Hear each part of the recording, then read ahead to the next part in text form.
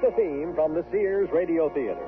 Tonight, a program of love and hate with Cicely Tyson as your hostess. Here's a preview. Farnsworth's definitely going to have to retire at the end of the month. The board's going to meet at the end of the week to decide on a successor. And? And I'm worried. Why? You're sure to get it this I time. don't know. I think old man Adams has his eye on Hogan. The Sears Radio Theater will begin after this message from your local station. This is Cicely Tyson. There is an image some of us have of the modern corporate world. Gleaming skyscrapers where the transaction of business has become so civilized. The fight has been all but bred out of the people who work there. The three-piece suit has replaced rolled-up shirt sleeves. Everything is done by the numbers. Individuals no longer make their mark. Instead, the corporation assures security to all those who enter its portals. But this is hardly a true picture. There's a great deal of sweating that goes on in those air-conditioned offices. You want to see me, Cliff?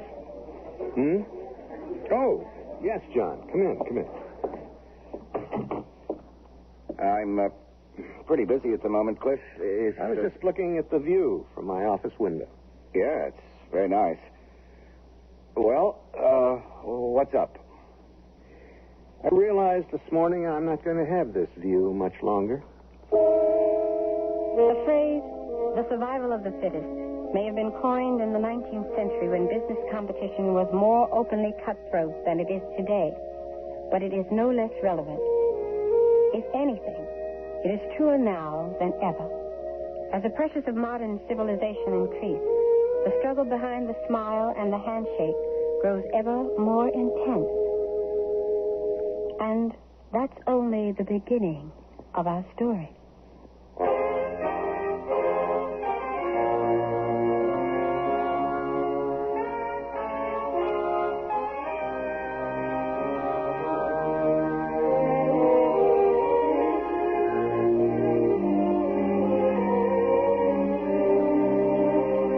Sears Radio Theater, a new adventure in radio listening. 5 nights of exceptional entertainment every week, brought to you in Elliott Lewis production of the Sears Radio Theater. Our story, Survival, by Percy Granger. Our stars, Mary Jane Croft, Fletcher Markle, and Elliott Lewis. The Sears Radio Theater is brought to you by Sears Roebuck and Company. Sears, where America shops for value.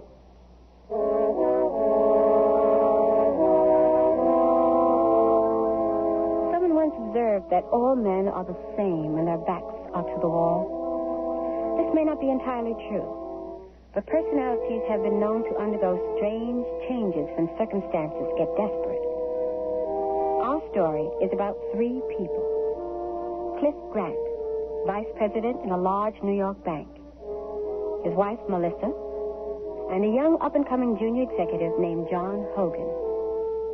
In temperament, Cliff and John are opposites. Cliff is relaxed, solid, dependable. John is brash and ruthlessly ambitious. And Melissa? Well, she's the woman who finds herself in the middle. Right now, we are in Cliff's office on the 52nd floor, overlooking Lower Manhattan. Cliff, what did you just say? I said I'm not going to have this view much longer. My God, what's happened? That new building they're erecting across the street. When it's complete, it'll be 10 stories higher than that. Oh, for a moment you had me worried. I thought it was something serious. I think that's serious. This view is very important to me. Well, doesn't it distract you? No, it helps. Reminds me there's more to life than work. City, harbor. I miss all those big ocean liners. There used to be sailings almost every day. Now, it's just a few cruise ships once a week. Well, you've been in the same office a long time.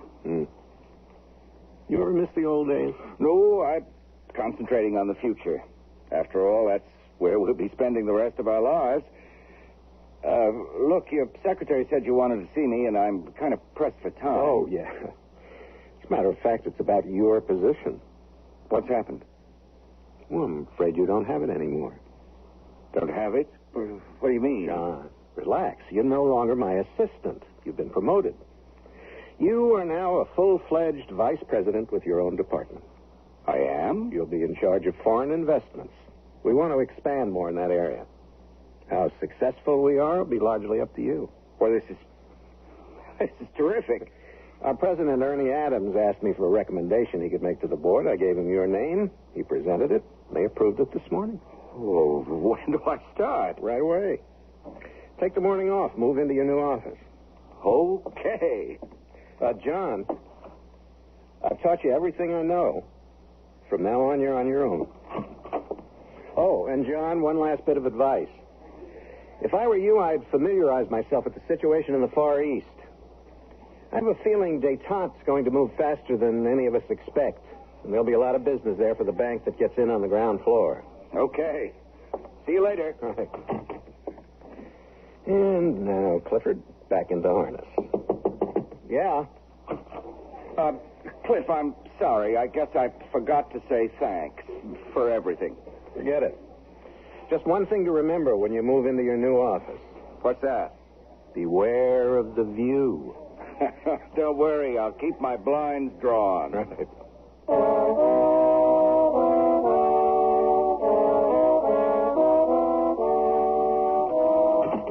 Melissa, I'm home. Oh, hi, dear. How was your day? Well, never complete till I get one of these. Going out to the terrace. Still so lovely, I thought we'd have our evening cocktail there.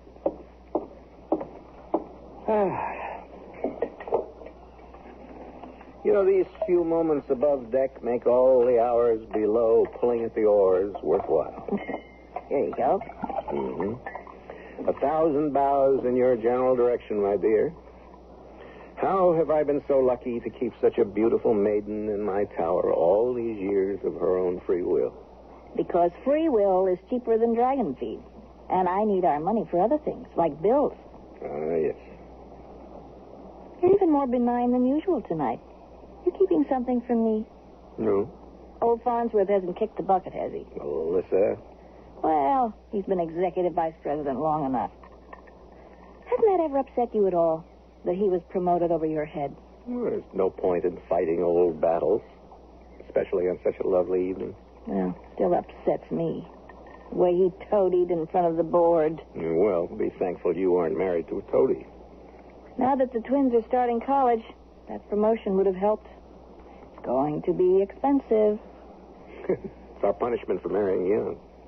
Just in the nick of time, I'd say. Do you know I read today that by the year 2000, a pair of children's shoes is going to cost $200? Are you pregnant? Oh, no. Well, what do you care about the price of a toddler's footwear? You read too much. I just meant that as an example. And he stole your ideas. Who? Farnsworth. Everyone steals your ideas. Oh, by the way, there was a promotion today. John Hogan's been made a vice president. John Hogan. He's a hard worker. He's got the morals of a ferret. He learns quickly. Yes, using other people's ideas, just like Farnsworth. He speaks highly of you, too. No, you know, seriously, I've seen him ogle you at parties. Really? Yeah. That doesn't bother you? I applaud his good taste. I hope Farnsworth does hurry up and retire now. Why? Before Mr. Hogan has a chance to make an end run into the executive vice presidency, too. You hold that against me? No, I don't think so, dear. I try not to, but it just seems so unfair. No one ever said business was fair. I'm just not an infighter. I never have been. And I refuse to play office politics. But I am the best vice president there, and they know it. And when the time comes, I'll get the promotion. But what if it's not that simple, Cliff? What if you do have to fight for it? What if John Hogan or someone else makes you fight for it? Then what'll you do? I really don't know.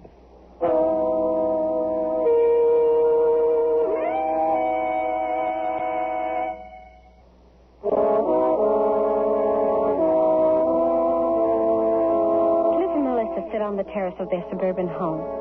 An expensive home that reflects the style of life supported by Cliff's job. They have a mortgage, children in college, they vacation abroad, and they entertain frequently at home. All this takes money. And with the economy being what it is today, it takes more money than ever. We move ahead now a number of months. John Hogan has settled into his new position, and as Cliff predicted, Hogan has done remarkably well. In the office of Ernst Adams, the president of the bank, Cliff has turned in a report. I've been over your report, Cliff. That makes my review of the last quarter complete, and I think I'll have good news for our stockholders next month. We're moving up in the world? Well, we're still number 3. I want us to be number 2 by the end of the year. And I think we can do it, especially with performances like John Hogan's and foreign investments. That was a good choice I made, don't you think? Yes. Yes, it was. Glad I had my eye on him.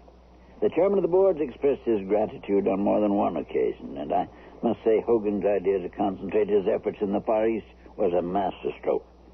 Who'd have thought normalization of relations there would have proceeded so quickly? Who indeed? I didn't just ask you in here to discuss your report, Cliff. I'm afraid to have some bad news, and I thought I ought to share it with you. Hildy Farnsworth checked into the hospital this morning.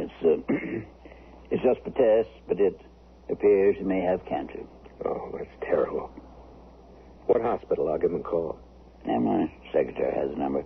Nothing certain, of course. We won't know anything for a while yet, but we may be needing a new executive vice president. Well, for Hildy's sake, let's hope not. Well, I thought I had to tell somebody, Cliff, but I'd rather word of this didn't get out yet. No, of course.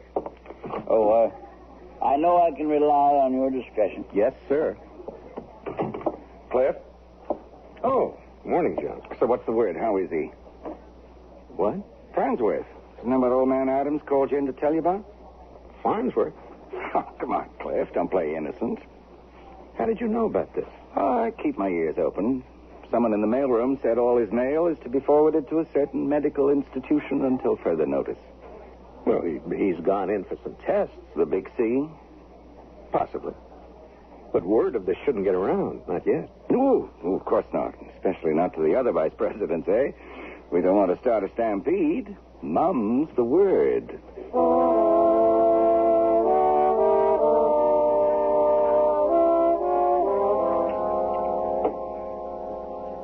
Your usual tonight? Cliff? Oh, yeah, sure. Something wrong? Hildy Farnsworth's in the hospital. What? For tests. Possible cancer. He might have to retire? That's a terrible way to think. You mean the thought didn't cross your mind? What? No, that's just it. It did. Well, it is a normal reaction, darling. There's nothing inhumane about that. And you can bet the other vice presidents are thinking about it, especially, I dare say, Mr. John Hogan. Why do you hate him so much? I don't hate him. I just don't like him. You barely know the man. You've only met at cocktail parties. Oh, he's smarmy, smug, arrogant, conceited. He's certainly gotten under your skin. Well, why are you coming to his defense? Because you trained him? Because he's your protege? Because he took your idea about the Far East and developed it as his own? Well, it was an obvious idea. And it's helped the bank. That's what counts. No, it isn't. We're what counts. Your family. I know that, and that's exactly why I'm not going to let myself get emotionally caught up in office politics. Once you give in to jealousy and spite, it consumes you. I've seen it happen to too many people. But you have to stick up for yourself. You've worked too hard. We both have. We've earned the right not to have to worry in our old age.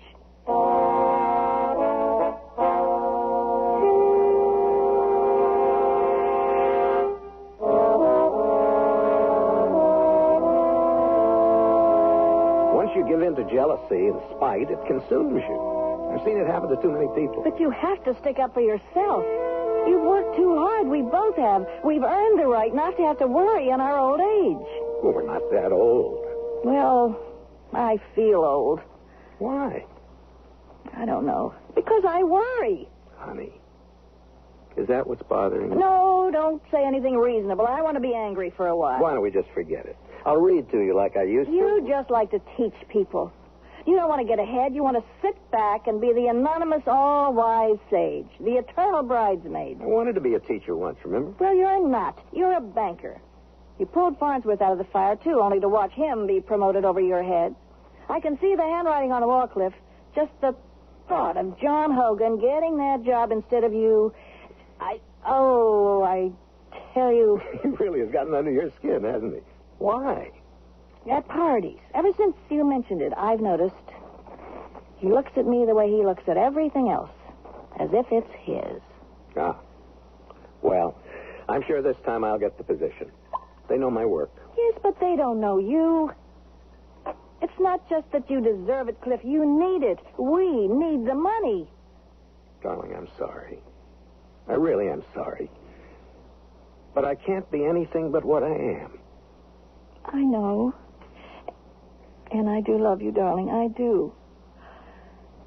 But I don't want to be old, Cliff. I don't want to worry.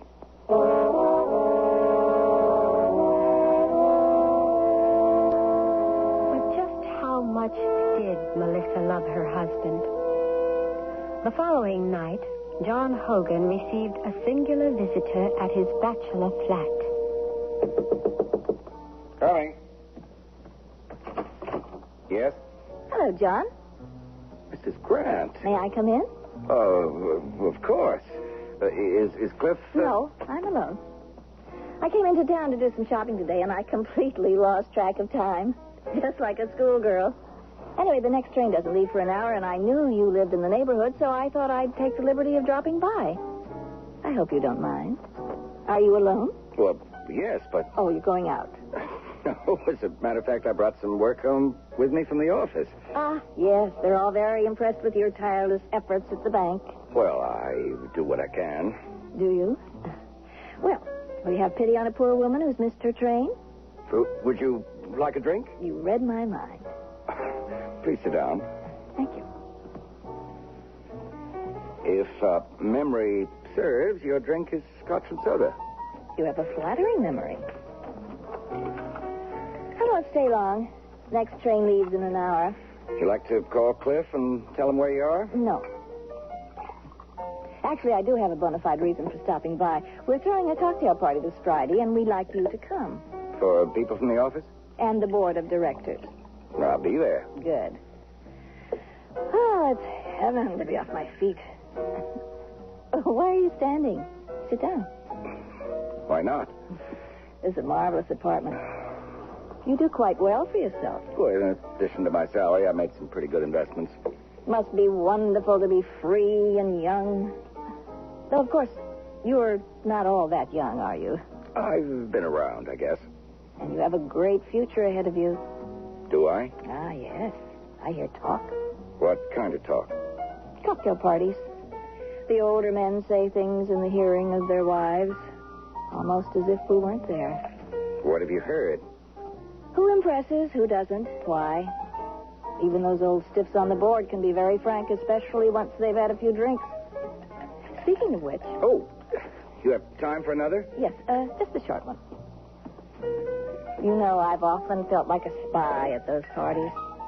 Of course, they're careful not to say anything about Cliff in my presence. Oh, listen, Cliff's a great guy. There's not a person there who doesn't... But I've often thought if I were an agent for one of the other men in the office, an agent or even, who knows, well, I could be quite valuable to him. Here's your drink. Thank you. John, you didn't look while you poured. This is far too much. Well, I'm sorry. No. I'll just gulp it down and run. This is fun. Cliff always frowns if I have more than one drink at home. Good. Are you sure you don't want to call to tell him you're on your way? Sometimes it's nice not to have people know where you are. Now, for example, are you aware that your executive vice president doesn't like you? Hildy Farnsworth? Well, why not? Because you dress better than he does. It's ridiculous. Maybe, but it's true. Men have their vanity, too. And you'd be wise not to offend it. Also, Cliff tells me you've been complaining about one of the other vice presidents. Ben Simpson. You shouldn't. Why not? Guy comes in at 10, takes off at 3, and in meetings he never knows what the hell he's talking about. He's dead lumber. I don't know why they don't bounce him. Because Ben Simpson plays golf with, went to college with, and shares a summer vacation home with Milton Channing. Channing? Same Channing was on the board of directors? Exactly. So that's why he gets away with it. Yes. But that's not your concern. Do you want a cause or a career? Well, obviously a career. Obviously. The problem is you were spoiled working for my husband. Cliff's so damned easygoing, nothing bothers him. But you are now in shark-infested waters. And discretion is a valuable asset. Well, thanks. Thank you. For what? The drink. Oh, I see it's time to go if I'm going to make that train. Oh, and speaking of discretion, don't mention to Cliff that I stopped by. Of course not.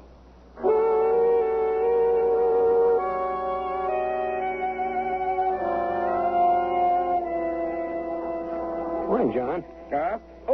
Morning, Cliff. Have you heard the latest on Farnsworth? No. First batch of tests was positive, I'm afraid. They're going to keep him in another week, run some more. Oh, I'm sorry to hear that. Yeah, poor guy. Oh, say, we're having a get-together at our place this Friday. We'd like it if you could come. Yes, I've already... sure, I'd like that. Good. If you feel like it, bring a date.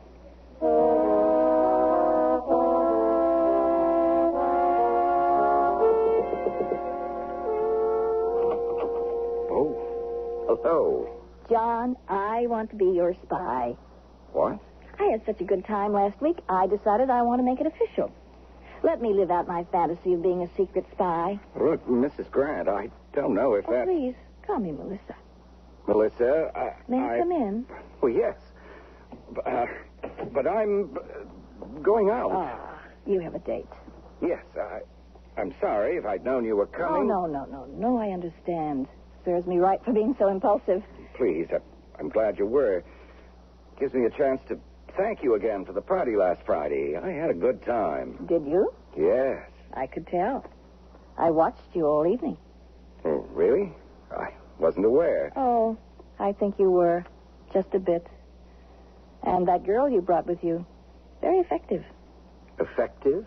I could see those old board members swelling with envy. Is that good or bad? Good, I think. Old men like that get into the habit of taking credit for everything their subordinates do. What was her name? Janie. Is that who you're seeing tonight? Well, no, actually. Oh, sorry. No, I'm sorry, but forgive me. That's none of my business.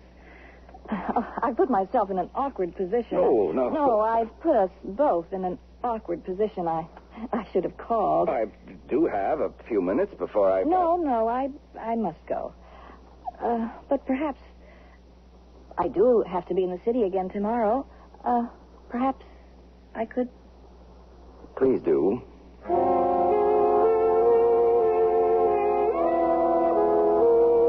And so Melissa became a regular visitor to John's apartment. And like Cyrano, who brought his cloistered Roxanne the news, only with the roles reversed, she fed him much valuable information. Sometimes their eyes would meet in silence, and they would cover the moment quickly with small talk. But it did seem only a matter of time. Melissa, I'm home. Melissa? Oh, you are here this evening. Of course. All the trips you've been taking into the city the last few weeks, I never know what to expect. Oh, after all the years trapped out here in suburbia, I'm suddenly rediscovering the city, that's all. So much to do. I feel like I'm in my second childhood. Well, that's nice. Uh-oh. I recognize that face. You brought something home with you from the office. Yes. News?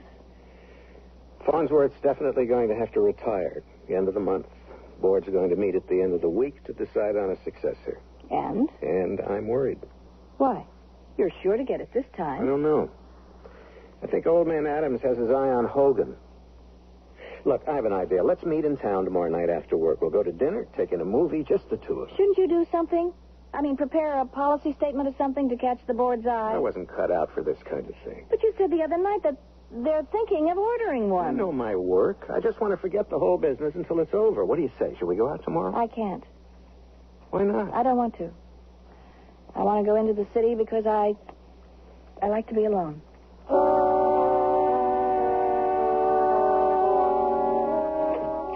Good evening. Secret agent Melissa Grant reporting for duty. Come on in. I'm afraid we haven't much time this evening. I've got a lady friend coming for dinner, and I wouldn't want her to get the wrong idea. Oh, no, of course not. Here's your scotch and soda, already poured. My, how depressingly efficient. Well, at long last, I have some substantial news for you. Farnsworth's out Farnsworth? at the end of the month.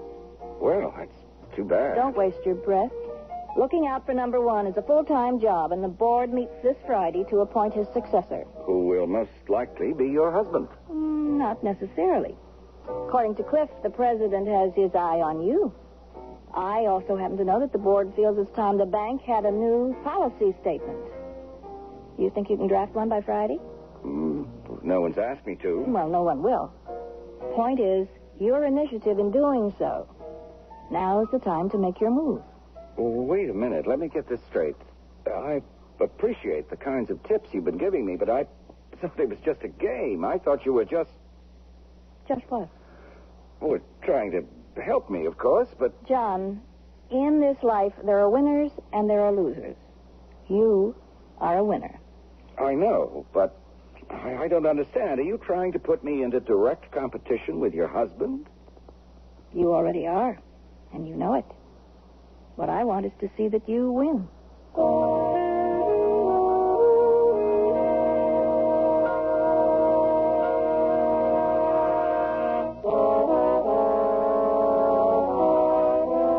Behind every successful man, there's a woman. In this liberated age, we don't hear that phrase as much as we used to, but it certainly applies to our story. However, there's a problem. The woman behind the man is generally assumed to be his wife. Not only is that not the case here, but she's the wife of his rival. Cliff's virtues are indisputable, but he lacks the survival tactics needed for success. And Melissa, perhaps feeling time's cool hand on her own shoulder, is laying the foundation for brighter pastures. Cicely Tyson again, and here's the concluding act of survival. You want me to openly compete with Cliff for the job? You know the board will consider both you and Cliff. And you know you're very highly esteemed. This is your chance to ensure victory. But why? By just happening to write a policy report now, you increase your visibility. You flatter them by appearing to have read their minds. No, I mean, why are you doing this? Maybe because I think you and I are two of a kind. Oh, my glass is empty. Could you mix me another? This is a little more than I was bargaining for. Is it? You're ready any day now to betray Cliff in one way. Why not another? What? I don't believe it. You're up to something. Now, what is it? What's your game? There's no game, John. No, I think I can figure it out. Cliff's worried, right? So this is a little scheme between the two of you. Cliff doesn't know I come here. You alone, then? I'm Cliff's discovery. You come here and prep me, so I'll go in and look good, but Cliff looks even better, right? Because I'm his protege. That's very ingenious, but that isn't it at all. No? You're just using me. Do you think Cliff ever took proper credit for discovering you? It's beneath him to do something like that. And besides, the president has already done it. He has? Yes. And Cliff was too timid to say a thing. Old man Adams has been touting you to the board as his discovery. You're a feather in his cap, not Cliff's. I'm here because you have what it takes and he doesn't. And if we play our cards right, we can go all the way to the top.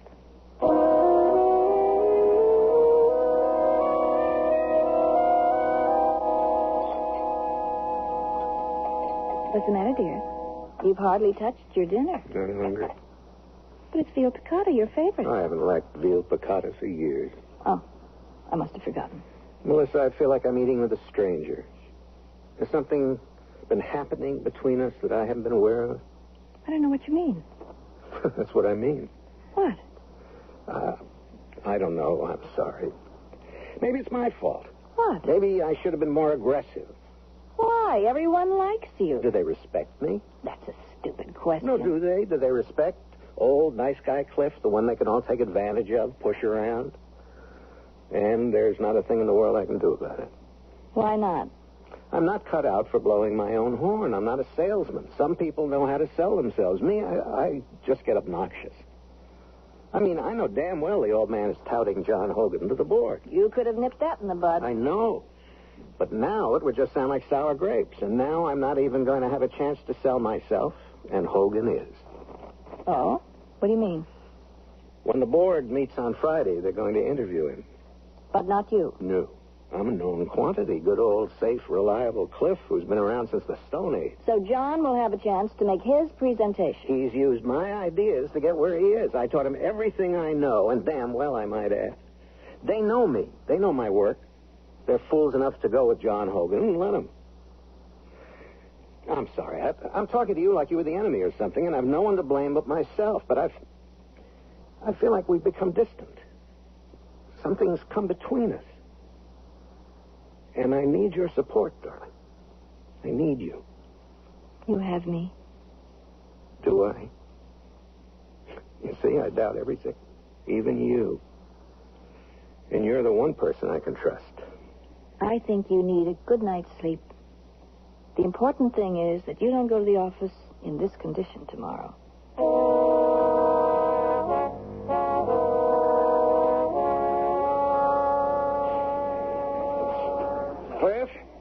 Cliff, wait a minute. What? Look, I wanted to talk to you about tomorrow, the board meeting. What is there to talk about? Well, you know, it's not really in our power to affect the outcome of their decision. No. I was thinking maybe we could have lunch. No, I've got work to do. Well, maybe a drink. Why?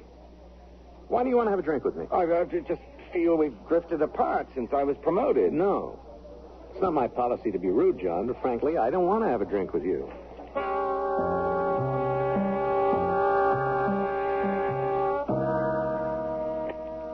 Miss Gibson, I'm going down to the board meeting in 15 minutes. Hold all my calls. I don't want to be disturbed. Gotta get my thoughts organized. Finish this policy statement. Hello. Melissa, what are you doing here? Just thought I'd drop by. Well, you can't be seen in here. What will people think? How did you get by my secretary? She was looking the other way. Ah, come on. Relax, John. Get hold of yourself. I just came by to wish you good luck. I don't know if I can go through with this. Why not? I feel as if I'm leading a double life. I can't talk to Cliff anymore. I can't even look him in the eye. I think he knows. He doesn't know a thing. And in 15 minutes, it'll all be over. How do you figure that? Suppose I do get the position. What then? You think it's going to be easier? That's just the beginning. That's right, darling. It's just the beginning. And what a glorious beginning it'll be for both of us. What do you mean for both of us? What have you got in mind? What's in this for you? Ah, John, we can talk about that later. No, I want to talk about it now. I'm filing for divorce on Monday. You're what? The same rules that apply in business apply in life, my dear. Know what you want, go after it. Divorce? You want me to, John. You know you do. Well, you just have to figure how this is going to look. Don't care. I come with a promotion, darling. It's that simple. Well, what will people think? Oh, we'll be discreet. I'm in no rush. We'll keep a low profile until it all blows over. You can have Cliff fired if it makes you nervous. You're a monster. Aren't I? Now, straighten your tie. Pull yourself together. This is your chance to impress all of them. And tonight, we celebrate. I told Cliff I'd be spending the night in the city at my mother's. The whole night? Yes, the whole night. They're waiting for you, darling. And tonight, I'll be waiting for you. Good luck.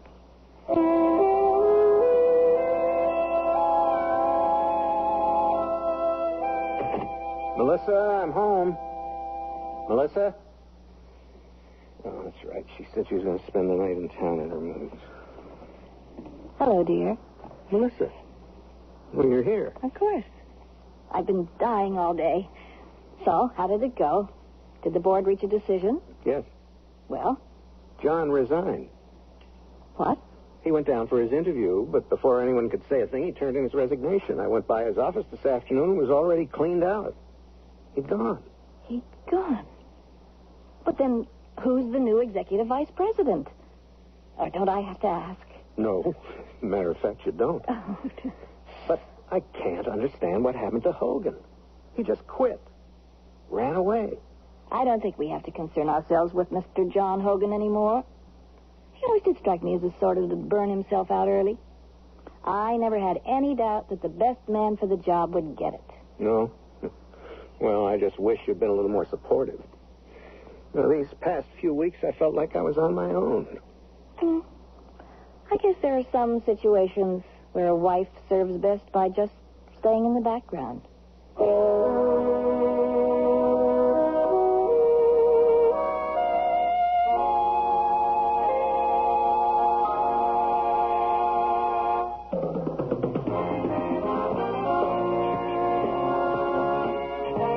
The Sears Radio Theater has been brought to you by Sears Roebuck and Company, where our policy is satisfaction guaranteed or your money back.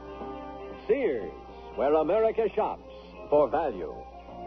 Survival was written by Percy Granger, produced and directed by Ken McManus. Your hostess was Cicely Tyson. Our stars were Mary Jane Croft, Fletcher Markle, and Elliott Lewis. Featured in the cast was Harley Bear. The music for Sears Radio Theater was composed and conducted by Nelson Riddle. This is Art Gilmore speaking.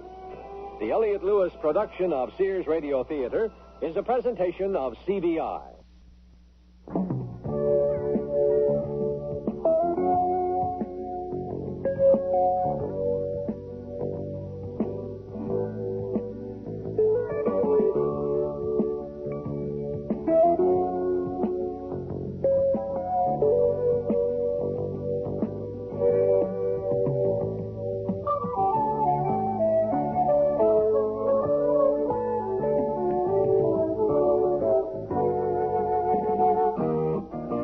Entertainment with great music and more. People like Donna Michaels and Tom Lewis on KMOX FM, St. Louis. KMOX FM. CBS News. The new rebel-supported regime takes over in Nicaragua. This is John Bohannon reporting on the CBS Radio Network. Much of the activity today in Managua was the arrival of Sandinista guerrillas and the welcome by the people of the capital city. More from Don Webster in Managua. Some members of Nicaragua's new ruling junta have arrived at Managua's airport. Reports are in conflict how many are here, but tomorrow is scheduled to be Inauguration Day for some and perhaps all. The junta had been in San Jose, Costa Rica, waiting for the fighting to end. When President Anastasio Somoza left the country, they flew to the city of León in Nicaragua, and they have now come to the capital. Once in office, their first job will be to restore order in a country where anarchy now reigns. Then they will begin the social restructuring of the country, specifically wiping out all traces of the 42 years of rule by the Somoza family. Don Webster, CBS News, Managua. Some members of Congress are described as stunned by the Carter administration's shakeup, and some are saying it's politically motivated, a result of preoccupation with the president's image. Leading congressional figures seem caught off guard by the president's decision to fire Treasury Secretary Blumenthal and HEW Secretary Califano. The news that Attorney General Griffin Bell would leave came as no surprise because he had said earlier that he would resign before the president ran for re-election. One source quotes Congressman Charles Wilson of Texas as saying, "Good grief, they're cutting down the biggest trees and keeping the monkeys." Leaders of education and health are praising Joseph Califano, but the praise is for Mr. Carter in the tobacco-growing states in the South. Tobacco farmers and dealers didn't like Califano's drive against smoking, and others disagreed with his views on integration of schools, especially the University of North Carolina. The governor of North Carolina, James Hunt, was asked if there was any pressure from Southern governors for the president to fire Califano. I don't think that was a major thing. I think it was a matter of who was following the president's lead. Were they on the team or not? And I think the president's made a decision that everybody's going to be on the team if they're going to be in his cabinet. North Carolina's Agriculture Commissioner, Jim Graham, says Califano's departure will be a relief to the tobacco industry. The United Auto Workers Union has a victory tonight in the Sun Belt section of the country where it hasn't been openly welcomed. The union won the right to represent nearly 2,300 workers at the General Motors assembly plant in Oklahoma City. Some observers say it's a test of anti-union Southern strategy. Mobil Oil Corporation is raising its gasoline supplies to 100% of last year's level for the rest of this month and all of August. It's the first oil company to do that. Mobil had been supplying 97% of last year's level overall. Some gasoline is kept back for priority users, such as the military, and for set-aside programs controlled by state governments. Mobil's allocations to dealers are being increased to 87% of last year's levels. Israeli Prime Minister Begin is in a hospital in Jerusalem for some tests. A spokesman says the Prime Minister will be there for the next few days. An aide says Begin began to feel ill after a cabinet session in Tel Aviv earlier in the day. There's a mystery of sorts you may want to ponder the next time you're waiting in line for gasoline. A company that makes luxury bathroom equipment in Spartanburg, South Carolina, says it has filled an order for 32 giant bathtubs, each measuring 7 feet long and 5 feet high, and each holding 140 gallons of water. The customer is identified only as a distributor in Saudi Arabia. John Bohannon, CBS News. That's the theme from the Sears Radio Theater. Tonight, a program of mystery with Vincent Price as your host. Here's a preview. I can't hide in the house forever. Well, not forever, just for a month. A month? I've been reading about precognitive dreams. The events they foretell usually occur within 2 weeks to a month after the dream. A month might as well be a lifetime. The Sears Radio Theater will begin after this message from your local station. This is Safety Vision, a quick and easy method for observing potential hazards in your home. Let's start by activating your safety scan. Carefully focus on your appliance cords and plugs. Check to see if they're damaged in any way, and if so, discontinue using the appliance. Next, you should focus on water. Check so that none of your plugged-in electrical appliances can be accidentally immersed in water or any other liquid. And avoid handling an electrical appliance with wet hands or when you are standing on a wet or damp floor. And finally, your safety scan should include checking for the UL label on all electrical appliances. That label indicates that the product design has been evaluated by safety engineers and complies with a nationally recognized safety standard. A public service message on behalf of Underwriters Laboratories and this station. This is Vincent Price. Our story, although fictitious, is based on a true event. An event which our common sense tells us is impossible. And yet, it happened. Let's start at the beginning. It's the middle of the night. The house where Janice and her husband live is quiet, as is the room in which they lie sleeping. The only sounds are their steady breathing and the watchful ticking of an alarm clock on the nightstand. Suddenly the silence is shattered by an unearthly scream. Suppose someone, like Janice, experiences in a dream a future catastrophe. Is that catastrophe inevitable, or can we control our own destiny? According to our conventional view of time, future events cannot exist in the present. Yet there are those who believe otherwise, who believe in a phenomenon called precognition, in which events occur in the inner psychic world, often in the form of dreams before they occur in the physical world. Can a dream prophesy the future? This is a question you might ponder as Janice's tale unfolds. I ask you to suspend your normal sense of time, if only to better understand the torment of a woman who wakened screaming because she had just witnessed her own death.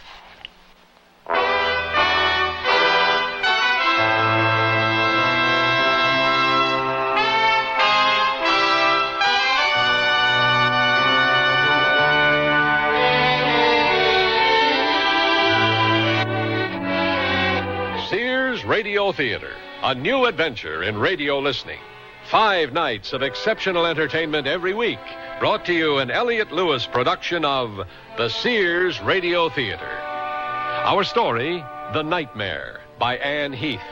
Our star, Joan McCall.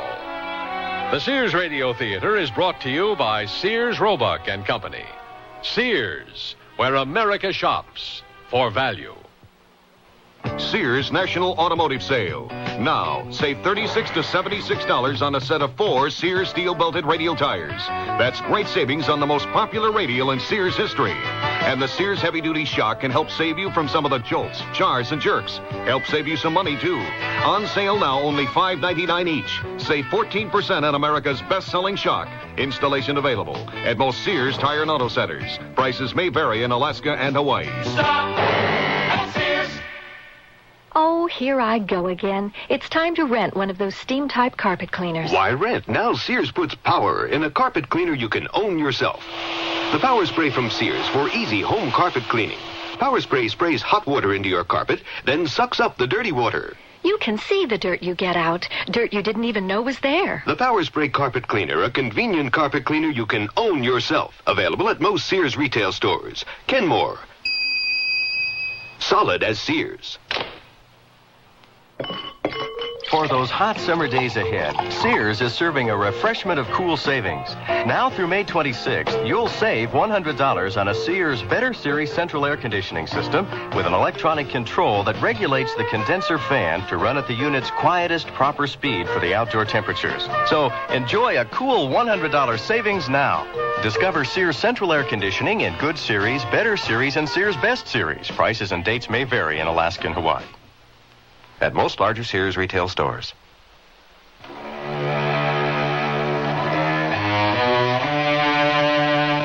A woman screams in the middle of the night.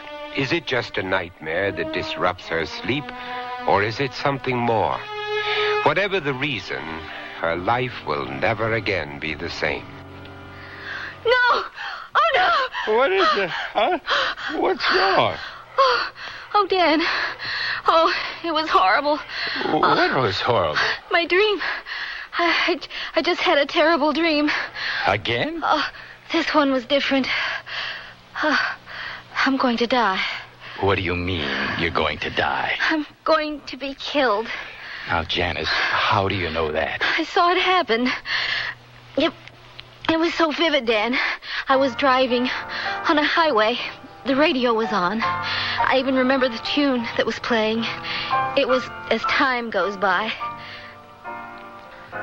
The song seemed different somehow, haunting and sad, more like a dirge than a love song. Then I saw a truck, a red pickup truck. Suddenly it came hurtling across the divider, heading right toward me. It seemed such a long time before it hit, as if time were suspended. I had time to think about everything I was about to lose, as if I were a spectator looking on. I watched that red truck crash headlong into my car and burst into flames. I heard a car horn blaring, and then, through the flames and smoke, I saw a skull, a hideous skull. That's when I woke up. That's some dream, all right. But, darling, that's all it was. Just a dream. It didn't really happen. You're here, safe with me. But don't you see, it will happen. The dream is going to come true. Dreams don't come true, Janice. Not even good ones. My life is in danger, Dan. I know it. Hey, calm down. Honey, I know you're upset, but you're overreacting. You've been so tired and nervous lately. I think I know what's causing your nightmares. What? It's this idea of yours going back to school to earn a law degree. I'm sure it's the workload you've taken on. It's affecting you this way. A lot of law students have nightmares, you know. It's all that pressure. And you're under even more, trying to run a household at the same time. Try to go back to sleep. Things will look a lot better in the morning.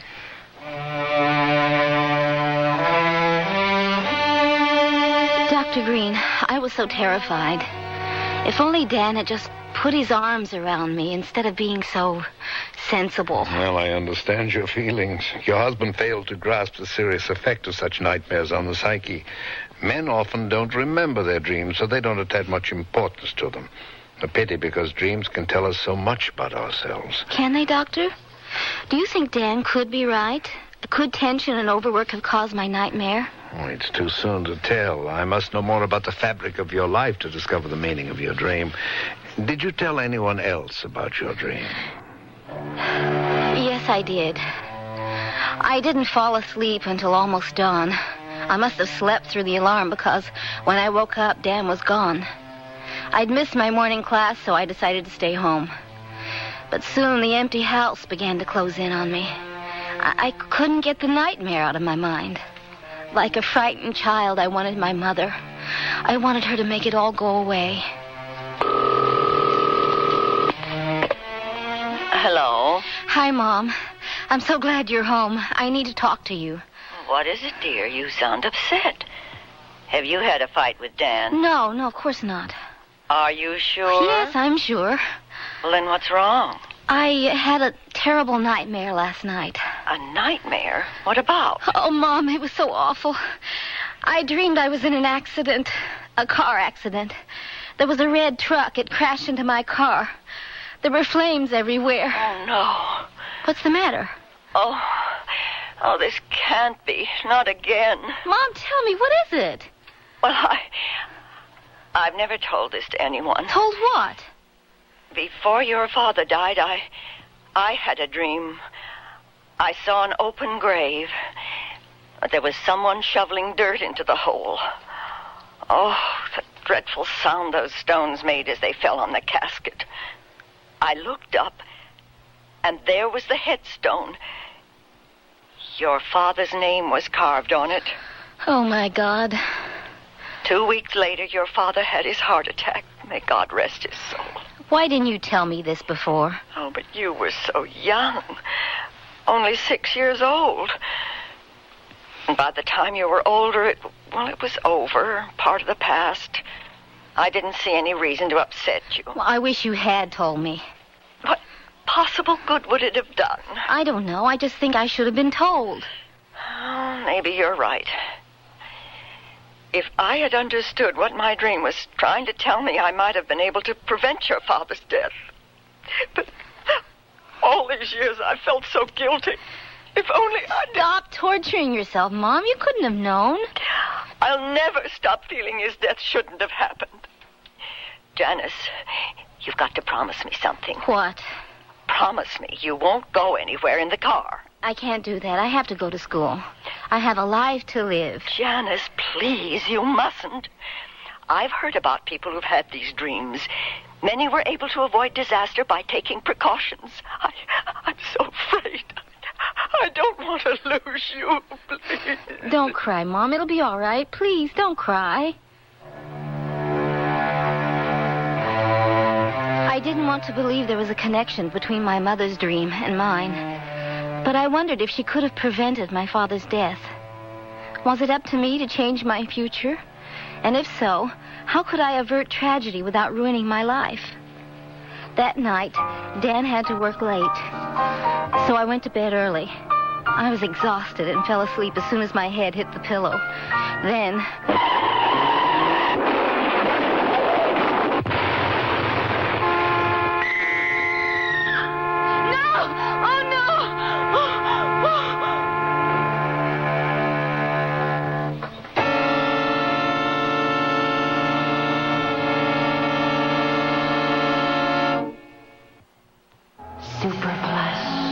yourself in the luxury of Sears Super Plush bath towels. Just one touch will tell you they're super thick and luxurious, with more combed cotton terry loops per square inch than any other towel we sell. Each towel weighs over a pound. They're Sears' largest terry bath towels, super thick and absorbent. No wonder they're called Super Plush. Available now in brilliant solids or patterns. Yes, no, maybe so. It's a Sunny Bunch summer for girls on the go. Summer starts for your daughter with Easy Care halters, tanks, tees, and jogger shorts in colorful teens to switch around all summer.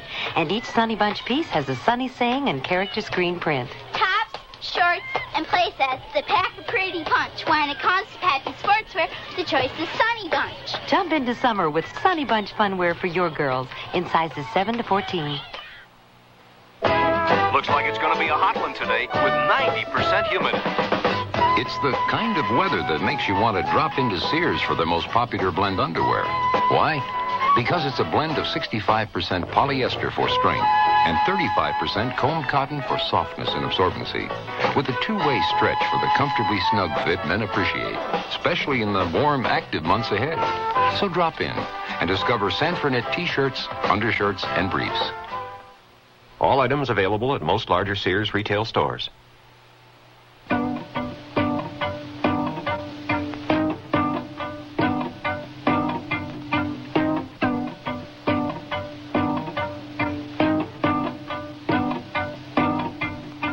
Doctor, I'd never had the same dream twice, never.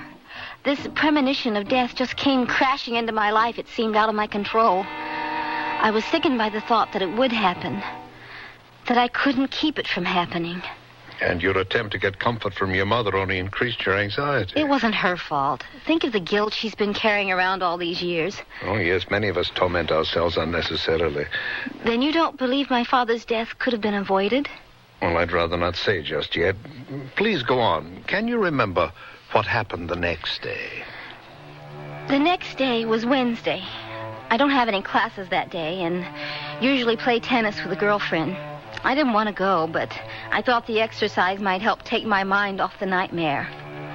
I got as far as the garage. I can't do it. I can't even get in the car. I'll have to call Stacy. Hello? Hi, Stacy. It's Janice. Hi, Janice.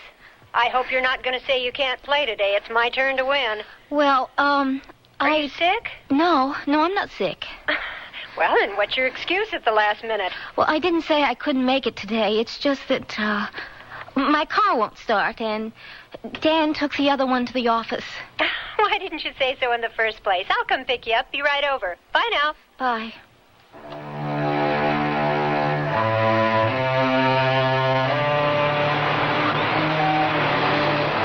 You look tired, Jan. Are you all right? Yes, I'm fine. I didn't get much sleep last night, that's all. How does Dan feel about you going back to school? Well, he thinks I should take some time off. Figures. Man is basically... Stacy! Pull over! Quick! Why, is a cop behind us? No, it's a truck. A red truck. What? Oh, it's coming closer. Stacy, stop the car, please! Okay, I'm pulling over. He's gone past. Janice, what's wrong? Nothing. It's nothing.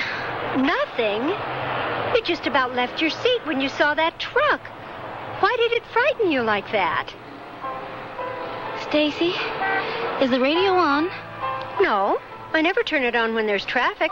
Do you hear music? No, I don't hear anything. Listen, can you hear it now? Janice, have you gone crazy? It's stopped now. You're not acting this way just because you're tired. Please tell me what's the matter.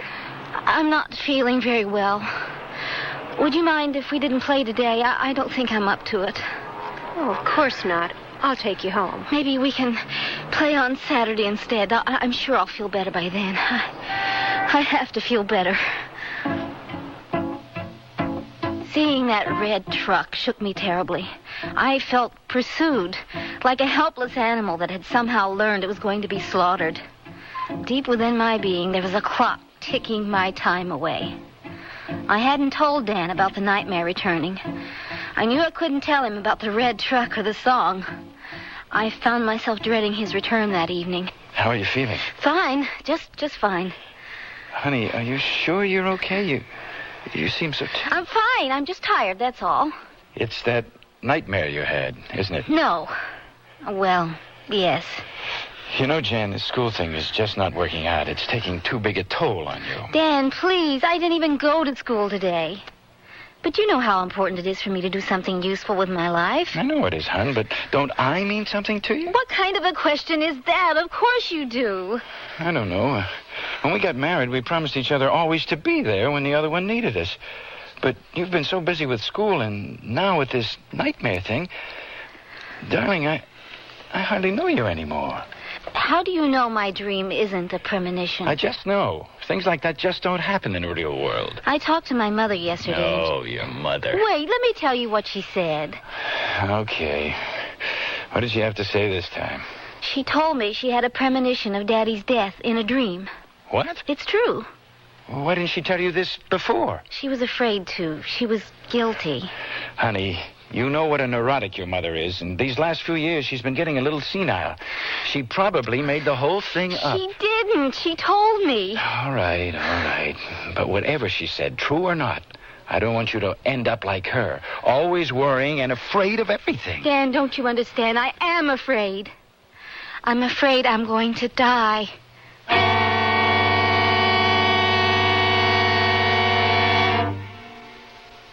Sears Radio Theater will continue after this message from your local station. This is Lucille Ball, here to make a personal appeal to every American. Since the 1880s, the American Red Cross has been stepping in when there's been big trouble, like a hurricane. But nobody has to tell you the Red Cross is there when a hurricane strikes. So let's talk about the other Red Cross, your neighborhood Red Cross. They teach kids to swim. That's good, Eddie. And they train about every lifeguard on every beach. It's possible to look into it. We can get in touch with the local chapter. They help veterans get on their feet. They help people relocate after fires. Are you comfortable? Okay, now relax. They collect and distribute blood. They give a hand to the older folks in your town and do scores of other jobs. It's running very nicely. It's easy to see why we've got to have Red Cross, and only you can keep Red Cross ready for the little emergencies in your neighborhood. And the big ones. Help keep Red Cross ready.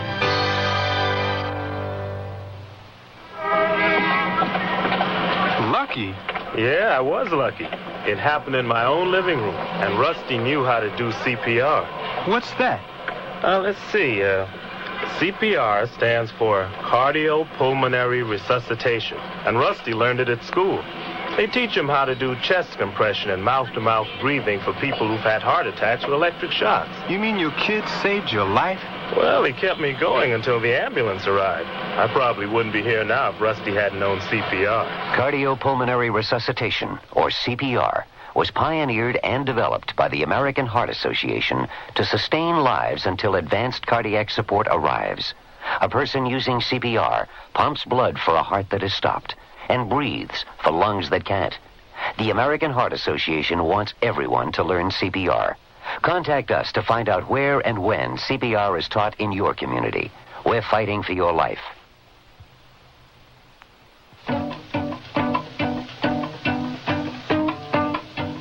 I knew Dan was trying to help me, but his inability to accept or understand anything outside of his well-ordered world made me feel so alone.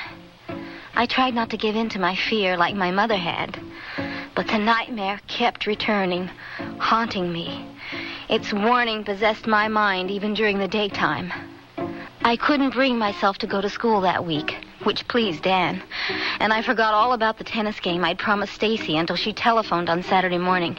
I hated to disappoint her again, so I called a cab. When I arrived, Stacy was already on the court, eager to get started. Good shot, Stacy. You're too good for me today. I don't think I can finish the set. Oh, I did play well, but you're way off your game. What's wrong, Jan? Well... Is it that red truck that upset you so much the other day? Yes, it was. You see, I've been having this dream, a terrible dream. Nightmare, huh? Does it have anything to do with double faulting? No, it's worse than that. Hey, this is serious, isn't it? What was your dream about? Oh, Stacy, it was awful. And it keeps coming back. Oh, come on. Let's go up to the clubhouse. You can tell me all about it over an iced tea.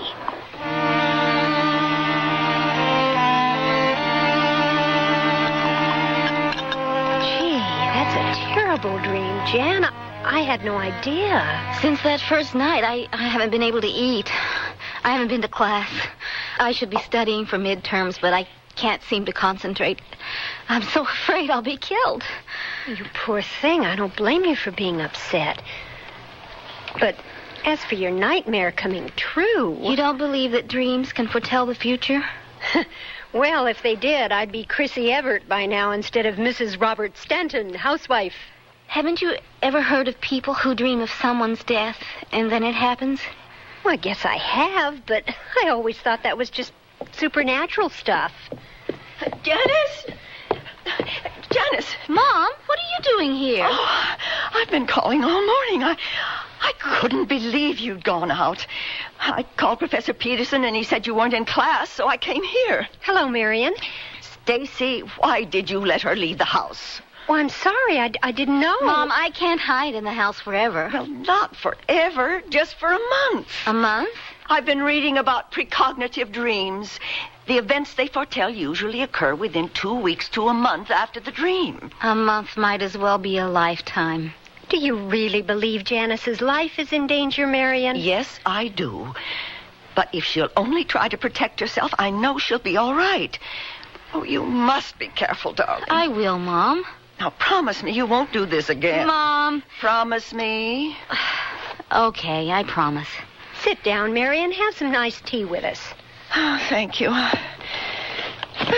I'll sit for a minute, but I'm too jittery to drink anything.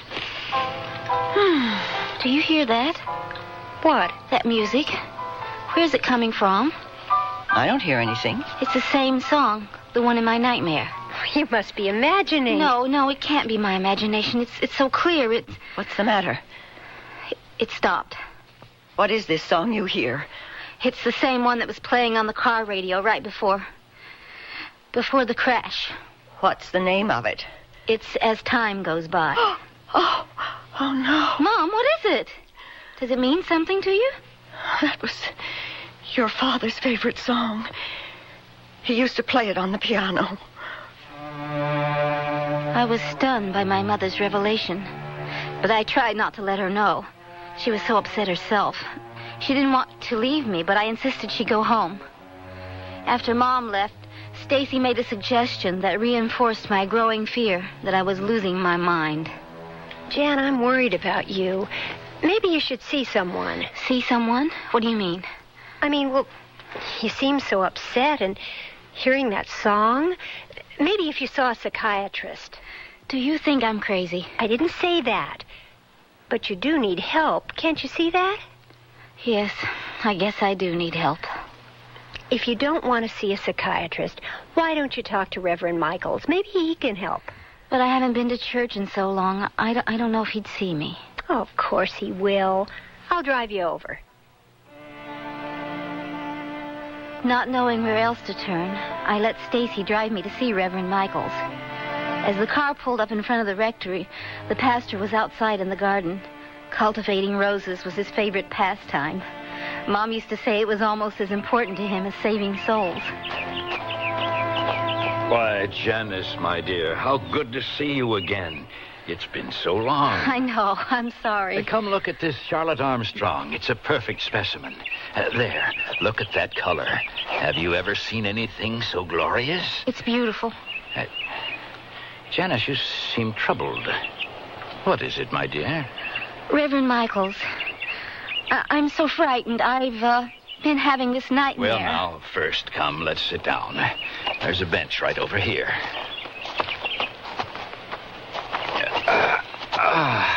Those old bones of mine are starting to creak. Now, tell me about this nightmare of yours.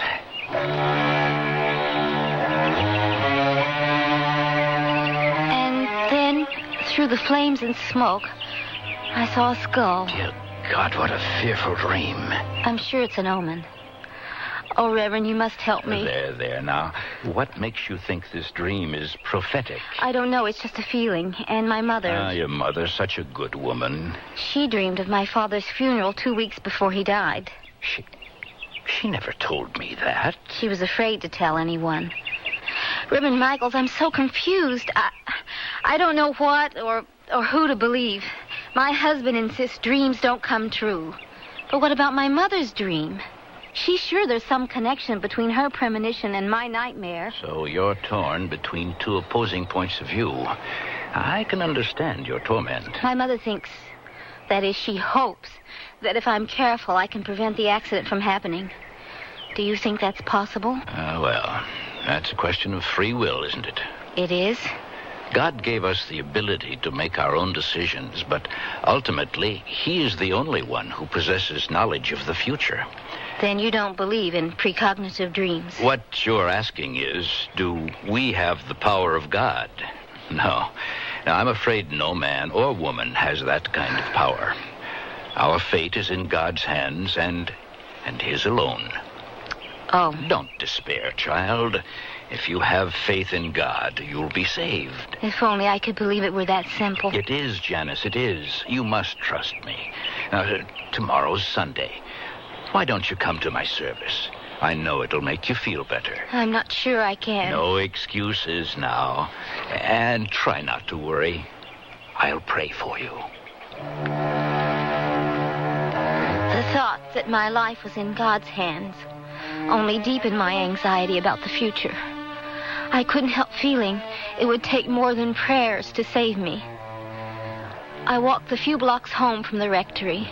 As I approached my house, it was almost dark. Then I saw something that made me stop short. Parked nearby was an old pickup truck. My body stiffened. My eyes strained to make out the shadowy forms looming from the back.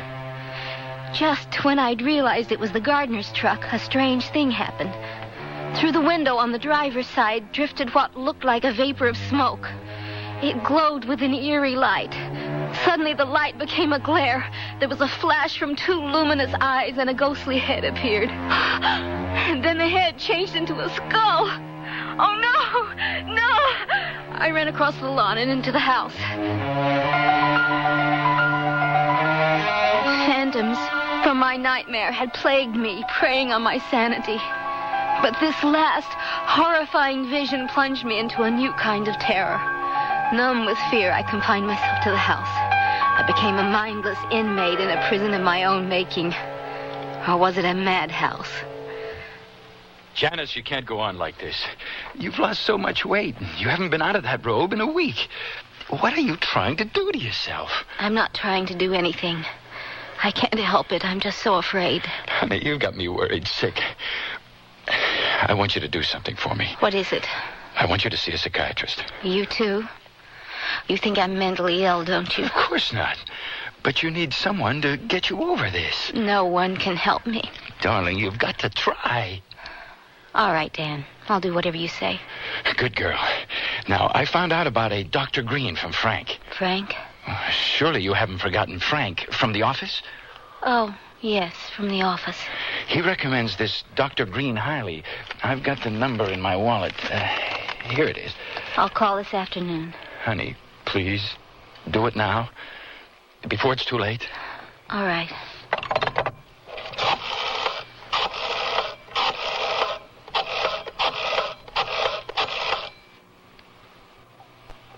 Hello? My name is Janice Craig. I'd like to make an appointment to see Dr. Green.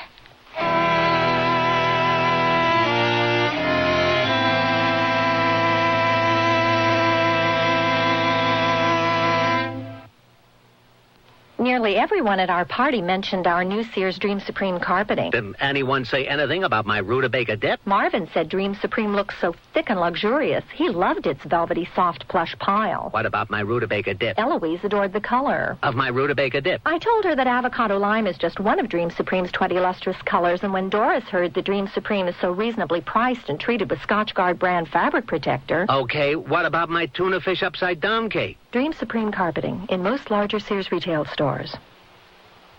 Sears National Automotive Sale.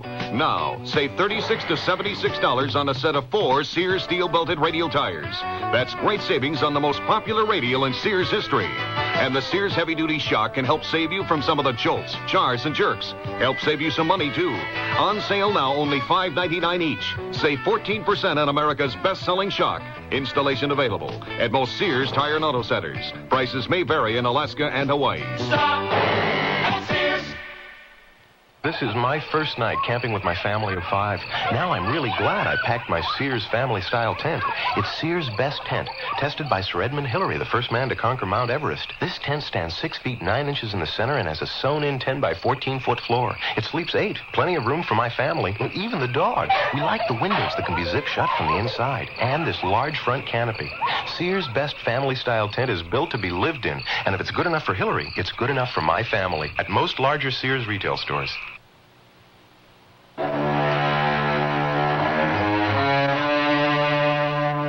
Vincent Price again. And here's the concluding act of The Nightmare. So that's how I came to be here, Dr. Green. I've told you everything that's happened since the first nightmare. Well, I'm glad you decided to see me. I only wish you'd come sooner. It might have saved you a lot of anguish. What do you mean? Well, I think your dream has a very logical explanation. You do? Oh, Doctor, I want so much to believe that. Well, you see, Freud felt that all dreams are a form of wish fulfillment. Are you saying that I wanted to die? Oh, no, on the contrary. The fear that has been paralyzing you is not really produced by the accident in your dream. I don't understand. Let me see if I can make it clearer. In anxiety dreams, the anxiety comes from a source other than a perceivable one. What source? I mean, what could possibly make me dream anything so horrible? Well, dreams such as yours are often a form of punishment. But why? In such dreams, an unconscious wish is being fulfilled. A wish that the dreamer be punished for a forbidden desire. In your case, a desire to become a lawyer against the supposed better judgment of your husband. But what about my mother's dream? She did foresee my father's death, didn't she? Oh, you said your father died of a heart attack. Yes, he did. Well, more than likely, your mother was suppressing a deep anxiety about the condition of your father's heart. In her dream, this anxiety simply broke through and staged his death. There was no precognition. Then you don't believe I'm going to die? Oh, eventually, yes, but not as you saw it in your dream. Yours is a classic case of psychoneurosis brought on by an unconscious desire to punish. The only unusual aspect here is the extent to which your dream has traumatized you. The conflict you felt about your decision to return to school must have been immense, even though it was largely unconscious. What higher price could you pay for your crime than death itself?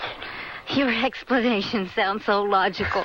Logic and reason are the best tools psychology has to repair a damaged psyche. Doctor, will I have the nightmare again? Well, now that you are aware of its causes, your dream probably will not return. But you must get back on your feet again. You must learn to deal openly with the conflicts in your life. Otherwise, your unconscious mind will seek another form of punishment. Next time, you might not be able to recover, even with my help. It all seems so clear now. I will get back on my feet. For the first time in 2 weeks, I feel like I can. I don't know how to thank you, Doctor. Well, you can thank me by recovering and staying well. I'll try. I will. Oh, good. No, I'm afraid our time is up for today. Just remember, I'm here if you need me. Thank you. But I'm sure I won't need your help anymore. Goodbye, then. And good luck. Goodbye, Dr. Green.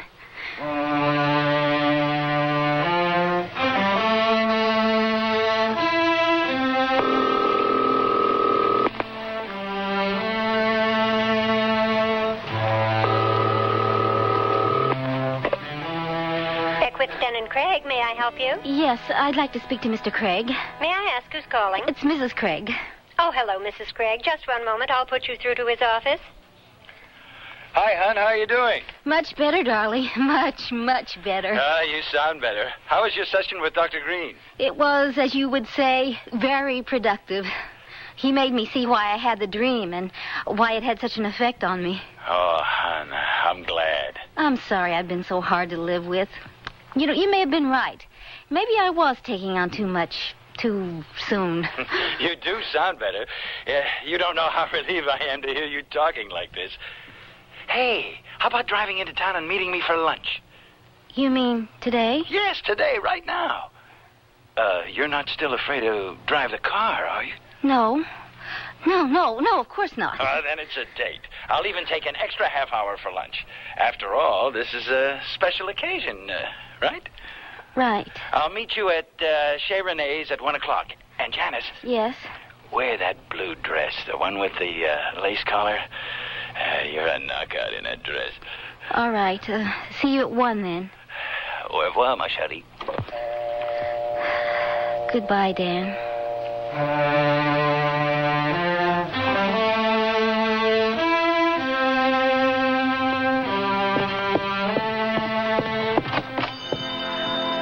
Oh, darn. I better answer that phone. It might be Dan again.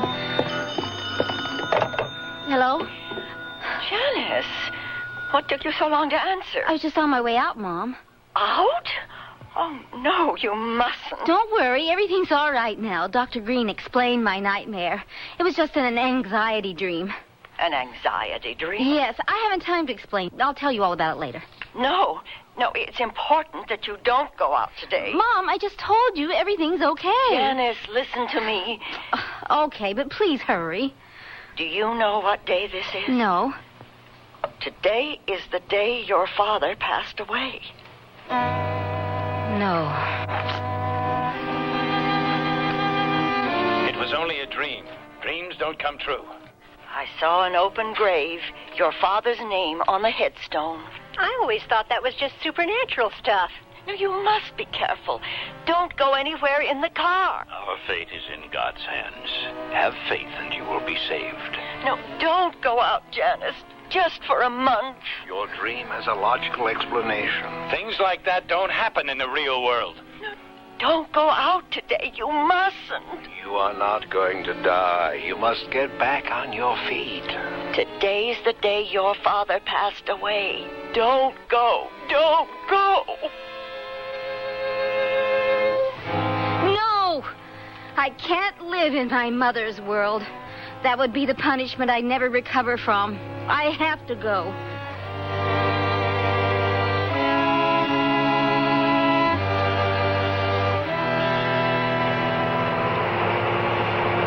There's the highway. Up ahead. All those cars speeding toward their certain destinations. Might as well be a raging river. I have to overcome this obstacle, or I'll never feel normal again.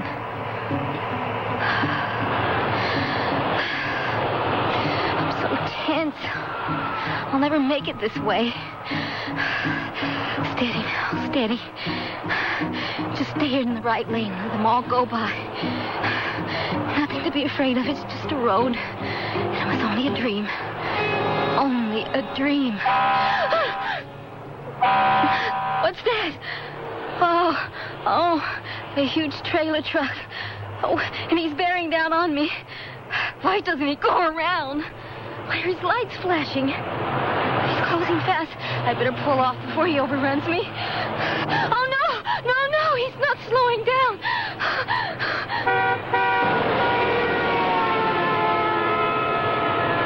Oh, he's gone. Gotta get a grip on myself. Maybe the radio will help. I must relax. I've got to stay alert. I've got to be steady. Ready just in case. In case what? Nothing's going to happen. I'm not going to die. Oh, no. Up ahead, that looks like... Oh, it is. It's a red pickup truck. It's coming closer. It's coming closer. It's moving into the passing lane. It's starting to swerve this way. It's going by. Oh, there's the street where I turn off. Thank God. It's over. My nightmare is over. Janice, you look wonderful. I feel wonderful. How was the ride in? Terrifying. I can admit that to you now because I made it. But for a while, I didn't think I would. It was the longest ride of my life. I'm proud of you, hon. I know what a grip this thing's had on you, how real it seemed. Now do you realize it was only a dream? Yes, Dan. It was only a dream. A terrible dream. I think a toast is in order. A toast? A toast to you, my beautiful wife, who's come back to me safe and sound. Let's forget these last 2 weeks ever happened. The best idea I've heard today. A fresh start. And to celebrate, I think we should do something special. Like what? It's been so long since we've gone anywhere together. How would you like to drive up the coast to Carmel this weekend? Oh, Dan, that sounds wonderful. We could stay in that little inn, the one with the fireplaces in the room. I'm way ahead of you. I already made the reservations. I can't imagine anything I'd like better. You've made me so happy, darling. No happier than I am. I feel like a new person. More like the old one. You seem like your old self again, Janice. Well, I guess I'd better get getting back to work. But first, another toast. To our weekend in Carmel. May the time pass quickly until then.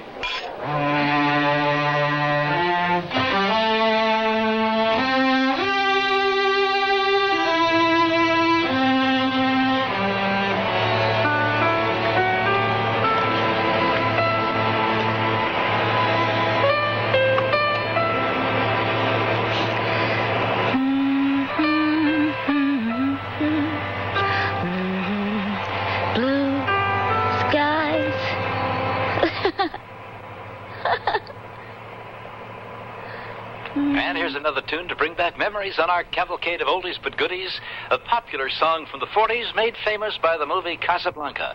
Let's turn back the clock and remember as time goes by.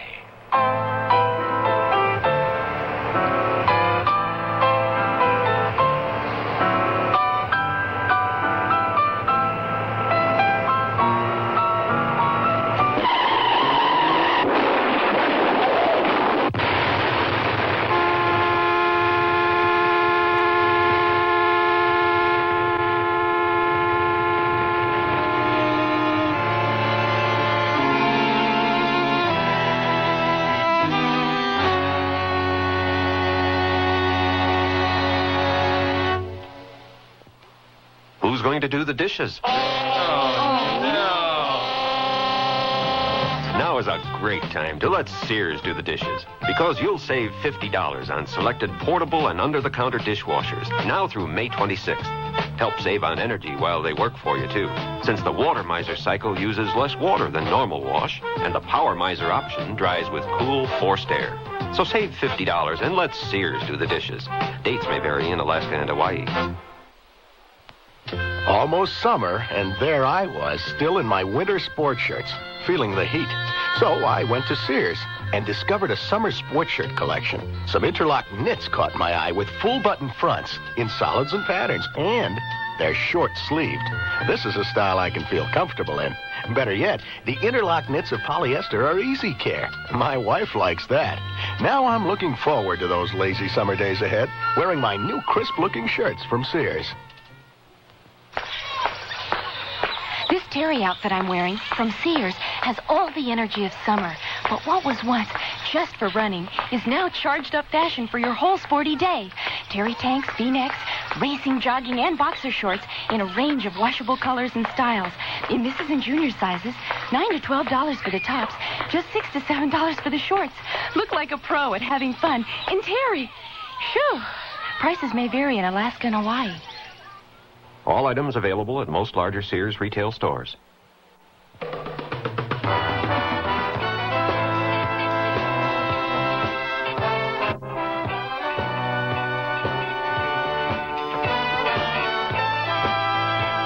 The Sears Radio Theater has been brought to you by Sears Roebuck and Company, where our policy is satisfaction guaranteed or your money back. Sears, where America shops for value.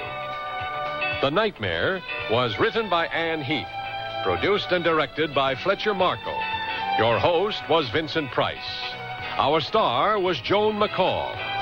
Featured in the cast were Joe Maras, Hans Conried, Irene Tedrow, Rhoda Williams, and Howard Culver. The music for Sears Radio Theater was composed and conducted by Nelson Riddle. This is Art Gilmore speaking. The Elliott Lewis production of Sears Radio Theater is a presentation of CBI. Here's a tip from your Better Business Bureau. Are you in the market for a used car? If you are, it would be wise to shop around until you get a feel for the market. It's important for you to find out if the car is covered by a warranty. A used car warranty is limited. For example, it may cover the first 1,000 miles or 30 days. Remember, however, the warranty is as good as the dealer who backs it. And you check his reliability with your local Better Business Bureau. Also, remember that careful inspection is the key to enjoying a used car. Be sure and look for rust. Check the tires, the shock absorbers, and the operating controls. And incidentally, it's also a good idea to take a test drive. You see, by giving the car the once-over before you buy it, you're protecting yourself against a faulty purchase and a lot of headaches after you've bought it. This has been a tip from your Better Business Bureau. Join hands with people everywhere. Each of us can do our share in Cares Crusade for Children. This year, people of all nations are joining hands to improve the lives of the world's needy children. Through CARE, you can provide the families of these children with the means to grow their own food, to build medical facilities, safer water systems, and schools. Tomorrow's world is in our hands. Help make it a better place for all the children.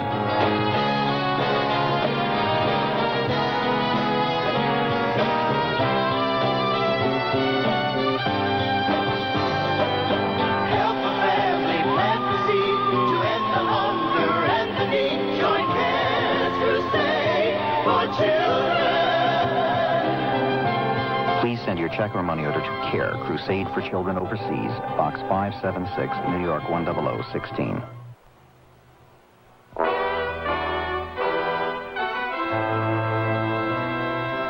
Tomorrow's Sears Radio Theater will be a story of love and hate with Cicely Tyson as your hostess. Let's listen. Suddenly everything is Oriental. Mysticism, martial arts, flower arranging, food. Oh, well, at least they have not tried to deal with the complications of Chinese opera yet. So be sure and tune in tomorrow to the Sears Radio Theater. At 9 minutes past 10, time for Sears Radio Theater. Tonight is a program of adventure with Howard Duff as your host. Here's a preview. I can cut up both two ribbons with a heavy machine gun. No. I want to get my hands on him alive. I have a score to settle. But what is he doing here? I can't believe it. He must know he never leave here alive. The Sears Radio Theater will begin after this message from your local station.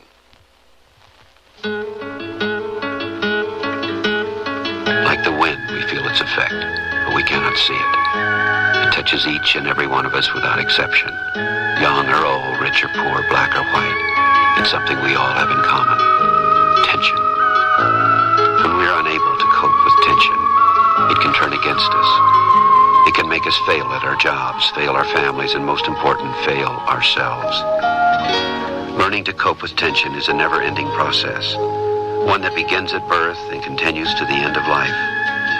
It's one of the keys to happiness and good mental health in our time. This is Cliff Robertson. There are few of us who wouldn't welcome solid advice from a good friend on how to deal more effectively with our tensions. That friend can be your mental health association. Contact them for a copy of their pamphlet, How to Deal with Your Tensions.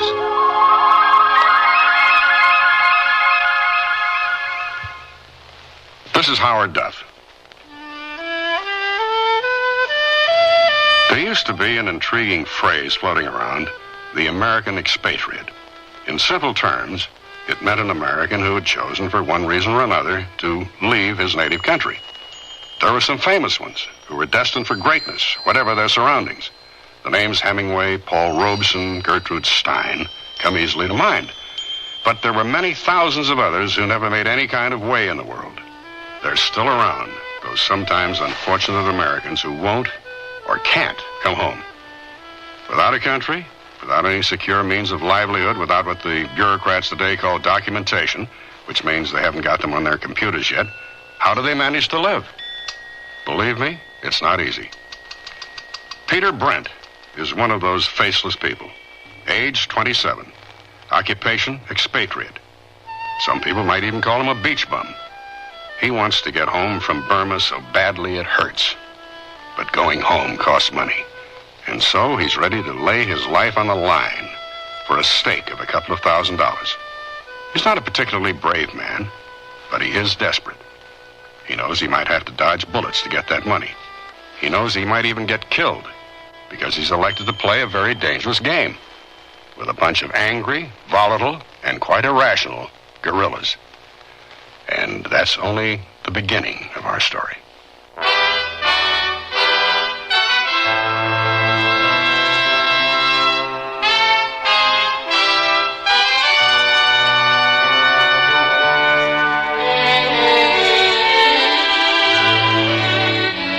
Sears Radio Theater, a new adventure in radio listening. 5 nights of exceptional entertainment every week, brought to you in Elliott Lewis production of the Sears Radio Theater. Our story, A Briefcase of Trouble by Alan Caillou. Our stars, Tommy Cook and Ann Burr. The Sears Radio Theater is brought to you by Sears Roebuck and Company. Sears, where America shops for value. Sears National Automotive Sale.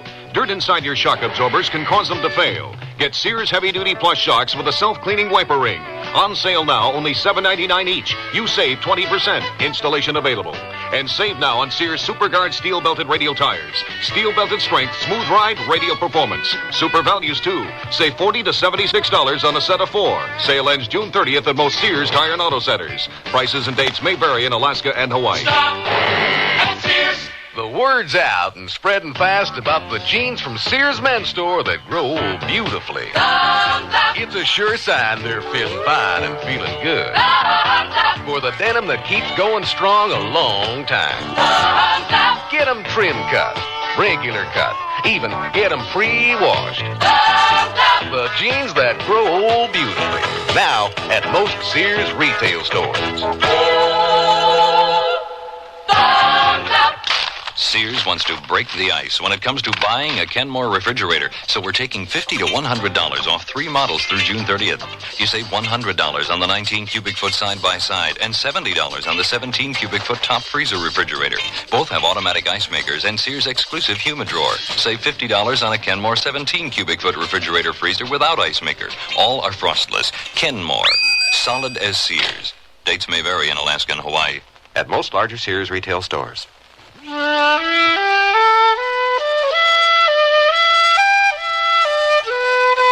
We're in Burma, a republic of Southeast Asia.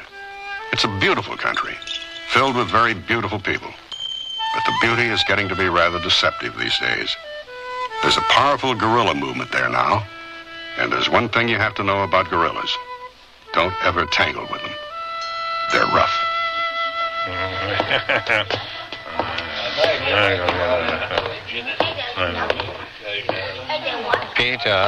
Peter, the woman just come in at the bar. And she asked me, where can I find Peter Brent? What do you want I tell her, huh? Hey, that's a very nice looking addition to this swinging little village. You know who she is? No, I never see her before. Well, tell her I'm here. What have I got to hide? Very funny, Peter. I like that one. You got. There's Mr. Brent over in the corner, beautiful lady, all by himself. I'm real lonely. Well, we should do something about that, shouldn't we? It's a terrible thing, loneliness. Thank you, bartender. Well, no bartender, beautiful lady. I own this gin parlors. Very good parlors. Mr. Brent? Yes, I'm Peter Brent. What can I do for you, Miss Blair. Betty Blair, how do you do? Care to join me in a drink? Yes, thank you. Vodka and tonic. Some. A vodka tonic and another beer. You bet, Peter. They tell me you run your boat up and down the coast here for hire. I'd like to make a trip down to Pongu tonight. Pongu, Miss Blair, is not as scenic as it used to be. I know lots of far better places to visit. Well, I'm sure you do, but I want to go to Pongu, Mr. Brent. Pity. That area, you see, is firmly in the hands of the guerrillas now. I don't make that run anymore. Oh, really? Well, now, I heard you did. At nighttime, they tell me. Running without lights. One vodka tonic, very strong. One beer. Thank you. Thanks, Assam. You must have been talking to some very interesting people, Miss Blair. Yes. I'm very interesting people myself. I noticed. But it just isn't safe down there anymore. I have $2,000 for you if you'll take me down the coast to Pongu, escort me through the lines of your guerrilla friends, and bring me back again when I've done what I have to do. A couple of points. First of all, the guerrillas are not my friends. Frankly, I don't give a damn whether they win or lose. Really? For the last 3 weeks, you've been delivering packages to them. Packages of currency. And that makes them your friends. It means that you can move around there safely, something which very few other people can do. You're very well informed, aren't you? Mm-hmm. I make it my business to be well informed. Well, there's something you obviously don't know, and that is that the guerrillas don't have friends. They just have people who can be useful to them. Like you? Okay. A guy came to me a couple of times and said, take this package down to Colonel Saline. Here's $100. That's what I've been doing. And it doesn't make me anything more than a messenger boy trying to earn a buck. Now, what do you have to do down there? Oh, I just pick up a briefcase that got left behind there. By whom? By me. I was in the village of Pongu last night when the guerrillas attacked it. They beat down the door of the house I was staying in, and I jumped out a back window and ran down to the beach where I had a motorboat hidden. I got away by the skin of my teeth, but I lost everything, even my purse. I didn't mind too much about my passport or papers, money, because those can all be replaced. But I also had a briefcase filled with... Are we in business? I really need that $2,000, Miss Blair. Well, it was a briefcase containing a lot of very compromising papers. And it's safely hidden just outside the village, but I must get it back. I'm very committed to my work, Mr. Brent. Committed? Very old-fashioned word. Perhaps. Last time I heard it was when they committed my Uncle Charlie. I think you'd better tell me what your work is. I'm an agent of the United States government, Mr. Brent. And that's all I can tell you.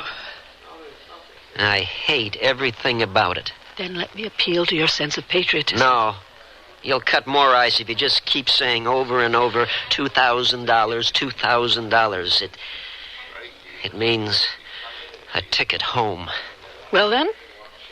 Hey, you said you'd lost all your money. I also said those things are easy to replace.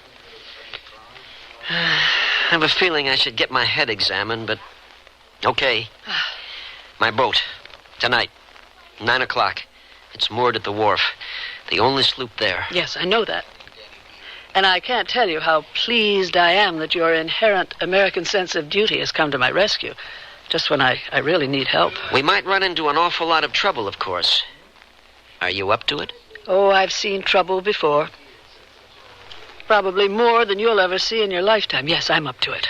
It might be all plain sailing, but then again, it might not. Can I get paid up front? I'll bring the money with me. Good. With $2,000, I can really live it up. And I'd like to remember the last couple of days of my life for as long as I live.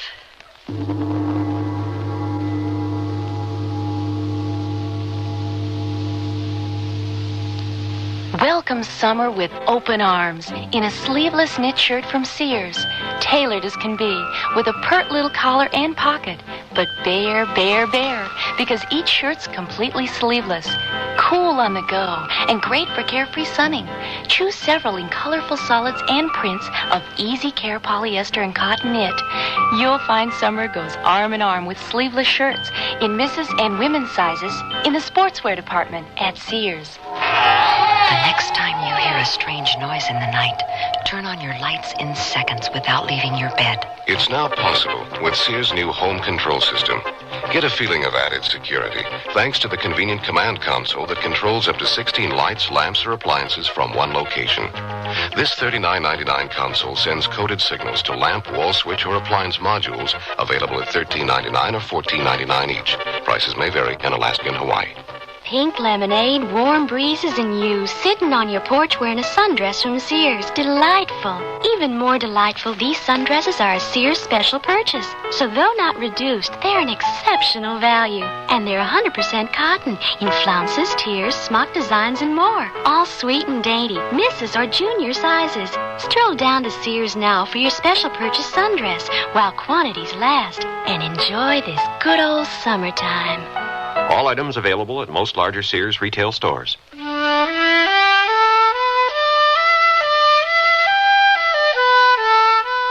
Peter Brent isn't really naive. It's just that he's broke and desperate and, well, perhaps understandably impressed by a very beautiful woman. And if a woman's going to play games with a man, good looks come in mighty handy.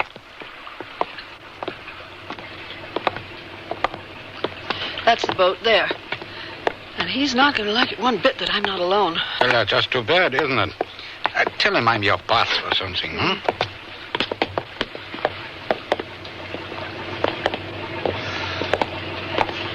Mr. Brent? Are you there? I'm here. Good evening, Miss Blair. Oh, you didn't tell me you'd have company. My boss, Peter Brent, Carl Richter. And I promise, Mr. Brent, that I won't get in your way. I was hoping I might inject a little romance into this escapade. Oh, well. And I don't want to sound like an unprincipled hireling, but, did you, bring the money? Yeah? Here. Another of your little packages of currency. Only this time, it is all yours. And we decided on a bonus of another 1,000 when the job is done. I'm getting to like you more and more, Mr. Richter. Largely because there's just no one else who can help us. We feel that the guerrillas might trust you. They don't trust anybody. But it means they won't be quite so quick on the trigger, perhaps. You know the man in charge down there? His name is Colonel Saline. No. Can we go right away? Sure. My engine seems to be in working order again.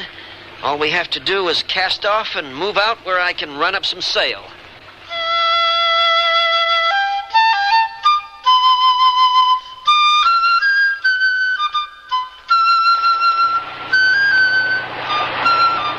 Tell me more about this Colonel Saline. He's a very rough man. If we run into him, and I hope we don't, he'll want to see what's in that briefcase before he lets you out with it, if he ever does. No, I can't allow that. Peter, we were hoping that we could pick it up without anyone knowing about it. But if we're found, what excuse do we have for being there? Have you thought about that? I was hoping, too, that you'd be able to find one. $2,000 ought to pay for more than just the hire of a boat. Okay, I'll figure something out. Time to hoist a little sail.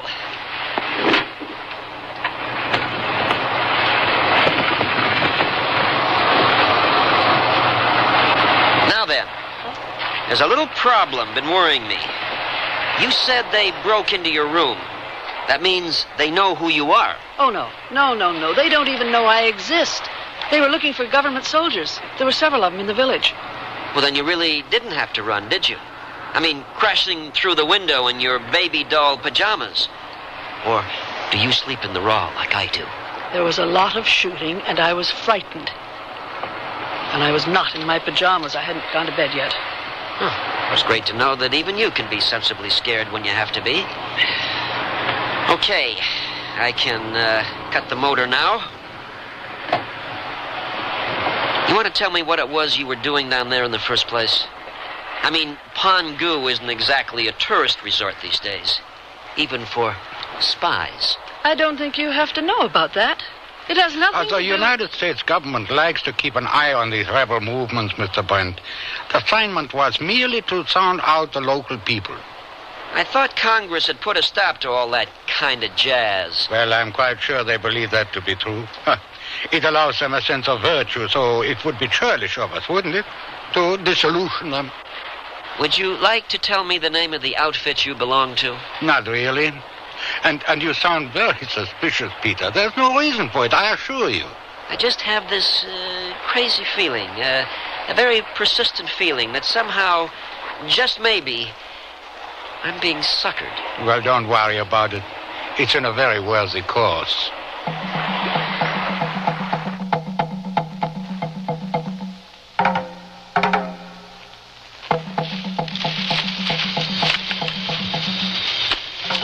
Colonel Salim. Over here, Avo. No. There's a boat out there, Colonel, running with no light. He headed this way. Where? There, to the left. Yes. Isn't that Brent's boat?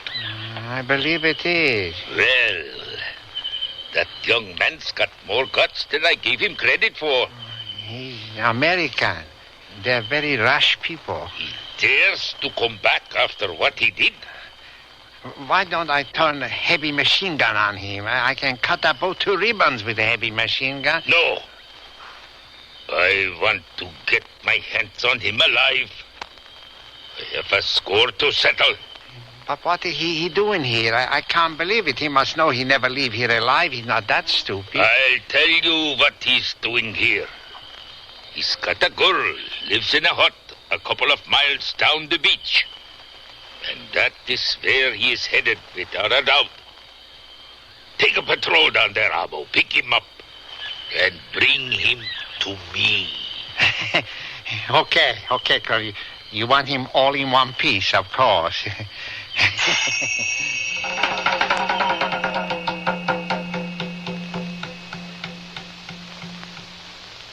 Sears Radio Theater will return after this message from your local station.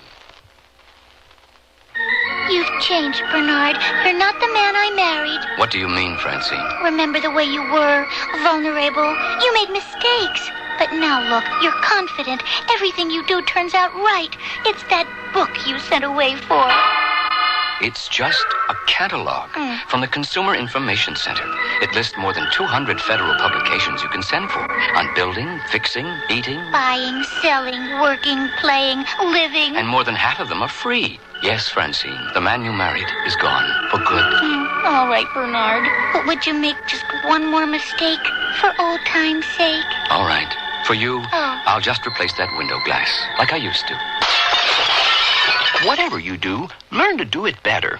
Send for your free catalog. Just write Consumer Catalog, Pueblo, Colorado, 81009. Francine, send for that publication on first aid. What was that address? Pueblo, Colorado, 81009.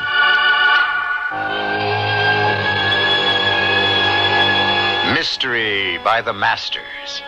Edgar Allan Poe, Sir Arthur Conan Doyle, Robert Louis Stevenson, Guy de Maupassant.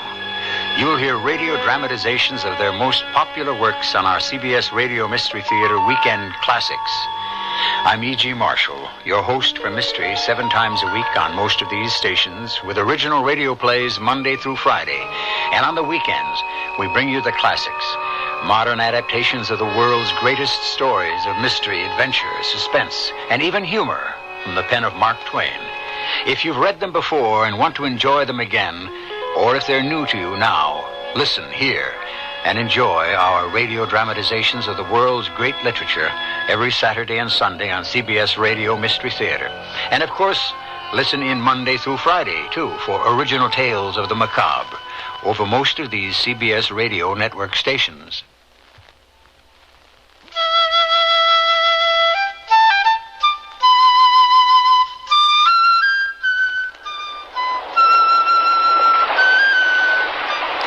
How much further? We're nearly there. See any signs of life on shore? No, but it's very dark there. You wouldn't be scared, would you? No? Well, you should be. As scared as I am. The village is a little way down the beach, but I'm going to land right here. There's a creek where I can hide the boat. And there's a fisherman's hut there. A harmless old man. He's got a daughter. A very pretty little thing. Friendly? That's one way of putting it. I'm really very fond of her. Maybe I'll even marry her one day. How can she help us? I don't know. But it might well be there's not a guerrilla within a couple of miles of us. She'll know about that. Okay. I'm taking us in.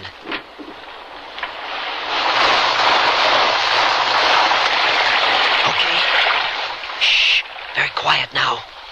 And you've got to get your feet wet. Close behind me. And no noise.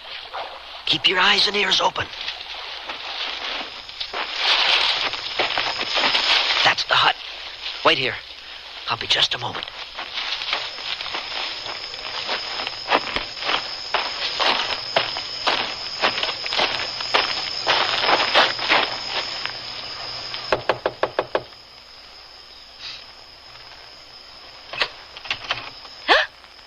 Peter! Fila. Oh, good to see you again. Are you alone? Just my father. Like always, when you come, I send him to bed. Come in. It's too long I don't see you. Wait. The guerrillas. Are there any of them around here? What gorillas? All day I don't see no gorillas. Yesterday, yes, they shoot up the village a little bit. But today, maybe they go away. I don't know. I don't care. Oh, that's great. I got two friends with me. Can we come in and talk for a while? Oh. You mean you don't come just to see me? There's a job I have to do, Fila. It won't take very long. After, we'll have some time together again. Maybe you'd even like to come back with me? Spend 2 or 3 days on the boat? Oh, yes. I like so much. Then it's a deal. I want you to be happy, Fila. When I am with you, I'm very happy. We'll just stay for a while. Find out what's happening in the village.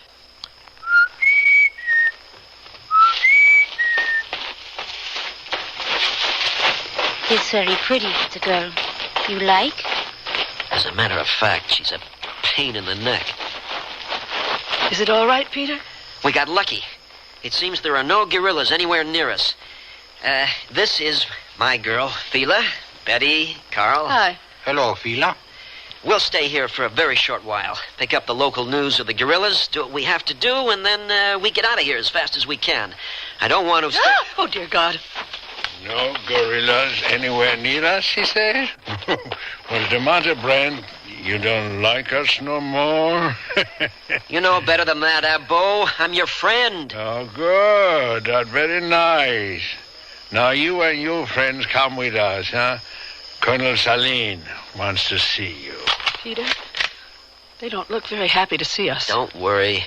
I have absolutely nothing to fear from Colonel Saline. He's a friend, too. He is, huh? Well, you're going to find out about that, Brent.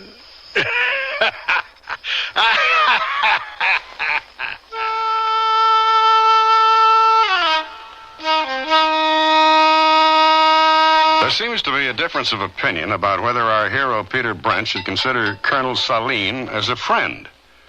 And in the remote community of Pongu, on the seacoast of Burma, the difference between friends and enemies is not unlike the difference between life and death. Peter Brent, along with the mysterious Betty Blair and her friend Carl Richter, are about to have a demonstration of that difference.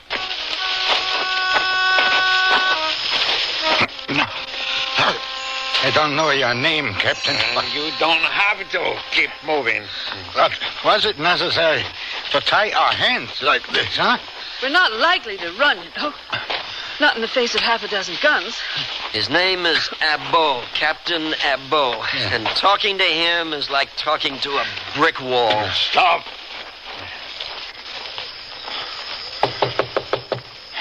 Come. The prisoners, Colonel Saline. Bring them in.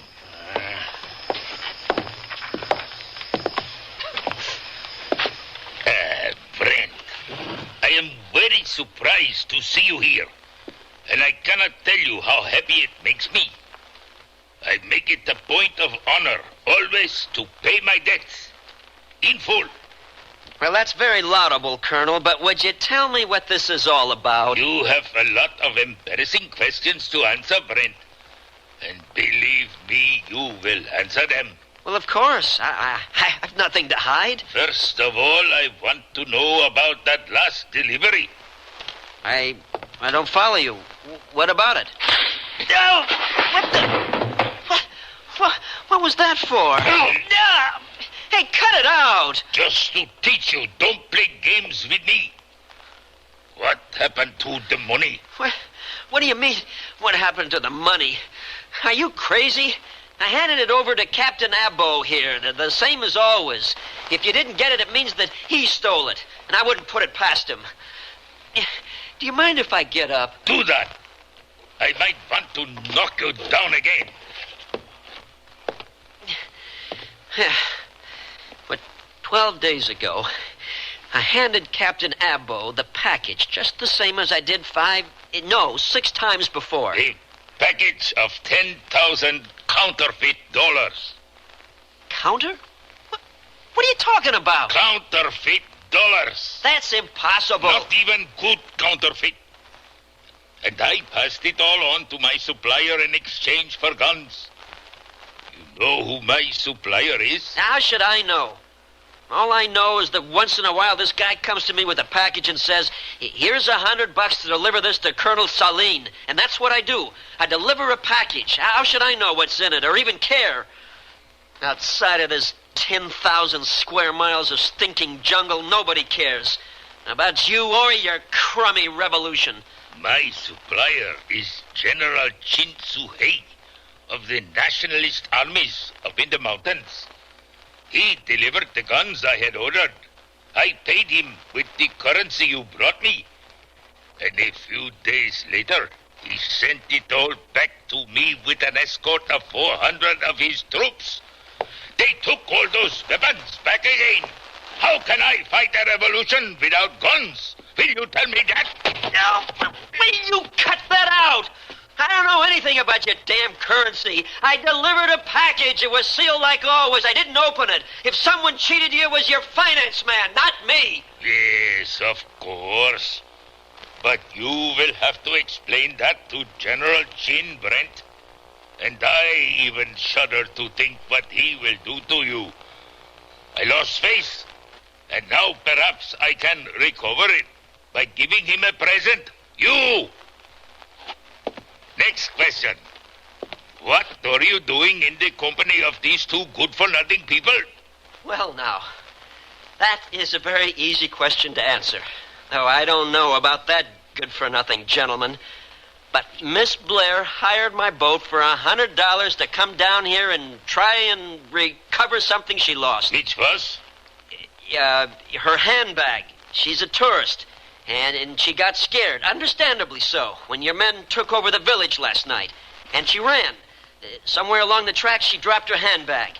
That means she lost her passport, her credit cards, her driver's license, all that kind of stuff.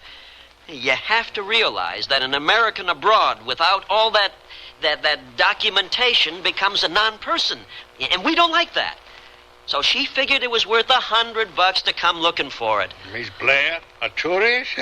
We know her better as very successful. Shut up, Abbo! Yes, sir. A very imaginative story, Brent.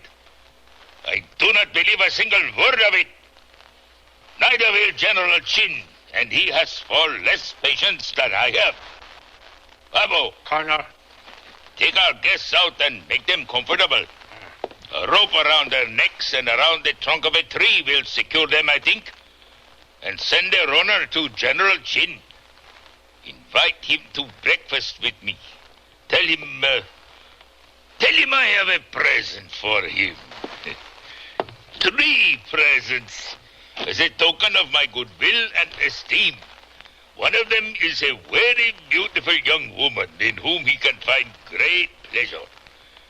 One of them is a non-entity, just another throat to cut.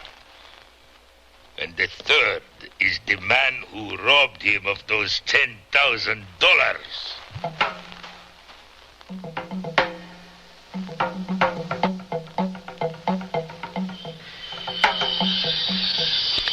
Peter? Yeah, I know. Colonel Saline's idea of comfort isn't easy to take. All these ropes. Peter, do you know this General Chin? I know of them. 25 years ago, the nationalist Chinese had an army out here. A very big army. When the communists took over back home, they had no place to go, so they stayed. Today, they're bandits. They run the opium trade, the gun smuggling trade, the trade in smuggled rubies. Rubies? Oh, it's a big business out here, smuggling rubies. From Mogok, mostly, up near Mandalay. And anything that moves illegally in this part of the world, it's under General Chin's protection.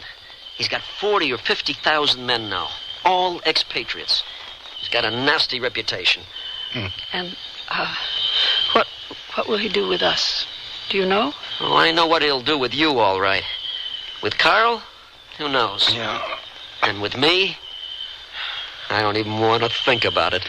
And I don't like being referred to as a non-entity just so that I can have my throat cut. You got us into this mess, Brent. Now, you get us out of it. Richter, I gotta tell you. Yeah? You are a number one... Shh. Listen. What is it? There's someone behind us. Yeah, they'll come to cut our throats while we are tied here. Peter? Fila! Peter, you don't move now. I got knife. I cut you free. Don't move. Oh, my. What a relief to breathe again. Yeah. Shh. You follow me now. We go to a safe place, far from here. Very quiet.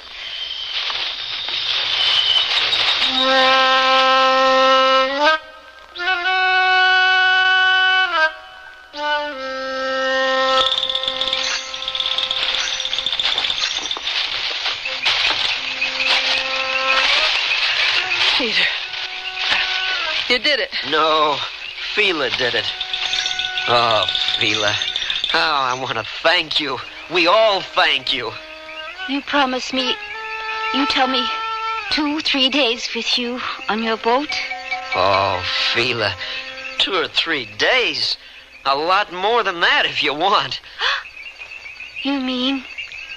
You don't mean? Oh, yes. That's exactly what I mean. Yeah, well, let's give the romance a minute or two to run its course, and then we can... Can we go and pick up my briefcase? Don't you think we pushed our luck far enough? Why don't we get ourselves down to the boat and get out of here while we can? Not unless you want to throw away that bonus. Oh, yes. The bonus. Okay. Let's see if we can push it just a little bit further.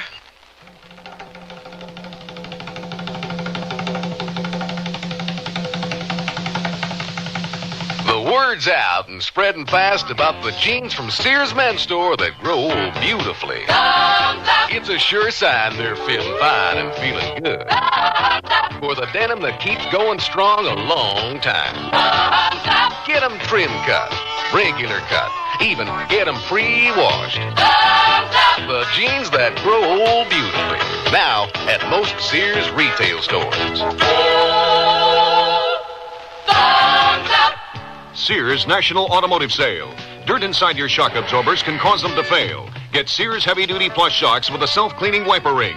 On sale now, only $7.99 each. You save 20%. Installation available. And save now on Sears SuperGuard steel-belted radial tires. Steel-belted strength, smooth ride, radial performance. Super values, too. Save $40 to $76 on a set of 4. Sale ends June 30th at most Sears Tire and Auto Centers. Prices and dates may vary in Alaska and Hawaii. At Sears.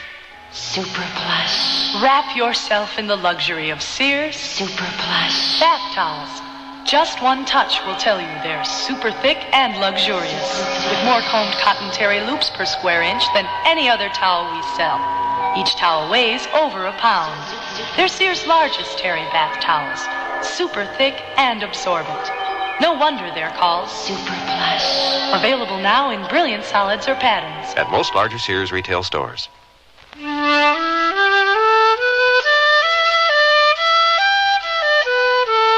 Howard Duff again. And here's the concluding act of A Briefcase of Trouble. Well, there's the beach. Now which way? Well, where's the village? South of us, just behind the headland there. Well, then we ought to move inland again. There's a track that runs east from the village, and a couple of 100 yards from the first of the huts, there's an old ruined temple. Very, very small one. Not much more than a heap of stones left. Fila, you know it? I know it, yes. It's the pagoda of Tapegu. You know how to get to it without passing too close to the village? Oh, yes. We go through jungle. It's not too far, I think. What's not too far, you think, in your vocabulary? Not too far. Everybody know what is not too far. Well, let's rest up for a couple of minutes. My feet are killing me. Oh, got to admit it. That's not a bad idea. What's that? Artillery, I'd say. Artillery? Yeah, 4 or 5 miles off by the sound of it. It's pretty well known that the government is getting ready for an offensive against the guerrillas. And I'd say that's what it is, starting up now. Good. It'll keep Colonel Saline occupied for a while with more important matters. Yes, that's what it is. I like it. It won't drive the colonel down here to where we are? Not Saline. He'll go to meet it. He's a very impetuous man. It's going to make it a lot easier for us. Peter, will you tell me something? As among friends? Sure. Did you get Colonel Saline's $10,000? No, I didn't. I'll take a bet it was that shifty-eyed fellow Abo pulled the switch on his boss. Nah, he wouldn't be able to replace it. Where would he find counterfeit dollars? Now, I'll tell you what must have happened. Saline's revolution is being financed by China, mainland China. But Saline's getting his guns from the old Chinese nationalist armies. Ah, the communists must have found a certain ironic pleasure in passing counterfeit currency to their old enemies. And if you ask me, it's a shame that General Chin found out so quickly. Let's be on our way.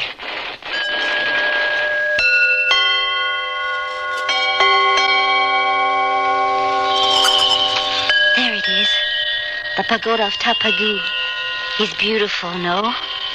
My father tell me it come from time of King Anaruda. It's more than 900 years ago. They call it dynasty of temple builders. That's the one. In here. Come.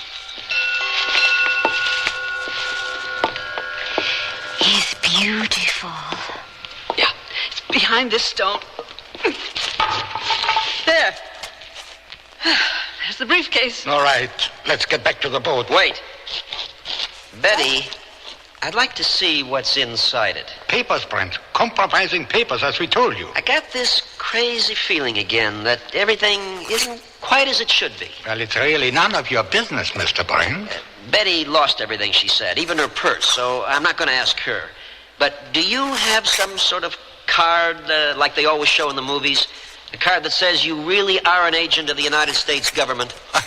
And what makes you think that I might be anything other than what I say I am? Nothing I can put my finger on, just a feeling. Maybe it's because I really don't like you too much. Well, you must be aware that bureaucrats don't strive too hard for public approbation, Mr. Brent. I still want to see what's in that briefcase. As you were told, Betty spent some time here sounding out local opinion. There are names there. Lists of people who favor, who do not favor the change in government that Colonel Saline is trying to effect. I regard that as privileged information. If they are to fall into the wrong hands... In no way can I be regarded as the wrong hands. I'm fast losing my patience, Mr. Brent. I'm getting a bit uptight myself, Mr. Richter. Oh, in heaven's name, man. Peter, it's documents and nothing else. You have my word for it. Then show me. No. You're very stubborn over a bunch of papers. No, it's a matter of principle. Peter, if you don't want to believe that it's merely papers, tell me what your fertile imagination is dreaming up. I know damn well what's in your briefcase. Little packages of white powder wrapped in plastic. This area's prime industry. Heroin. Peter, what an idiot you are. You're nice, but still an idiot. Come on. Let's get back to the boat and go home. This nonsense has gone far enough. Not until I look into that briefcase. Oh. If I'm wrong, I'm going to apologize like you won't believe. But if I'm right, that stuff gets thrown all over the jungle floor. And let the ants go crazy. Believe me, I'm not a knight in shining armor and a white horse. I'm not even a moral sort of guy. But I'm not going to sit still. A gun? Oh. That kind of alters things, doesn't it? Yes, Peter, it's a gun. It's fortunate, isn't it, that they didn't search me back there. I always like to carry a little pistol in the top of my boot. Girl never knows when she might need it. Don't move, Peter. I know how to use it. Don't threaten him, Betty. Kill him. Kill both of them. No, I like him. He's kind of cute. He can't do us any harm. Can you handle the boat? Well, of course I can. Betty! Colonel Saline is right behind you. What?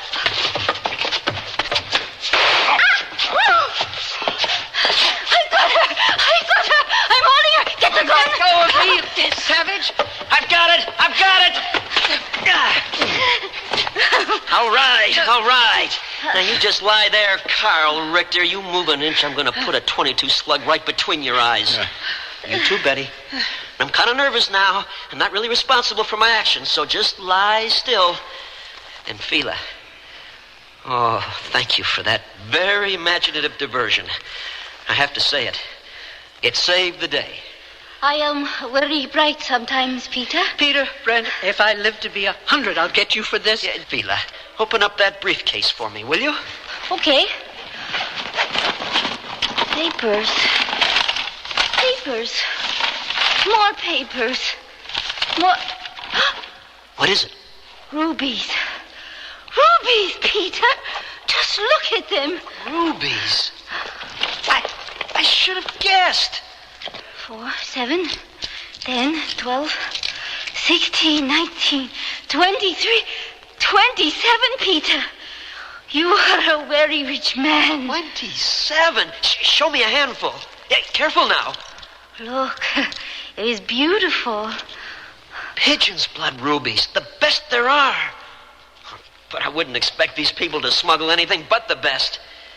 And it's not I'm a very rich man, Fila. It's we're very rich. Oh, Peter. And the problem now is, what do we do with these two?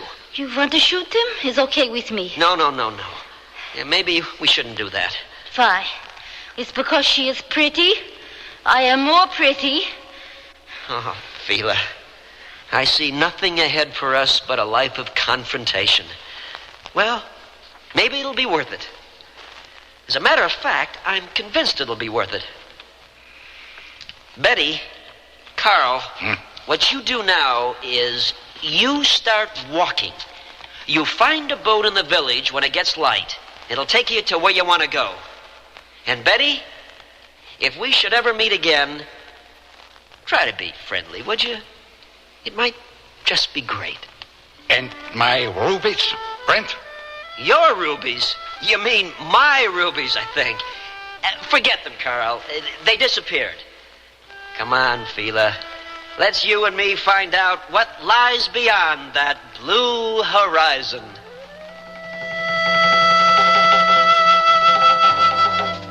They wear them in Alaska, in Texas, in Maine. Wherever the territory's tough, the kids wear Sears Tough Skins, the toughest jeans in Sears Tough Jeans territory.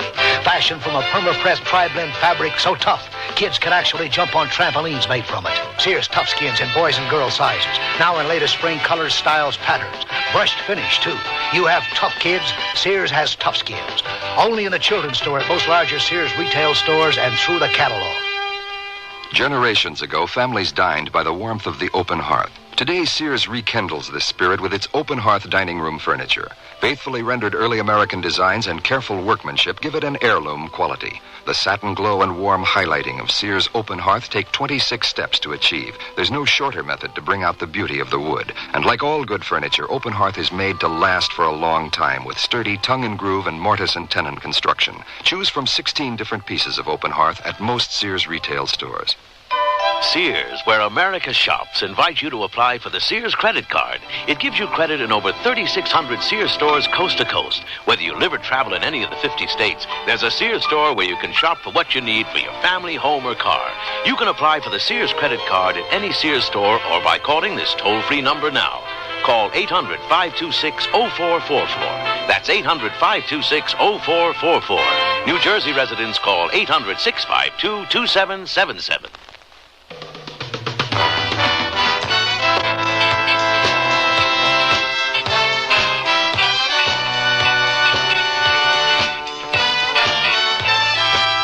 The Sears Radio Theater has been brought to you by Sears Roebuck and Company, where our policy is satisfaction guaranteed or your money back.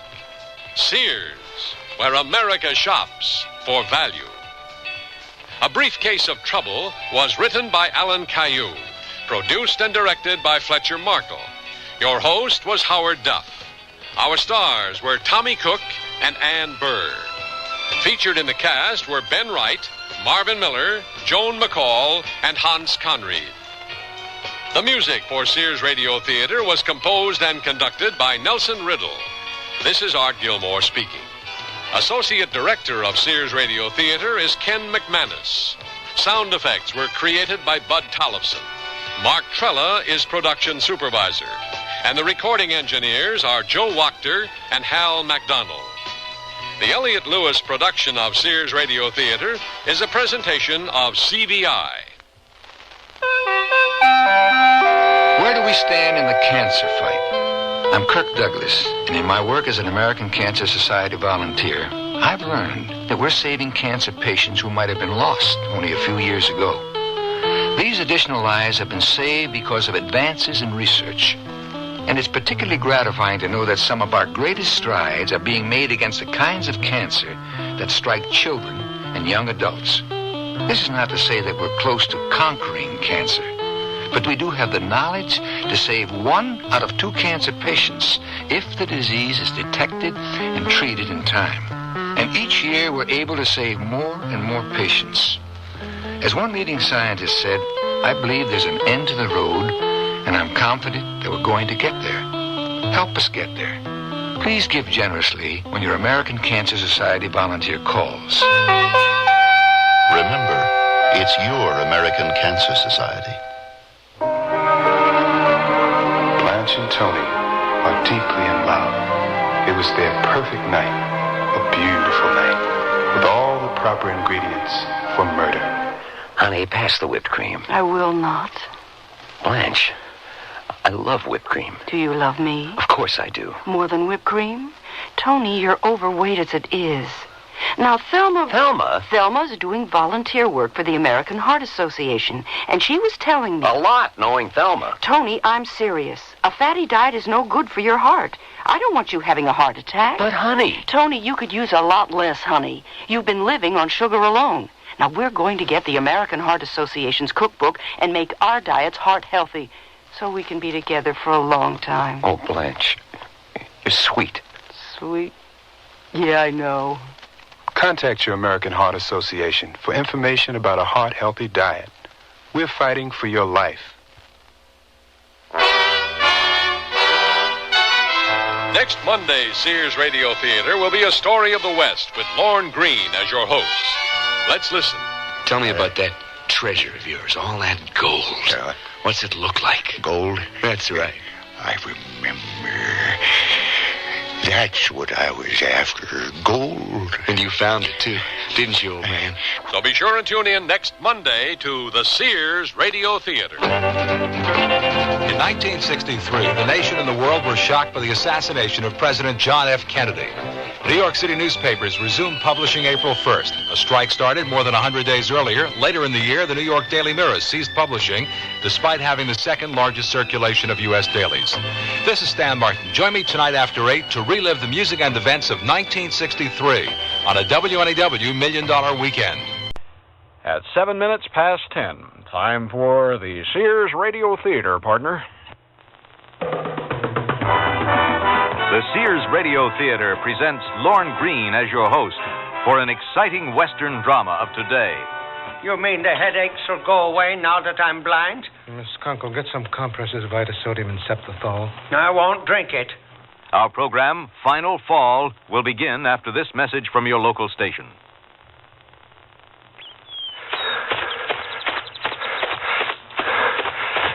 Up to 2 miles now. Sure wish I'd started this about 20 years ago. Take it easy, Pugsley.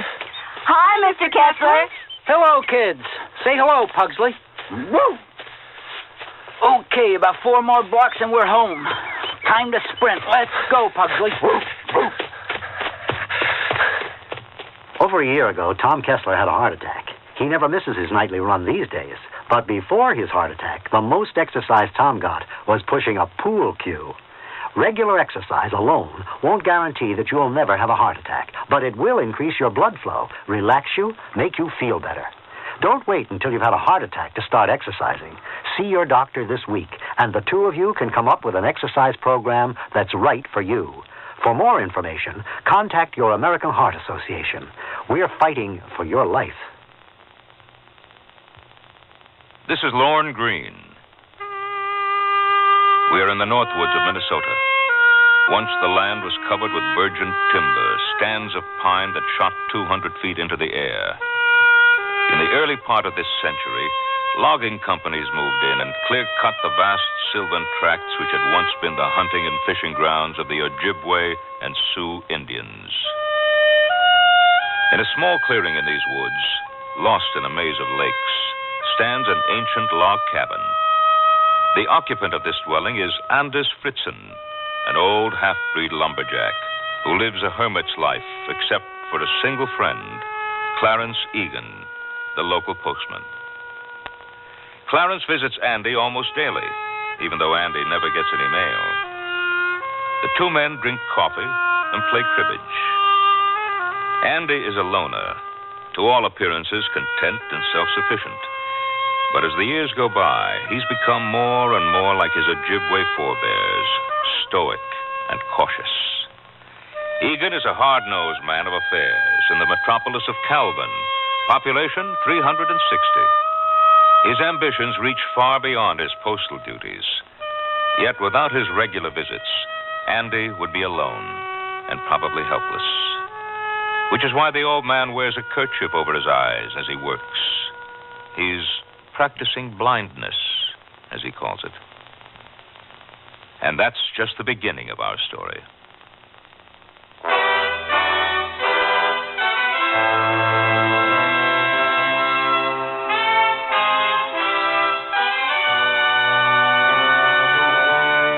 Sears Radio Theater, a new adventure in radio listening. Brought to you 5 nights a week by Sears Roebuck and Company. Sears, where America shops. Your hosts, Lorne Green. I'll bring you stories of the Old West and the New. Andy Griffith with a look at the funny side of life. Vincent Price with tales of mystery and suspense.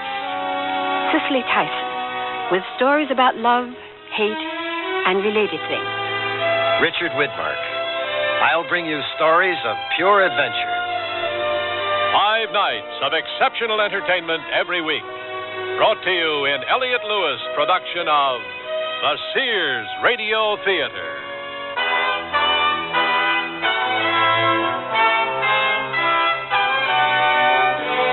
Our story, Final Fall, by Percy Granger. Our stars, William Shallert and Parley Bear. I sell draperies at Sears. Yesterday, a lady came in and said that she'd been in and out of about every store in town looking for draperies and at this point didn't know what she wanted anymore. I asked questions about her tastes and decor and then made suggestions. She was thrilled. She found what she wanted and learned a little, too. It made me feel good to know that I helped her out. Sears people are friendly people who help you find what you want. Sears, where America shops. The suit to own, if you could own only one, is on sale at Sears. The $119 four-piece vested is now $89, a $30 savings. The suit, contrasting slacks, and reversible vest make 6 different outfits.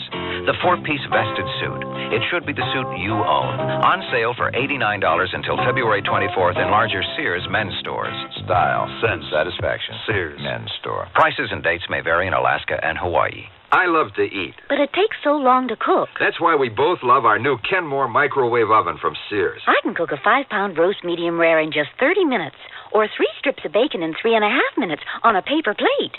Bake 2 potatoes in 8 minutes, and cook vegetables faster than boiling them in water. That means less time in the kitchen. And more with you. Fast, clean, cool cooking with Sears Kenmore microwave ovens, all with automatic defrost. Choose the right model for your kitchen from the many styles available at most Sears retail stores.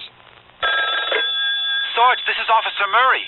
Women carrying babies have been going into Sears all day long. All week long, officer. What? It's Baby Week at Sears, Murray. A great time for play suits, snap-side shirts, playpens, Jenny Lynn baby furniture, blankets, and a whole lot more. Mothers and mothers-to-be shop Sears all during Baby Week. Come on, Sarge. How come you know all this? Because my wife and Sarge Jr. are probably at Sears right now. Because Sears has baby buys bundled up.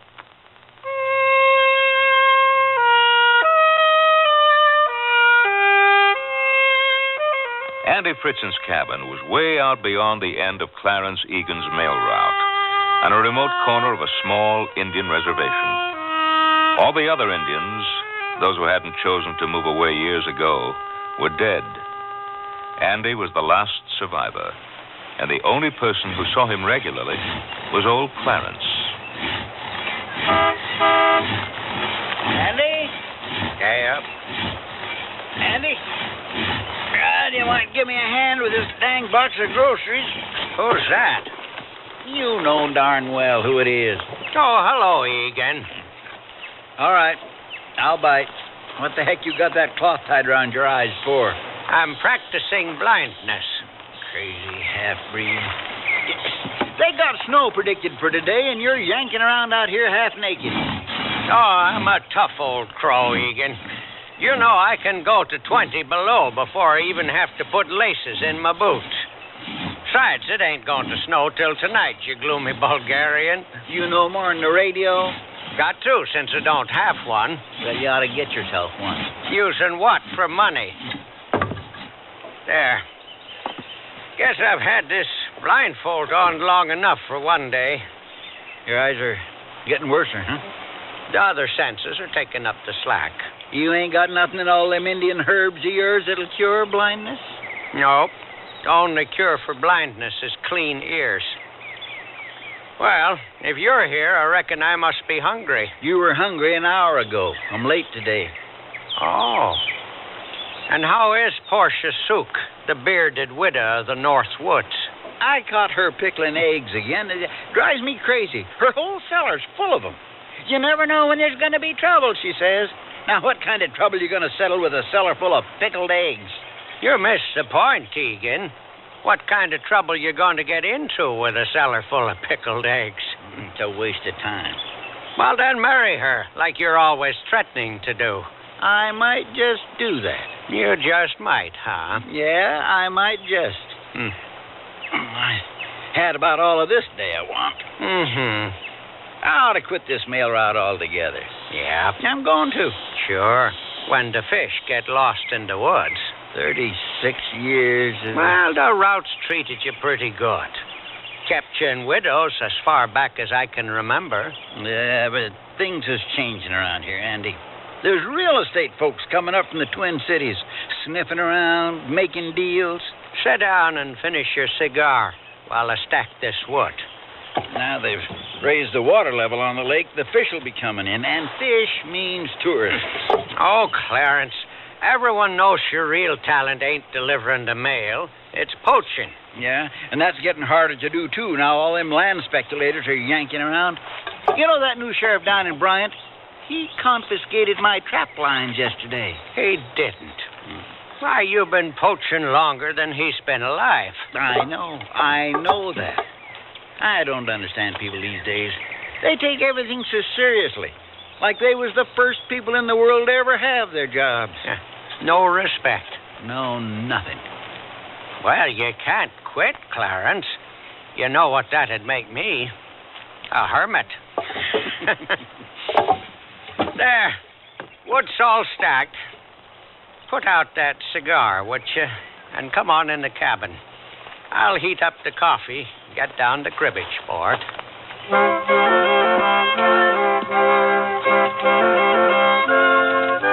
Listen, as long as I'm here, I've been giving a certain matter some thought. I believe you should pack up and move into town. Move into town? Well, you ain't getting no younger. I'd be in the circus if I was. And how are you going to manage out here when you go all the way blind? That won't be any problem. I know where everything is. What would I do with a town? What would a town do with me? They'd probably lock me up. Lock you up? What for? I'm old. I'm half Indian. They'd find some excuse. They don't lock you up unless you do something. Or unless you can't do something. I can stand in the middle of my cabin here, reach out and touch my whole life. What would I be in town but another old man who feels the cold? Well, suppose I wanted to quit, huh? Who'd bring you your flour and sugar and coffee, which, by the way, you don't even make decent? Well, Egan, I'd get on somehow. Don't let me stop you. Oh. How could I move into town anyway? I only got $300. That's got to last me the rest of my life. Out here, that means 6, 7 years. In town, I'd be broke by Christmas. I'd have to be dead by New Year's. No, thank you kindly.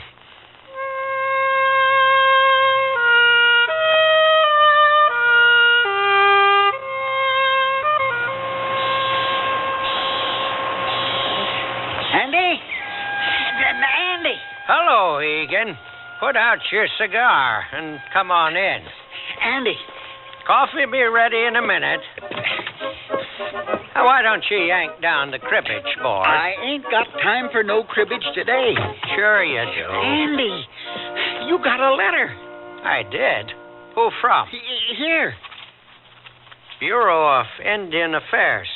What do they want? How would I know? Open it.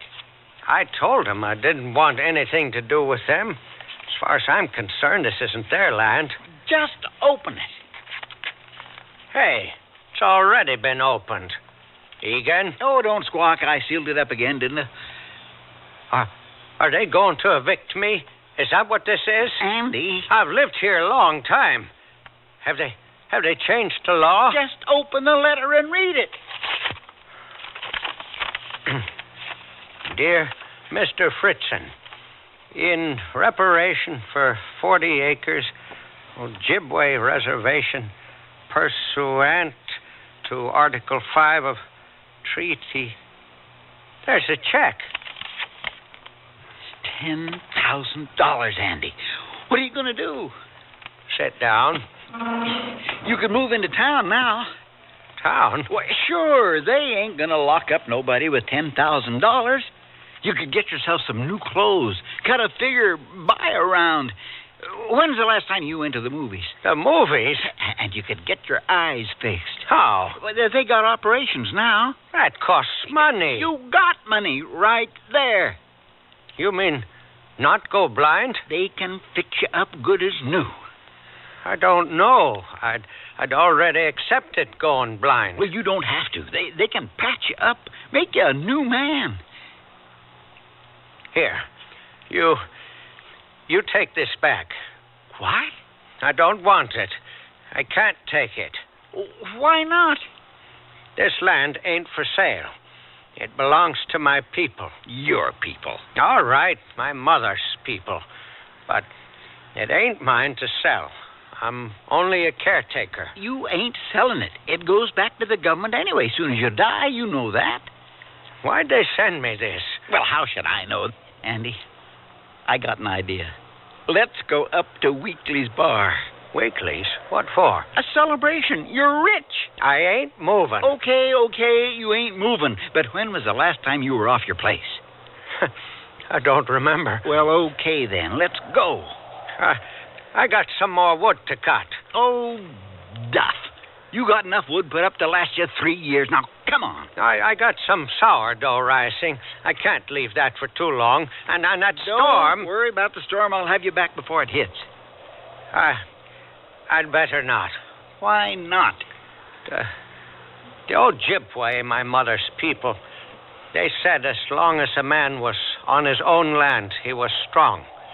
If he left it, he became old, unreliable. Well, you don't have to rely on that stuff anymore, Andy. You're rich. Well, okay. But one beer, one song, Egan. That's my limit.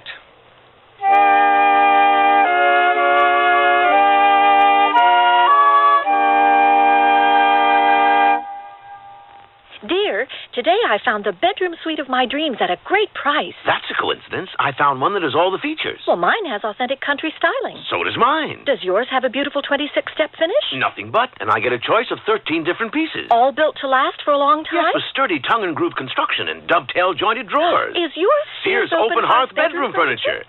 Sears Open Hearth Bedroom Collection. Expert craftsmanship at a reasonable price. Select from 13 different pieces. Now at most Sears retail stores. Can't believe you owe the IRS that much? Well, when things just don't add up, you can count on a Sears desk calculator to help you add up what you don't owe. Add, subtract, multiply, and divide, then read the figures 2 different ways. 12-digit display or tape printout. There's a 2-memory system that helps ease multi-step problems. Plus, its many extras make it a great time saver. Sears 2-memory desk calculator now cut $25, just $99.99 through March 10th at most Sears retail stores. Prices and dates may vary in Alaska and Hawaii. The suit to own, if you could own only one, is on sale at Sears. The $119 4-piece vested is now $89, a $30 savings. The suit, contrasting slacks, and reversible vest make 6 different outfits.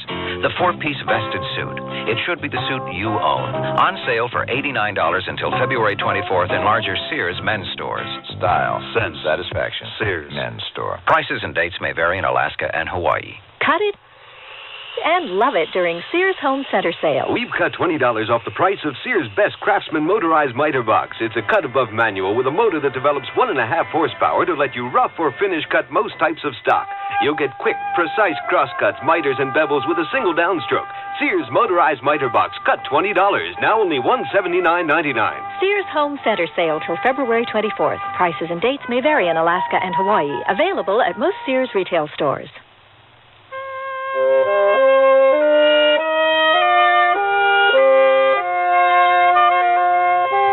They ran down the rutted road in Egan's small mail truck, heading for Weekly's bar for a drink and a song. The sky was made of lead, signaling a coming winter storm. Hang on to your legs, Andy. Boy, are they going to be surprised up at Weekly's bar when they see who I got with me. The sky's getting worse, Egan. That storm's moving in faster than I thought. Oh, don't worry. You know, I've been thinking what you could do with some of that money. You could get your access road graded proper. What for? I don't use it. Well, you could buy an old pickup truck to get you around. I can't drive. You could get some lessons. Who'd give me a license with my eyesight? Get that operation. Sounds like as soon as I cash this check, I'm going to be spending it till it's gone. Yes, that's the whole point. You can finally get yourself fixed up.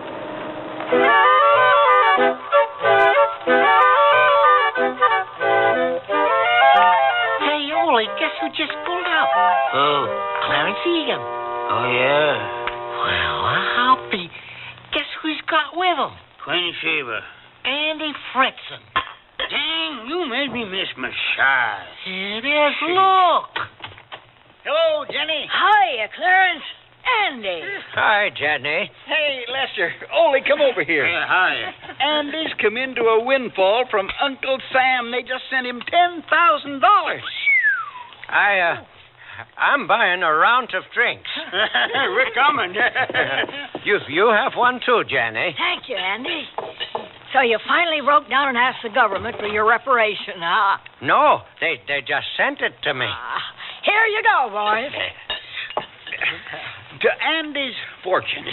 May the given hand never falter. Over the river. Hey, that ain't bad. Well, maybe I'll get a little business from you now. How about another round? Well... Ah, come on. These dinky glasses don't count for nothing. Okay. Attaboy, Andy. You keep it awful hot in here, Jenny. Hot? It's only room temperature. Jenny, how much do Don't worry, Andy. With $10,000 in the bank, your credit's good. Well, it ain't in the bank yet. Golly, I wish someone give me $10,000 just for being a half-breed. Yeah, you sure that check ain't just for $5,000? You see, Jenny, I only got 23 cents on me. That's okay. I'll start a tab for you. But that's a debt. Bottoms up. Well, Jen, you'll have to excuse me. I got to visit the wherewithal. Egan. Now, don't worry, Andy. I'll be right back. Jenny, how much is that now? Let's see, $1.40 Well, that ain't... times 2 is $2.80. Oh. Next round's on me. Wait, I'm over my limit. Andy, let yourself go. What's the matter, Andy? What's up? Oh, it's all the smoke in here makes my eyes water. Oh, that's just only cigar. You'll get used to it. Looks like the snow's starting to come down. Is it? Yeah, we're in for a real Eskimo strangler tonight. Yeah. Where's Egan? It's really coming hard. I left some sourdough bread rising. Here we go, boys. Oh, well. Oh, my dream of paradise, just being snowbound in a bar. Cheers, Andy. Hey, Andy, how about a game of pool? Well, I ain't played in a long Now, time. listen, you ain't afraid of a couple old duffers like us, now, are you? I think I need some fresh air. Here, rack 'em up, Ole. Andy, you want a good cue. I'd advise... Fresh air. Andy. Huh. Well, he's crazy, no doubt about that. You're going out for fresh air in a blizzard? Jenny, set us up another round. On me. Coming up. Where's Andy? He stepped outside for a minute. Well, get him back in here. I got an announcement to make. I've decided to ask Portia Sook to marry me. Oh, come on. I have. You know, I've been tied to this route because of Andy. And I'd have quit a long time ago if it wasn't for him. But now that the government's taking care of him, I can start making other plans. Man can't hide his light under a bushel forever, huh? Nope. Say, where is he anyway? Andy? Hey, Andy! Say, he ain't out here. He's gone.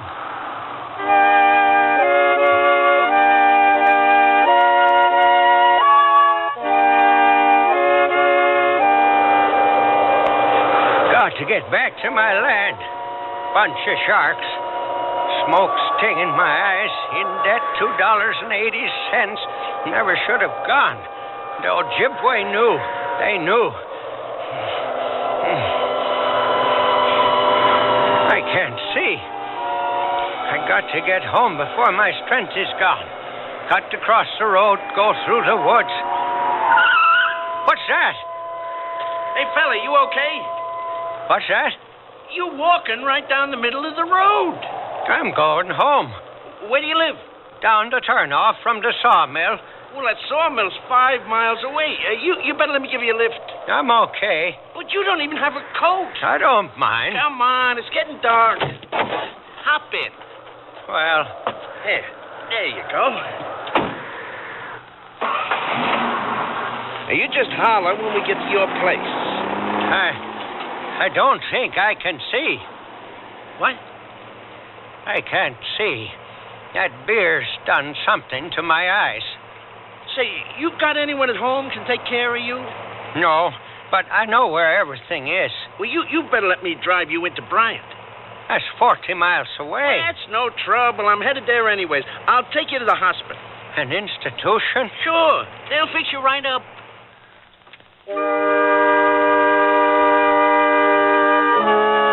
Dr. Adams! Dr. Adams! Can we help you? Well, I found this old fellow wandering the road up past Calvin. I wasn't wandering. I was going home. Yes, Miss Uncle, what's the problem? Doctor, I think he's gone blind. It ain't none of your business. Well, let's have a look. I know I'm going blind, and I've been preparing for it. Now, hold still. Mm-hmm. What's that mean? Who is that? Have your eyes ever caused you pain? Of course they have. I'm an old man. Do you get headaches? Yeah. Mm-hmm. You mean the headaches will go away now that I'm blind? Miss Kunkel, get some compresses of itasodium and septothol. I won't drink it.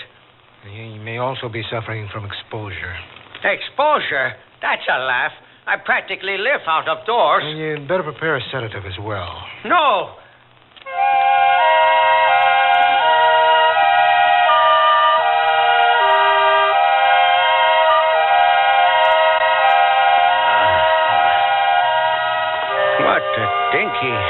hit me. Where?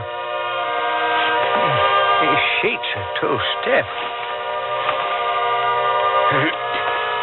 Where am I? I can't see. An institution. This stupid heat. They keep it high on purpose.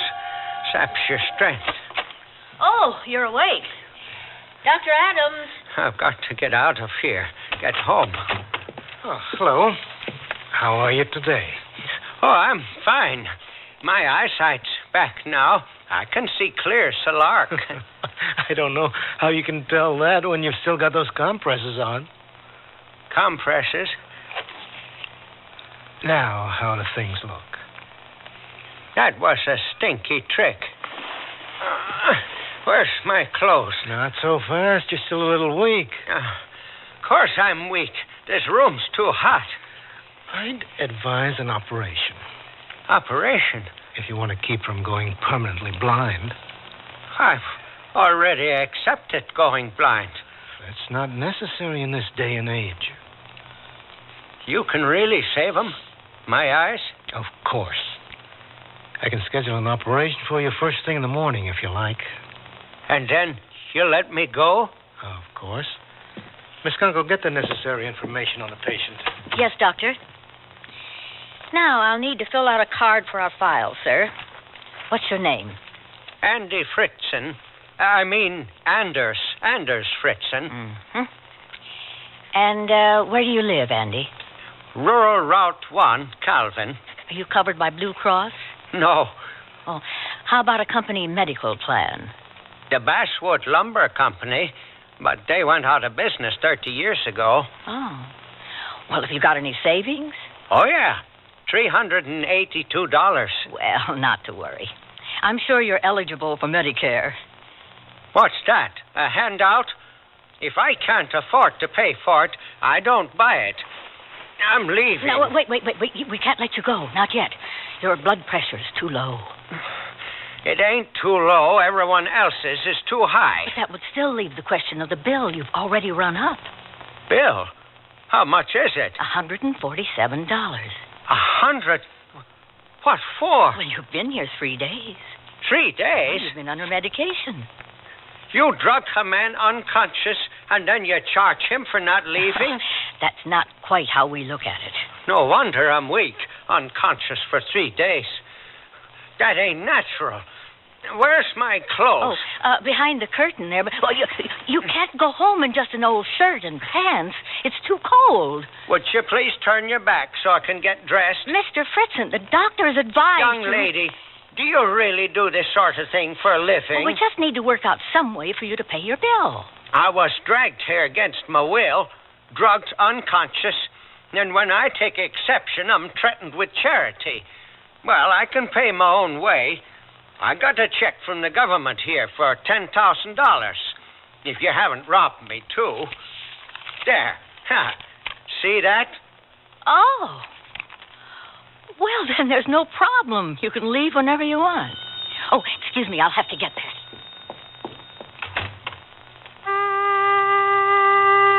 If I can't pay, I got to stay here and run up a bill. If I can pay, I'm free to go. This place is an institution. I've got to get out of here.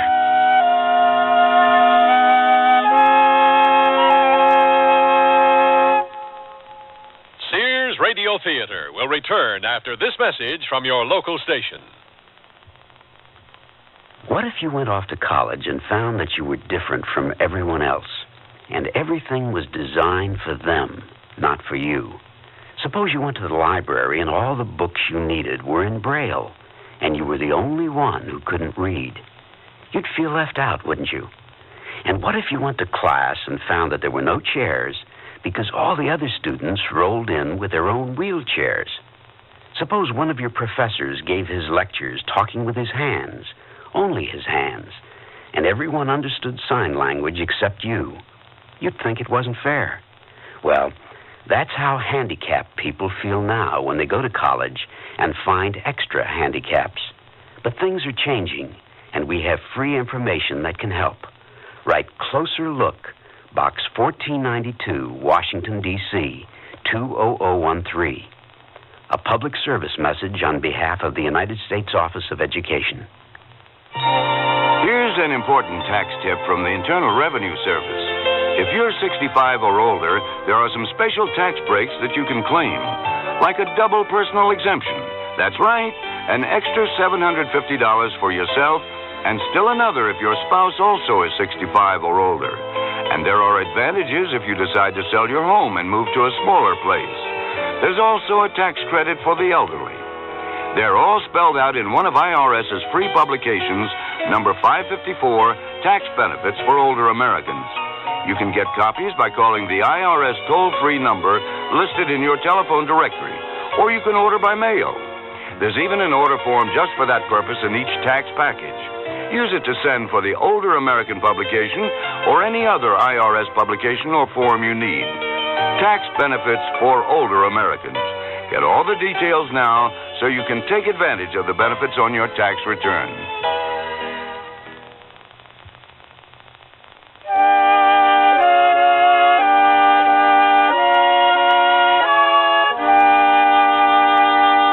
Lorne Greene again, and here's the concluding act, A Final Fall. First snowfall of winter's always like a benediction. Dang Clarence, anyways. I bet he thought he had me off my land for good. This check's been nothing but an evil talisman. Before I start home, I'm going to buy an envelope and a stamp and mail it back to the government. Where'd you get your license, a dog pound? Good. There's a 5 and dime. Hello. May I help you? I want to buy an envelope. Certainly. What kind? The kind you mail a letter in. Yes, but manila, airmail, business, personal... Oh, business. Business, mm-hmm. And what amount would you like? Amount? Well, we have them in packets of 20, 50, 100. I just need one. The 20, then? No, I just want one. This is how they come from the factory. Oh, well... How much is 20? Do you want the elite, the bond, the co-erasable? I want the one that'll last till it gets to Washington, D.C. Well, they all do that. Then give me the cheapest. All right. That'll be 49 cents. Just a minute.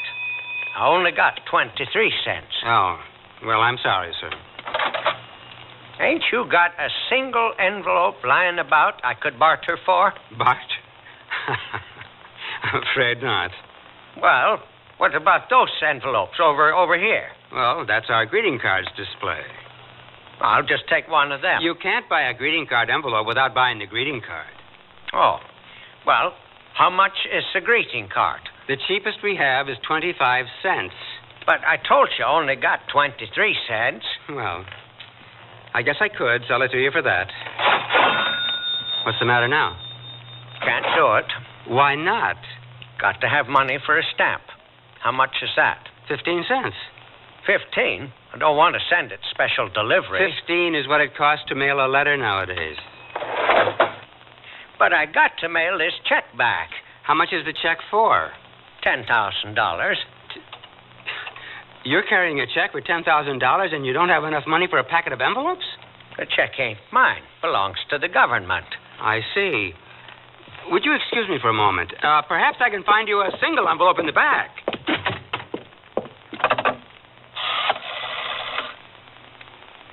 Clara, this is Ned Hames. Get me the sheriff's office quick. I'll tell you all about it later. Just get me the sheriff.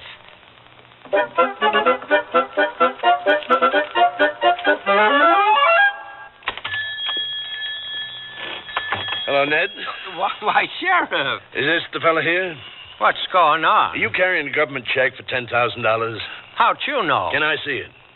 Oh, Lordy, I guess so. U.S. Treasury. Looks okay enough. Anders Fritzen. That's you? Yeah. Well, I don't see what the problem was, Ned. Well, it just seemed odd. If I can just see some identification, Mr. Fritzen. I don't carry any. You don't care? Why not? Ain't no need to. But that's against the law. Why? I know who I am. Have you got any way of proving this check is yours? It is mine. I mean, it ain't. It ain't mine to accept. That's why I think you had better come with me over to the station. I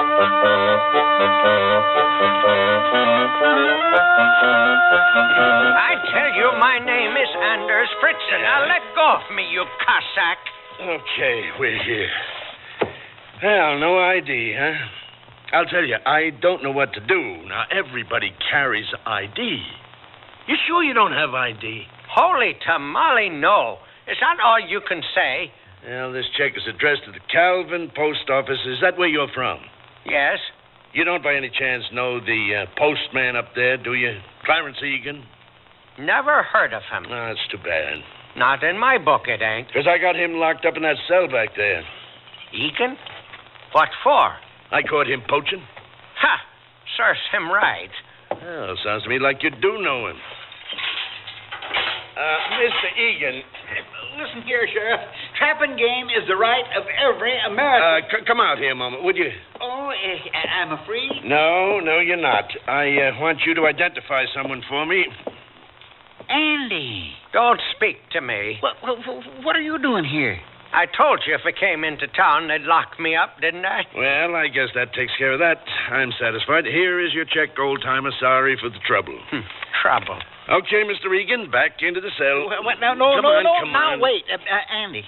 I got nothing to say to you. Andy, I need $200 from a bail. What? Oh, no. Now, you got that check. I'm sending it back to the government. But he's going to keep me locked up. Since you tricked me off my land 3 days ago, I've been drunk, snowblind, shanghaied, incarcerated, drugged, overheated, accused of being an invalid, old, a pauper, and now I've been arrested. Oh, come on, Sheriff. Now, you've got to let me go. How is the mail going to get delivered? Okay, all right. I don't know if I could stand having you around until your hearing anyway. You just be back here on the 29th at 9 a.m., you hear? Oh, thank you, Sheriff. Thank you. Come on, Andy. I'll give you a ride home. What are you doing down here, anyhow? Just a minute. Sheriff, do you have an envelope you could give me? An envelope? Yeah, there on the desk. And a stamp. I can pay for them. Yeah, it's on the house. Andy, what are you doing? That's the check. I know. I'm mailing it back. Bureau of Indian Affairs. Andy, wait a minute. You got to keep that money. There. Sheriff, would you send this out with your next mail? Why don't you just give it to Mr. Egan? He's a postal employee. Would you trust him with your mail? Okay, I'll mail it. Now, the both of you, get out of here.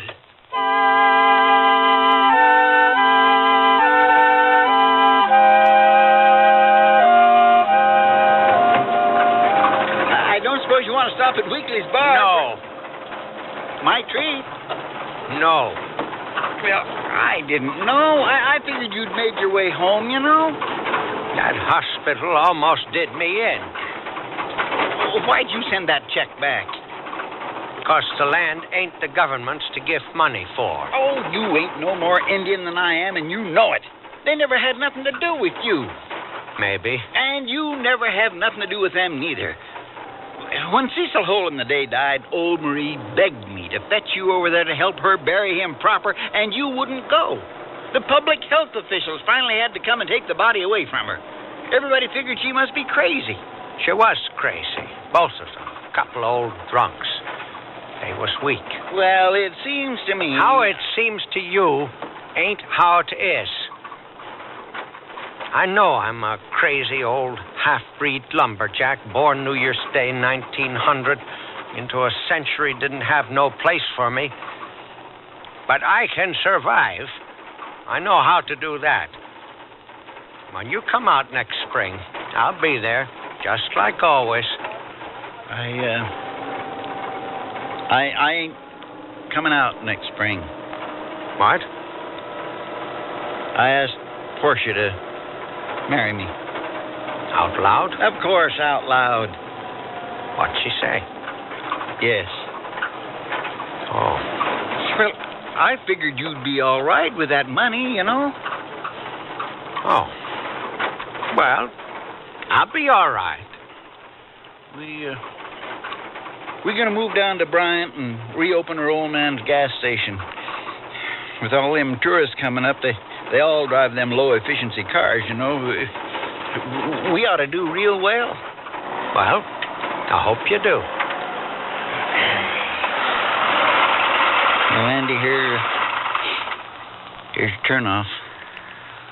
This is all the further I can go now the snow's here. You know, it's hard to believe when I got this corner of the reservation all them years ago that the land was cleared and ready for farming. And now, look, the trees are almost touching over my cabin. You'd never know the white man had been through here at all. Your hands was on the axe, too, Andy. I know. I helped to destroy the land my mother's people lived on. Someone should have cut my hands off the day I followed my father's kind into the camp. It's growed back okay. It ain't the same. Aspen, popple. Nothing like the virgin pine we took. Thanks, Egan. Portia and I can come out to see you this winter, you know, on our snowmobiles. No, I don't want them machines on my land. Well, we'll get up to see you. Bryant's 40 miles away. Andy, why is it you never took that money? I mean, before, when it was offered. There was 11 kids in our family after my mother died. When my father ran off, I was responsible for them because I was the oldest. By the time I was free of that, I was 39 years old, and I was so far behind there wasn't any point in even trying to catch up. I got no complaints, but I couldn't take so much money. Not now. The wedding's New Year's Day. Huh. That's my birthday. We could send somebody. No. I wouldn't know what to do with my hands. Egan. Yes? All the best.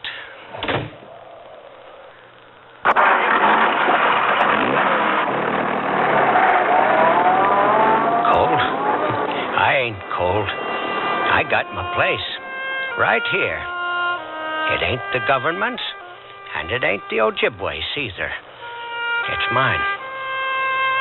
I spent half my life destroying it, and half my life watching it mend. And it's mine.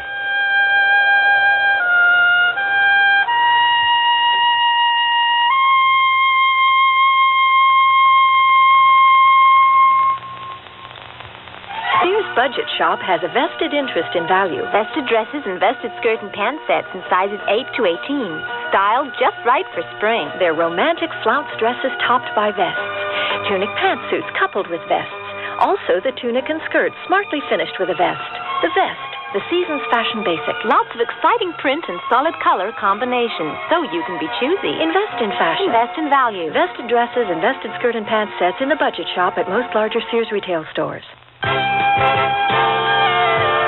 want to buy some radios, but tires all look the same. You've got to have good feelings. You've got to trust the name. You know our reputation. Remember what we said. When Sears is behind you, you come out ahead. Darling, I'm a mattress who knows what to wear. Solid color percale sheets from Sears Medley collection, of course. This gorgeous sheet I'm wearing speaks for itself. The color is called Indian sand. Isn't that stunning? I wear sheets of royal blue, lemon yellow. Sears has a dazzling selection of up to 24 colors. And the fit, well, just look. I can't understand why mattresses wear anything but these smooth perma-press sheets. Honestly, darling, I wouldn't wear anything else. Sizes from twin to king in most Sears retail stores and in the catalog. When I need advice, I go to my mom. Why not? It's free. Now that I'm married and moving into a new house, I want all the advice I can get. So when Mom says shop Sears, I listen. You should. Sears is a great help on those big items you'll need for your new home. Major appliances like washers, dryers, and refrigerators. They'll deliver, install, and service. I always depend on Sears. You should, too. Sears, Sears, Sears, where America shops.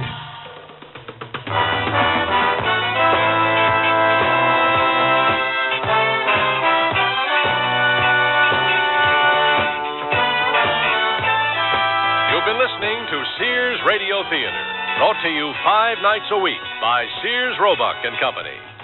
Sears, where America shops. Final Fall was written by Percy Granger, produced and directed by Fletcher Markle. Your host was Lorne Green. Our stars were William Shallert and Parley Bear. Also heard were Lurene Tuttle, Don Diamond, Dawes Butler, and Bill Zucker. The music for Sears Radio Theater was composed and conducted by Nelson Riddle. Art Gilmore speaking. The Elliott Lewis production of Sears Radio Theater is a presentation of CBI.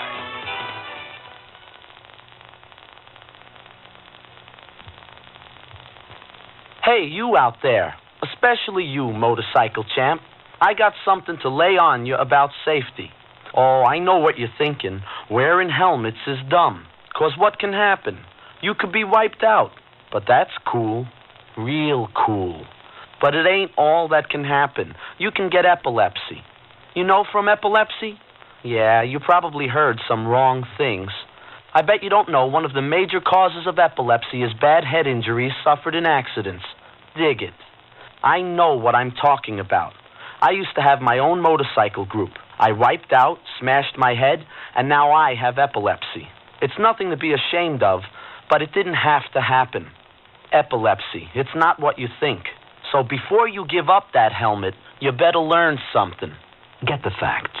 Contact your local epilepsy chapter or write Epilepsy Foundation of America, Washington, D.C. 20036. What in the world happened in February? Brought to you by your local Navy recruiter. February is admissions day for Massachusetts, admitted as our 6th state in 1788. Oregon is our 33rd state in 1859. And Arizona became our 48th state in 1912. In February 1789, George Washington received a unanimous electoral vote for President of the United States. The University of Virginia was founded by Thomas Jefferson in February 1819. The 13th Amendment, which abolished slavery, was signed in February 1865. In February 1878, Thomas Edison patented the phonograph. The National Baseball League was created in February 1886.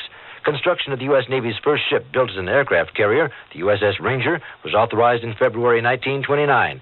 Astronaut John Glenn was the first American to orbit the Earth in February 1962. That's what happened in February, brought to you by your local Navy recruiter. For more information, call the Navy toll-free in the continental U.S., 800-841-8000, in Georgia, 800-342-5855. Tomorrow, Andy Griffith will be your host with a charming comedy. I called again, introducing myself as Adnan Mubarak Sofin, Finance Minister of Kuwait. And I was brushed off again. I began to wonder how many finance ministers, presidents, or other assorted possible clients had ever called and been told to go stuff a cabbage. Our program tomorrow will be The Troublemaker and may be heard on this station as part of the Sears Radio Theater. I'm Charles Scott King, WNEW News. At 9 minutes past 10, time for the Sears Radio Theater. That's the theme from the Sears Radio Theater. Tonight, a program of adventure with Richard Widmark as your host. Here's a preview. A whiteout is headed for Keyhole Basin, Mr. Haverly. I'd like your permission to delay operation on all our lifts until the whiteout danger passes. Well, This is an early morning eye-opener, even for an old man like me. Oh, I think a whiteout would open any ski resort owner's eyes, Mr. Haverly. The Sears Radio Theater will begin after this message from your local station. This is Safety Vision, a quick and easy method for observing potential hazards in your home. Let's start by activating your safety scan. Methodically, focus on your hair dryer. Is the dryer mistakenly plugged in while not in use? Is it in a position where it could possibly fall into water and be a shock hazard? And is the dryer grill free of lint and hair? This time, focus on your electric food preparing appliances. Are they out of the reach of young children? And check that the appliance cord does not hang over a table edge or counter. Next, your safety scan should include checking all electrical appliances for an indication that the product design has been evaluated by safety engineers and complies with a nationally recognized safety standard. To do this, check for the UL label on the appliance. A public service message on behalf of Underwriters Laboratories and this station. This is Richard Widmark.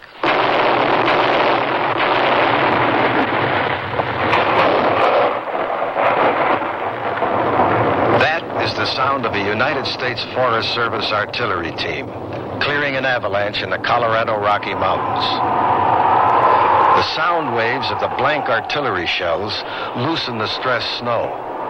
At express train speed, the avalanche plows down its time-worn path. High winds blow in the avalanche's wake. World War I military commanders in the Italian Alps first discovered that avalanches could be triggered by artillery fire. But the myriad variables involved make exact avalanche prediction a thing of the future. Temperature, the steepness of the mountain slope, any rapid change in weather conditions, the rate of snowfall, even the crystal formation of the snow itself are all determining factors in avalanche prediction. At Colorado's Keyhole Basin Ski Resort, Ski Patrol Captain Skip Blanchard and team member John Titus collect resistograph readings on the resort's one possible avalanche slope. Well, the shaft struck the bottom of the snowpack, Skip. Okay, let's withdraw the shaft. The resistograph will record the slope strength to load pressure. Strength to load pressure reads 4-1. This slope's a regular rock of Gibraltar. Oh, yeah. For today, anyway. Skip doesn't realize how closely his remark portends tomorrow's radical weather change. Within 24 hours, a raging blizzard, a whiteout, will lock into the Keyhole Basin Ski Resort, dumping enough wet snow to reduce the slope's strength to load pressure to 1-1. The whiteout guarantees Keyhole Basin's first unpredicted avalanche. And that's only the beginning of our story.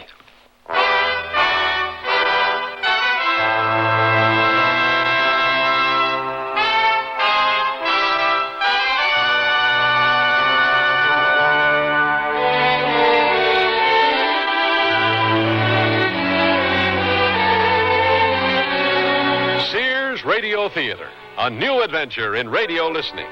5 nights of exceptional entertainment every week. Brought to you in Elliott Lewis' production of the Sears Radio Theater. Our story, Whiteout, by Bruce Martin. Our stars, Joan McCall and Linda Kay Henning. The Sears Radio Theater is brought to you by Sears Roebuck and Company.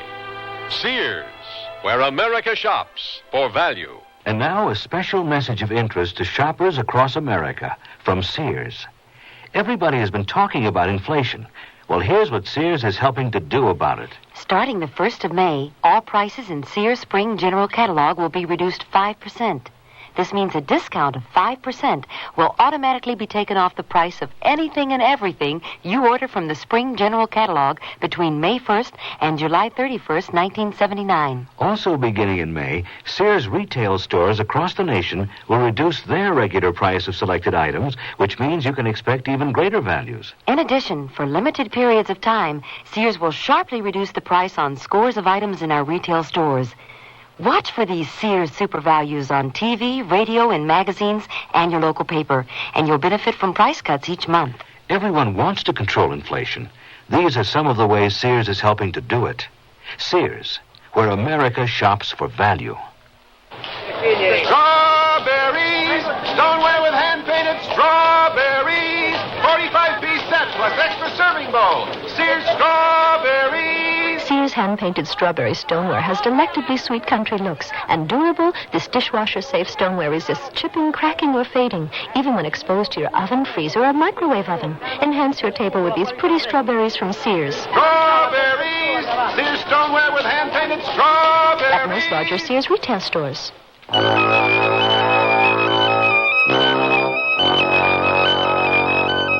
The gray clouds, which deposited snow all night on the Keyhole Basin slopes, promise more during the day as the ski lifts begin running. But not too many of the resort skiers complain. The thought of fresh powder compensates for the lack of sunshine. Two people who are complaining are Ski Patrol Captain Skip Blanchard, because the large accumulation of overnight snow demands a new avalanche watch, and pretty beginner skier Cindy Markick. Cindy had driven up to the Rocky Mountain Ski Resort with her Denver University roommate, Lisa Adams. During the hour-long drive from Denver, Lisa had glowingly promised Cindy fun, a tan, and look-alike Robert Redford instructors. As the young women remove their rented skis from their car rack, Cindy can see that the threatening gray clouds rule out any tans today.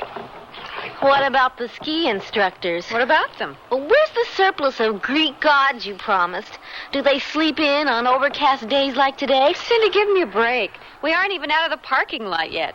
Did you expect valet service from the parking lot to the slopes? I expect what you promised. A little sun, maybe even a first-degree tan, and meeting some hot ski instructor I can write the folks back home about. Is that asking too much? I'd settle for a full day of skiing, sun or no sun. I know what you'd settle for. Well, it's like I always say. Some of us are better at some things than the rest of us. Hey, remember, you promised to stick with me on the beginner slope. I didn't promise to babysit you the whole day. You promised to teach me how to ski. It's only my second time skiing, and I'm nervous. But I didn't promise to stay with you the whole day.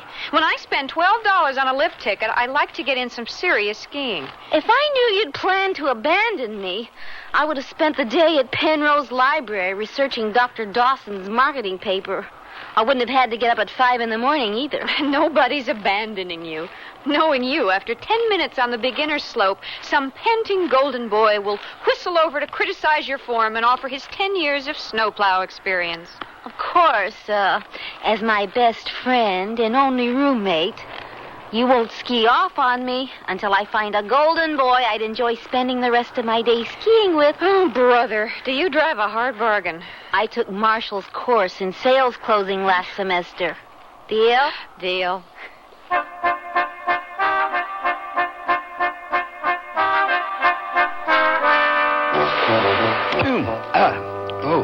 Iron gets hot fast. John, that's a dumb way to test a hot iron. Yeah, but it's great on finger burns. What you should do is let the iron heat up, then apply your wax directly to the iron. Skip, I've been waxing skis for a long time, okay? I bet you burnt your finger quite a lot, too. Yeah, I should. Something coming in on the shortwave. I'll get it. Calling station K2XCD. Over. Station K2XCD, Keyhole Basin Ski Patrol. Want a tip on the weather, pal? Stay indoors. Big Red, how's my favorite Indian at the National Weather Service these days? My heart is heavy, and it's not from eating too much of your white ice fried foods. We're tracking a storm system moving fast out of the northwest. A whiteout, Skip. Gale force winds with enough snow to fill Rhode Island and zero visibility, and thought you ought to know. Definitely. Thanks for the shout. Is the whiteout headed for Keyhole Basin? Over. Not at the moment. But it's a 10-mile front, and we can't pinpoint a declared route yet. How's your avalanche watch? Over. Keyhole has only one avalanche slope, in the mall between our barrel run experts and beginner slopes. John and I measured the slope strength to load pressure at 4-1 yesterday. Good. Even with last night's 6-inch accumulation, your mall avalanche slope is in a stable condition. I'll holler back at you if the whiteout swings your way. Oh, we'd appreciate that, especially since this whiteout is dropping so much snow. I've seen slopes avalanche under as little as 2-1 pressure. I'll catch you later, Red. Oh, I sure hope we don't catch that whiteout. Too much excitement for me. You and me both. Do me a favor? I'm not waxing your skis for you. No. Hustle me a Danish from the coffee shop. I haven't had breakfast yet, and the lifts don't open for another 20 minutes. All right. But I want those skis waxed by the time I get back. Aye, aye, Captain. Apple, if they got it.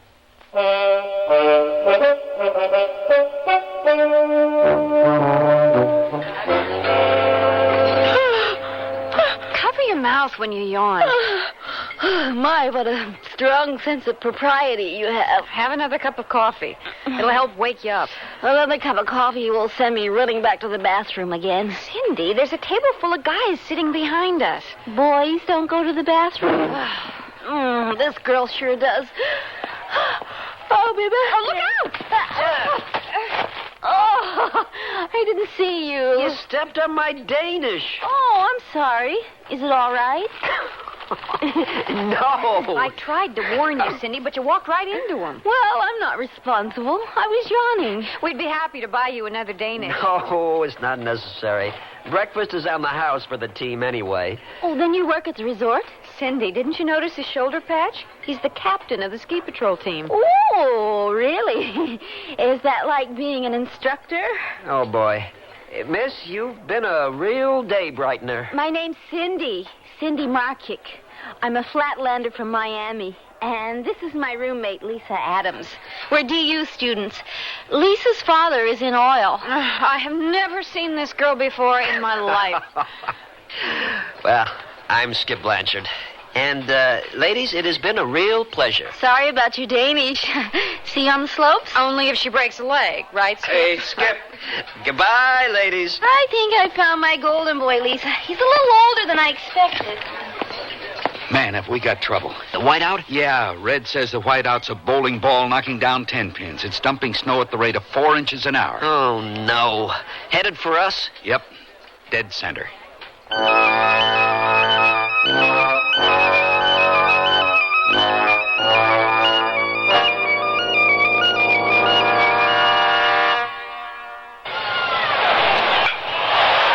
Makes a hit this Father's Day with exciting menswear and popular accessories. We've got quite a lineup of values, each a sure winner for Dad. Find complete looks he'll wear to work, out to dinner, to the tennis court, or the baseball game. Plus extras from ties to T-shirts, robes to wallets, underwear basics to belts. We've hit all the bases at prices you'll like. So put Dad on Sears Father's Day team, and he'll know you're no rookie when it comes to gift selection. Sometimes choosing a Father's Day gift almost requires an executive decision. But at Sears, I found the solution with hardly any effort at all. The lightweight executive attaché case. The man at Sears says it's their #1 bestseller. And I knew Dad would go for its great fashion looks in black or brown. This 4-inch molded attaché is durable, strong, and lightweight to help Dad weather those trips to and from work. The executive attaché for Father's Day from Sears. Nothing but the best for my Dad. Like Sears Best Double Knit Slacks on sale for Father's Day. Regular cut slacks are just $13.99. That's $4 off. Choose popular solids and refined patterns in wrinkle-resistant double knit Fortrell polyester. Top off his day with Sears Best Short Sleeve Knit Sport Shirts. Also at $4 off. Now just $9.99. It's Sears Best for the best guy I know, Dad. Sale ends June 16th. Prices and dates may vary in Alaska and Hawaii. All items available at most larger Sears retail stores.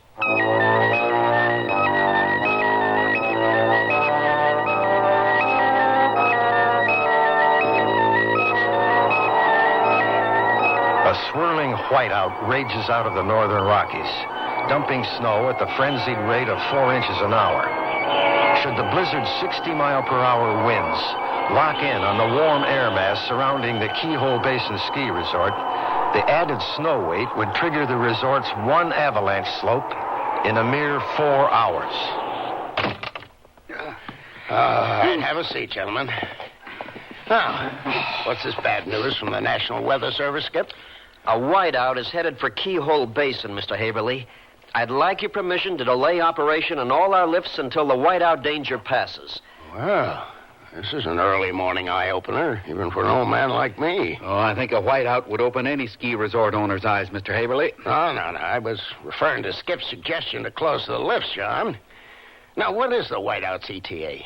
An hour at the outside with a 40-minute variable. Well, means Keyhole Basin skiers could sandwich in 2 runs very comfortably before this whiteout arrives. Or they could be trapped on the slopes if the whiteout hits early. Now, people pay good money to ski my resort. Mr. Haverly, this whiteout is dropping snow at the rate of 4 inches an hour. That means the avalanche on the mall between the barrel run experts and beginners slopes could slide in a few hours. Well, all right. All right, tell you what I'll do. I'll cancel all ski lessons scheduled on the mall until you can update your avalanche watch tomorrow. Well, that's a good first step. Now, you understand, Keyhole Basin's reputation is at stake. My lifts run until the very last minute before this whiteout hits. Am I clear? Yes, sir. Come on, John. We'll clear the mall instruction field ourselves. I'm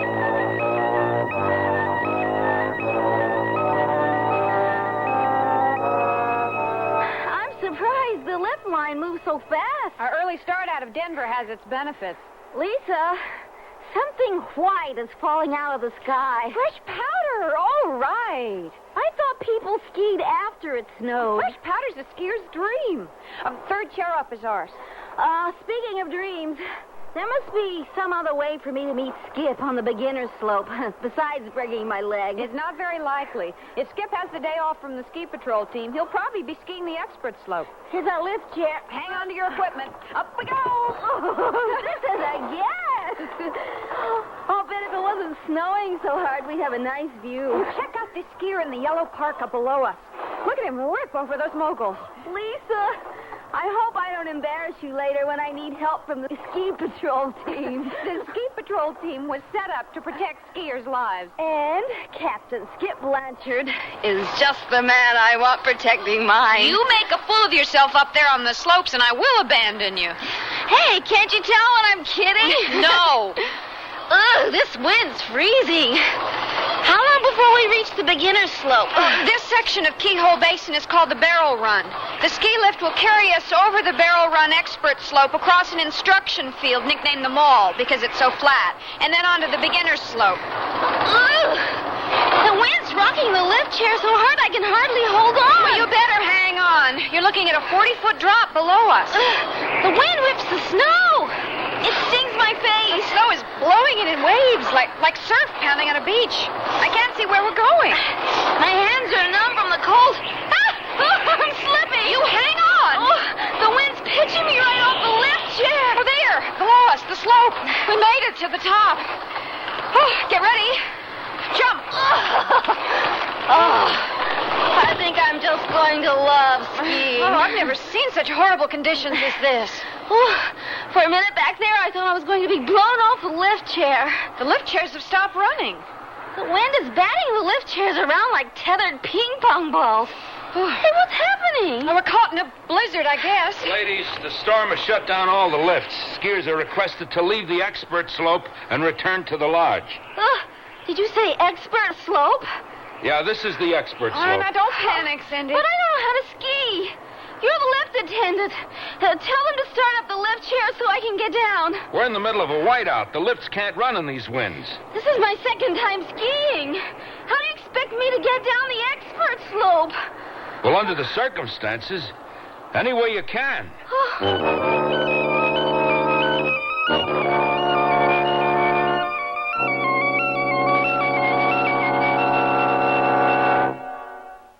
Sears Radio Theater will continue after this message from your local station.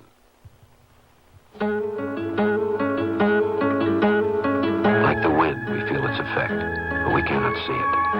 It touches each and every one of us without exception. Young or old, rich or poor, black or white. It's something we all have in common. Tension. When we're unable to cope with tension, it can turn against us. It can make us fail at our jobs, fail our families, and most important, fail ourselves. Learning to cope with tension is a never-ending process, one that begins at birth and continues to the end of life. It's one of the keys to happiness and good mental health in our time. This is Cliff Robertson. There are few of us who wouldn't welcome solid advice from a good friend on how to deal more effectively with our tensions. That friend can be your mental health association. Contact them for a copy of their pamphlet, How to Deal with Your Tensions.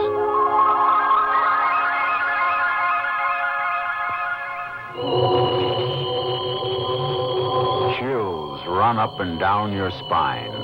There's a creeping sensation at the back of your neck. You're listening to CBS Radio Mystery Theater. I'm E.G. Marshall, your host for these hour-long dramas of suspense, adventure, and the macabre. Heard 7 times a week on most of these stations.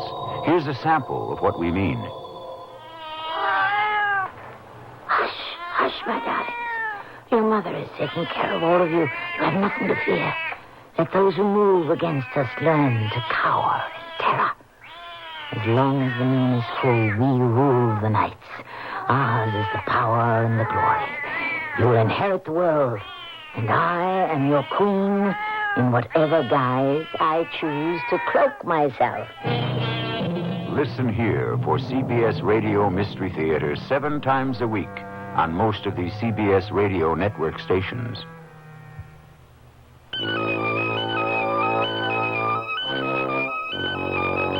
Imagine you're on your second ski trip ever. The lift chair carries you above the ski slopes when suddenly a biting wind pitches you from side to side, threatening to spill you 40 feet to the ground. The pelting snow stings your face. It's all you can do to hang onto your lift chair. Then out of the blinding snow, you finally see the crest of the slope. Equipment intact, your partner helps you land on the slope on your skis. The wind howls around your ears as the ski lift attendant tells you you are on the expert slope. The storm has shut down all the ski lifts.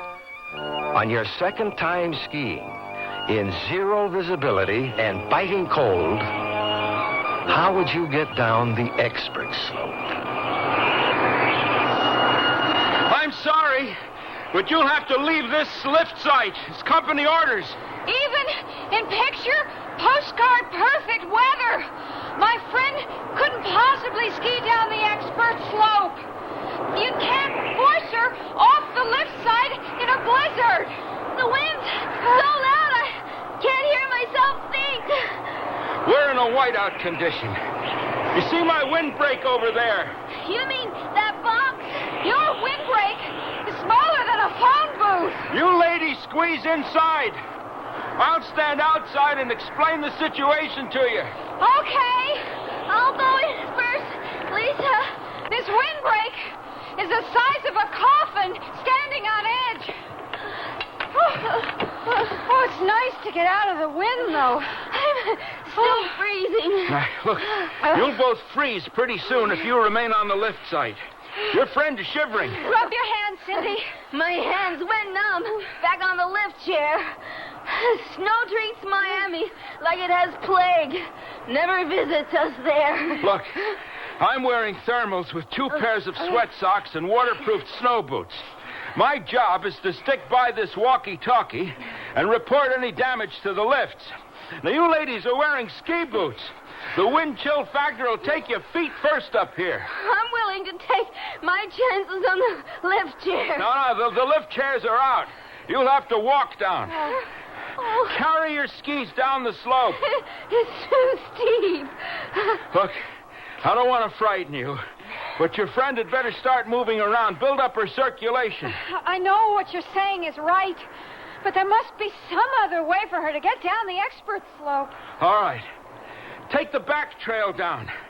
It isn't as steep after the first quarter of the way down as this side of the expert slope. Okay. Now stick to the trees until you reach the instruction field. They call it the mall. Real flat looking. You'll know it when you see it. Ready?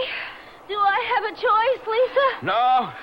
Look, I'll notify the ski patrol of your route on my walkie-talkie.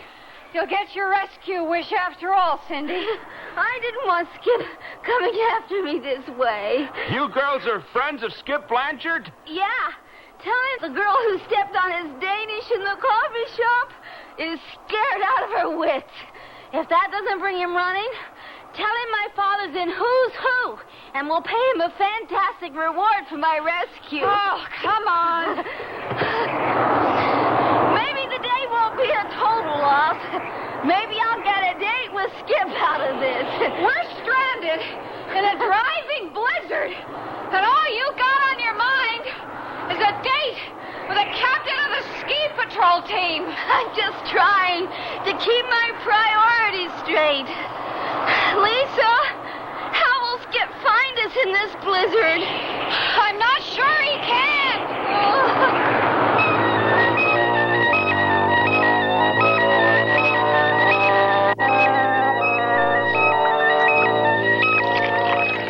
Skip, you take yours black, right? Yep.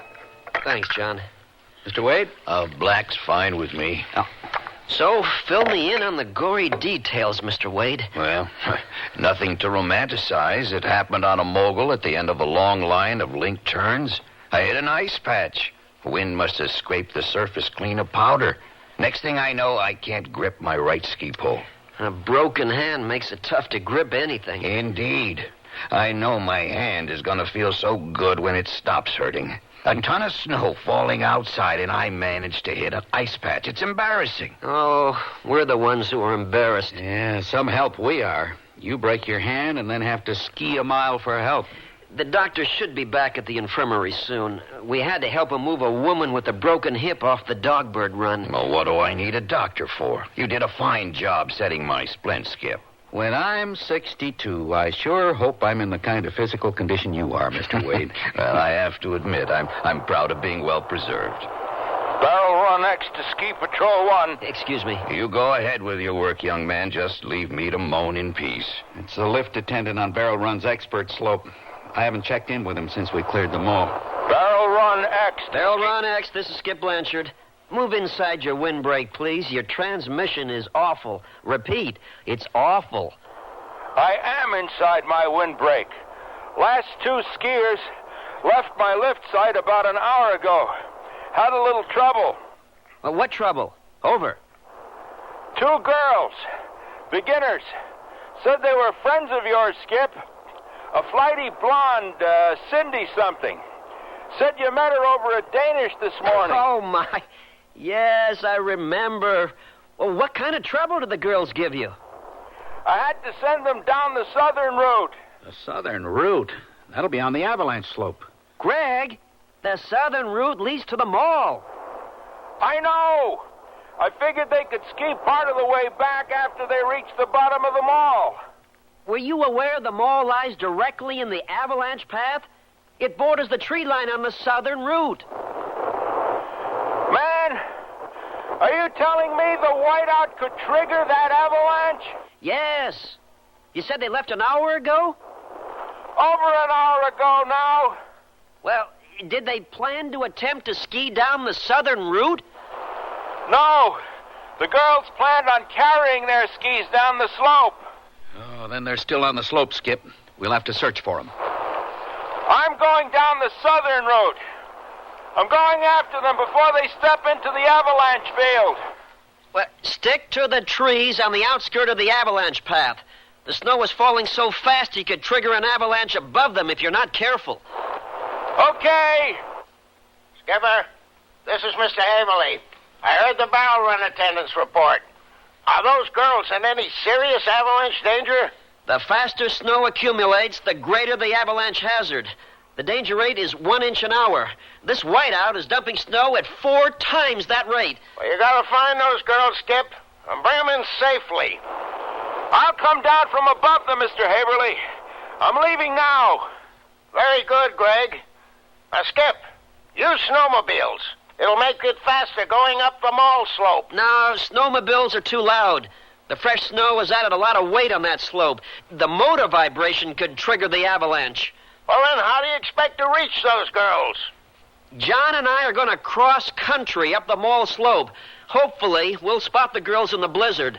All right. Now, you take your walkie-talkie and call for help if you need it. By God, you keep me posted.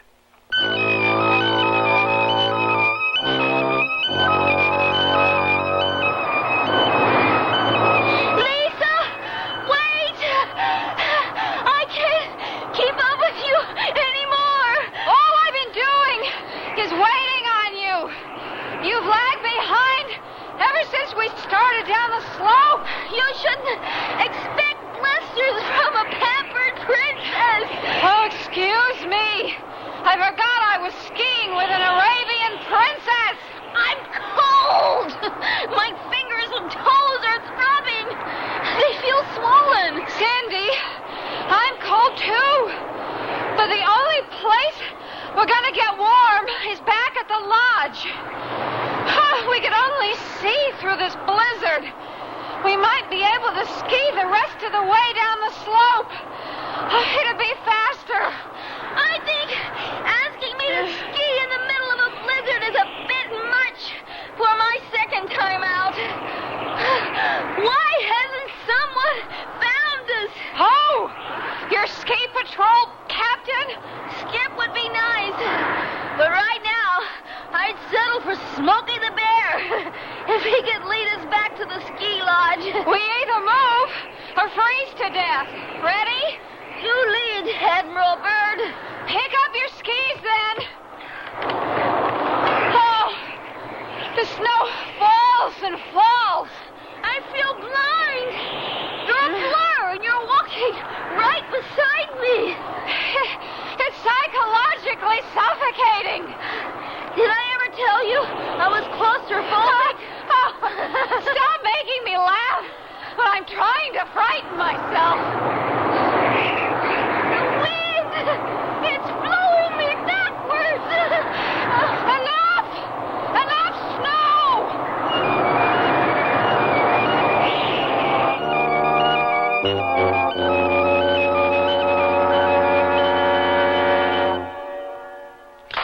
Sears wants to break the ice when it comes to buying a Kenmore refrigerator. So we're taking $50 to $100 off 3 models through June 30th. You save $100 on the 19 cubic foot side-by-side and $70 on the 17 cubic foot top freezer refrigerator. Both have automatic ice makers and Sears exclusive humid drawer. Save $50 on a Kenmore 17 cubic foot refrigerator freezer without ice maker. All are frostless. Kenmore. Solid as Sears. Dates may vary in Alaska and Hawaii. My dad's power hungry because he's anxious to tackle new projects with power tools for Father's Day. At Sears, find super values in a Craftsman reversible drill, saber saw with manual scroller, and dual-action pad sander, each at $20 savings, now just $29.99. And check Sears heavy-duty router with case at $43 savings, based on regular separate prices in Sears' current power hand tool catalog. So this Father's Day, let Craftsman satisfy your power-hungry dad while you save money at Sears. Prices may vary in Alaska and Hawaii. Is that eggnog you're drinking? Mm-hmm. In June? Sure. And after this, I'm going to Sears to wrap myself in a fall coat. What? At the preseason coat layaway at Sears, I'll save 25% on any coat I choose. Preseason or last year's leftovers? All our fall 1979 styles. And a deposit holds my coat until October 1st, 1979. Save 25% during Sears preseason coat layaway sale, now at most Sears retail stores. Sale ends June 23rd. Dates may vary in Alaska and Hawaii. All items available at most larger Sears retail stores. Richard Widmark again. And here's the concluding act of Whiteout. We've reached the outer edge of the instruction field. The mall ends here, Skip. Then this point is where the avalanche field begins. The avalanche path extends 20 yards on both sides of us to the trees and funnels up the backside of the expert slope. Did you ever see this avalanche roll? Yeah, last year. Devastating. I hope those 2 girls up on the slope stick to the trees. Someone's trying to raise us on the walkie-talkie, John. Oh, here. You take the talkie. Nobody ever wants to speak to me anyway. This is Ski Patrol 1. Over. You sound like you're caught in the middle of a typhoon, Skip. Oh, it's worse, Mr. Haverly. It's a whiteout. Well, any sign of those 2 young ladies? Negative. The wind whips the snow around like a sandstorm. We have little better than 0 visibility. Skip, this is Greg. Greg, where's your position? I'm in the trees about a quarter of the way down the backside of the expert slope. Oh, that's good. You stick to the tree line. Crossing the avalanche field that high up on the slope could bring it down on the rest of us. This is Mr. Haverly. I'm speaking from the lodge.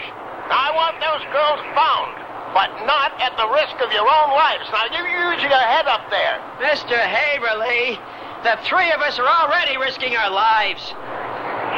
Skip, I found a ski pole. but I can't be certain it belongs to those girls. Well, let's hope it does. A lost pole would force them to stick to the trees coming down the slope. That probably explained what's taking those girls so long to get down the slope. They must have wasted time hunting for the lost ski pole. I think this blizzard explains their delay, Mr. Haverly. Skip's not kidding. The wind and snow are unbelievable up on this part of the slope. I can see 6 feet ahead of me, no more. Well, you work your way slowly down that slope, Greg. I don't want you passing those girls.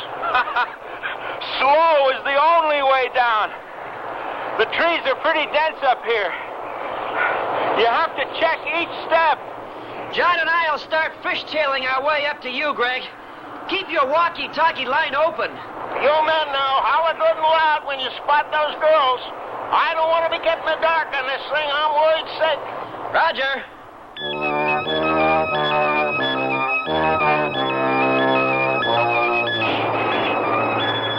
I can't anymore. Cindy, pick yourself up off your fat duff and move. Lisa, I can't. Can't you see? I'm tired. Stomping your feet won't make this blizzard disappear. I want to sit here in the snow against this tree and think about that paper for Dr. Dawson's marketing class. All my paper needs is perspective. Here, let me see your face. All a term paper ever needs is perspective. Your lips are blue. Come on, you Miami sissy. On your feet. Take my hand. That's it. I don't want to carry these dumb skis anymore. You'll carry your skis. We're going to use them soon. I'm cold. Move. You'll feel better. I'll bet the rental people will make me pay for that ski pole I lost. Cindy, you worry about the dumbest things. First, you worry Skip Blanchard won't come running to your rescue. Now, you're worried about a lost ski pole. Oh, I forgot about Skip. Well, I haven't. Keep walking. You're doing better. I'm going to give that ski patrol and the lift operators a piece of my mind when we get back to the lodge. You can't convince me that novice skiers like us haven't been stranded by blizzards on the expert slope before. Someone on the ski patrol team should come up with an evacuation plan. Hey, walking helps. I feel stronger. Body heat and circulation. That's all you needed. Oh, you really had me worried back there. I felt hives coming on. Sorry. But don't think about it. You're only indebted to me for the rest of your life. I may not be indebted to you for the rest of my life, but I'll probably hear about it for the rest of my life.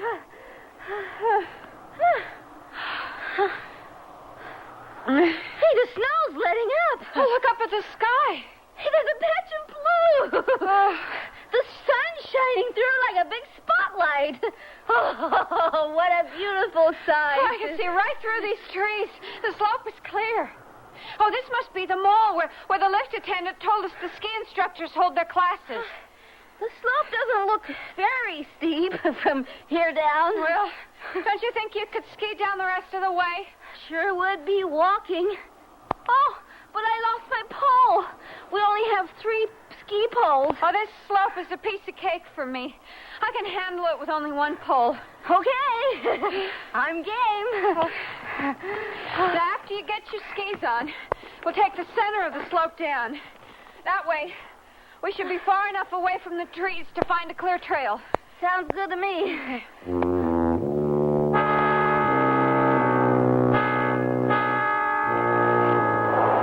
Ski Patrol 1, this is Greg. Over. We read you, Greg. Over. Skip, I've spotted them. Thank God. Wait's been hell down here at the lodge. Mr. Haverly, please keep off the band. Yeah, where are they, Greg? On the edge of the tree line. The girls are putting on their skis. They're going to ski down the last third of the avalanche field. You gotta stop them. Here's what I want you to do, Greg. Move out of the trees. John and I are moving out now. You should be able to see our red and yellow parkers through light snow. Holler when you see us. John, can you see the girls? No, not from this angle. Greg, we can't see the girls from down here. I see your position, Skip. The girls are closer to you than they are to me. They're roughly 300 yards up from you. Skip, the girls just skied into the avalanche field. But John and I will move into the avalanche field. We'll try to flag them back into the trees. They're zigzagging real slow across the slope. I think I can catch them. Is that safe, Skip? Well, we're going to find out the hard way. Greg just entered the avalanche field. Let's go!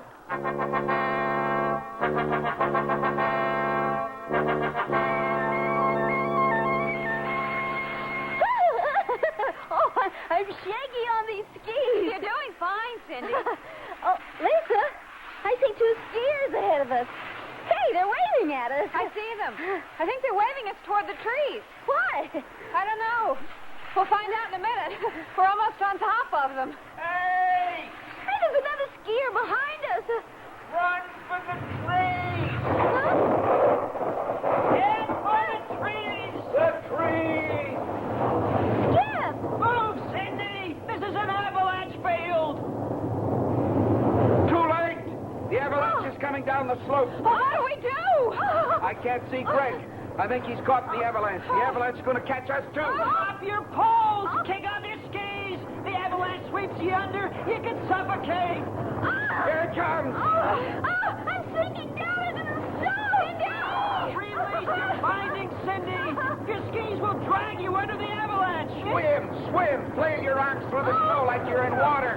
Cindy! I can't find my binding relief. Skip, don't go under for her.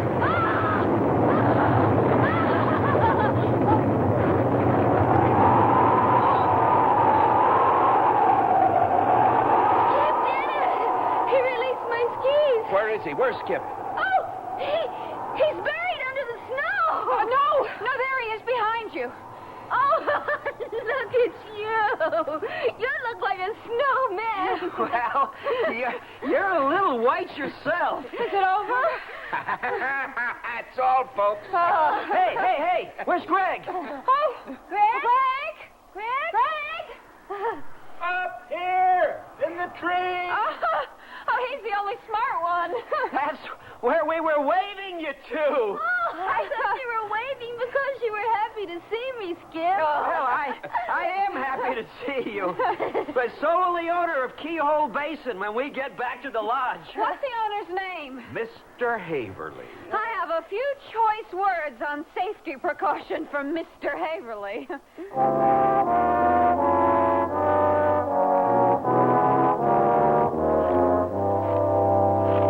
Even if Skip said he'd carry me on his back up the slopes, I wouldn't accept his offer. Dinner is different. I just wish you didn't prod John into asking me to double with you and Skip. I feel embarrassed. Maybe John really doesn't want to take me out tonight. Oh, of course he does.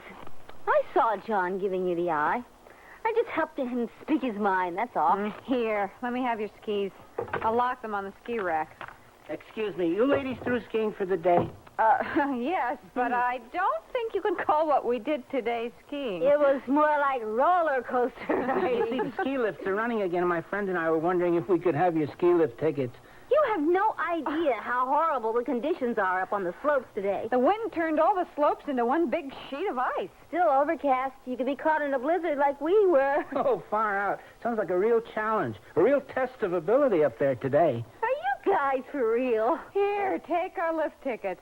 Let them find out for themselves, Cindy. We've had enough skiing for one day, right? You said it.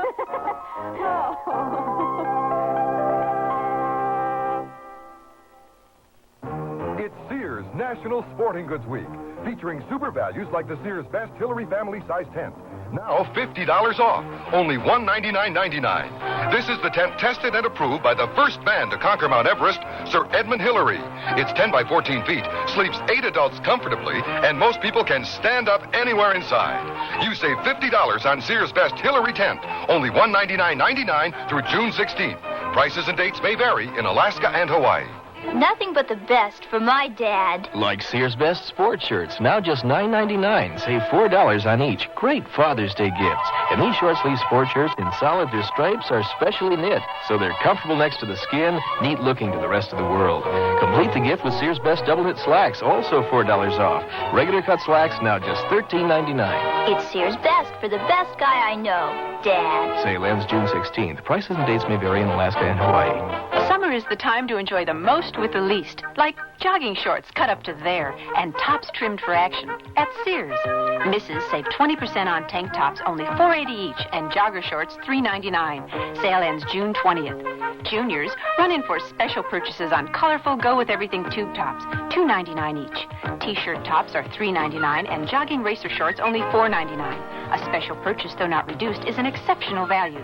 Prices and dates may vary in Alaska and Hawaii. All items available at most larger Sears retail stores.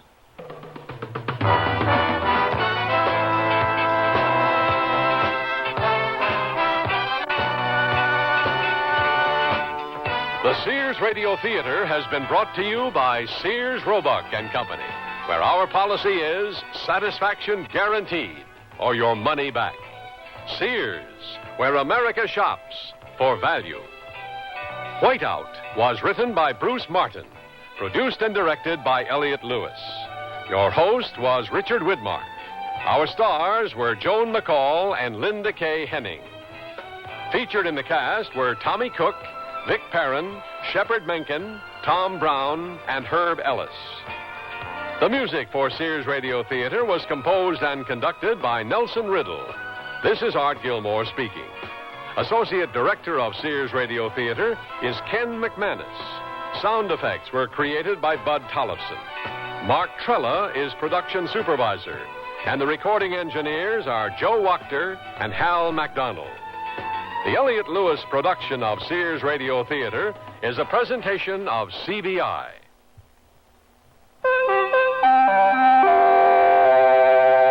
I'm Henry Winkler, and I'm an actor, and I'm proud of it. I've played many roles from Shakespeare to the Fonz, and right now I'm playing what I consider a significant spokesman role for the American Cancer Society. We're inviting you to join our cast of millions, the millions of Americans who are playing a role in the fight against cancer. Scientists in research laboratories, the people helping cancer patients with rehabilitation and other services, many of them former cancer patients themselves. All those volunteers playing an important role, ringing doorbells to help raise the funds needed to bring about a happy ending to our centuries-old drama, the war against cancer. That's your role. Act. Send a generous check now to your American Cancer Society. It's not a small part. As Shakespeare said, many strokes, though with a little axe, felled the hardest timbered oak. Remember, it's your American Cancer Society.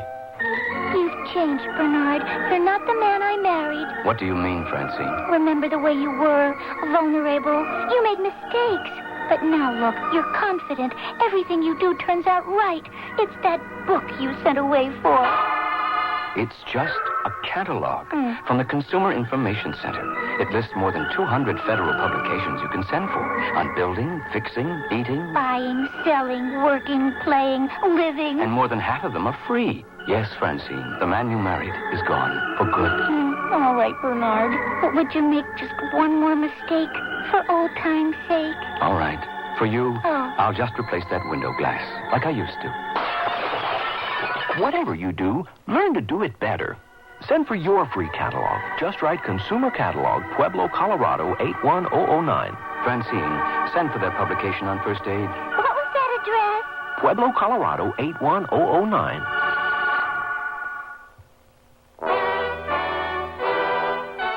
Next Monday's Sears Radio Theater will be a story of the West with Lorne Greene as your host. Let's listen. Now stop moving this way and put down the axe. Why should I, Mr. Marshall Blodgett? Let me give you two good reasons, Smith. First reason over here in my left hand is Mr. Winchester. Second reason over here in my right hand, meet Mr. Colt. So be sure and tune in next Monday to the Sears. That's the theme from the Sears Radio Theater. Tonight, A Story of the West with Lorne Greene as your host. Here's a preview. We're estranged. Estranged? You ain't even been consummated. I couldn't believe it. She raised her voice to me. It's a wonder it took so long. I deserve it. I've been a fool and a slow fool at that. The Sears Radio Theater will begin after this message from your local station. From Anything Goes and Before to Zoot Suit and beyond, WNEW salutes Broadway. Beginning May 29th, we're going to pay tribute to the Great White Way, its people, its music, and its shows. You'll have a chance to attend the hottest black tie event of the Broadway season, the Tony Awards. Simply send a postcard by next Wednesday to Salute to Broadway, WNEW, 655 3rd Avenue, New York, 10017. There'll also be dozens of opportunities to win hot tickets to Broadway shows, all of them for the correct answer to theater trivia questions, not to mention interviews and comments from Broadway's leading lights and the music. Yes, WNEW salutes Broadway from May 29th until Tony Night, June 3rd on the hot number 1130.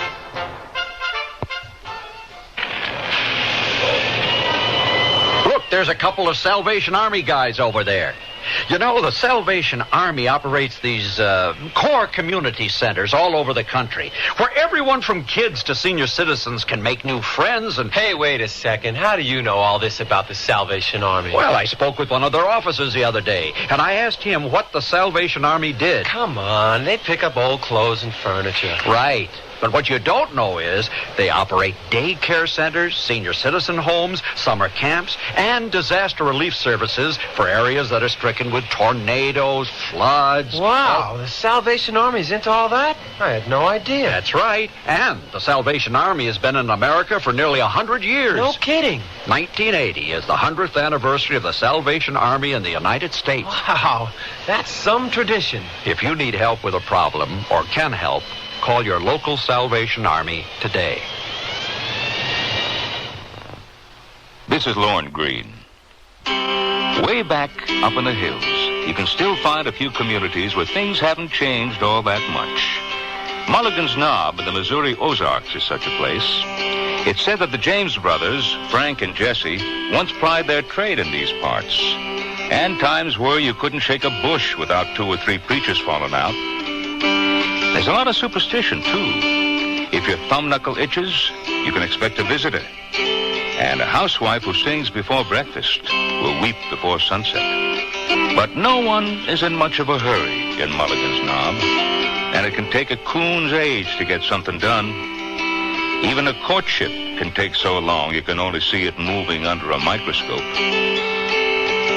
But just about the most drawn-out, convoluted courtship there ever was, and the one that caused just about as much trouble as is ever available in one place, was the courtship of Cyrus Huddleston and Mildred Slocum. And that's only the beginning of our story.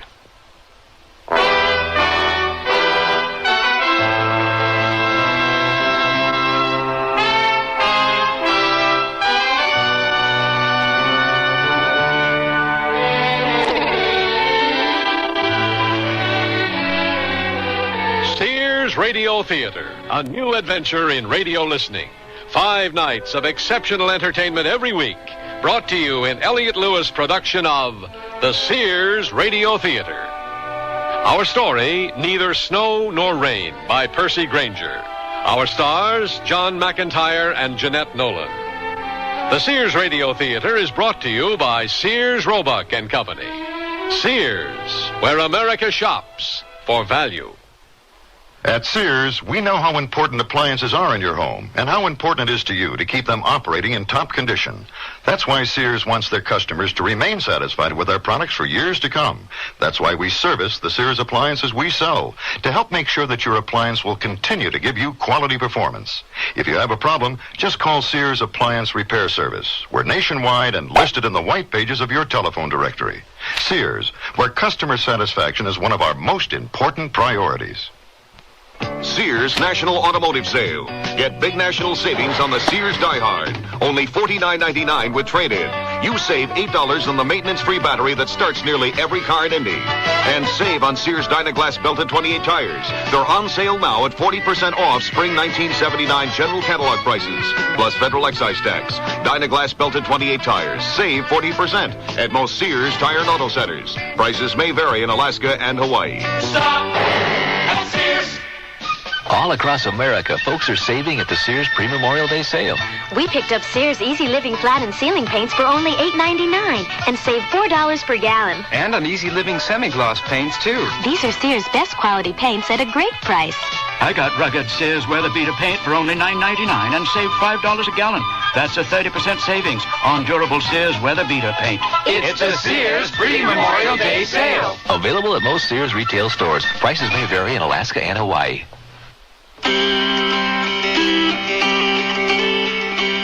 If you were to approach an old-timer, lean back up against his wall, knife in hand, whittling away, and if you were to ask him what's the strangest story he can tell you, and if that old-timer puts his knife away before opening his mouth, you know you've struck pay dirt.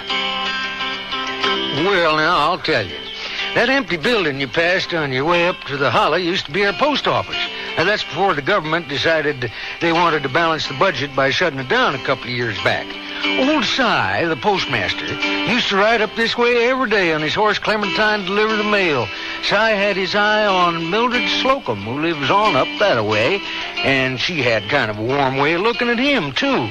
But they was both so darn scrupulous, nothing ever would have happened at all if it hadn't been for outside circumstance. The post office was the social meeting place of our community in them days. Everyone knew Si and Millie was sweet on each other, and we used to give Si a bodaciously unmerciful time of it.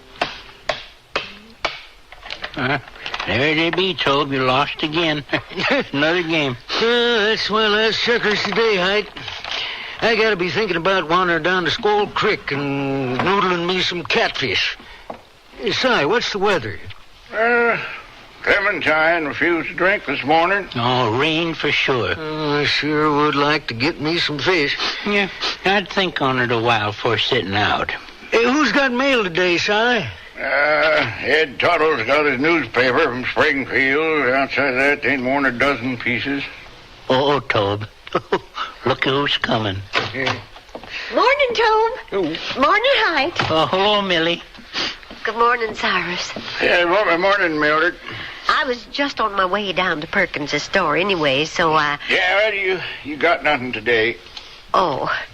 Well, if you'd like to stop anyways, I made some molasses cake. You know how mad Ed gets if he don't have his newspaper on time. You could stop on your way back. Thank you, Mildred. But maybe tomorrow, Height, how often you reckon you heard Si say that? Well, I don't know, but if it was a blasphemy, he'd be damned for sure by now. Somebody ought to shoot the two of you and check the breed. Well, Si, you can always change your mind. Tain't no matter one way or the other. I'll be there. Oh, thank you, Mildred. Oh, a regular tomcat, old Si. Yeah, he can teach the young'uns a thing or two. You're a couple of tore-down scoundrels, both of you. Well, maybe he's just a creature of habit. You and Mildred knowed each other too long, is that it? Is that it, Si? Or has it got something again the fact she's a widow? I don't think none about Darrell. He's been dead 12 years. Well, then. She come in here nearly every day, and then every day she drops her line. When you gonna buy it? Well, there's time, boys. There's time. No need to be hasty. Just how long this standoff courtship would have gone on is anybody's guess. But fate has a way of interfering in such matters.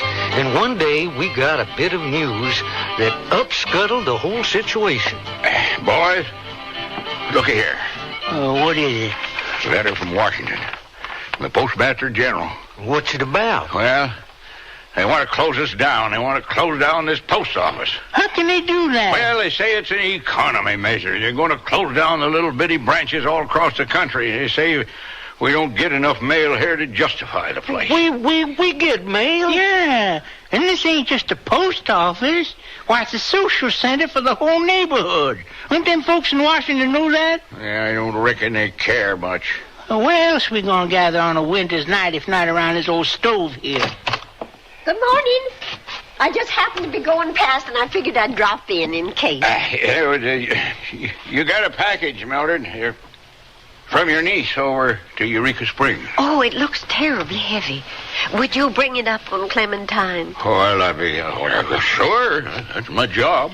Maybe I can even tempt you to stop for some hoe cake and wild honey. Thank you. Something's come up. Oh, not bad news. Oh, no. I've got to rive some shakes for my cabin's all. Well, I'll wrap up some for you to take along for your supper then. See you later, Si. You know, Si, I'd say you got a predicament on your hands. Why? Once the post office is closed down, it ain't likely you'll see much of her then, is it? I ain't thought about that. And if you can't get up the courage to ask her for her hand when you see her every day, how you going to manage to do it then? Well, it ain't a question of courage. You just got to find the right moment, that's all. Well, if you ask me, I'd say the time's about come for you to fish or cut bait.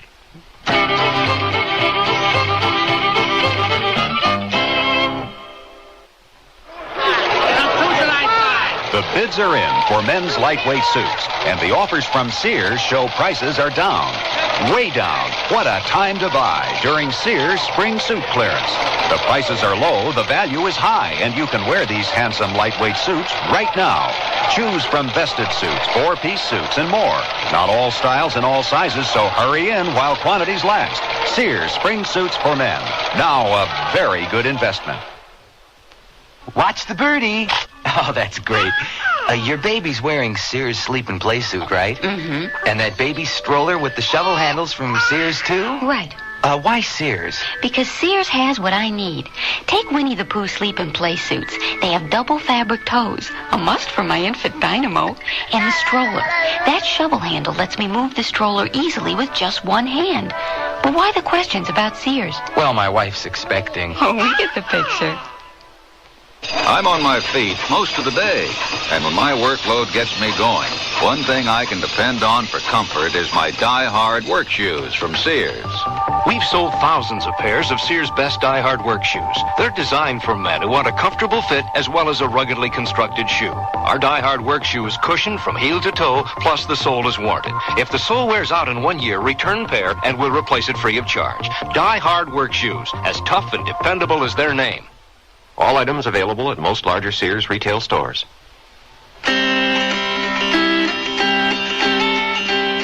He who hesitates is lost, goes the old saying. Cyrus Huddleston may have thought he had all the time in the world to let his relationship with Mildred Slocum drift along, but suddenly things have hit a snag. You light a fire under a lazy man, and if he's a bona fide procrastinator, he'll sit there letting it burn his britches while he thinks about ways to put it out rather than jump off of it. And that's what Si did. Here now. Let me see that letter. They say when they plan to shut you down? They're going to run a survey to make sure they've picked the right branches before they start pruning, but they don't figure that to take more than a month or two. You think that gives you enough time to work up the courage to ask Millie to marry you? Marry me? Snakes alive, Tobe. You think I'm a fool to rush into something like that? Man's got to do some considering. Well, you've had 12 years. Well, I need some more time. Anyway, it's like we was married and see each other every day. You ain't going to once they close this post office down and retire That's you. That's right. Well, listen up, boys. I don't want you saying a word about this letter to anyone, you hear?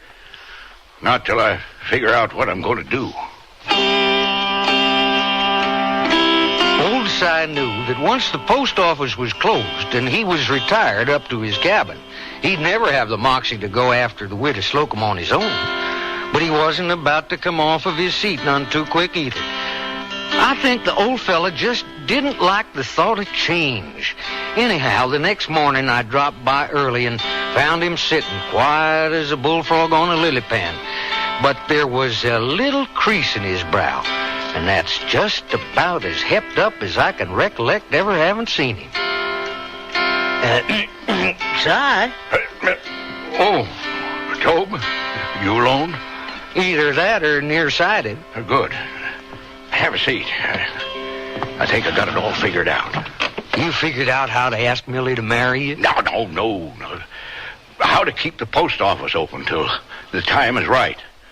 I want your word you won't tell a soul about this, eh? No, not even Height. Okay. Good.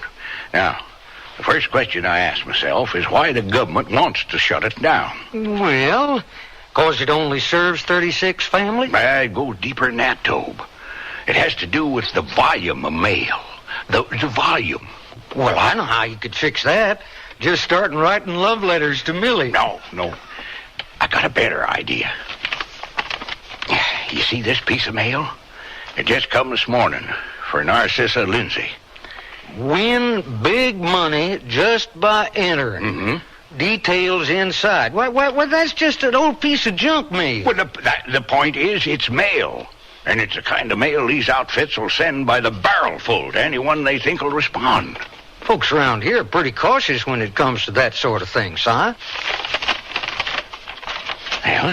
that's why I'm just going to fill in Narcissa's name for her and send it back. Well, you oughtn't open her mail like that. Why not? Like you say, she'd just chuck it out. Well, I don't see what it's going to accomplish. Well, what if I sent in everybody's name, and they all got these contest forms? And what if I'd fill them all out? Well, how's that going to make Washington change its mind about closing you down? Because companies like this one here keep lists, and they trade them off with one another. And they figure if a person's a sucker for one contest, he'll be a soft touch for another. And it ain't only contests. Why, there's catalogs, book clubs, offers for this and that, all sorts of things. Well, I don't know, Si. There'll be so much mail coming into Mulligan's Knob, I'll have to put extra mail bags on Clementine. And when the government does its survey and sees how much business I'm doing, well, they'll think twice about shutting us down. I'll have all the time in the world. Sure enough. Within a few weeks, that junk mail was pouring into Mulligan's Knob at such a gallop, you'd have thought we was a bunch of immigrants right off the boat. And to Si's discomfort and dismay, folks began to resent his daily deliveries. It was as if they held him personally responsible for this sudden, mysterious deluge of junk mail. Hello, Tobe. Hello, Si. Folks are shunning me like I was poison ivy. I reckon you might have expected that. About the only person who ever acknowledges me anymore is Mildred. It's going to take more than a rain of junk mail to put out that torch she carries for you. I hear she's got herself a pen pal out of all of this. Nah, she responded to some outfit that takes your money to fix you up with someone to write to. So, she's corresponding with some old geezer in Pittsburgh. The thing that makes me feel so bad is she went and entered one of them contests. She took out a magazine subscription she couldn't afford in order to enter. Oh, real people never win them things. I know. She always was a trusting soul. Anyway, I can't tell her the truth. Not now. Well, you could put yourself and a lot of other folk out of their misery if you just proposed to her. No. I'll think of something. Some folks sent away for things and got cheated. Others played the sweepstakes and got nothing. Most everybody went from being just irritated to being downright angry. And that's just about the time they gathered in front of the post office. Look at them, Tobe. The whole neighborhood's out there. I reckon you'd better go out and see what's on their mind. I know what's on their mind. What'll they do to me if they find out I'm behind all this? Oh, I don't think they'll be too hard on you. After all, you was only trying to save the post office. Yeah, well, they don't know that. Well, tell them the whole story. They can't hang you, can they? I don't know. Well, here goes nothing. I had to admire old Si for biting the bullet like that, especially considering how lazy he was. But before he could fess up, something happened, and things took a turn that no one could have foreseen. Millie come running down the trail at a clip that would have shamed a razorback. You won what, Willie Slocum? Look, everybody, I just won that magazine sweepstakes. I just won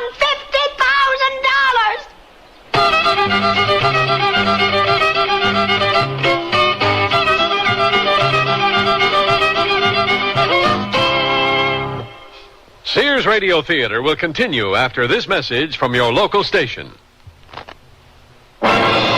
This is Safety Vision, a quick and easy method for observing potential hazards in your home. Let's start by activating your safety scan. Methodically, focus on your hair dryer. Is the dryer mistakenly plugged in while not in use? Is it in a position where it could possibly fall into water and be a shock hazard? And is the dryer grill free of lint and hair? This time, focus on your electric food preparing appliances. Are they out of the reach of young children? And check that the appliance cord does not hang over a table edge or counter. Next, your safety scan should include checking all electrical appliances for an indication that the product design has been evaluated by safety engineers and complies with a nationally recognized safety standard. To do this, check for the UL label on the appliance. A public service message on behalf of Underwriters Laboratories and this station. I was playing in a band for a few years on the road.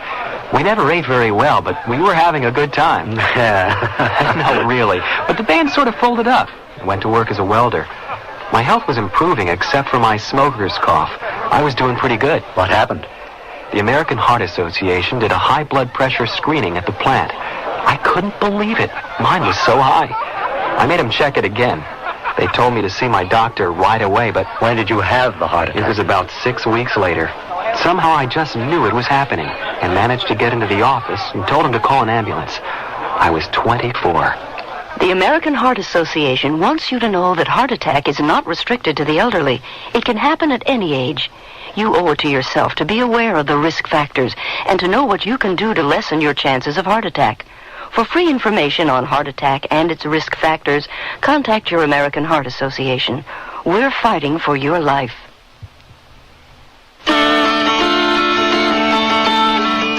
Oh, what a tangled web we weave when first we practice to deceive. And that quote might well serve as our theme. I won! Just think of it. I just won $50,000. You never saw such a change of heart come over a crowd. Folks plumb forgot what they'd come to be angry about. It was like lightning struck the old oak that sits outside the post office. They scattered for home to dig out all the promises and guarantees and offers, the ones they'd thrown away, and they began to sign up for everything in sight. And Si, he was feeling worse than ever. Sweepstakes, lotteries, contests. I feel like a low-down, egg-sucking dog every time I load up this trash on old Clementine here. Well, Si, the way I see it, there's only one thing you can do. What's that? Start confiscating all the stuff. What? You got it. Here come Mildred. God, I caught you before you sat outside. Have you got a letter for me? Yeah, something here from that pen pal of yours in Pittsburgh. Here you are. He's got awful fancy handwriting for a feller, ain't he? Oh, he's a highly educated person. You tell him about winning that sweepstakes? Well, of course I did. That's news, ain't it? Tell me, what do you figure on doing with all that jack? Oh, I ain't thought about it yet. Maybe move away from here? Move away? I don't rightly know. Excuse me. I'm going over here by the creek to read Mr. Hoog's letter. She's been acting like a spring chicken ever since she won that money, ain't she? I wonder if it's just money. Oh, what else would it be?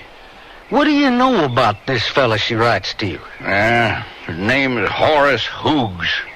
Other than that, she ain't said much about him.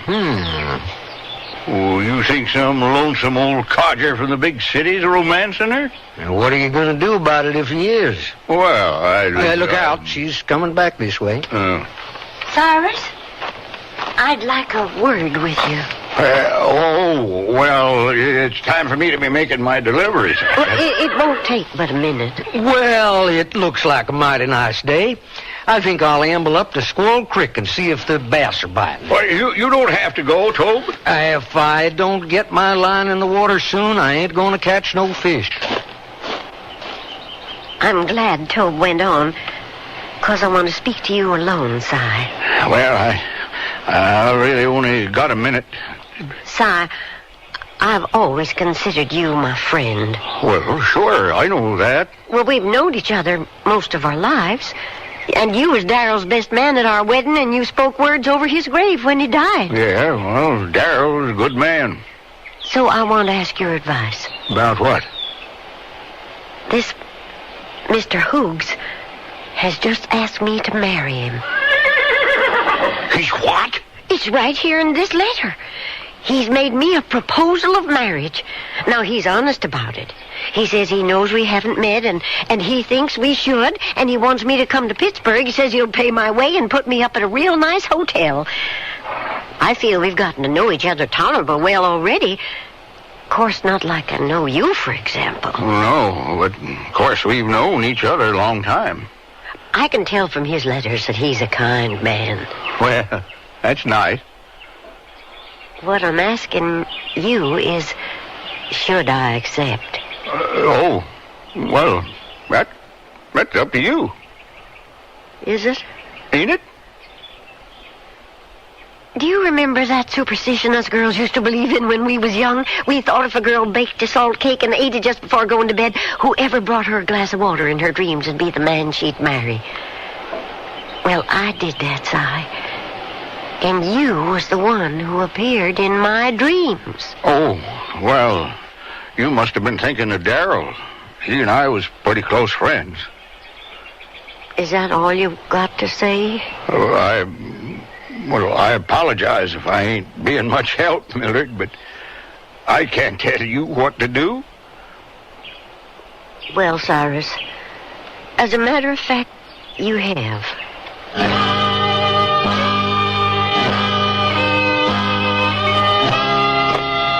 Hello, Si.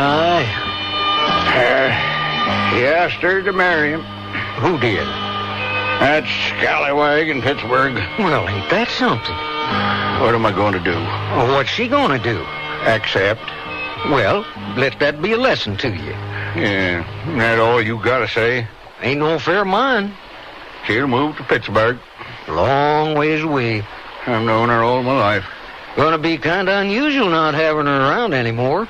Yeah. You know what she told me? She said she dreamed once that I was the one she was going to marry instead of Darrell. She told you that? Well, you should have took the bull by the horns right then and there. But she ain't in Pittsburgh yet. Funny thing, I never would have figured on Millie to be a mail-order bride. Yeah, she ain't in Pittsburgh yet, she ain't. No carpet-bagging dude's going to trundle her off.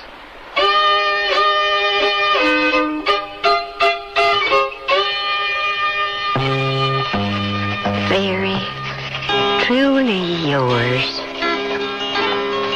How shall I sign myself? Door's open. Come on in. Cyrus! Hello, Mildred. Do you care to sit? No. Well, I'm sorry I ain't got nothing to offer. I ain't done much baking recently, and I sure didn't expect you. It's all right. I ain't hungry. I didn't expect to come by either.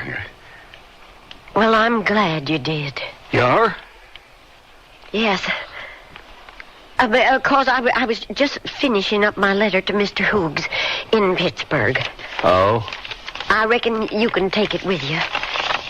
I'll fetch money for the stamp. Well, you won't need no stamp. Oh? I'll pay for it. Oh? Mildred, there's something I just want to say. Yeah, yes? It's something I've felt for a long time now, and that is... that is... Yes? I think you're making a blame fool of yourself. Is that all you think? Well, you don't even know him. I know him by his letters. He's a very decent sort, and at least we have some communication between us. I'll tell you what I think. I think he wants to marry you for that money you won. Cyrus. That's right. You told him about it, didn't you? And that's when he wrote you his proposal? He didn't say a word about the money. He doesn't even congratulate me for winning it, so I'm sure the thought never crossed his mind. How old is he, anyway? He's quite well along in years from the sound of things. Well, I still say he's a fortune hunter. And I know for a fact he ain't. How? 'Cause he is a steel magnate, that's how. He owns a steel company, and he makes more money than you and I can even imagine. He told you that? Yes. Well, he's lying. He's trying to put you off your guard. He told me long before I ever won that money. Them's mean thoughts you have, Cyrus. I'd never thought you was capable of that. Well, if he's a prosperous steel magnet, what would he want with an old widow mountain woman who's pushing 65 if she's a day? What? Well, I didn't mean that like it sounded. Mean thoughts. So that's what you've been harboring in your heart all these years. Cyrus Huddleston, I want you to leave my house and don't you ever come back.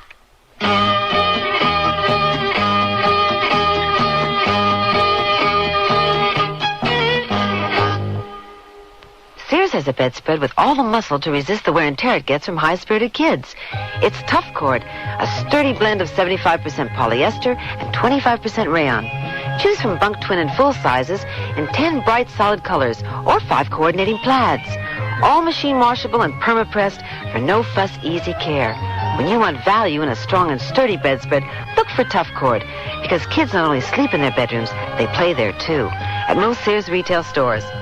Nearly everyone at our party mentioned our new Sears Dream Supreme carpeting. Did anyone say anything about my rutabaga dip? Marvin said Dream Supreme looks so thick and luxurious. He loved its velvety, soft plush pile. What about my rutabaga dip? Eloise adored the color of my rutabaga dip. I told her that avocado lime is just one of Dream Supreme's 20 lustrous colors, and when Doris heard that Dream Supreme is so reasonably priced and treated with Scotchgard brand fabric protector... Okay, what about my tuna fish upside down cake? Dream Supreme carpeting in most larger Sears retail stores.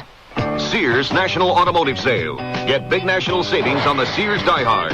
Only $49.99 with trade-in. You save $8 on the maintenance-free battery that starts nearly every car in Indy. And save on Sears Dynaglass belted 28 tires. They're on sale now at 40% off spring 1979 general catalog prices, plus federal excise tax. Dynaglass belted 28 tires. Save 40% at most Sears Tire and Auto Centers. Prices may vary in Alaska and Hawaii. Stop at Sears. Lorne Greene again, and here's the concluding act of Neither Snow Nor Rain. Well, I thought for sure when Si left me at the fishing hole and strode off to Millie's house, he was going to steal a march on that Pittsburgh dude. And we was finally going to hear wedding bells. So naturally, I was surprised when he told me that all he'd been able to do was make Millie madder than a whipped mule. So I reckon that's it. We're estranged. Estranged?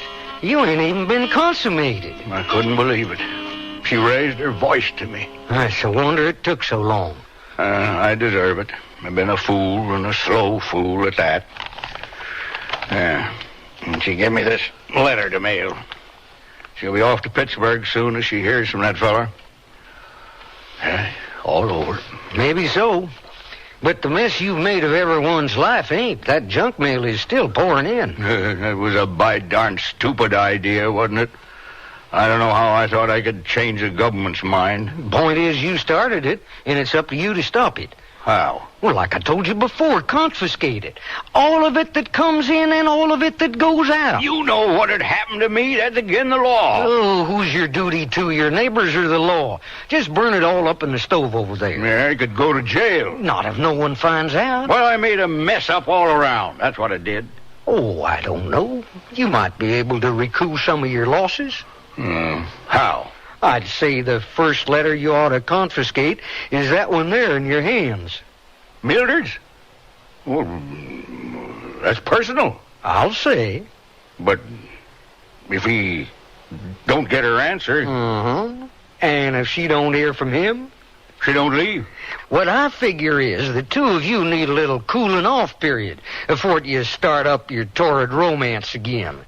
And we don't want some big city Don Juan gumming up the works. Well, Si started burning up all the mail that same night. And the first letter into the fire was Millie's reply to that gent. Of course, folks was curious about the sudden drop in mail rate, but Si just told them there was a new law making that kind of mail illegal. Everyone fussed a bit, but secretly I think they was relieved, like gamblers whose debts get taken away from them. I'd come by Friday afternoon to give Si a hand with the burning and to be his lookout. Okay. Ready for the first batch? Lucky we've had a cool spring, or folks might wonder why I was burning the stove in May. Millie been around to inquire why she ain't heard from her boyfriend? She still ain't speaking to me. But there's been 3 letters from him. One just came today. You read it? No. Well, it wouldn't be right. I'll burn it, but I won't read it. The following Friday when I came by, Si had a sad look on his face. The letter he'd been waiting for had finally come. Yeah, there it is. The letter from Washington. They done their survey and we're still getting the axe. We're all gonna be sorry about that. 24 years I've been postmaster here. Yep. Just don't seem right that they ought to be able to do that to us. Well, they done it. And I ain't going to try fighting them anymore. Yeah. Shall we get on with what we got to burn? Not so much this week. I think them outfits is finally getting discouraged and starting to take folks' names off on the list. You got the weekly letter from Horace Harrison Hogues to start off with? Yep, right here. You know, he must be one mad buzzard, that old fortune hunter. Oh, look who's coming. Well, there's Mildred. Quick, open the crate. In you go. Close it up, quick. Good day, Toad. Howdy, Millie. I tell you, post office is closed now, Mildred. It's after hours, you know. Toad, but tell Cyrus I know it's closed. She knows, Si. Tell him I've just come to see if I mightn't have received some mail he might have forgotten to deliver me. Forgotten? No, Mildred. You ain't... Toad? He says no, Millie. Well, I'm a patient woman, as you know, Tobe. And if Mr. Hoogs has not yet responded to my letter, there must be a reason. Good day, Tobe. Yeah, don't look like things are ever going to be right between us, does it, Tobe? I admit I had to agree with Si. But then the very next week, something happened. I had a bad leak in my roof that I had to get fixed. So for the first time, I wasn't able to be there to keep guard while Si burned. Had to get it done quick this week. Here's the first batch. Excuse me. Huh? What? Oh, I didn't hear you come in. Oh, I'm sorry. I know you're closed for the day, but I figured you'd be able to help me. Is this Mulligan's Knob? Yeah? I'm looking for a Miss Mildred Slocum. Mildred? Right up the trail about a half a mile. Looks rutted. My sports car sits pretty low to the ground. Do you think it'll make it? Afraid you'll have to walk. I go it on horseback myself. Oh? You must be Cyrus Huddleston. How'd you know? Miss Slocum spoke very highly of you in her letters. Letters? Who are you? Horace Henderson Hoogs, the third. The steel magnet for Pittsburgh? Steel magnet? Oh, I see Mildred's told you about me. Is there something wrong? No, you're just younger than I'd figured. You drove all the way here? Oh, yes. Kind of odd form of transportation for a big businessman, ain't it? Planes make me nervous. Is that so? Yes. If you could just direct me, You know, Millie's kind of old. Old? What's age except an attitude of mind? I only mention it because somehow she's got the notion you two was the same age. Why, I've never tried to deceive her in any way. Oh? What's a rich fella like you want with an old, ignorant mountain woman anyways? It's clear from her letters that she has the kind of character I admire. Yeah, and $50,000. Oh? Really? You knew about that. She told you. I only drove out, you see, because I hadn't heard from her, and I was concerned that... Yes, and you didn't want that money slipping through your fingers. Man, it won't take Mildred but 2 seconds to see through you all the way to the Red River. You know her well, huh? It ain't even worth your time to go to her house. You just head on back where you come from, and we'll forget all about it. Pretty warm evening for a fire, isn't it? What do you mean? In your stove there. That. Just, what is it you're burning? Looks a lot more like mail than firewood to me, Mr. Huddleston. Now, I'm not an expert in these matters, but isn't that illegal? Talk straight, Mr. Hoogs. What are you going to do? Well, I could report this, of course. It is a criminal offense. There's an explanation. I was doing it for everybody's own good. Arrogance, Mr. Huddleston. Arrogance cometh before the fall of the judge's gavel. Of course, if you were to hold your tongue while I made my way with Mildred... Jail sentence at my age? The choice is yours. Tobe? Oh. Mildred. Tobe ain't here. No, he had to fix his roof. I'm afraid you'll just have to speak to me direct. Mildred? Who are you? I'm Horace. Horace Harrison Hoogs III. Horace? In the flesh. And you're Mildred. Well, I just came to see if there was a letter. Why did you stop writing? Oh, I haven't. I've been writing every week. Why haven't you answered? But I did. I accepted your offer to come to Pittsburgh. You did? Yes, But you're younger than I assumed. Youth? What is youth, Mildred? Except an attitude of mind. The exciting thing is we've finally met. Yes. Would you like to go for a ride in my sports car? Sports It's car? right outside, yes. We can become better acquainted. Si, I reckon now that Mr. Hoogs is here, there ain't no more point in keeping up the hardness between us. I'm prepared to forget what you said if you're willing to apologize. Apologize? This man... No, Mr. Huddleston. You don't want to create a scene, do you? No. I apologize. And I accept. And, Si, if Mr. Hoogs is serious about wanting to get married, and if it turns out we cotton to each other, of course, well, I'd be mighty honored if you'd be the one to give me away. What? On account of how we knowed each other all these years, I can't think of anyone I'd rather have with me at a moment like that than you. Me give you away to this fraud? Si. Careful, mister. He ain't no steel magnet, Mildred. He's after your money just like I thought. You're not a steel magnet, Mr. Hoogs? No, Miss Slocum. I'm not. Then who and what are you? Go ahead, Horace. You tell her the truth. She's going to find out anyways. I'm sorry, Miss Slocum. I live by myself, you see, and I write to a lot of people, just like I wrote to you. I make kind of a game out of it, making up different stories about myself and trying to keep all the stories straight. I didn't mean anything by it, but when you wrote me about all that money you won, I thought it was worth a try. And you did seem like a nice woman. Thank you. If our last letters hadn't been destroyed by Mr. Huddleston here, we might have, well... Cyrus, did you destroy our letters? I didn't figure he was up to no good. You did it? For my sake? Now they'll chuck me under the jail for sure. We ain't going to see each other for a while. And at our age, a while can be a long time. Cy, I've waited for you all these years.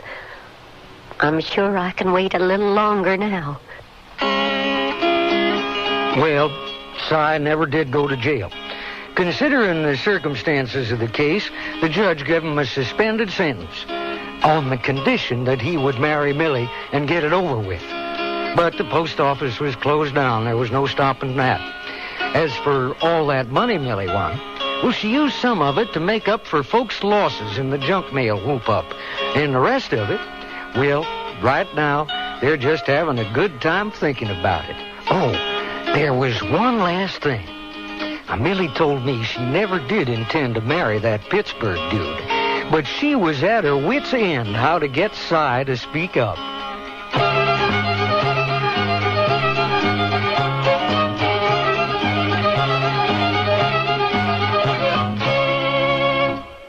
It's graduation time, so give your graduate a scholar. I've always wanted a smart girl for my son. I mean the Scholar electric typewriter at Sears. The perfect gift for son or daughter at only $169.99. That's $30 off. The Scholar features power return, power repeat backspace, power shift, and more. Key set tabulator and touch set margins plus carrying case. The Scholar electric is really my son's type. It's my type of deal. $30 off till June 9th. Prices and dates may vary in Alaska and Hawaii. I sell seashells by the seashore and buy my swimwear at a Sears store. Look beautiful by the sea or anywhere under the sun in swimwear from Sears. Sensational 1- and 2-piece styles in Mrs. and Junior sizes. Some in pulsating prints, others in sizzling solids. Colors that dazzle, look terrific with a tan. Come on in. The fashion's fine in the sportswear department at Sears. This summer's hot item, cool T-shirt dresses. Now a Sears super value for only $14.99. How? Well, simple. It's a Sears special purchase, which means though not reduced, it is an exceptional value. They're bright, solid dresses in V-necks, scoop necks, and more. Of washable polyester and cotton knit in Mrs. sizes. Choose your favorites now while quantities last, because at $14.99, these T-shirt dresses won't stay at Sears long. Prices may vary in Alaska and Hawaii. All items available at most larger Sears retail stores.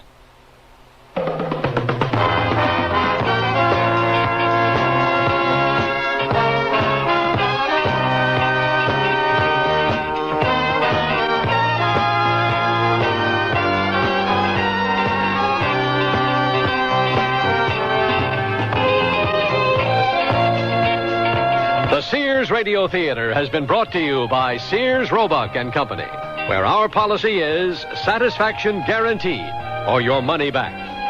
Sears, where America shops for value.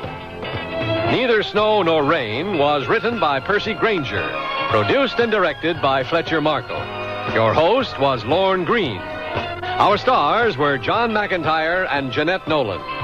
Featured in the cast were Tom Holland and Shepard Menken. The music for Sears Radio Theater was composed and conducted by Nelson Riddle. This is Art Gilmore speaking. The Elliott Lewis production of Sears Radio Theater is a presentation of CVI. Here's a tip from your Better Business Bureau. Are you in the market for a used car? If you are, it would be wise to shop around until you get a feel for the market. It's important for you to find out if the car is covered by a warranty. A used car warranty is limited. For example, it may cover the first 1,000 miles or 30 days. Remember, however, the warranty is as good as the dealer who backs it. And you check his reliability with your local Better Business Bureau. Also, remember that careful inspection is the key to enjoying a used car. Be sure and look for rust. Check the tires, the shock absorbers, and the operating controls. And incidentally, it's also a good idea to take a test drive. You see, by giving the car the once-over before you buy it, you're protecting yourself against a faulty purchase and a lot of headaches after you've bought it. This has been a tip from your Better Business Bureau. Mystery by the Masters. Edgar Allan Poe, Sir Arthur Conan Doyle, Robert Louis Stevenson, Guy de Maupassant. You'll hear radio dramatizations of their most popular works on our CBS Radio Mystery Theater Weekend Classics. I'm E.G. Marshall, your host for Mystery 7 times a week on most of these stations, with original radio plays Monday through Friday. And on the weekends, we bring you the classics, modern adaptations of the world's greatest stories of mystery, adventure, suspense, and even humor from the pen of Mark Twain. If you've read them before and want to enjoy them again, or if they're new to you now, listen here and enjoy our radio dramatizations of the world's great literature every Saturday and Sunday on CBS Radio Mystery Theater. And of course, listen in Monday through Friday, too, for original tales of the macabre over most of these CBS Radio Network stations.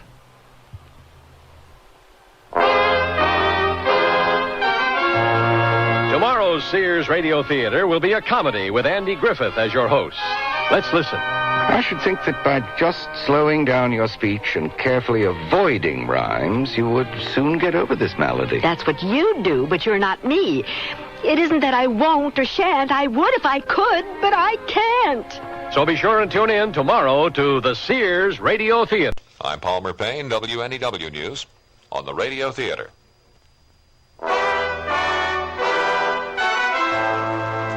That's the theme from the Sears Radio Theater. Tonight, a story of the West with Lorne Greene as your host. Here's a preview. Well, now that you're rid of all that litter, what are you gonna do?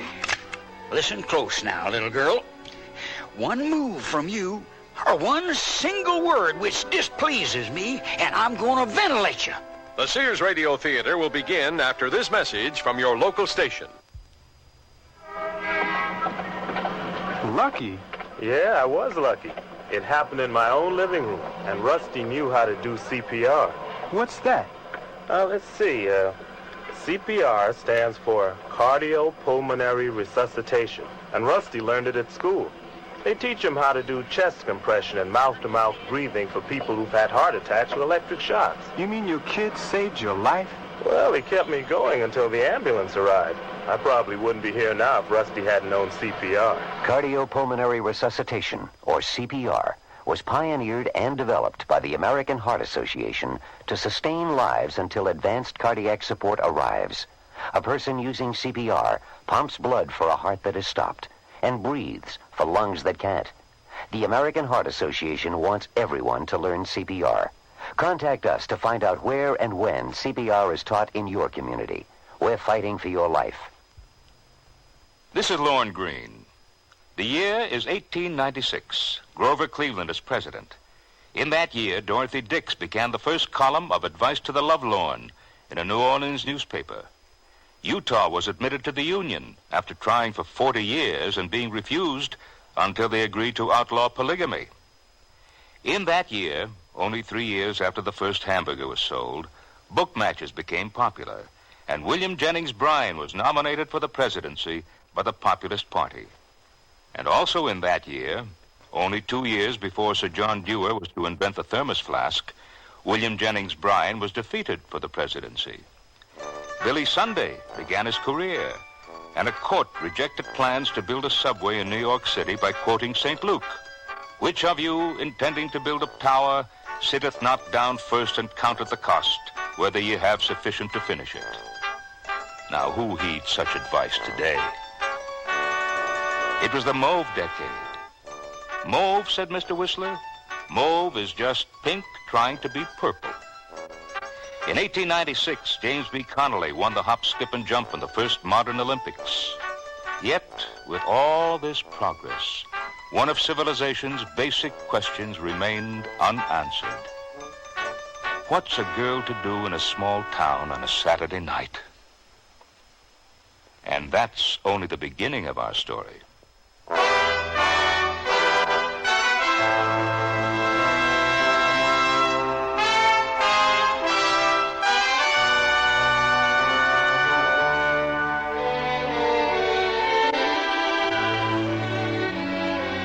Sears Radio Theater, a new adventure in radio listening.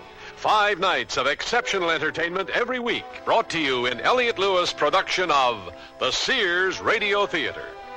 Our story, A Poor Orphan Girl by Percy Granger.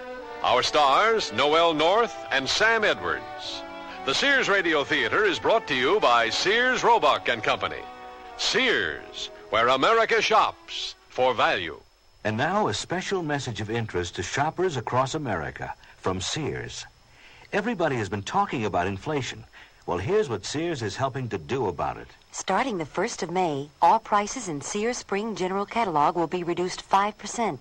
This means a discount of 5% will automatically be taken off the price of anything and everything you order from the Spring General Catalog between May 1st and July 31st, 1979. Also beginning in May, Sears retail stores across the nation will reduce their regular price of selected items, which means you can expect even greater values. In addition, for limited periods of time, Sears will sharply reduce the price on scores of items in our retail stores. Watch for these Sears super values on TV, radio, and magazines and your local paper, and you'll benefit from price cuts each month. Everyone wants to control inflation. These are some of the ways Sears is helping to do it. Sears, where America shops for value. When my brother was my age, being in style meant wearing old jeans and about a pound of dirt. But today, us guys are more sophisticated in our style. And that's why Sears has Style Works. A guy can pick up on the latest styles in jeans, tops, sweaters, and dressier clothes like vested suits. I can depend on the Style Works shop at Sears for just about everything to keep me looking great. And the prices? Pretty reasonable. My folks like that. Style Works. Today's style's all in one place at most larger Sears retail stores.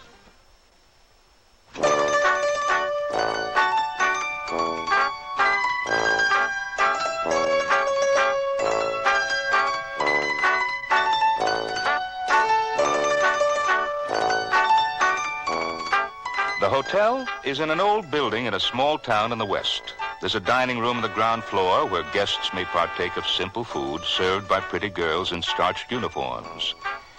It's not easy to find the girls, for the work is hard and the hours long and the pay small. But for some girls, the fact that room and board come with the job makes it all worthwhile, even if the rooms are high in the attic, up 5 flights of steep stairs. Whew. Mercy. Is my room on this floor, Miss Push?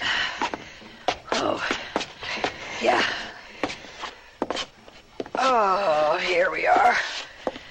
Now, let me find the key. Whew.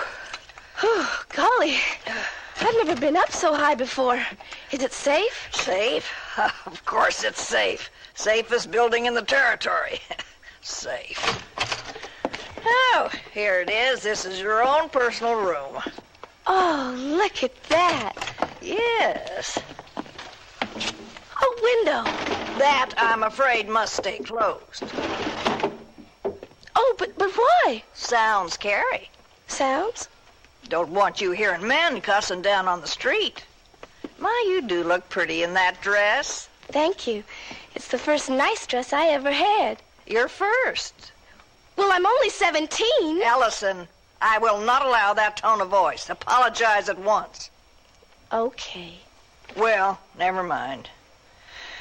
You've been sent to us at a good time. 3-4 times a year is when we're busiest. Cattle drives pull into town, and those silly cowboys hunger for food and drink with pretty girls to serve them. I hope you don't mind, but I don't intend to be staying here very long. Well, I understand you're going to be married. Yep, real soon. Them's Harvey's exact words. Real soon. He promised, soon as we can afford to. That's why I'm here waiting on tables and cleaning up. Oh, my Harvey. What are you doing? I'm putting Harvey's picture on this here bureau. It'll keep me from getting lonely. Oh, you'll be too busy to be lonely. Really? You don't think maybe I've made a mistake? Mistake? Do you want to go back to that orphanage? Living off the charity of others who hate you for it? No. I'm grown up now. Well, then act it. I'll leave you now. Get cleaned up and dressed in your uniform, report to the kitchen. Oh, and there's a tub under the bed with a box of Epsom salts. A tub? What for? So you can clean yourself up. Soothe your feet after work. I ain't bathing in no clammy... Allison, The girls who wait on table here got to keep themselves immaculate, clean, and spotless at all times. Is that clear? Yes, Miss Push. Smile. Yes, Miss Push. The triumph of my twilight years will be to see you turned out to be a fine young lady. Now, last caution. There is to be no, repeat, no gentlemen in the rooms. You understand? Yes, thank you, Miss Push. Sit on a cactus, Miss Push. Harvey's gonna fetch me out of here real soon. You wait and see. Them was his words, real soon. No reason for you to have to work, he says to me. And I'll have the window open, too, if I want to. What a view. I can see the whole town all at once, and the prairie. And I can watch all them people down there in the street. Oh, someday I'm going to have a whole closet full of dresses. What's that? Who? Tarnation! Hold it right there. You're covered. What? A window. Hey, what are you doing? What are you doing in my room? What you doing with all those weapons? This window the only escape route? I said, is this window the only escape route? The only what? Escape route. There's the door. There's also a closet. Depends on how far you want to go. What are you doing in my... Crap! How glamorous. What are you doing in my room? Huh? This your room? You'd better get out of here or I yell. There's no gentlemen allowed in the rooms. Hey, where you going? I told you. Touch that door and I'll ventilate you. What? Shut up. Say, what is this? You come in here without even knocking. Next thing you do is point that gun at me. Hey, get out of my bureau. You got a Bible? A what? A Bible. You want to pray? I ain't taking no chances of dying unpenitent. Die? Listen, mister, if you got a weak heart, you shouldn't have climbed those stairs. I ain't taking responsibility for a dead man who entered my room uninvited. What is this? This is the Billings Hotel Restaurant and Bar Room. Oh, no. And now's the last time I'm telling you to leave my room. If Miss Push finds you... Shut up. You heard me. You better go. Do you know who you're dealing with? No. Well, then shush. Now, I'm just going to deploy my arsenal about the room here. I want you to sit on that bed and keep quiet.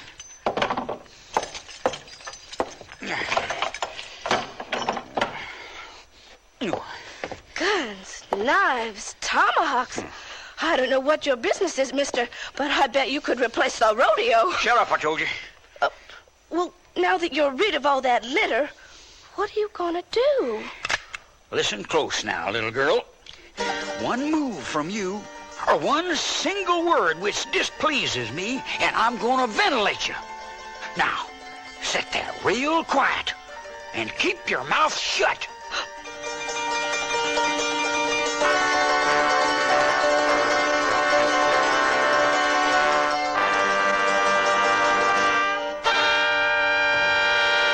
They wear them in Alaska, in Texas, in Maine. Wherever the territory's tough, the kids wear Sears Tough Skins, the toughest jeans in Sears Tough Jeans territory.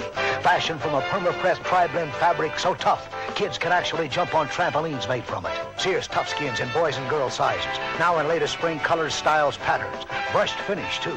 You have tough kids, Sears has Tough Skins. Only in the children's store at most larger Sears retail stores and through the catalog. Summer is the time to enjoy the most with the least, like jogging shorts cut up to there and tops trimmed for action at Sears. Misses save 20% on tank tops, only $4.80 each, and jogger shorts $3.99. Sale ends June 20th. Juniors, run in for special purchases on colorful go-with-everything tube tops, $2.99 each. T-shirt tops are $3.99, and jogging racer shorts only $4.99. A special purchase, though not reduced, is an exceptional value. Prices and dates may vary in Alaska and Hawaii.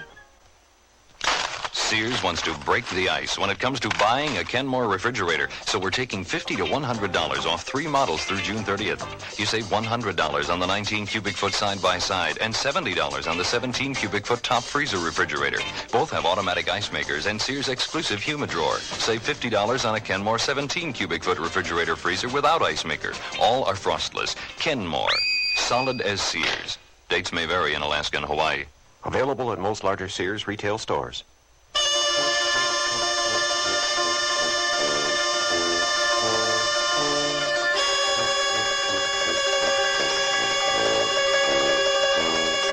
They were an odd pair. The pretty girl, seated uncomfortably on the edge of the bed, nervously biting her lip, and the small, ragged man aiming an enormous pistol at her. She wanted to cry, but didn't. She was made of sterner stuff. After a moment, she slid off the bed. What do you want from me? I ain't done nothing to you. I just come to work here waiting tables and cleaning up the kitchen so's I can make some money, so's I can get married. I'm an orphan, you see. I was born and raised in an orphanage. Why can't you just shut up and get back on that bed so's I know where you're at and I can keep watch here at the window? Oh. How come you're limping? Is something wrong with your leg? Will you quit yapping? Look now, if you're set on staying here, there's no need to be formal. My name's Allison. What's yours? Rooster. Huh? I said Rooster. The name's Rooster. Rooster? You want to make something of it? Oh, no. It's a terrific name. Do you get into a lot of fights with a name like that? I mean, do a lot of people make fun of you? Is that why you carry all those guns? And my word, ain't that money in that saddlebag?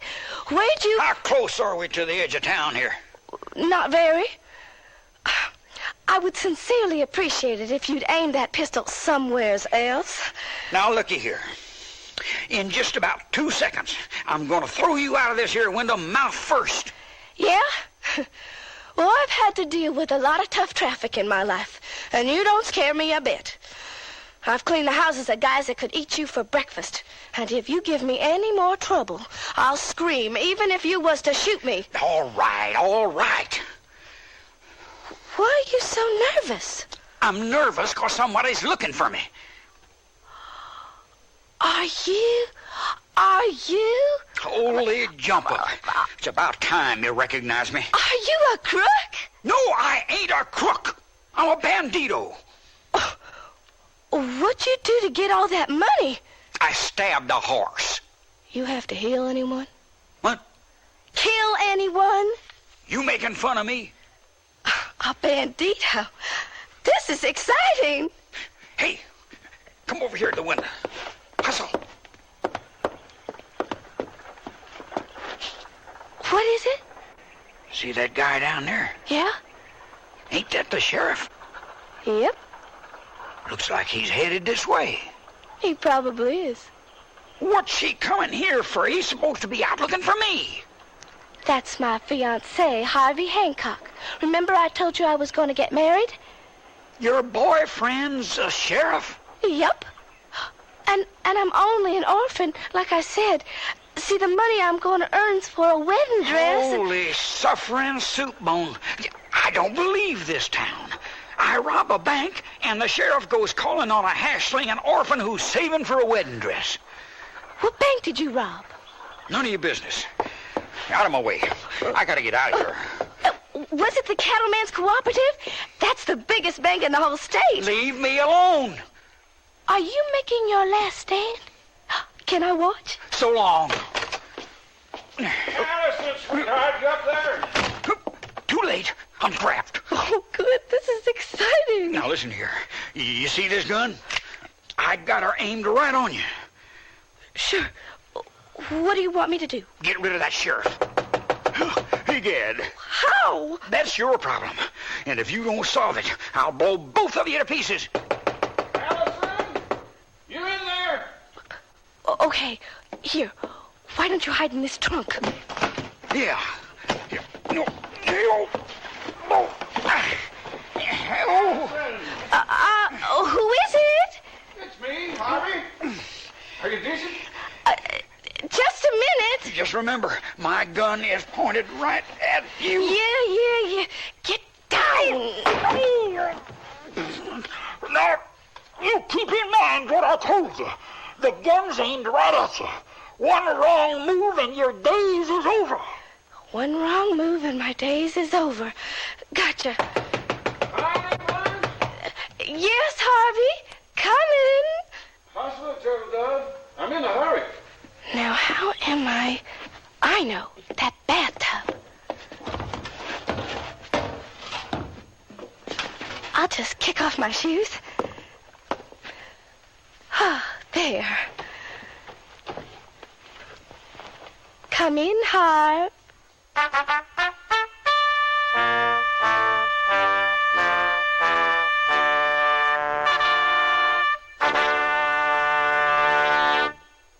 Sears Radio Theater will return after this message from your local station. Here's a tip from your Better Business Bureau. Are you looking for a nursing home? Well, here are a few tips. Start by getting a list of the licensed facilities in your area from your local health department. Find out whether they are certified to receive Medicare and Medicaid payments. Also, talk to your friends and talk to your neighbors who've placed a family member in a home. You see, it's important to visit a nursing home to check the facilities and the services. For example, food handling, patient care, in-service staff training, housekeeping, and patient activities. Now, before you sign an admission agreement, you read it carefully, including the fine print, and ask a lot of questions about what's included in the price. A number of nursing homes charge extra for such items as wheelchairs, air mattresses, and personal laundry. A tip from your Better Business Bureau. If I want to make sure I buy the right thing, then I look at a magazine. I look at the consumer magazine. I do a lot of price comparing before I buy. Well, if I'm thinking of buying a certain refrigerator or air conditioner, I ask around. I see what experiences people I know have had with that manufacturer. I found it best to check with my friends who have the product I want to buy. When I have to make a decision between two items, I just toss a coin. I just let my wife decide. I always buy things on Wednesday. I think that's my lucky day. People have lots of ways to buy things. Some are good, and some are not so good. But one way that really helps is to read and compare warranties, just as you would price or quality. The law says, on purchases of $15 or more, warranties must be available for you to see before you buy. You'll find that some are full, and some are limited, so compare. A tip from the Federal Trade Commission. It's good to read warranties before you buy. And don't be bashful, because it's your money. A fairly desperate situation, I'd say. Poor orphan girl on her first day of work, and her room's taken over by a bandito named Brewster, at the moment hidden in a trunk, loaded pistol aimed at where she is. And outside the door, her husband-to-be, the local sheriff, name of Harvey, unaware of the terrible danger that waits for him in the room. Has the makings of a rousing scene. Hi, Sugarloaf. Oh, don't you look a picture in that pretty dress. Just sitting on that big bed. Oh, Harv, you shouldn't be here. Miss Push said there wasn't no men allowed in anyone's room. Hey. What? What the heck's my picture doing on that bureau? I keep it... Well, if it ain't just the sweetest thing... I keep it too close to me, always. Oh, well, my... Harvey, you can't be here. Why not? Miss Push said there's no gentlemen allowed in the rooms. Well, I don't got long. There's some bona fide trouble tonight. I send Ugly to round up a posse, but meanwhile, I'm a mite riled, and I want to relax a bit with my future bride. What happened? Oh, I hit my shin. What the heck's that bathtub doing under your skirts? My feet was nagging me, so I'm soaking them in salts. Oh. Well, how come there ain't no water in the tub? Oh. Would you be a sweetie and fetch me some? How long you been sitting there like that? Oh, well... Hey, maybe you ought to lie down and rest them dogs proper. Waiting table's going to be too much for my sugar loaf. Oh, Harvey, please.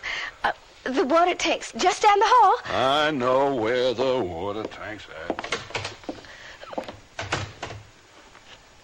How am I doing, Rooster?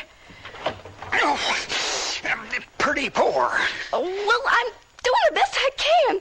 The thing least like I don't want you shooting me or Harvey. Lampers? I need the what? What was that?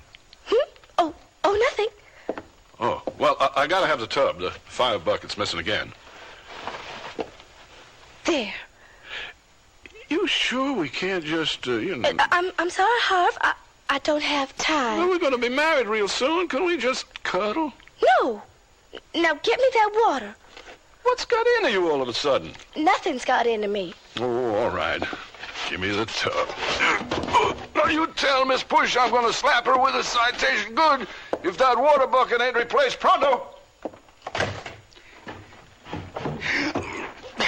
Will you hurry and get rid of him? He ain't never talked to me that way before. Cuddle? For we're married? Hey. Will you shut up? I'm doing my best. Well, stick a spur into it or I'll do something you'll regret. Stop pointing that gun at me.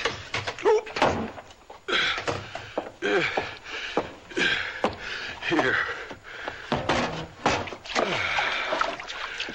Well, go ahead and stick your feet into it. I don't want to. Now, what's the matter with you? Nothing. Except you gotta go right now. Sheriff! You up there? Oh, now, how the heck did Ugly know I was here? I'm gonna have to fire that nosy mush-brained Peckerwood. We found the guide horse, Sheriff. You coming? Yes, I am, you draggle-tailed old coot. Oh, well, Duck Pie, it's all the time I got for you now. We found that varmint's horse. Means we've got him trapped here in town somewhere. You leaving me alone? Yeah. Don't. Why not? You don't want me to stay anyways. Please stay. What's that? A bug. Oh, you gotta go. But you just said that I should... I know, but... Oh, heck, you're just like a woman. I am a woman. Well, then you quit acting like one. Sheriff! The men are waiting. Phosphates. Be careful, Harv. Oh, heck, it's probably just some punk kid in off the farm for a night on the town. Didn't he knock over a bank? Where'd you get that notion? He knocked over Widow Boonjug. Practically busted her hip. Took her life savings and some cookies. Cookies? Now, you take care of your feet, you hear? Sorry they're pestering you. Your first night waiting table.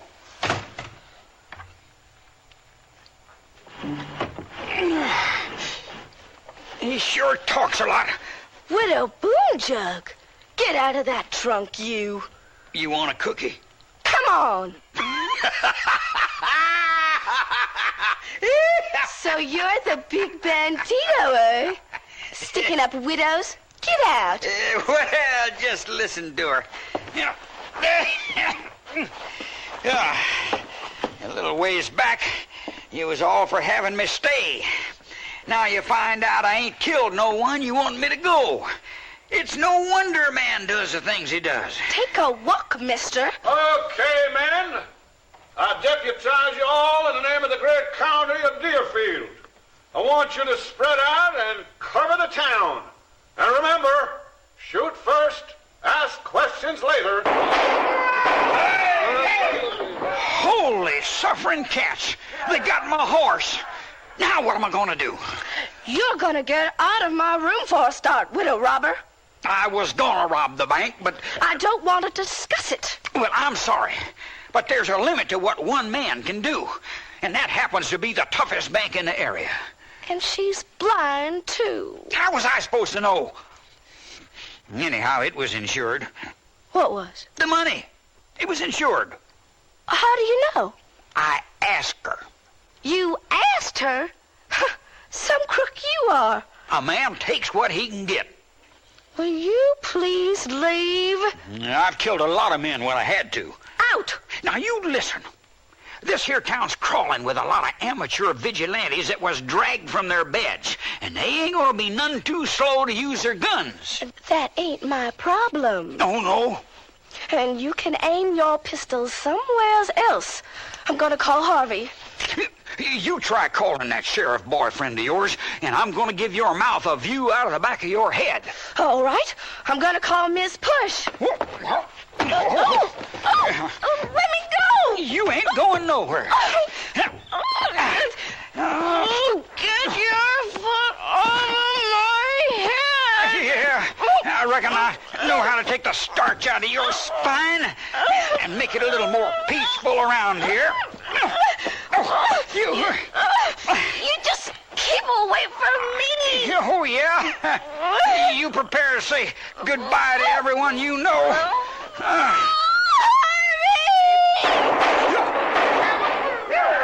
Holy cow! Sorry, Clem. What's the matter? Oh, they're going crazy down there. You sure are nervous. Harvey's never nervous. That's 'cause no one would get a reputation if they killed him. And they would if they killed you. You're darn straight they would. In the old days, I could have taken that bank. I had a gang. Of widow robbers. How old are you? 25. And you never heard of Rooster Redleg? Who's he? Me, darn your eyes. So you've really killed a lot of people, huh? Yeah. How many? I don't know. Don't you keep notches? If I'd have kept notches, I'd have to blow bullets through the barrel like a pea shooter. Have you ever killed a woman? You're pushing me. Why do people always push me? How do you kill somebody? The quickest way they'll die. Will you... Do you always have a good reason? Oh! Where are you going? To take my chances in the street. Oh, no. What do I do? Answer it. Who cares? Who is it? Miss Bush sent me up to get your story and so on. Good golly. Stay back.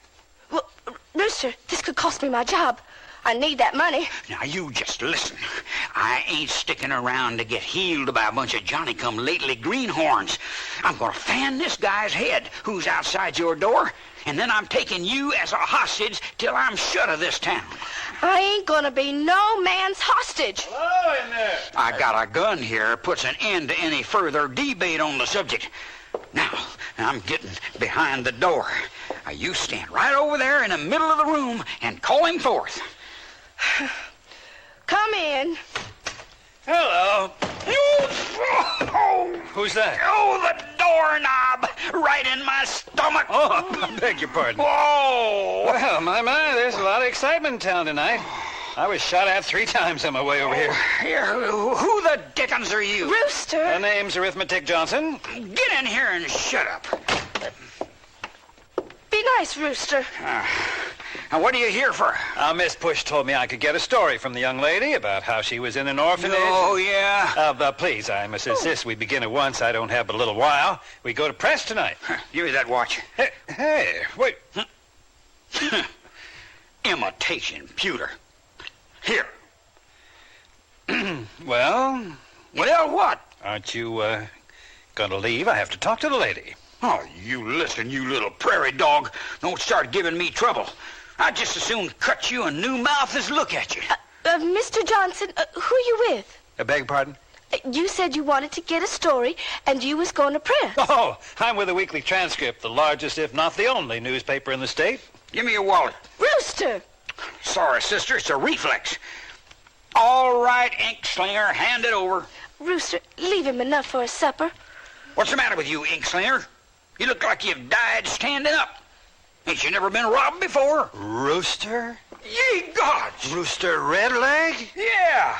Hand over the wampum, Chief. Rooster Redleg, the Arapaho savage? Yep. The scourge of the plains? Yeah. The worst insult to civilization as we know it west of Denver? West of St. Louis. The most despised and feared one-man massacre virtuoso north of the Pecos? Yeah.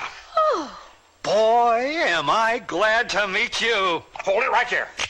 Think of the headlines. Get your hands up. No, Rooster, you don't understand. I don't want to run you in. I want to interview you.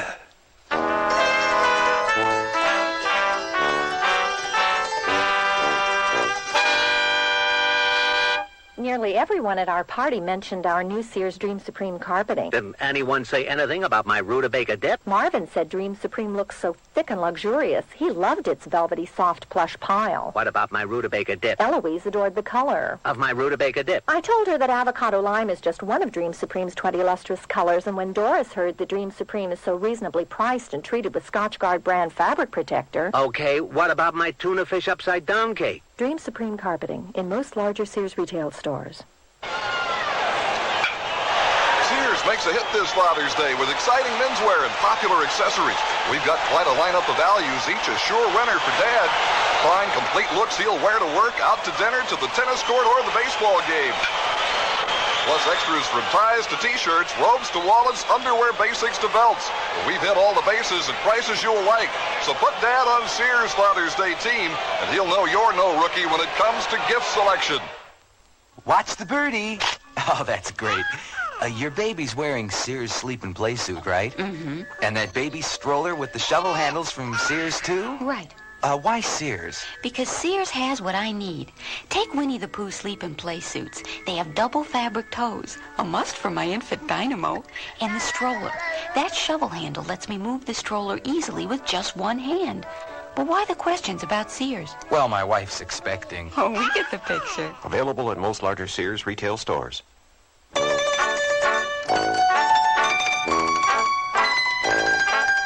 Lorne Greene again. And here's the concluding act of A Poor Orphan Girl. You want to interview me? What a scoop. We'll have to print an extra edition.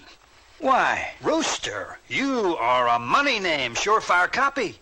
Yeah? Sure. What about me? You said you wanted to interview me. Pipe down. Well, now, where to begin?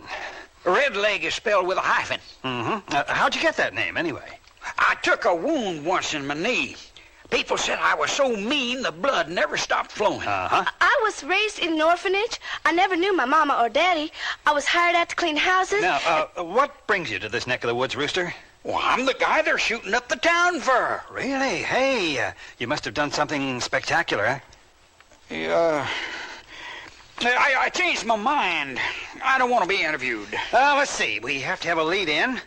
Hell's Grim Tyrant, Rooster Redleg's last interview. I don't want to be interviewed. In the few deceptively calm moments before Rooster Redleg, one-time famed outlaw, I ain't one-time his end, famed. he paused to reflect on his abysmal career of rank and abject... I don't want to be interviewed. Yeah, what?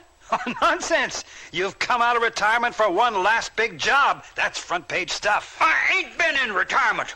There's still a price on my head.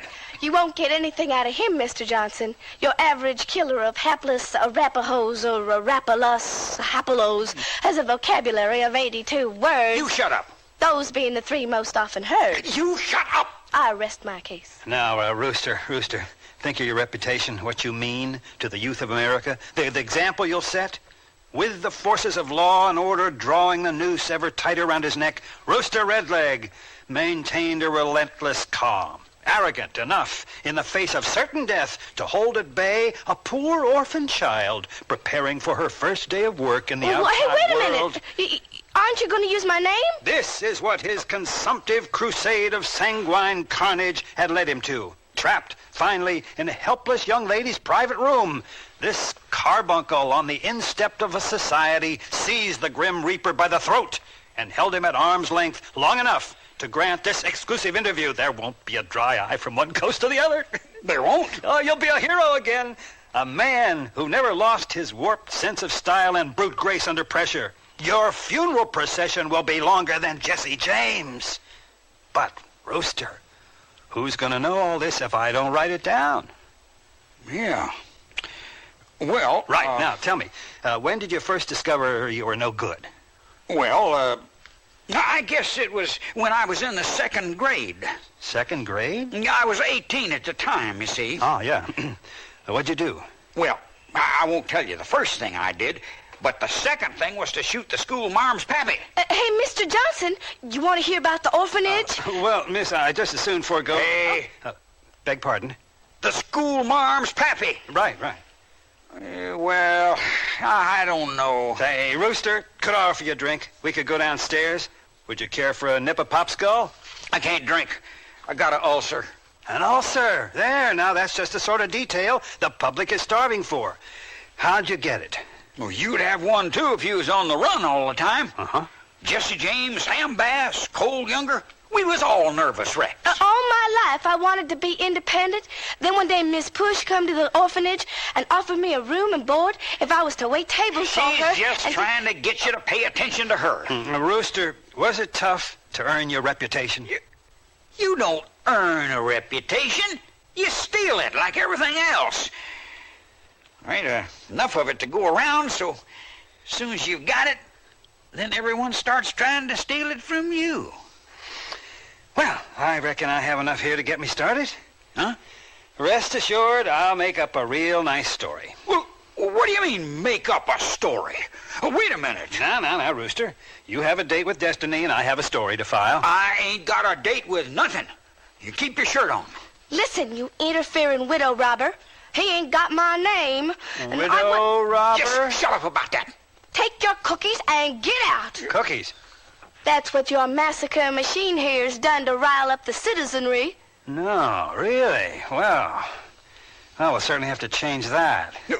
Don't you change nothing. What I done, see? But cookies and widows, Rooster. If I wrote that, they'd laugh you all the way to the institution for juvenile punishment. They wouldn't believe it. Unless... Yeah? Of course. Outlaw legend fraud, or even better, from school marm to oatmeal raisin, outlaw's career comes full circle. Uh-huh. Well, come along, Rooster. I ain't going. No? No. Then grab stars, you egg-sucking dog. Right. I got one of your own guns here, says you are. You... In the argot of your profession, I got you covered. You think you're man enough to turn me in? Hardly worth the effort. What with the inflation and the threat of free coinage of silver, that 20-year-old price on your head wouldn't even compensate me for the cost of the soup du jour in this flea bag of a hotel. So, limp on down the line, has-been. This town's crazy. They'll tear me apart. Not my concern. Now, Rooster, you got a quick 3 count to cut a wake in the wind. Oh! Take that, you pencil pusher! What'd you hit him with that branding iron for? This ain't a flea bag of a hotel. This is the best place I ever lived in. For a skirt, you pack quite a wallop. I reckon that's going to cost you your job. I don't care. What are you doing here at all? I'm gonna earn enough money waiting tables so I can get married in a wedding dress. You said you was working for room and board. Well, yeah. How much you think you'll get in tips? I'll tell you, nothing. Not 1 cent. Now I'm getting out of here. Rooster, there ain't no need to go now. Them guys tire off in a bit and head over to the saloon. I reckon I'll go now just the same. Rooster, can I go with you? What? Please? What for? Well, you said I was your hostage, remember? You just get in the way. That's the whole point of a hostage, ain't it? Forget it. But that's the only way you're gonna get out of this town alive. That sheriff boyfriend of yours would shoot anyway. Not at me, he wouldn't. Harvey's not like that. Add it up. If he lets me escape, he loses his job. Look! Harvey left his star here on the bureau. Put it on. What for? Then they'll think you're one of them, and they won't shoot. Oh, I ain't wearing no star. And they'd recognize me anyway.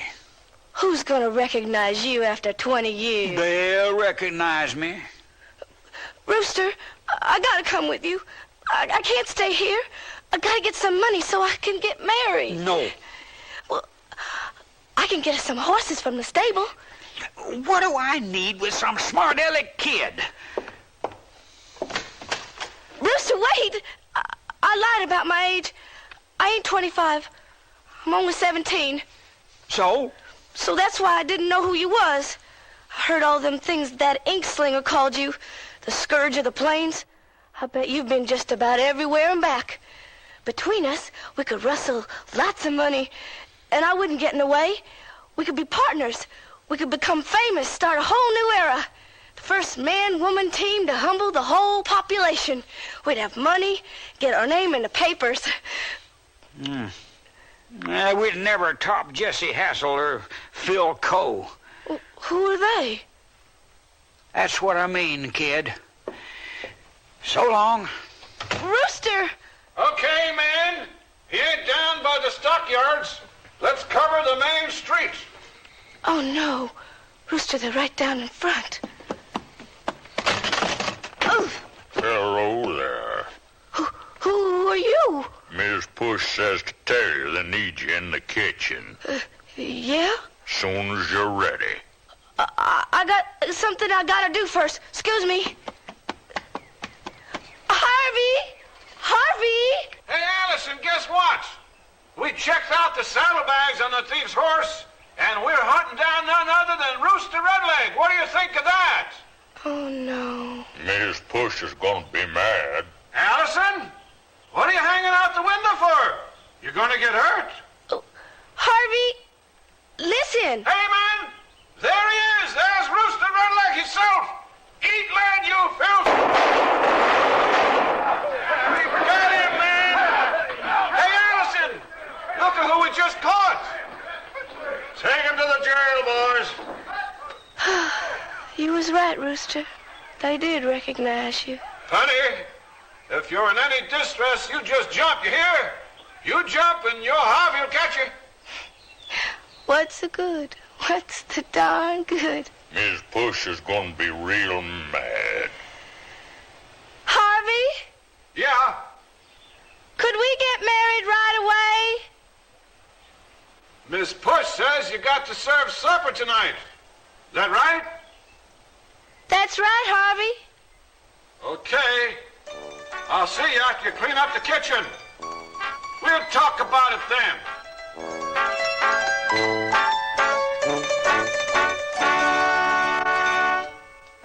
It's Sears National Sporting Goods Week, featuring super values like the Sears Best Hillary Family Size Tent. Now $50 off, only $199.99. This is the tent tested and approved by the first man to conquer Mount Everest, Sir Edmund Hillary. It's 10 by 14 feet, sleeps 8 adults comfortably, and most people can stand up anywhere inside. You save $50 on Sears Best Hillary Tent, only $199.99 through June 16th. Prices and dates may vary in Alaska and Hawaii. Nothing but the best for my dad. Like Sears Best Double Knit Slacks on sale for Father's Day. Regular cut slacks are just $13.99. That's $4 off. Choose popular solids and refined patterns in wrinkle-resistant double knit Fortrell polyester. Top off his day with Sears Best Short Sleeve Knit Sport Shirts. Also at $4 off. Now just $9.99. It's Sears Best for the best guy I know, Dad. Sale ends June 16th. Prices and dates may vary in Alaska and Hawaii. Convenience and security. The Sears Best Garage Door Opener is just that. Digital control lets you select your own key signal from 512 different transmitting codes. Sears Best Garage Door Opener has a vacation switch that will lock out stray signals when you're away from home for long periods of time. Of course, when you're home, you won't have to get out of your car to open up that heavy door. Let Sears arrange for professional installation. Convenience and security. Sears Best Garage Door Opener. All items available at most larger Sears retail stores.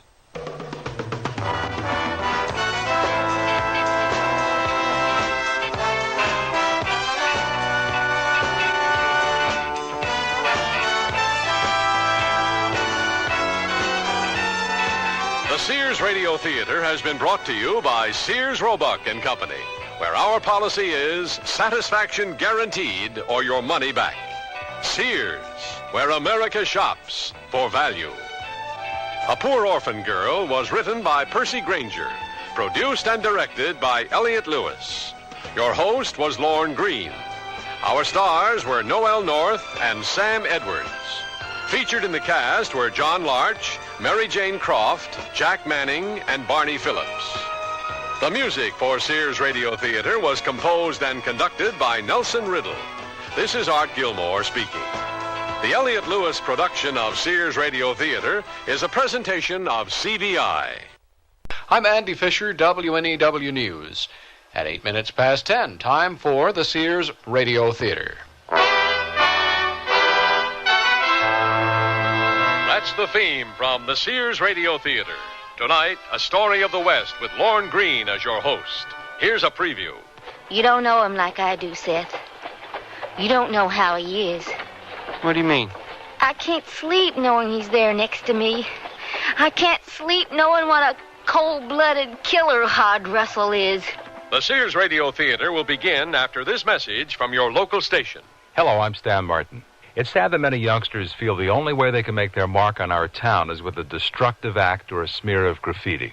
One building on New York's Lower East Side stands apart from the others. Its walls are spotless inside and out. The youngsters who work and play there have earned the respect of the entire city, just as they've learned to respect themselves. I'm talking about the Boys Brotherhood Republic. The BBR has been helping underprivileged boys work their way out of the slums for almost 50 years. By giving them the responsibility of governing and policing themselves, the BBR helps create a set of values which guide its members all their lives. I know because I was a member from the time I was 6, and the BBR helped change my life. It's doing the same right now for hundreds of youngsters with no other place to turn but the streets. Help the BBR turn out solid citizens. Please send whatever financial support you can to the Boys Brotherhood Republic, 888 East 6th Street, New York, 10009. Thank you. Business as usual. I was leaning against a phone booth on the Lower East Side, waiting for a call that would guarantee my next meal. Little did I know my next job would arrive on foot. I'm Sam Hart. A few minutes later, some guy staggers up to me. Hey, mister, can you give me a hand? Feels like my chest is about to cave in. He was sweating, breathing heavily, and clutching his chest. I reached for the phone. I knew I'd come face to face with a big one. Again. Let's see. 911. Emergency medical service. Got a possible heart attack. I need an ambulance here on the double. Another day, another job. Another round with the big ones. Seems like they're trying to knock off every other guy I see. Do you know the signals of a heart attack? If not, remember this. Sweating, nausea, shortness of breath, a pain in the center of your chest that may last 2 minutes or more. If you have any of these signals, call the emergency medical service immediately. Contact your American Heart Association for more information. They're fighting for your life. This is Lorne Greene. It's the summer of 1860, and for anyone taking the advice of Horace Greeley, there are only 3 ways to go west: on horseback, by wagon train, and as a passenger of the Overland Stage Company.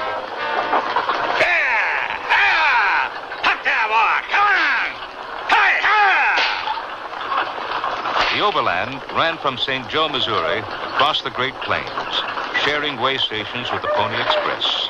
Then over the Rocky Mountains and across the desert to Sacramento, California. Mile after grueling mile the coaches ran, the most dangerous division stretching through the territory of Wyoming.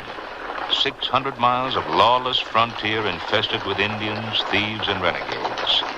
And the destination of this stagecoach was a small town in the very heart of that untamed territory.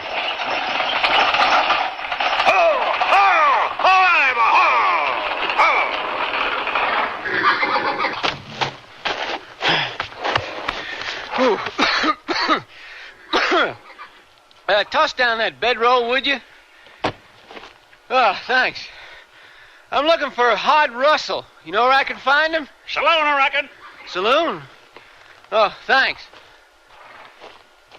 And that's only the beginning of our story.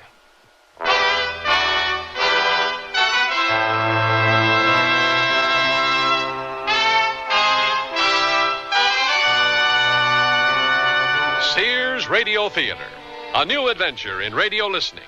5 nights of exceptional entertainment every week, brought to you in Elliott Lewis' production of the Sears Radio Theater.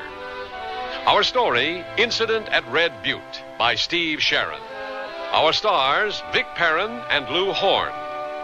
The Sears Radio Theater is brought to you by Sears Roebuck and Company.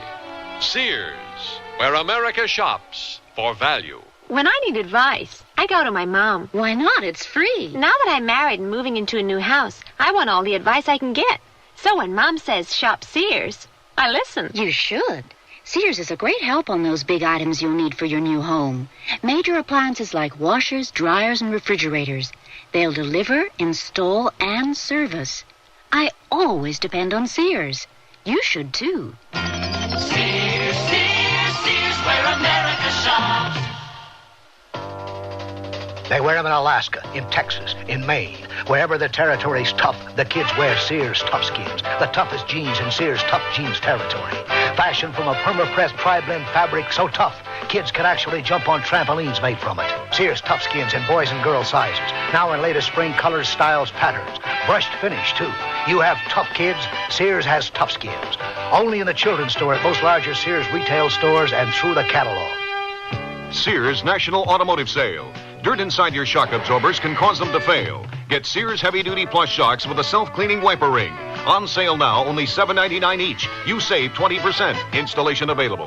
And save now on Sears SuperGuard steel-belted radial tires. Steel-belted strength, smooth ride, radial performance. Super values, too. Save $40 to $76 on a set of 4. Sale ends June 30th at most Sears Tire and Auto Centers. Prices and dates may vary in Alaska and Hawaii. Stop at Sears.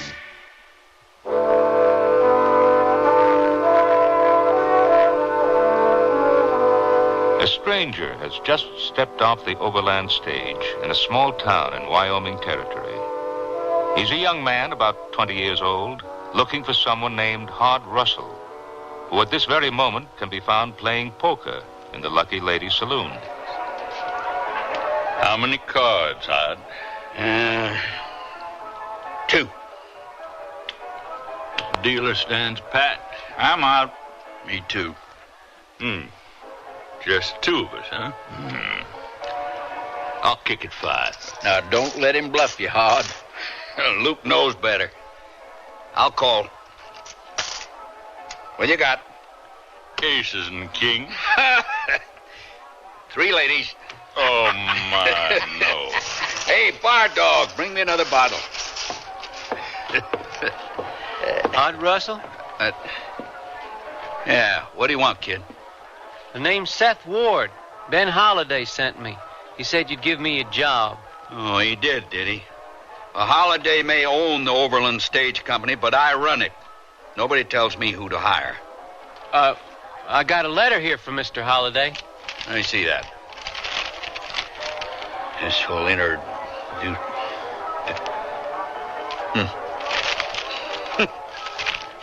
So you're his nephew, huh? Yeah. And he wants you to learn how to run a stage line. Yeah, that's the idea. I ain't got room for no green kid.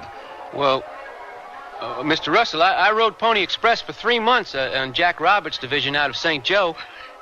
Now, riding the easiest pony run there is don't prove nothing to me. I can handle any job you've got. I doubt that. But Holiday's the big sugar, so there ain't much I can do but take you on. Oh, thanks.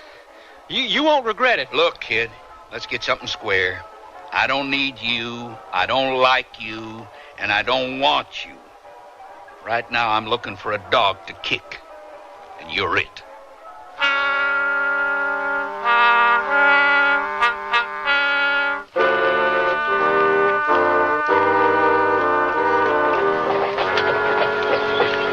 Where are we headed? Red Butte. That's the home station. Hod runs the whole division from there. Make sure all other... Hey, kid. How you like that horse Luke cut out for you? Oh, he'll do just fine. I figured you'd like him.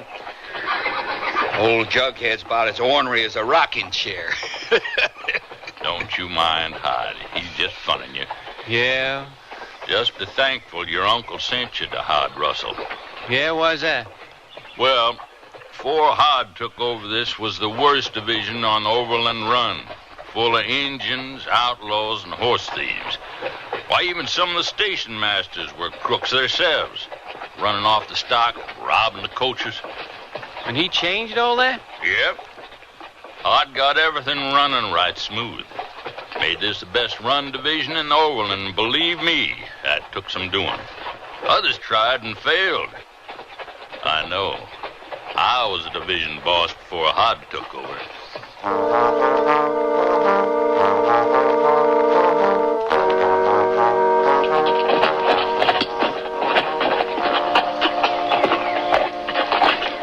Howdy, boss. What's a stage from South Pass still doing here? Came in a little while ago. Late again. Where's the driver? Down by the well. Luke, Go tell that silk popper if he brings the stage in late again, it'll be his last. Right, boss? Come on, kid. Right.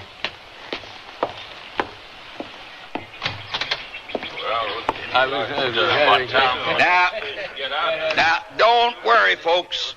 We'll get you back on schedule. Jenny, you make sure these people get enough grub. They got plenty. You got them horses changed, Irish? Heats and ready to go. Good. Give me some of that stew, Jenny. Irish Mike's my name, laddie. I hear we're going to be working together. Yeah. Luke tells me you rode Pony Express. That's right. For 3 months. My heart goes out to you, boyo. Living in a saddle all day to gallop ain't my idea of living. Yeah, weren't mine either. That's why I'm trying to learn the stage business. My uncle sent... Oh. Better eat your stew, ma'am. You don't want to travel on an empty stomach. Say, Irish, who's the girl talking to that lady? Well, that's Jenny. Oh, she's right pretty. I wouldn't be letting me eyes rove in that Colleen's direction, laddie. She belongs to Hod. Oh. Well, how long they been married? Married? Preacher hardly had a say in the matter. Hod liked what he saw and took it. If you get what I mean. All right, folks. Stage is leaving. Everybody out. Hey, mister. Did you hear what he said? You'll miss the stage. Oh, I'm not a passenger. No, the kid ain't a passenger. He's working for me now. Oh. I'm Seth Ward. I'm pleased to meet you, ma'am. Ma'am? Say, you're right polite. Ain't nobody around here called me that for I don't know how long. Well, don't get too used to it. I got a feeling he ain't going to be working here too long. Oh, well, sorry to hear that. As for you, Jenny, that stew was cold. I want them passengers getting a hot meal no matter what time the stage comes in. Yes, Hod. The passengers come first on my division. Hey, Hod, we got trouble. Express rider just rode in, and we ain't got a relief to take the mail to 3 Crossings. What do you mean? Where's Clem? Found him out back. He got bottle fever. Why, that... When he sobers up, he can go about looking for another job. Oh, where are we going to get another pony rider? I'll go. This ain't the St. Joe run. I can handle it. It's 116 miles to 3 Crossings, and that country's full of nothing but trouble. You got another rider willing to go? He's right, boss. You got no choice. Yeah. All right, kid. Job's yours. Come on, Seth. I got a horse saddled and waiting. Do you think he'll make it, Hod? Hardly. I reckon we seen the last of that kid.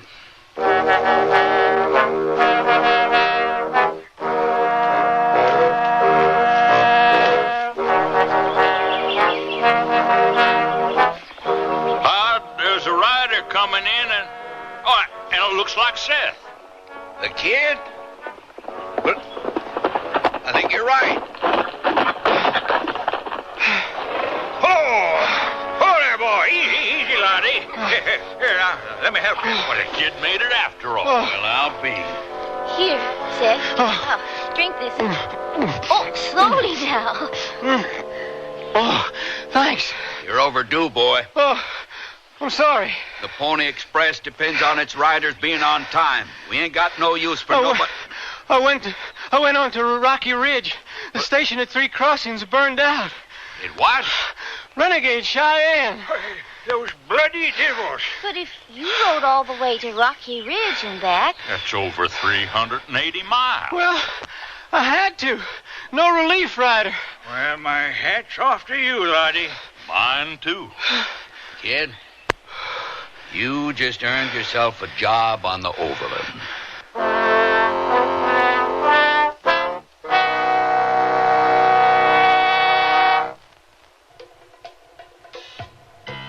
Clinging jerseys, tight satin tops, they only look good if they hug your body smoothly. Sears Best All Bra Light helps you and your clothes look good. How? All Bra Light has no seam cups, and straps adjust in the back so you look great up front. Whatever you do, whether it's dashing around town or simmering with disco fever in that slinky dress, it's flattering fun with the Sears All Bra Light. Available at most larger Sears retail stores. Generations ago, families dined by the warmth of the open hearth. Today, Sears rekindles this spirit with its open hearth dining room furniture. Faithfully rendered early American designs and careful workmanship give it an heirloom quality. The satin glow and warm highlighting of Sears open hearth take 26 steps to achieve. There's no shorter method to bring out the beauty of the wood. And like all good furniture, open hearth is made to last for a long time with sturdy tongue and groove and mortise and tenon construction. Choose from 16 different pieces of open hearth at most Sears retail stores. Pink lemonade, warm breezes, and you sitting on your porch wearing a sundress from Sears. Delightful. Even more delightful, these sundresses are a Sears special purchase. So though not reduced, they're an exceptional value. And they're 100% cotton in flounces, tiers, smock designs, and more. All sweet and dainty, misses or junior sizes. Stroll down to Sears now for your special purchase sundress while quantities last. And enjoy this good old summertime. At most larger Sears retail stores.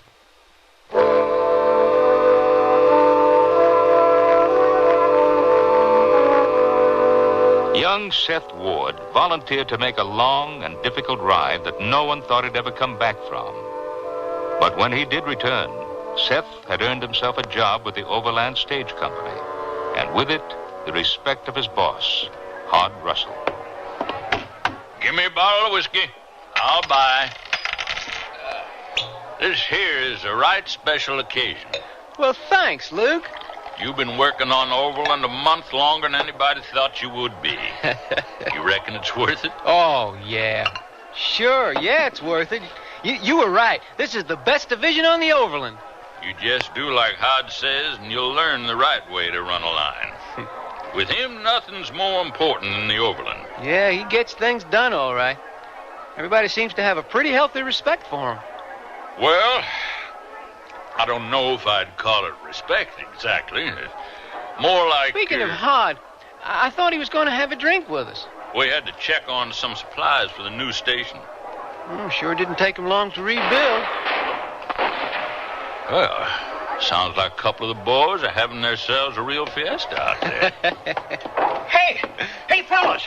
Hod Russell's just been shot. Huh?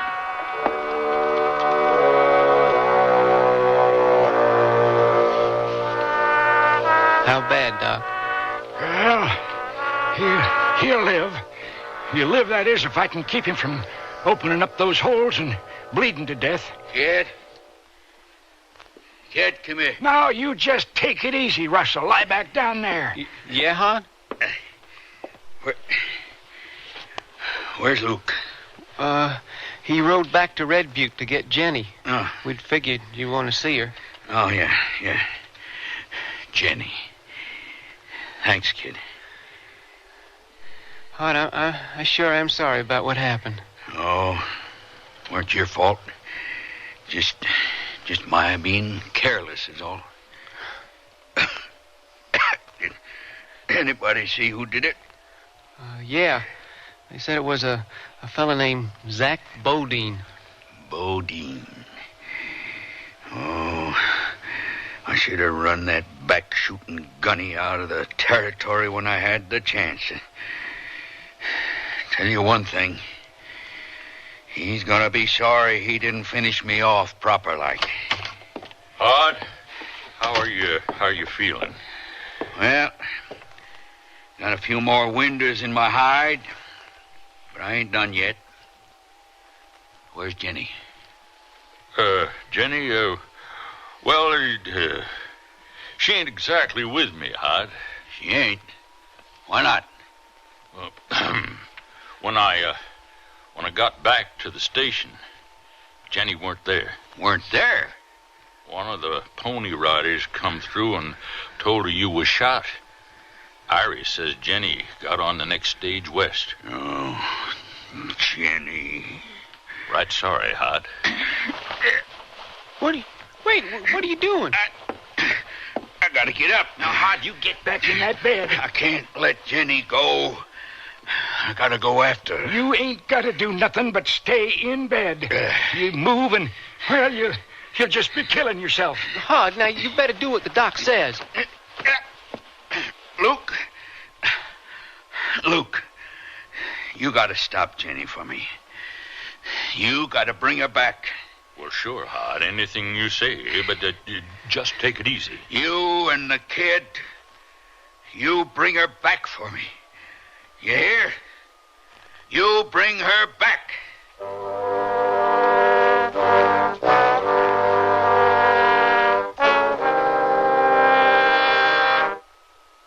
Sears Radio Theater will continue after this message from your local station. Chills run up and down your spine. There's a creeping sensation at the back of your neck. You're listening to CBS Radio Mystery Theater. I'm E.G. Marshall, your host for these hour-long dramas of suspense, adventure, and the macabre. Heard 7 times a week on most of these stations. Here's a sample of what we mean. Hush, hush, my darlings. Your mother is taking care of all of you. You have nothing to fear. Let those who move against us learn to cower in terror. As long as the moon is full, we rule the nights. Ours is the power and the glory. You will inherit the world, and I am your queen in whatever guise I choose to cloak myself. Listen here for CBS Radio Mystery Theater 7 times a week on most of these CBS Radio network stations. Who are those people in the uniforms over there? Oh, that's the Salvation Army. Oh, sure. I've heard of the Salvation Army before. Everybody knows them. Yeah, they're noted for helping people. You know, my father once told me that the Salvation Army operated service units during World War II for our armed forces. He never forgot them for that. They were really helpful. I wonder if they help people in other ways. I'm sure they do. Let's ask them. Excuse me, sir. What are some of the services available at the Salvation Army? Well, throughout America, the Salvation Army operates daycare centers, adult rehabilitation centers for alcoholics, summer camps for kids, even senior citizen clubs and programs. Oh, the list goes on and on. Well, thanks a lot for your time. I appreciate it. The pleasure's mine. Have a nice day. Gee, I had no idea the Salvation Army provided all those services for people. The Salvation Army cares about you. If you need help with a problem or can help, call your local Salvation Army today.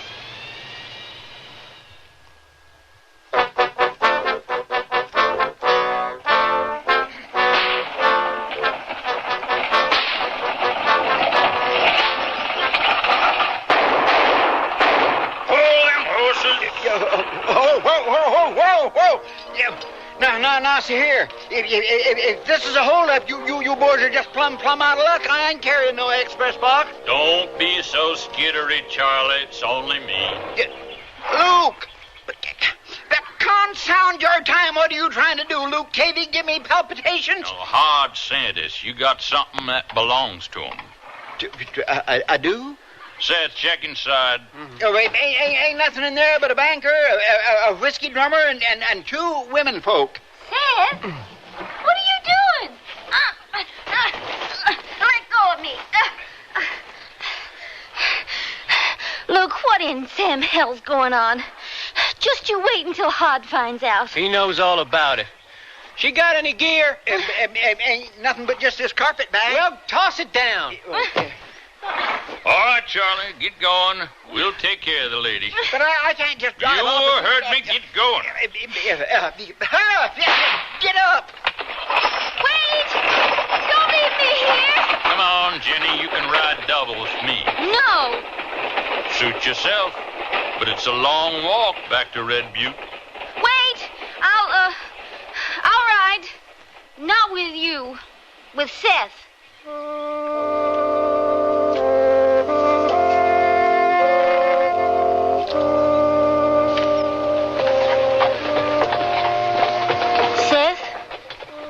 Yeah? Seth, don't take me back to Hod. Please, don't take me back. I've got to. Why? Why can't you just let me go? Hod wants you back. Although why he wants someone like you, I'll never know. What do you mean by that? Any woman that'd run off and leave her husband after he almost got killed is the lowest kind of woman there is. And if I was Hod, I wouldn't have anything to do with someone like that. Ain't you forgetting something? Hod ain't my husband. You're still his woman. Not because I want to be. I had no choice. I went away with Hod because I didn't want to spend the rest of my life working on a farm and taking care of 4 brothers. What's so bad about farming? Look at me, Seth. How old do you think I am? Well, I don't know. 26, 27, maybe? I'm 20. Same as you. That's what farming does to a woman. It makes her old. Anyway, when Hod came along, I wanted a better life. So? He gave it to you. And you ran away first chance you got. I don't love him. Well, Hod loves you, or he wouldn't have sent me and Luke to fetch you back. I could never love a man like Hod. Well, he seems like a fair man to me. I've never seen him lay a hand on you. He hasn't. Yet. You don't know him like I do, Seth. You don't know how he is. What do you mean? Sometimes I lie awake all night. I can't sleep knowing he's there next to me. I can't sleep knowing what a cold-blooded killer Hod Russell is. Oh. Just because he's had to kill a few outlaws doesn't mean It's the way Hod does it. Like he gets some kind of pleasure from it. I can't live with a man like that. You gotta let me go. How do I know you're telling the truth? I wouldn't say it if it weren't so. I swear! Yeah. Well, maybe you would. If you wanted to get away bad enough. Then you don't believe me. No. I thought you were different from the others, but you're not. Well, you just better hope I'm wrong. You better hope you never find out what Hod Russell is really like.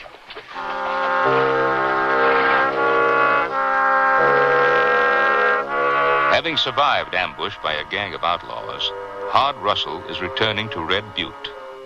Waiting for him are his men and a woman who tried to run away from him and failed. Sure, good to have you back, boss. Yeah. How you feeling, Hod? A lot better now that I'm away from that damn pill roller. I should have known Doc wouldn't be able to hold you long. If I'd been there one more day... Jenny. Hello, Hod. All right. Don't you boys got some work to do? Oh, yeah. Come on, kid. Let's give Irish a hand in the stables. Jenny? Why? Why'd you run away? You know why, Hod. I told you before, I don't want to stay here anymore. And you know what the Overland means to me. I can't leave. It's got nothing to do with the Overland. I don't want to stay here with you. But I love you, Jenny. We've been over this before.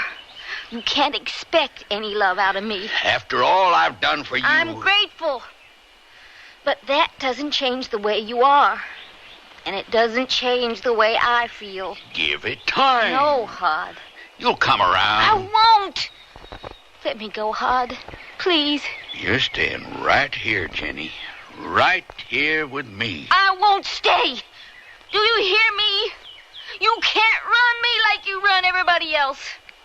I'll get away from you if it's the last thing I ever do.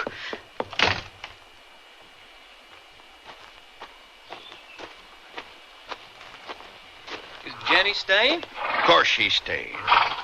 Why wouldn't she? Well, then it's all settled between you and the lass, huh? Yeah, it's settled.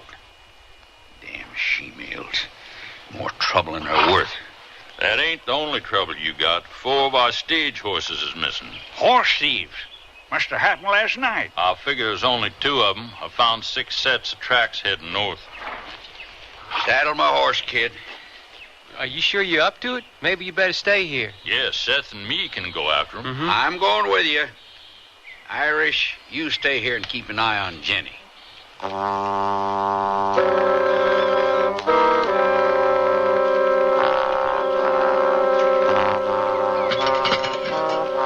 You want any more of this coffee? Yeah. Reckon I'll have some of that coffee, too. What? I wouldn't go for them guns just now. Get your hands up. Luke, relieve them of their artillery. Right.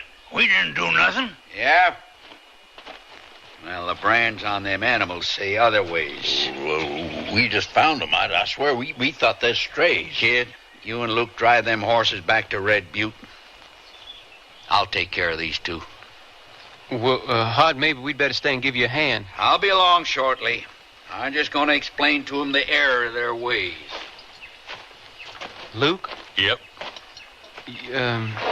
You don't think Hod'd shoot these two horse thieves without a fair trial? No. He ain't gonna shoot them. Not if I know Hod.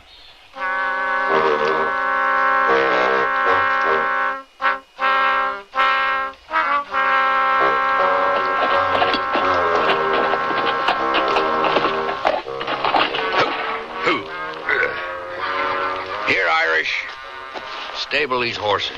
Sure, boss. Wait a minute. Don't these belong to... Where are the horse thieves? Well, right now, I'd say them two are looking through cottonwood leaves. What? I hanged the varmints. You can't do that. You are forgetting who runs this division. But they had a fair trial coming. Look, kid, I didn't have the time to take those two into town just so the sheriff could hang them. Out here, I'm the law. The way I figure it, the Overland is richer by 2 more horses and 2 less horse thieves than it was before.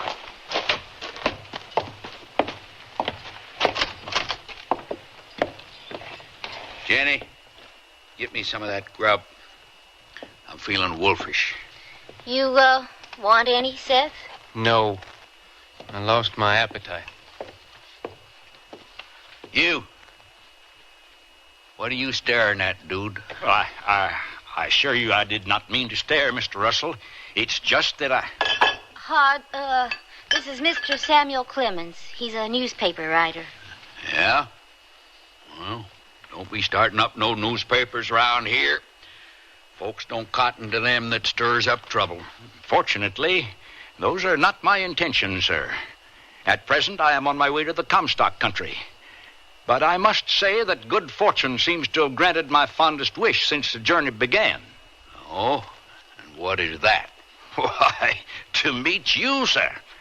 Why, since I left St. Joe, I've heard many a tale of the countless deeds of Hod Russell. Here is romance.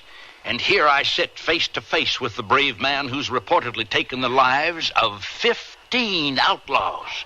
Well, I am honored, sir. I thank you. What'd you say your name was again? Samuel Clemens, at your service. And you say people's talking about me all the way back to St. Joe? Talking about you?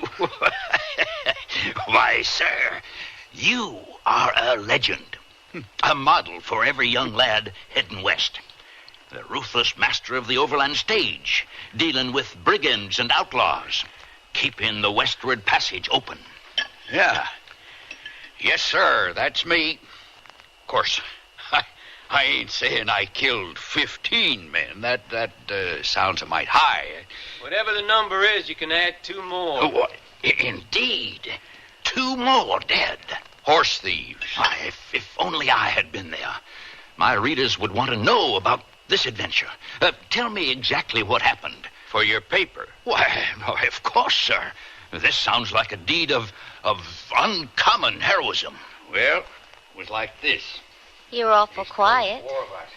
Something bothering you? No, it's nothing.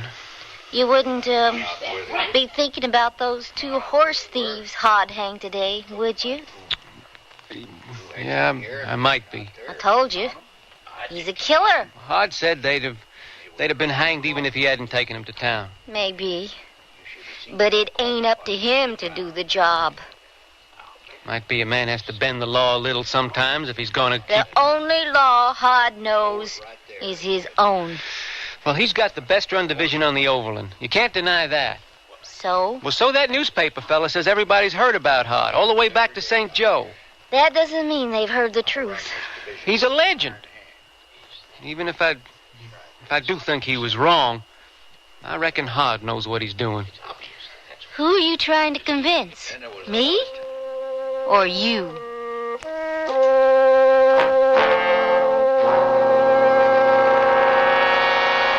Nearly everyone at our party mentioned our new Sears Dream Supreme carpeting. Didn't anyone say anything about my rutabaga dip? Marvin said Dream Supreme looks so thick and luxurious. He loved its velvety, soft plush pile. What about my rutabaga dip? Eloise adored the color Of my rutabaga dip? I told her that avocado lime is just one of Dream Supreme's 20 lustrous colors, and when Doris heard that Dream Supreme is so reasonably priced and treated with Scotchgard brand fabric protector... Okay, what about my tuna fish upside down cake? Dream Supreme carpeting in most larger Sears retail stores. The word's out and spreading fast about the jeans from Sears Men's Store that grow beautifully. It's a sure sign they're feeling fine and feeling good. For the denim that keeps going strong a long time. Get 'em trim cut, regular cut, even get 'em pre-washed. The jeans that grow beautifully. Now at most Sears retail stores. Sears National Automotive Sale. Dirt inside your shock absorbers can cause them to fail. Get Sears heavy-duty plus shocks with a self-cleaning wiper ring. On sale now, only $7.99 each. You save 20%. Installation available. And save now on Sears SuperGuard steel-belted radial tires. Steel-belted strength, smooth ride, radial performance. Super values, too. Save $40 to $76 on a set of 4. Sale ends June 30th at most Sears Tire and Auto Centers. Prices and dates may vary in Alaska and Hawaii. Stop at Sears.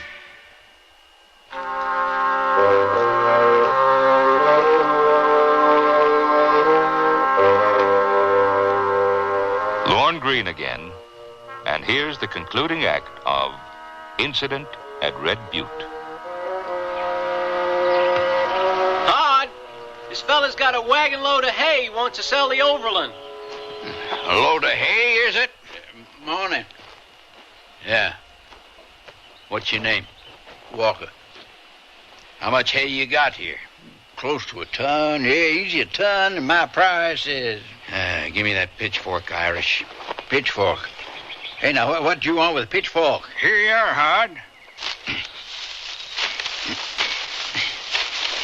Yeah, just like I thought. The fella's a damn swindler. Well, now, inside of this stack ain't nothing but brush piled up to make it look like he's got more hay than there really is. Well, now, Seth, get some rope. You ain't gonna hang him. Irish, you and Luke tie up his hands and feet and toss him up on that hay stack. Here now, what you fixing to do? No! Hold still, or I'll bust you one. What are you gonna do? You'll see. Just get him up there. Up there. Luke, give me a match. Thanks. Hey, watch it. You're gonna start a fire. Let it be, kid. That's the whole idea. Oh, but you... Back off. My God, what you doing? Yes, stop. Please put it out, somebody. No. Spread the word, Walker. Scream your lungs out. No. You can't cheat the Overland on Hod Russell's division. Luke! Irish! Aren't you gonna stop him? It's Hod's place. Stay out of it, Seth. Help me, Seth, get off that wagon, kid. Leave him up there. Oh, you all right? Oh, I think so. Oh, thank you, young fella. I told you to leave him up there. Hod, you can't kill a man because he tried to cheat you. I can't. Don't you forget that, kid. I'm letting you get away with it this time, but if you ever pull a stunt like that again, you and me is going to tangle.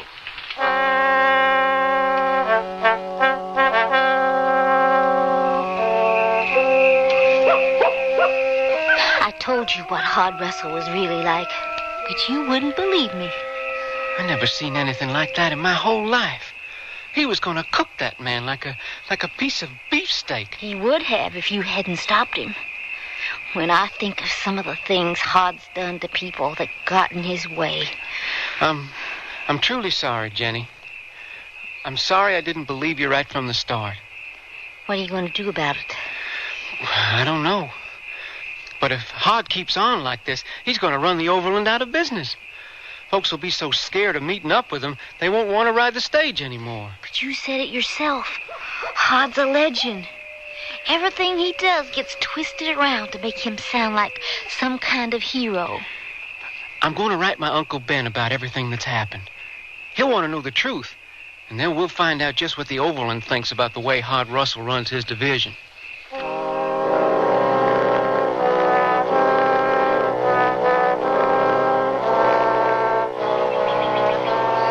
Hey, Irish, where's the mail pouch to St. Joe? I've got it right here, Lanny. All ready for the pony.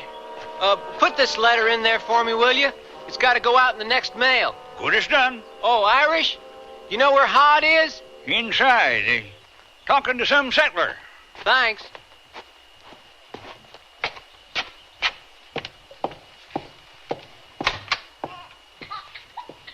And that's how we got separated from the other wagons. Now, if I was by myself, I'd just go on alone. But, you see, I got my wife and baby to think of, and I'd sure be obliged if you could lend me a couple of your boys to, well, just ride along with us till we catch up with the wagon train. Oh, this ain't no fort, and we ain't the cavalry. Besides, I can't spare the men. Well, what are we going to do? If you want to go west that bad, then you'd best buy a ticket on the stage, because that country's full of renegade Cheyenne that'd just love to raise the hair off some stray soddy like you. The stage? I can't do that. I reckon we'll just have to take our chances. Hod, listen to that baby. How can you let them go not knowing what might happen? It ain't my concern. Well, can't you send Irish or Luke or somebody with them until they find the others? You heard me. I said no. Now let it be. Hod, there's a pony coming in. Get the mail pouch from Irish. Ho there! Hey, tell Hod that back shooting Bodine's in Sweetwater. Come on there, run! Hey, boss. I heard. Get me 2 horses, Luke. Come on, kid. You and me are going after the snake that backshot me. No, not me, Hod. I'm going to ride along with the settler and his wife. Make sure they catch up with their wagon train. Now, this ain't no time for jokes, kid. Now, come on, before Bodine gets away. I mean it, Hod. I'm going with them. Getting Bodine's a hell of a lot more important than wet nursing some sodbuster. Not to me. I wish you luck with Bodine. You do, huh? Then just don't be here when I get back.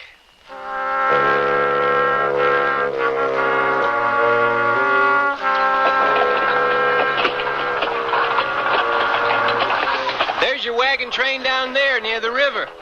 Think you can make it the rest of the way? Sure can, mister. We're sure obliged to you for your help.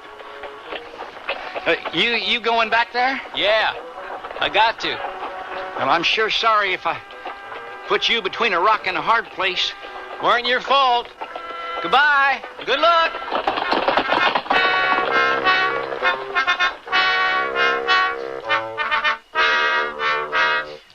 Jenny? Jenny? Seth? Are you crazy? Why'd you come back? To get you. I can't wait for my uncle to do something about Hod. I'm taking you away from here. Oh, Seth. I was wrong about you. And I'm glad. But you know, if that's what you want, we better get moving before Hod comes back. No, we'll wait. That doesn't make sense. Why should we wait? We've got to. Otherwise, he'll just come after us. If I can reason with him. Reason with him? Don't you understand? He's gonna kill you. He'll kill both of us if he catches us. Oh, Seth, that's him. He's back. Just stay here. No, Seth, no. You can't go out.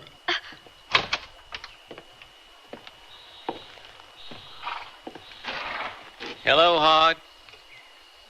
Still here, huh? That's right. Did you get Bodine? That's him, lying across that horse. Is he dead? He will be soon. After I finish with Bodine, I'm going to take care of you. I've written my uncle, telling him some of the things you've done. The hangings, what you did to Walker. Why, you sneaking little... I got the best division on the Overland. No, it's the most feared division. It can't be like that. Not with more and more people pushing west.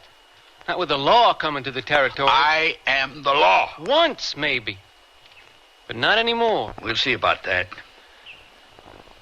Hod, I'm taking Jenny out of here. No, you ain't. You got a gun. I don't want to fight you.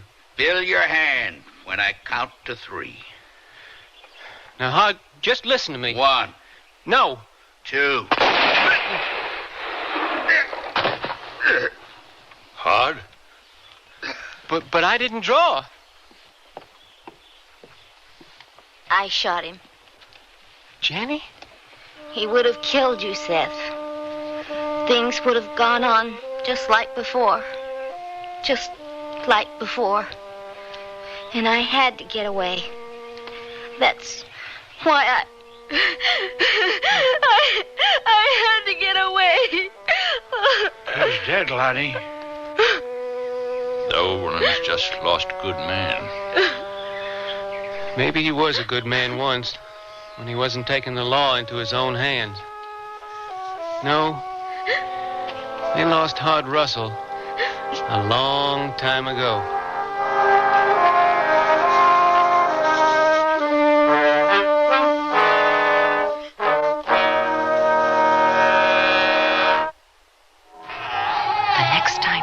Strange noise in the night. Turn on your lights in seconds without leaving your bed. It's now possible with Sears' new home control system. Get a feeling of added security thanks to the convenient command console that controls up to 16 lights, lamps, or appliances from one location. This $39.99 console sends coded signals to lamp, wall switch, or appliance modules available at $13.99 or $14.99 each. Prices may vary in Alaska and Hawaii. Welcome summer with open arms in a sleeveless knit shirt from Sears, tailored as can be, with a pert little collar and pocket, but bare, because each shirt's completely sleeveless, cool on the go, and great for carefree sunning. Choose several in colorful solids and prints of easy care polyester and cotton knit. You'll find summer goes arm in arm with sleeveless shirts in misses and women's sizes in the sportswear department at Sears. Sears wants to break the ice when it comes to buying a Kenmore refrigerator, so we're taking $50 to $100 off 3 models through June 30th. You save $100 on the 19 cubic foot side-by-side and $70 on the 17 cubic foot top freezer refrigerator. Both have automatic ice makers and Sears exclusive Humidrawer. Save $50 on a Kenmore 17 cubic foot refrigerator freezer without ice maker. All are frostless. Kenmore, solid as Sears. Dates may vary in Alaska and Hawaii. All items available at most larger Sears retail stores. The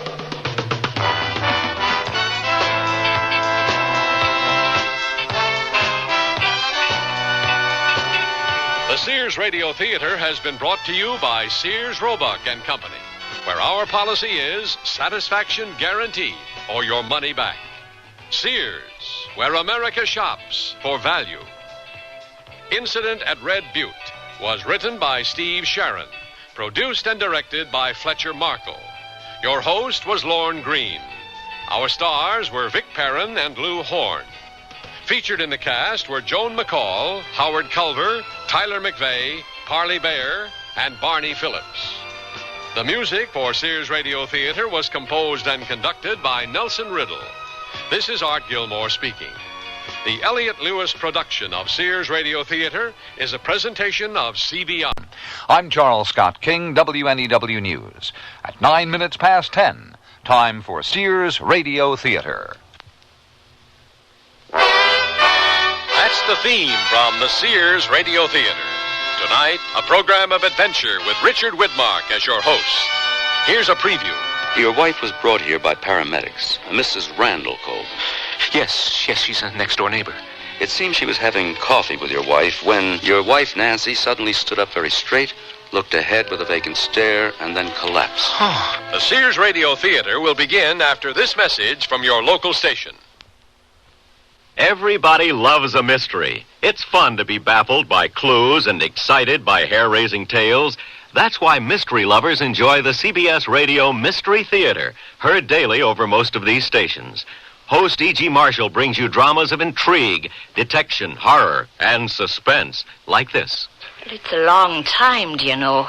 And who remembers all the names the way they can change with the passing years?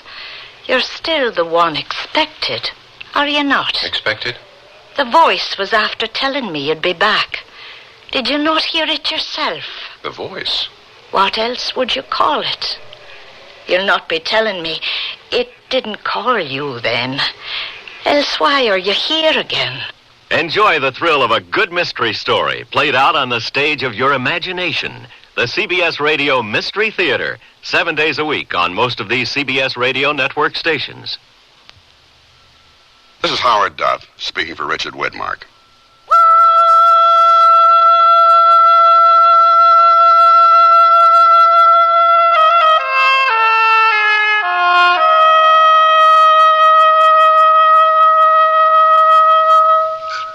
The tomb of King Tutankhamun was first discovered in 1922.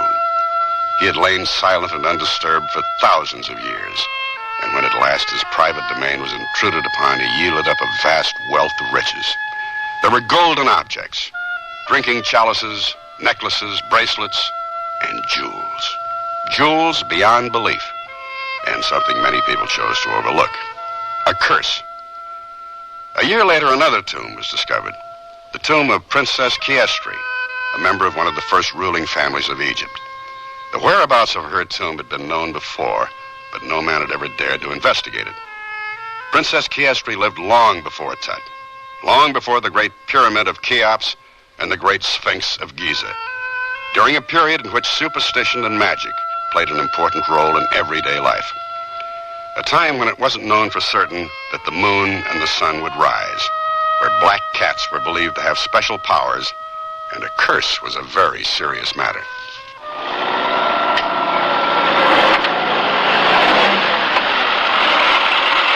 What are we stopping for? I don't see anything. We're here. Well, I don't see any tomb. Come on, follow me. It's just over this mound. Here's the entrance. You mean it's underground? I thought there'd be a pyramid. They didn't build pyramids then. Well, are you going in or not? Oh, we're going. Yeah, but if there's really a curse... How many times do I have to tell you? It's just to scare people away. It's perfectly safe. This tomb has been here for thousands of years. Now, bring your flashlight. Let's go. Oh, all right. Are you sure you won't come with us, Ben? I told you I'd bring you here for 20% of what you take. But there's no way I'm going in. Oh, suit yourself. Well, I'm ready. Let's get started.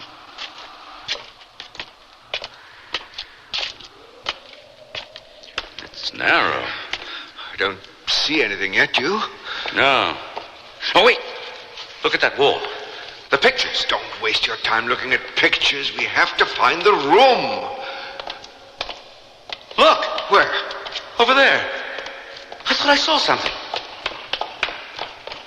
This is it! I can't believe we found it so easily. So what are we waiting for? Come on, let's get it. It's amazing that all this has just been sitting here. No, it's all ours. Give me another knapsack. Hey. What have you got in the box? Oh, it's just a necklace. Doesn't have much gold. Look at it. That black cat in the center. Those eyes.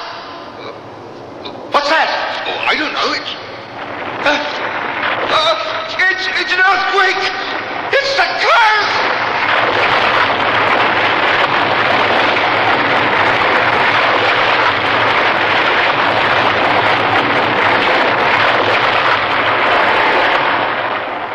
And that's only the beginning of our story.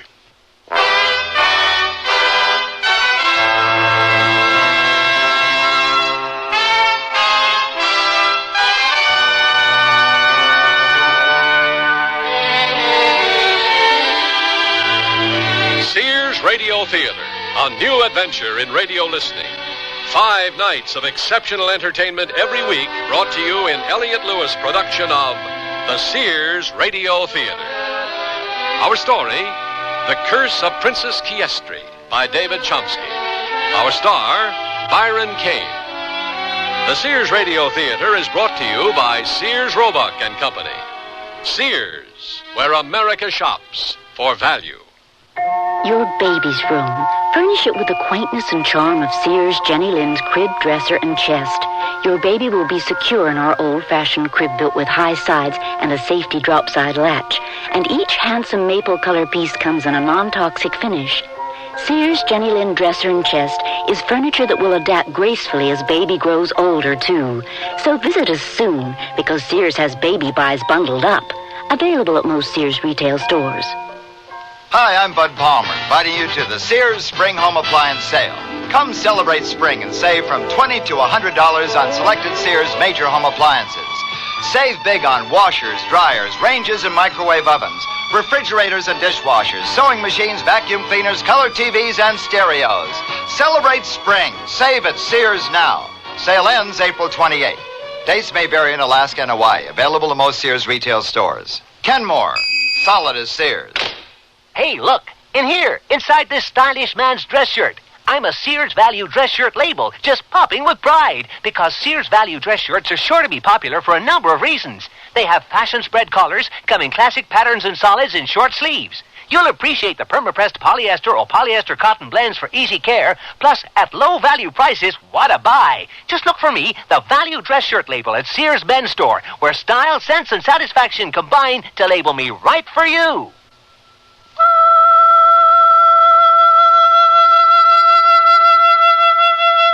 Because of the number of freak accidents and deaths associated with the excavation of Princess Chiestry's tomb, the government soon found it impossible to find anyone willing to work on the project. They all feared the curse. The excavation was halted and the tomb sealed, but not before many of the treasures had been removed. It's interesting to note that nothing taken from the tomb can be accounted for today. Well, almost none. It was the morning of my 5th wedding anniversary, and like most women, Nancy thought I'd forgotten. I spent a few extra minutes in the bathroom just to let her stew a bit before I went down to breakfast. Who would have thought this anniversary was the beginning of the end? Morning, honey. Good morning. Yeah, that bacon smells good. Well, sit down. It'll be ready soon. I poured your coffee. I'm starving. I'll have some toast, but not too much jam. It's not good for you. So, what's going on at school today? Is that all you have to say? Why? Oh, nothing. I just thought you'd... Oh, never mind. I was just wondering what you'd be teaching those bright minds in the 5th grade today. The Civil War. And here's your bacon and eggs. Civil War all in one day? No, we're just starting. What are you up to? Me?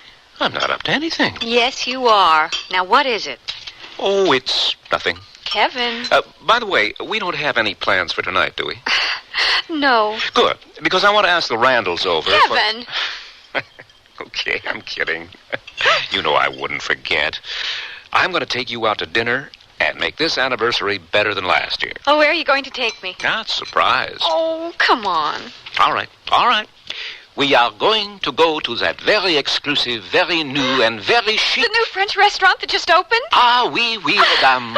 I had to make those reservations quite a while ago. Oh, goodness me. Look at the time. I will be late for work. Now, give me a kiss. Mwah! Au revoir, ma chère. I will catch you later.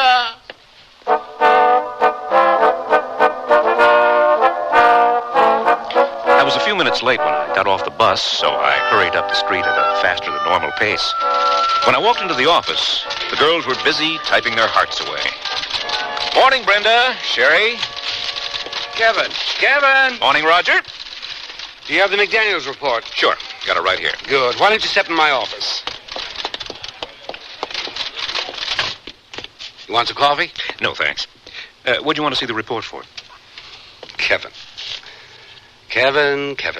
What? How long have I known you? Ooh, long time. I can't believe you've been married for 5 years today. Congratulations. Are you checking up on me? Well, when you take the only girl I ever wanted. Oh, who you kidding? You've always had more girlfriends than I can ever remember. But there's only one Nancy. I think it's great. Really. Thank you. What did you get her? Well, I saw this necklace in that jewelry shop around the corner. You mean you didn't actually buy it yet? No.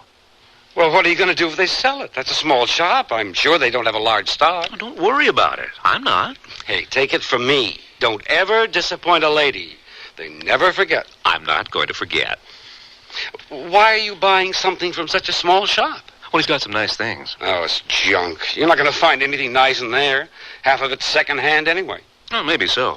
But you ought to see this necklace. Well, it doesn't matter. You can't give her something cheap. She's not going to care how much it costs. She may not say so, but trust me, don't get her anything cheap. Well, don't worry about it, Roger. Besides, it really doesn't matter. The nice thing is the pendant. It's a cat. A cat? A black cat.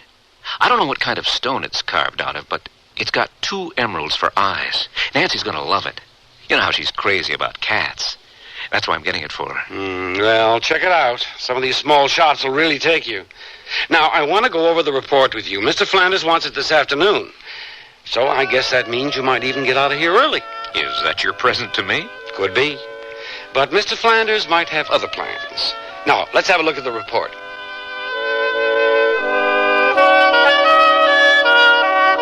Roger sure is a nut. A good friend. I mean, he's always looking out for me, but sometimes he worries about nothing at all. Anyway, Mr. Flanders was very impressed with my report, and I was able to take the afternoon off. I walked down the street and turned the corner where the jewelry shop was. Walked into the store and began browsing. I wasn't in any hurry. Now that I know what happened, I should have been in a hurry. I should have run for my life. I'm out of control. Be cool, be natural, take it light. But where do I start? With the basics like the new Pretty Natural Light Shaper from Sears. The Pretty Natural Light helps keep you smooth all day under your clothes, giving you a shape that's soft and natural thanks to the shimmery, lightweight power net. Never intimidates because its control is moderate, with a front panel that helps keep your tummy where you want it. Great! I'll ease into control with a Pretty Natural Light. It's new at larger Sears retail stores. This year, my mom is dressing me up in pretty things from the Sunny Bunch collection at Sears. That's right. She'll look fresh and feminine in these dresses and separates. I can choose from frilly, colorful dresses, bouncy skirts, pants, and just the right coordinating tops. Sizes 7 to 14 in easy care fabric that's machine washable. Whether I'm going to a birthday party or just school, my Sunny Bunch clothes make me feel special. You are special. Thanks, Mom. Available at most larger Sears retail stores. I sell draperies at Sears. Yesterday, a lady came in and said that she'd been in and out of about every store in town looking for draperies and at this point didn't know what she wanted anymore. I asked questions about her tastes and decor and then made suggestions. She was thrilled. She found what she wanted and learned a little too. It made me feel good to know that I helped her out. Sears people are friendly people who help you find what you want. Sears, Sears, Sears, where America shops.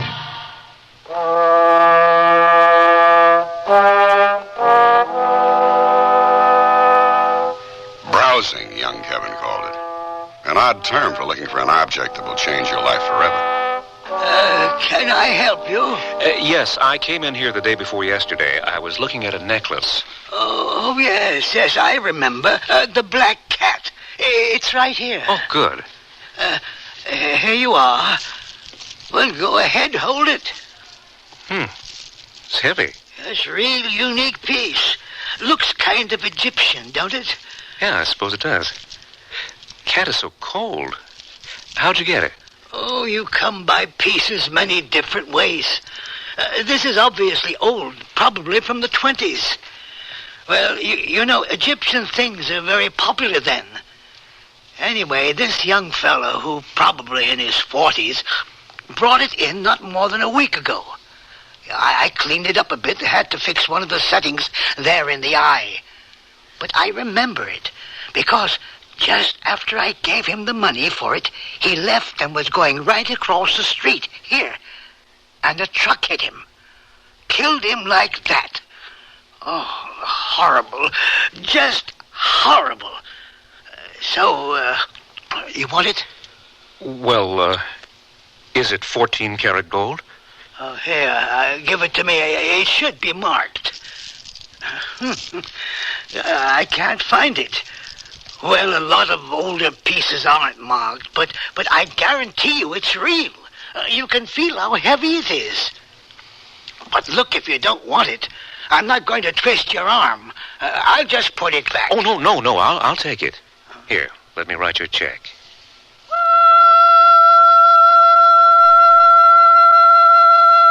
I wrote out the check and handed it to him.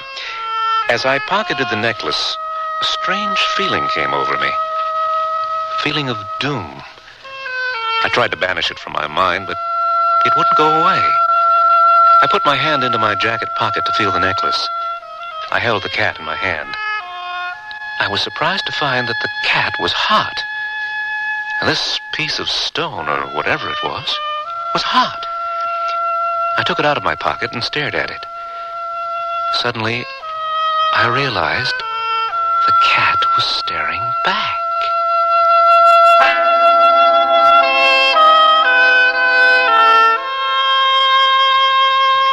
By the time I reached home, I'd put all thoughts of the cat out of my mind.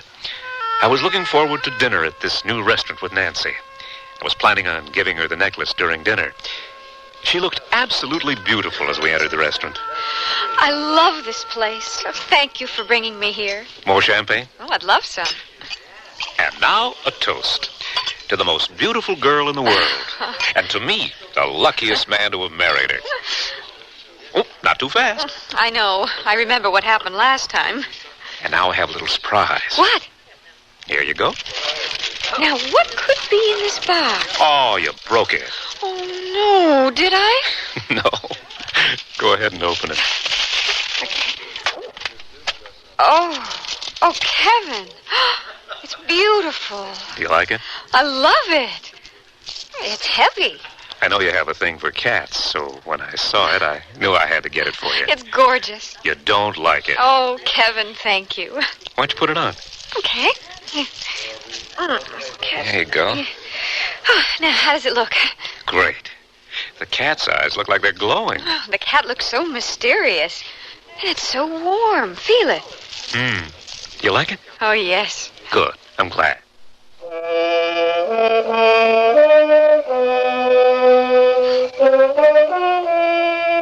We got home at a relatively decent hour. After all, we both had to work the next day. The evening had been a total success, except perhaps I'd had just a bit too much to drink. And as soon as we got into bed, I fell into a deep sleep. I don't know what exactly happened or why, but that was the last time I ever saw Nancy again. Now, try to understand this.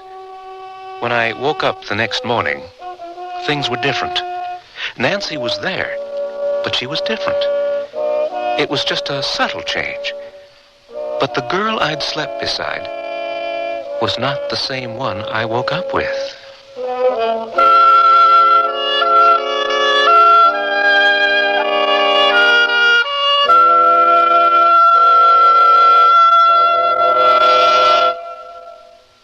Sears Radio Theater will return after this message from your local station.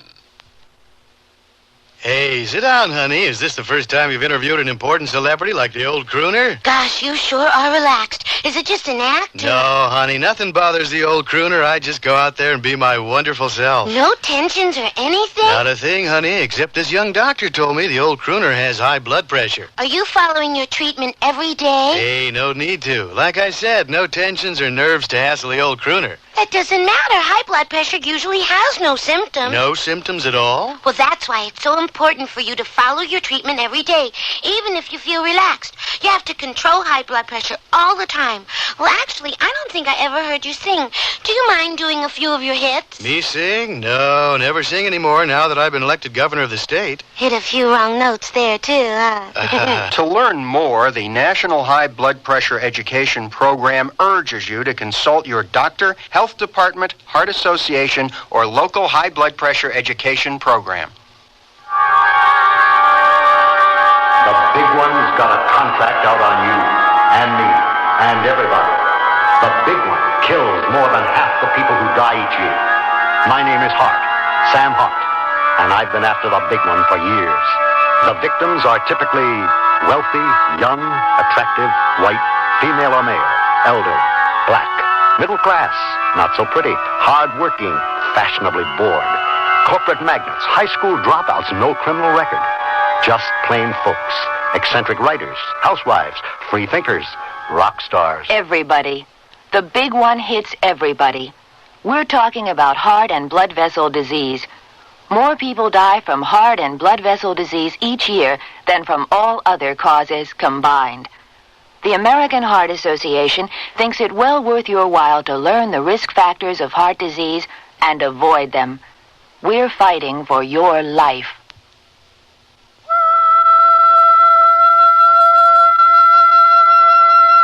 Black stone cat with emerald green eyes that stare back at you when you look at it. An inanimate piece of stone which goes from cold to hot. A wife who goes to sleep, a person you know and love, and awakens subtly different, almost a stranger.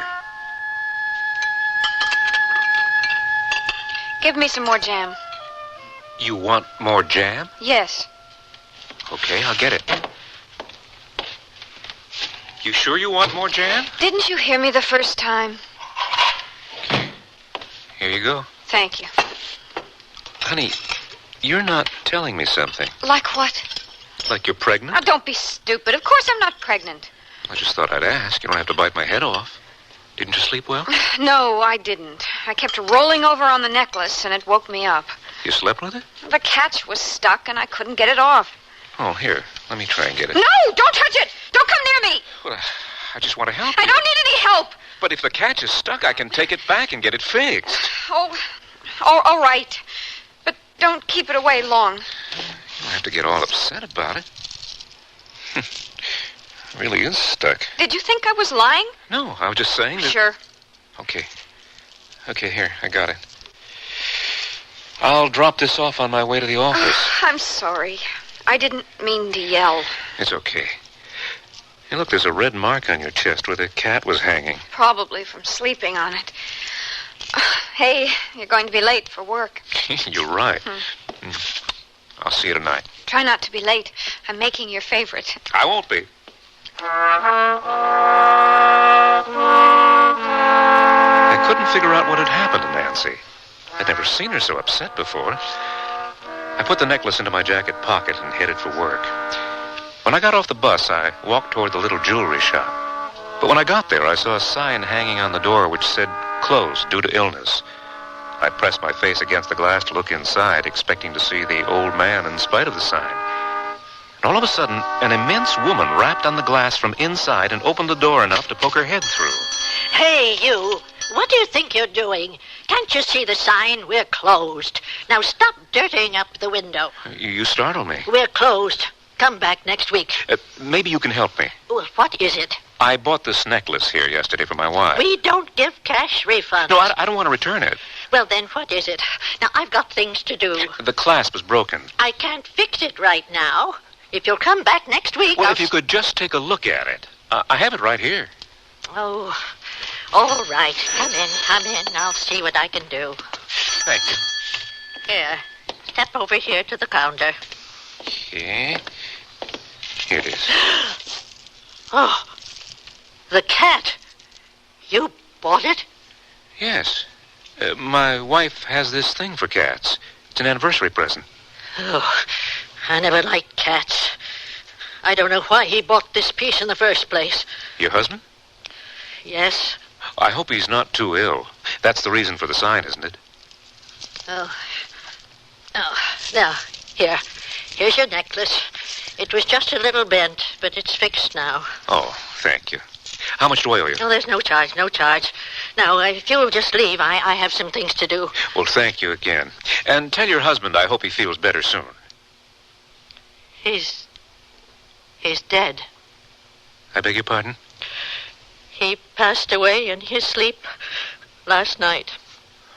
Oh, I'm sorry. Oh, it's that necklace. It's cursed. First the man who bought it in, and now it's cursed, I tell you. Cursed.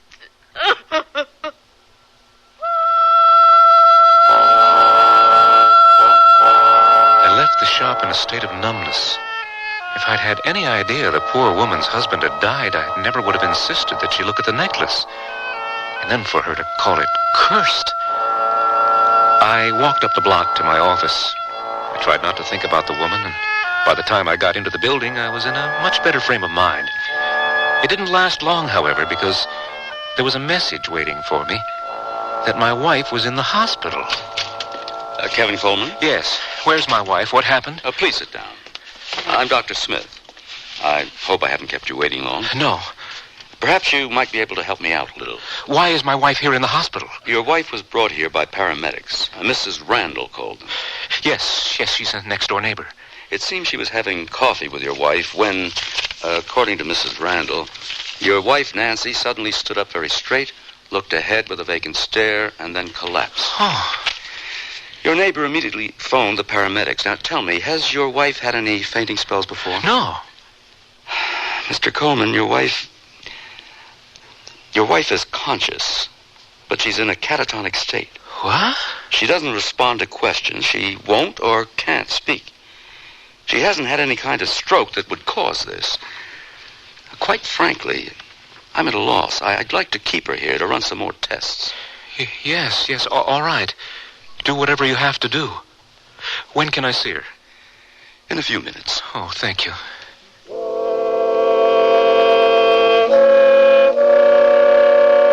I sat with her in that room all day. Never once did she move or show any sign of recognizing me. They kept wheeling her in and out for all kinds of tests, and the results were always the same, negative. By 8 o'clock that evening, there was still no change. The doctor told me to leave, but I just couldn't go home. Instead, I went over to see Roger. Kevin, what are you doing here? I just wanted to talk to someone. Can I come in? Sure, come on.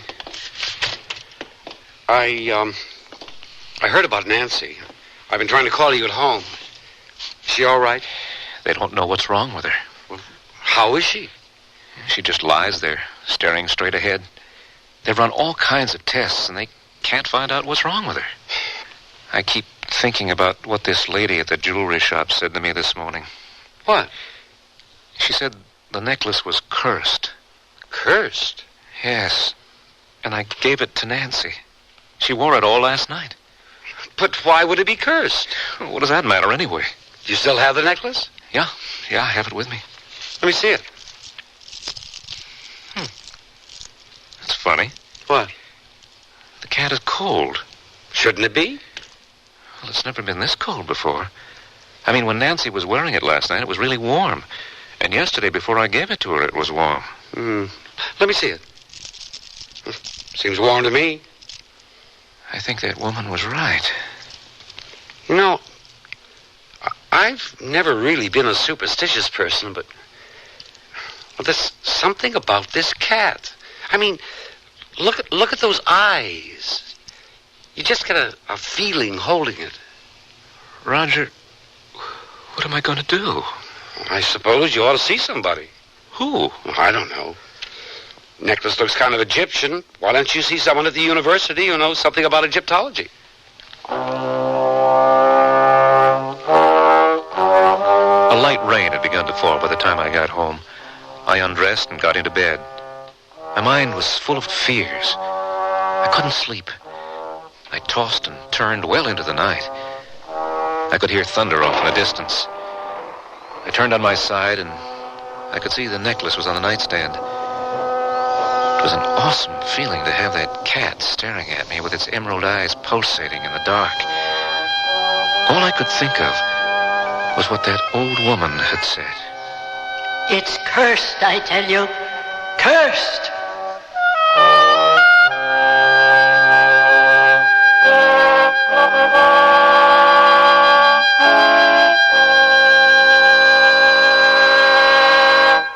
Hey, look, in here, inside this stylish man's dress shirt. I'm a Sears Value dress shirt label, just popping with pride, because Sears Value dress shirts are sure to be popular for a number of reasons. They have fashion spread collars, come in classic patterns and solids, and short sleeves. You'll appreciate the perma-pressed polyester or polyester cotton blends for easy care, plus at low value prices, what a buy. Just look for me, the Value dress shirt label at Sears Men's Store, where style, sense, and satisfaction combine to label me right for you.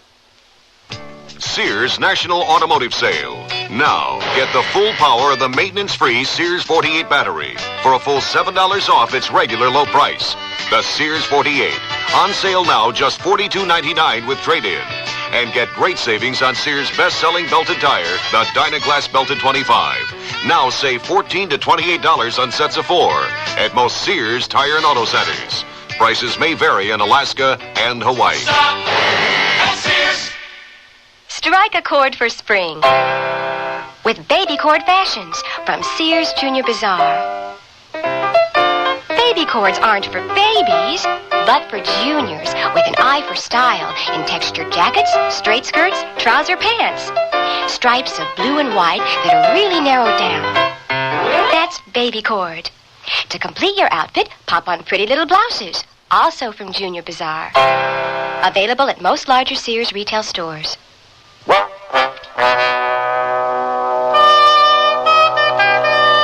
Howard Duff again with the concluding act of The Curse of Princess Chiestry.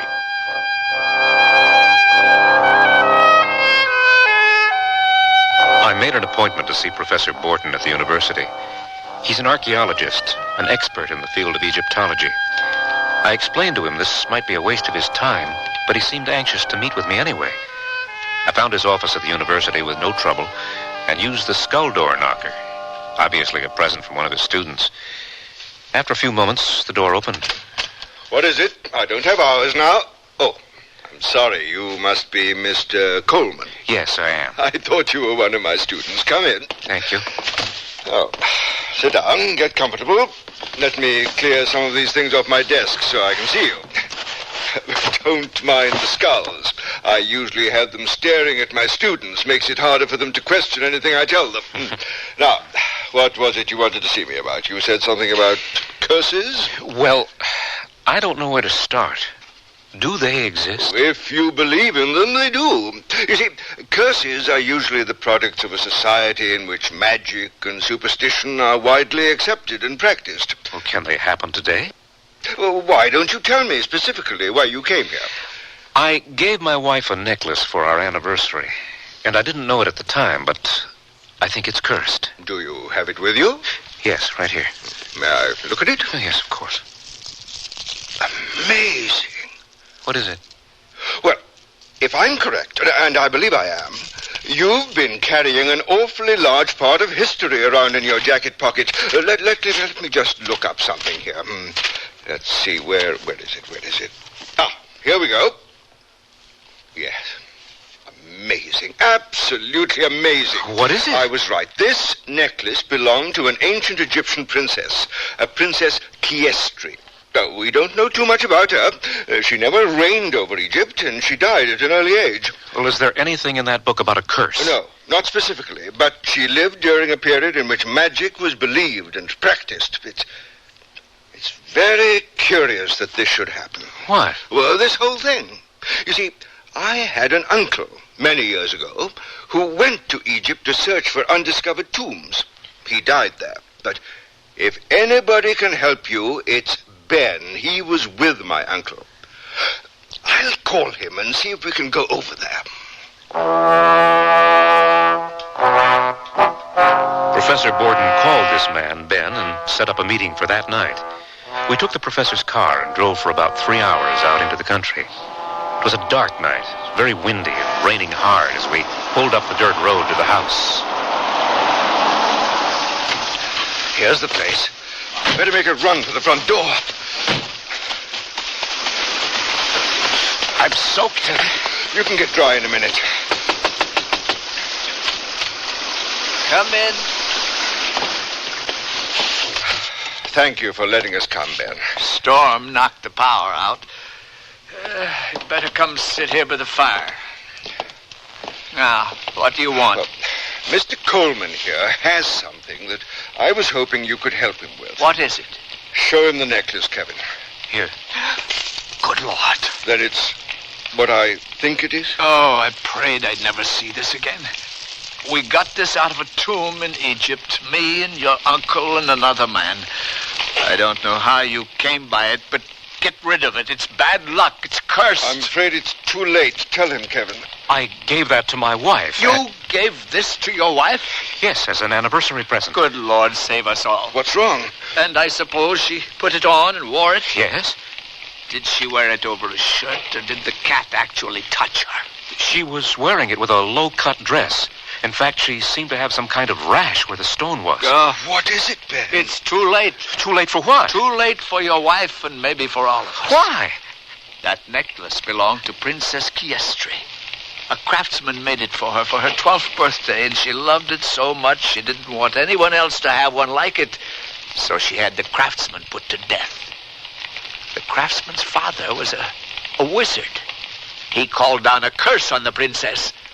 He transferred her spirit into the stone cat so that when she died, her spirit couldn't travel to the afterworld. How does this explain what's happening to my wife? I'm getting to that.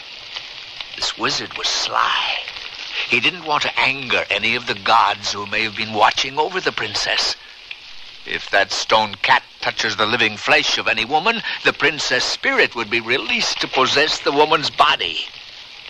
You mean my wife? The princess is taking over her body. How can I prevent it? I don't think there is a way to stop it. There must be something.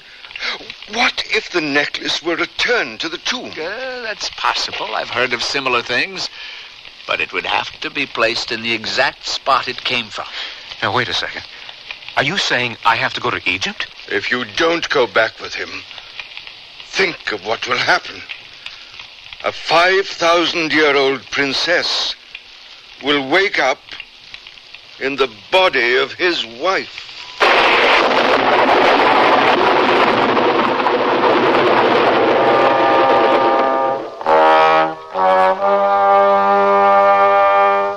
I had no choice. 2 days later, Ben, Nancy, and I were in Egypt. We put Nancy to bed, and Ben and I went down to the bar for a drink. It was in there that I began to realize that this was not my problem alone, that many people's lives were being affected. And what may I bring for you? Whiskey? I'll have the same. Very good. I will be right back. When will we go out to the tomb? Tomorrow night. Well, why not first thing in the morning? You told me before we left home that we only had a few days. You can only find the tomb by watching the moon rise on the 18th or 19th of this month. We got here too late tonight. Here we go. One whiskey for you. Thank you. And one for you. Oh, thank you. You are most kind. I must confess, business has been unusually slow of late. Is that so? Oh, you have just arrived, no doubt. Yes, a few hours ago. Then you do not know of the voice in the night or the strange lightning in the desert? No. Tell us about it. There is not much to tell. Every night for the past 4 or 5 nights, as soon as the moon is directly overhead, it begins. First the wind. You notice there's only a gentle breeze now. But wait, you will see. Then comes the voice. It calls out something, but it is not possible to tell what it is calling. And then, off in the distance, there are flashes of lightning. They say it is one of the ancient pharaohs. That's incredible. Listen.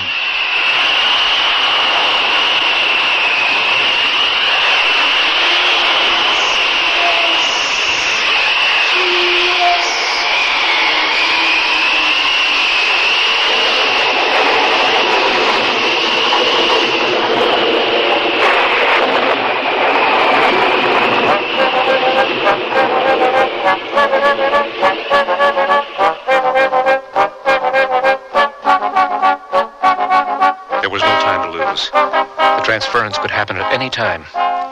The next day seemed endless, but the sun finally left the sky, and when the moon rose, we were ready. Ben, Nancy, and I started across the desert in an open Jeep. We drove directly toward the moon, ignoring the existing roads, driving with only our destination in mind. After a few hours, we were there. Yeah, we're here. The entrance is just beyond that rise.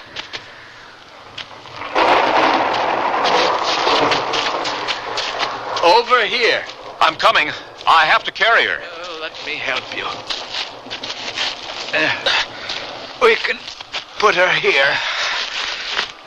Well, the entrance is sealed. There's no way to get in. Maybe if we just leave the necklace here. No, that won't be good enough. We have to get inside. Look, Nancy's walking. We'll follow her. She's moving that rock. Why, it's another entrance. How did she know it was there? The princess. Has it happened yet? Is she? No, I don't think so. Come, let's follow her inside.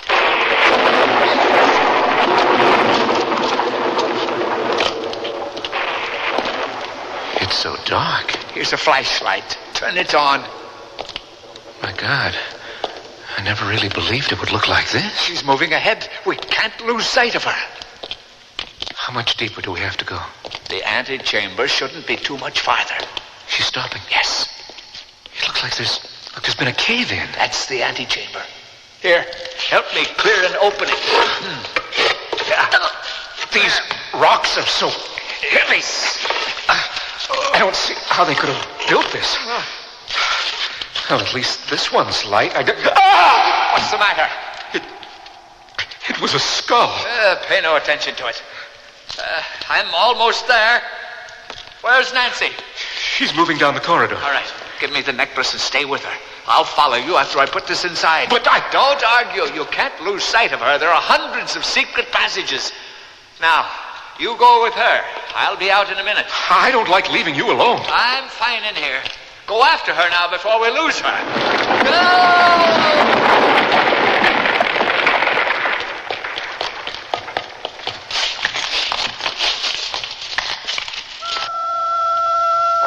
When I found him, he was still clutching the necklace tightly in his hand. The eyes of the cat were pulsating furiously. Ben was dead. I turned and ran after Nancy. I found her in a dark chamber. A shaft of moonlight entered from somewhere above, and I could see her silhouette kneeling before an altar. Suddenly, she rose and thrust her hands toward the sky. The chamber lit up from the flash of lightning, and she turned to face me, eyes pulsating, a wild look about her. I sank to my knees. It had happened. There, before me, in all her glory, stood Princess Chiestry. The earth began to shake, and the stone walls fell all around me. I believed I would never again see the light of day.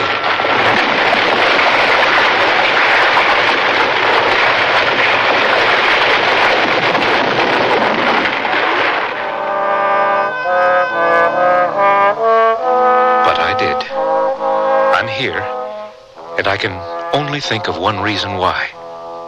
To serve as a warning. You see, I understand a piece of jewelry, a black cat with green emerald eyes, is floating around somewhere out there. It's appeared in a few jewelry shops that I've heard of, and so I must warn you. Stay away. Stay away from that cat. It's cursed.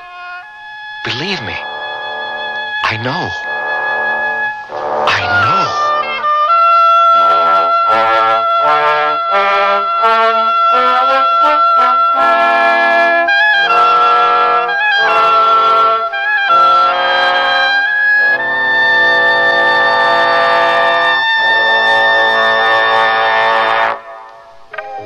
Fashion speaks on gossamer wings through dresses and skirt sets and wonderful things, filmy clouds of prints in a palette of colors.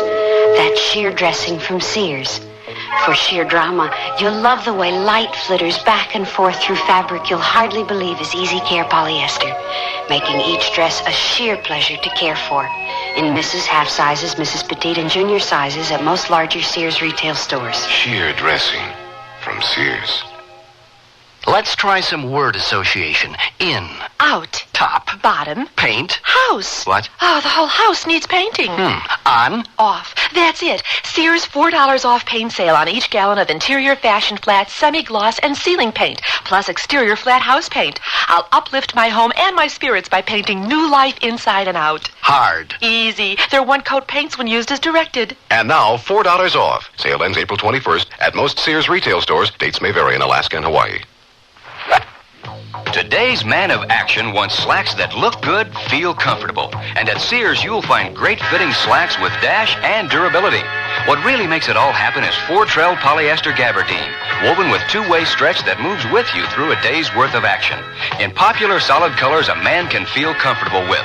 Any way you look at it, these stretch-woven perma-pressed slacks hold up handsomely to a hard-driving summer. That's style, sense, and satisfaction at most larger Sears retail stores.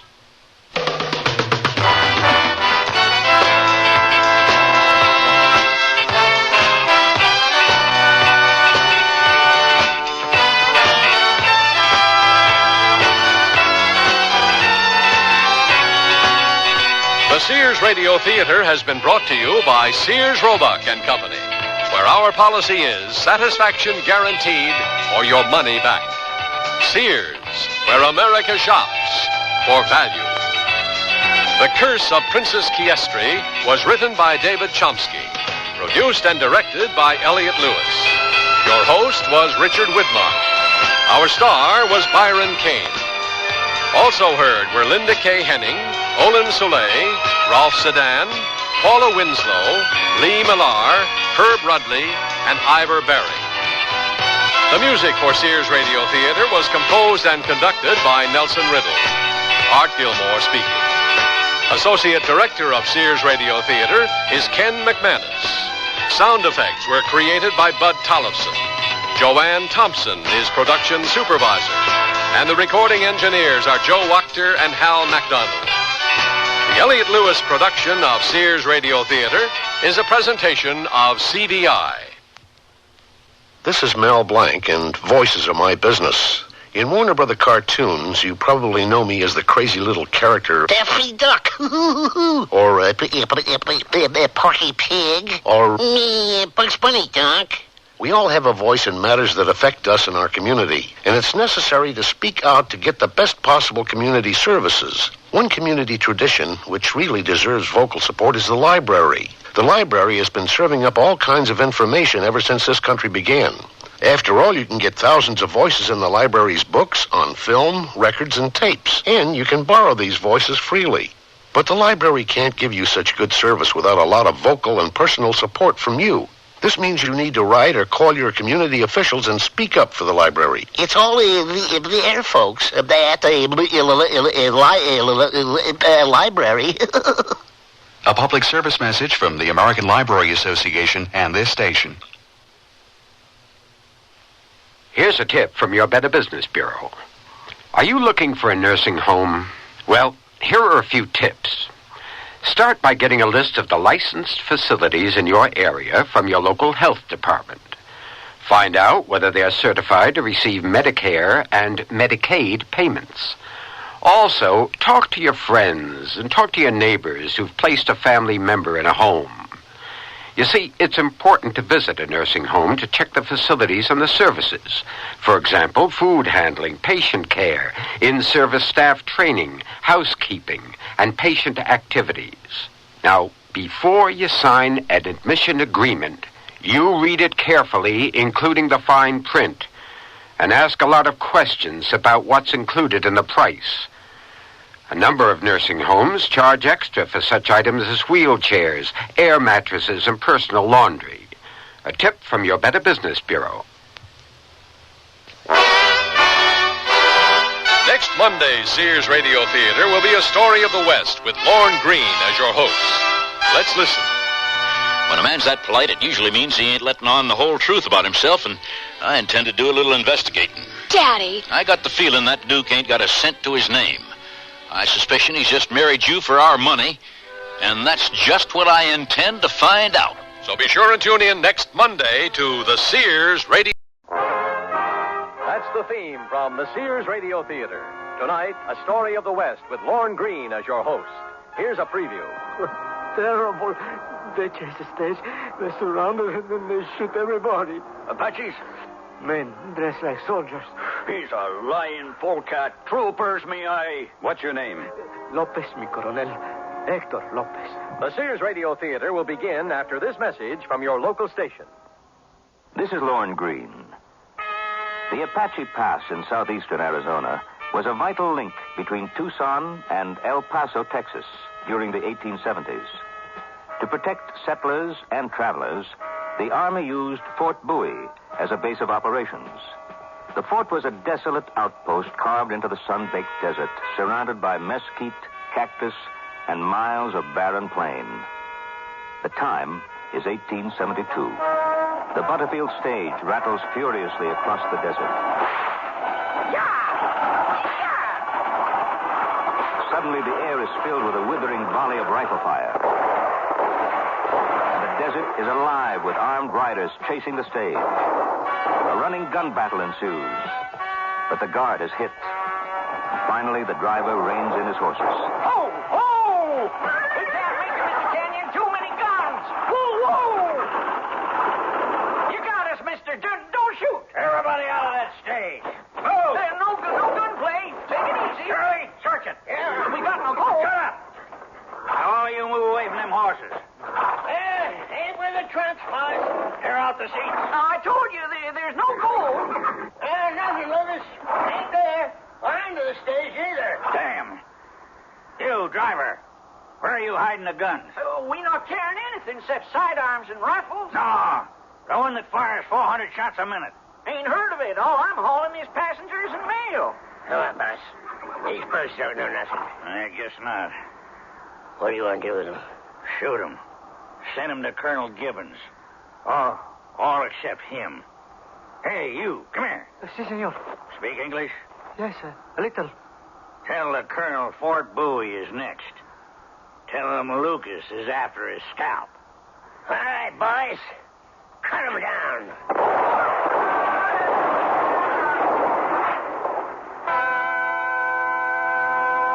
And that's only the beginning of our story.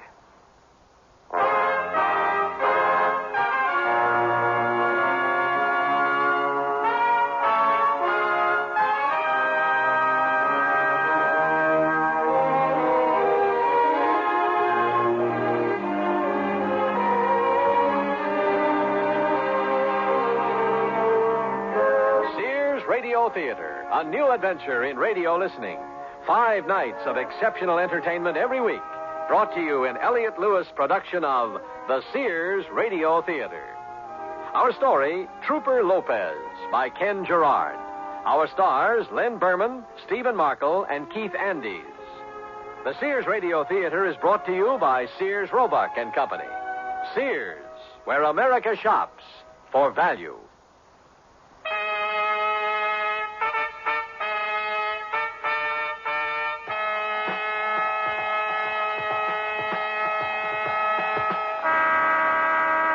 While the Butterfield stage episode was taking place, another drama was unfolding at Fort Bowie, approximately 20 miles away. Come in.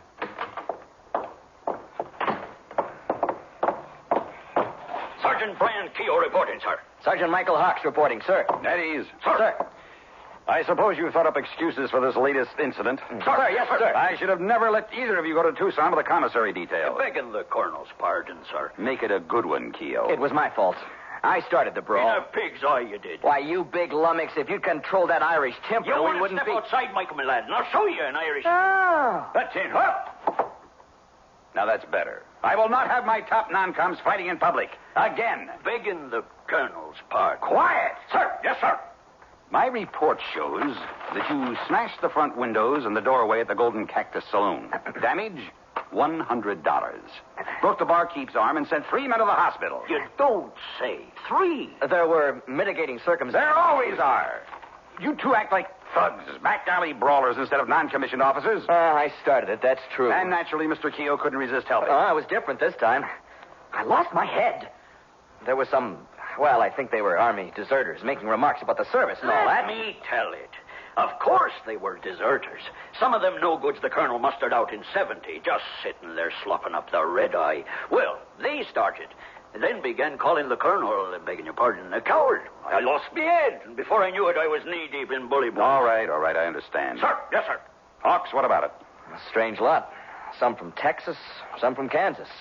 I never saw them before. Neither did the saloon keeper. Did they mention Lucas? Is that sidewinder back in the territory? Well, it's possible. And there's a rumor that he's assembling an army of renegades. Just when we had things a little quiet around here. Well, what the devil's going on?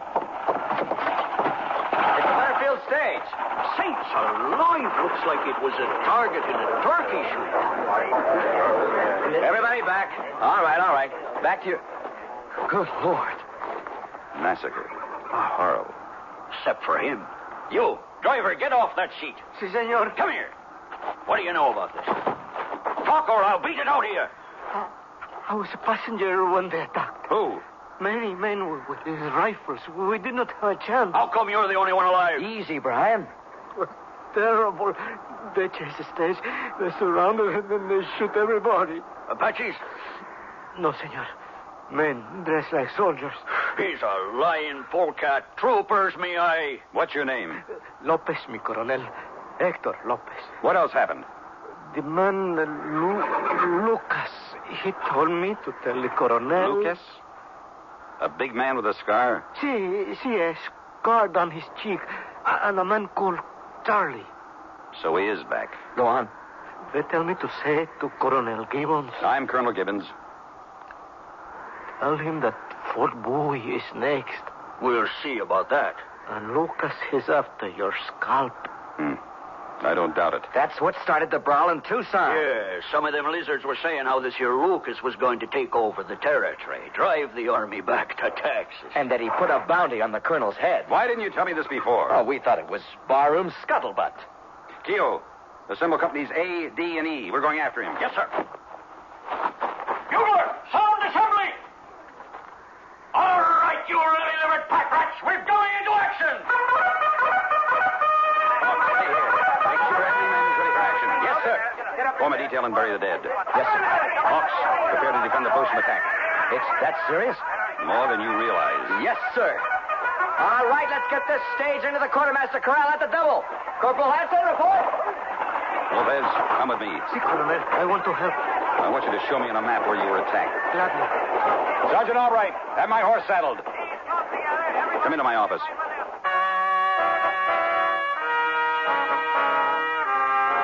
Michael! What do you want?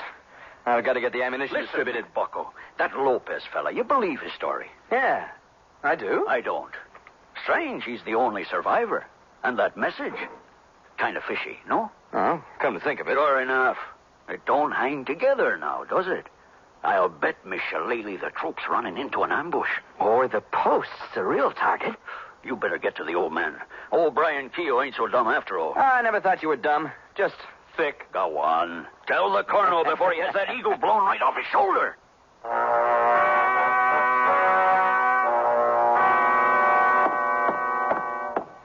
Everyone in the fort is fully alert, sir. Good. If I may, sir. Yes? The troop may be riding into a trap. The post could be the real objective. Well, of course it is. I don't believe Lopez for one moment. Lucas is probably watching our movements right now from one of those buttes. We're going out with 3 columns, but not far enough to expose the fort. Yes, sir. And Hawks, throw Lopez into the guardhouse. Yes, sir. If you're attacked, shoot him.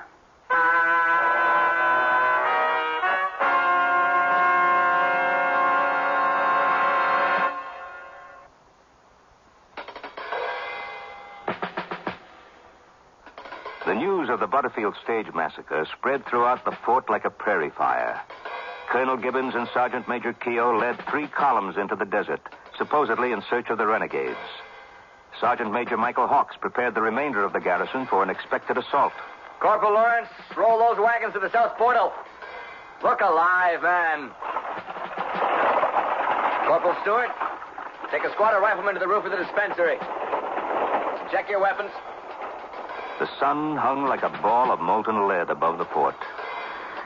As the troopers waited, the beads of sweat running down their dust-covered faces. Keep your head down, mister. You, Lopez. Come with me. Can I be of assistance? Sure. Come on. I want to talk with you in the orderly room.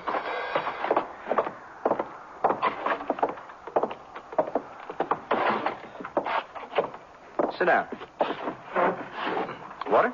Gracias. What were you doing on that stage? I was going to El Paso looking for a job. I don't buy that. Oh, it's true. Lopez is a very good blacksmith. I was apprenticed to Senor Thomas Howard in Tucson for almost 3 years. I have a letter of recommendation. Here, look. Says you do good work. Well, I try. Maybe I get a job with the army. As a spy? Senor? How come you're the only one that survived that massacre? You're working with Lucas's gang, aren't you? Oh, Sergeant, I know nothing. I'm a blacksmith. What aren't you telling us? I tell you everything. Except what? The killers. Charlie, he searched the stage. He tore everything apart. He was looking for a gun. Go on. The man Lucas asked the driver about a gun that shoots 400 bullets a minute. There isn't any such gun. I swear, Sergeant, that's what they look for. When's he going to attack the fort? I know nothing. I think you do. Oh, no, don't shoot me. Tell the truth, or I'll put one in your eye. I am a blacksmith. Please believe me. Let's try that story again. Please, Lopez, tell the truth. Maybe. Corporal Adams? Take this man to the guardhouse. If the fort's attacked, shoot him. On the spot.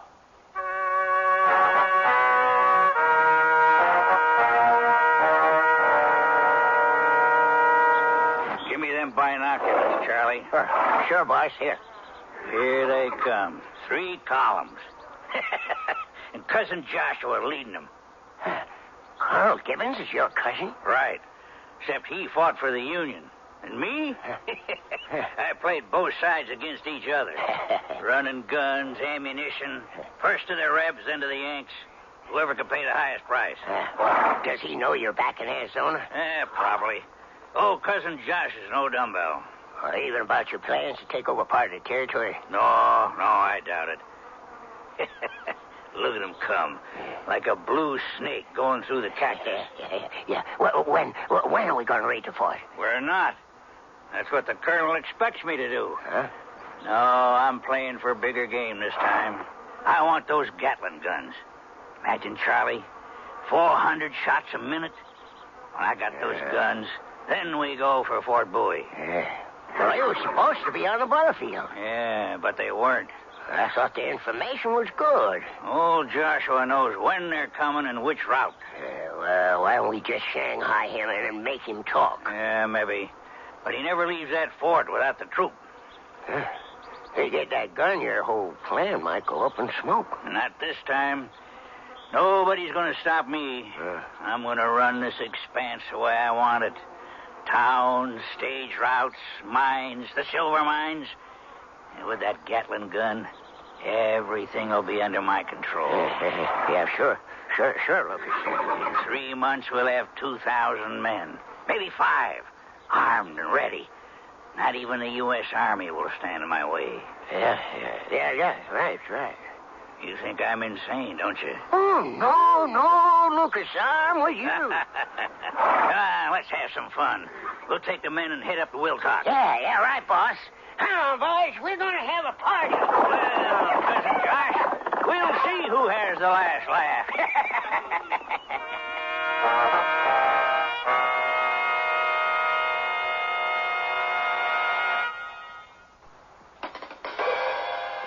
An uneasy silence fell over Fort Bowie as the garrison waited for the attack. Sergeant Major Hawks was everywhere, checking fortifications, ammunition, reassuring his nervous troopers. Minutes seemed like hours as the desert sun blazed overhead. The assault never came. Finally, Colonel Gibbons returned to the fort with the column. Was there any sign of Lucas Renegade? No, sir. He's out there, hiding among the cliffs, watching every move we make. Lopez told me something strange. It seems Lucas was searching for a gun that fires 400 shots a minute. Seems impossible. So that's why he ambushed the stage. He's after the Gatling guns. Sir? A hand-crank gun. 10 barrels that can spew out 400 shots. Deadly. A brand new weapon. The 7th Cavalry used it in Kansas in 67. Woo! That kind of firepower in the wrong hands could be deadly. Right. Well, this alters our position quite a bit. What else did Lopez mention? Only that he's an apprentice blacksmith. Release him. Release him from the guardhouse. Put him to work. I still don't trust him, sir. Neither do I, but Sergeant Wallace can always use another hand with the horses. Yes, sir. And watch him, Hawks, just in case. Yes, sir. Oh, I want you and Sergeant Keogh to report to me at 6 o'clock. That'll be all.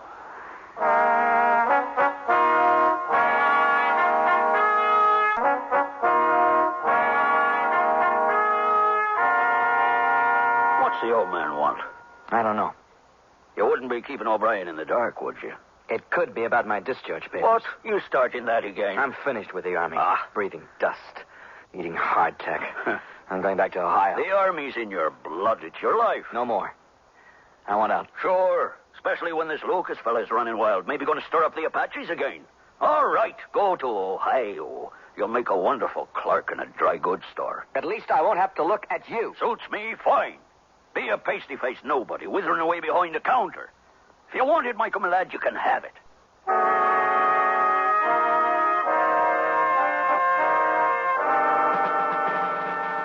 Sit down, man. Have you told Mr. Keogh about the gun? Yes, sir. Gentlemen, 2 Gatling guns are on the way to this fort right now. Saints alive. They're being shipped to us from the Army Command in El Paso, not by stage, but hidden inside a medicine show wagon. Very clever. The driver of that wagon is really an Army officer disguised as a drummer for Dr. Raleigh's nerve tonic. Oh, I wouldn't want to be him right now.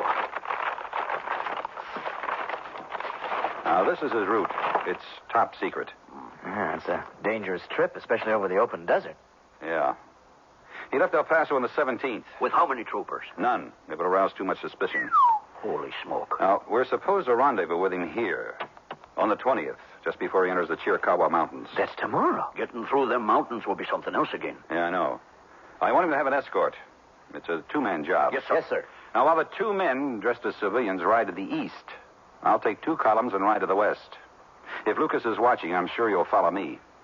He'll think I'm the escort for the Gatling guns. When do we leave? Mr. Hawks will not be going with you, Sergeant Keogh. What? Your discharge papers came through. We took them from the Butterfield stage. You'll be a civilian in a week. Sure. You never use short-timers on dangerous assignments. Shut up, Brian. Sorry, Hawks. Sir, I respectfully request permission to accompany Sergeant Keogh on this assignment. Request denied. Yes, sir. Keogh, I want you to pick a partner for this. You've got to look like, 2 wranglers or traders. How about Corporal Stewart? No. No, what about Lopez? Using him as a decoy. Sure, if he ain't armed. Right. You'll leave at first light. You take these maps, copy them. Now, when you meet the wagon, the password is Cochise is safe. Yes, sir. And Keogh. Sir. If there's any chance of trouble, destroy the Gatling guns. That's an order.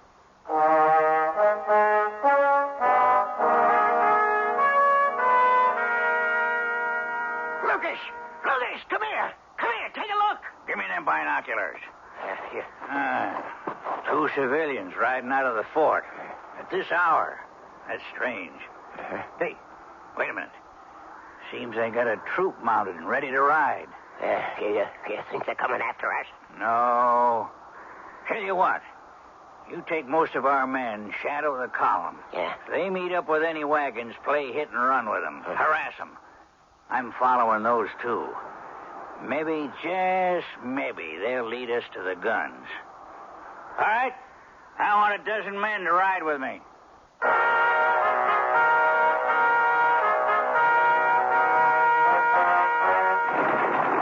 Go on, ride ahead of me, Lopez. Si, Senor Keogh. You make any false moves, I'll put one in your head. I understand, but Lopez is a friend. We'll see about that, mi bucko. Just keep riding. I want to help. You can trust me. Just like the help you gave to the stage, huh? There it is, the medicine show wagon. Come on.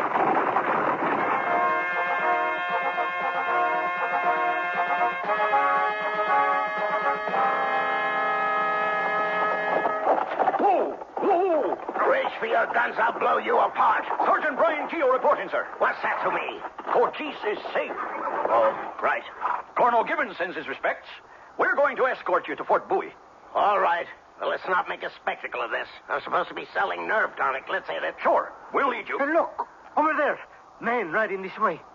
They ain't troopers. We better make a run for it. Give me a rifle. I'll try to hold them off. No, sir. Go ahead, Lopez. Right ahead of me. Head for them mesas. We got a better chance. They're closing on us. I'm hit. Oh, my shoulder. Oh, mother.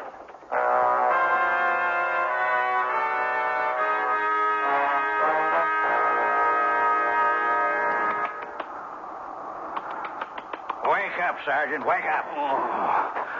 Oh, my shoulder. It's on fire. Well, Cousin Joshua didn't fool anybody. You'll not get away with it. Really? You two. Bring one of them Gatling guns over here. Murder. We got both guns. Ain't it a beauty? You know what that can do?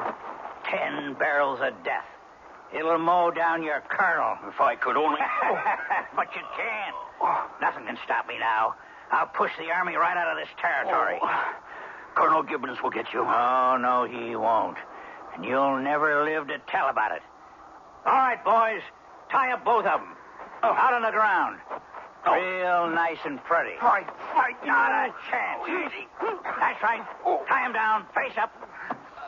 Well, Sergeant, if the sun don't bake your brains out, the rattlers will have you for dinner. If I ever get out of this... You won't.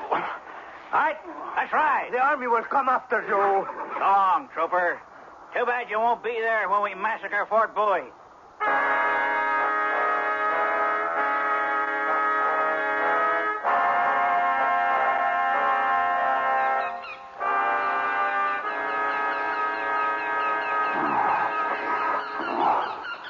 Look at them bloody vultures circling up there. Just waiting. Sergeant Keogh, I think they're up on my left hand. It's loose. Well, try to work yourself free. Them buzzards smell death. I try. The ropes burn my wrist. I try.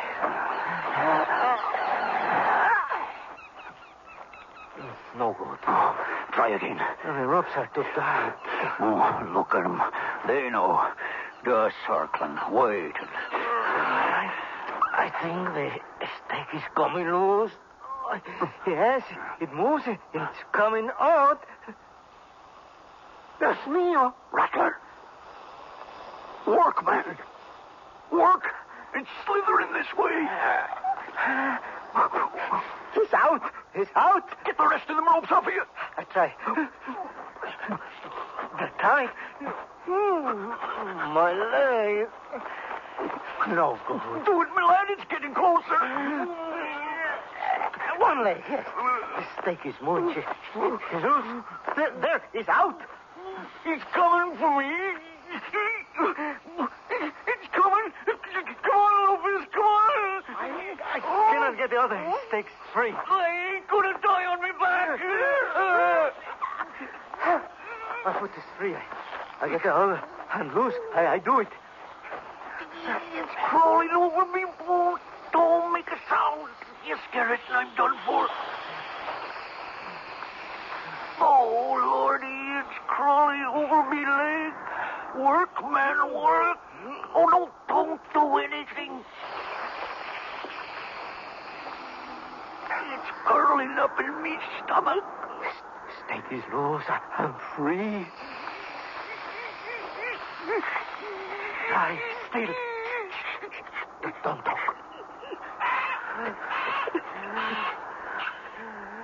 Don't move. Don't move. I'm going to grab it. Hold still.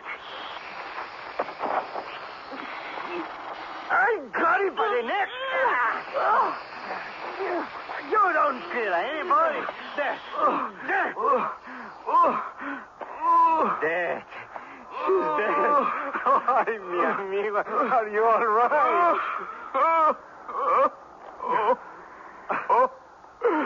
Blessed be I take care of you. Lopez, undo the ropes. I take you back to the Coronel.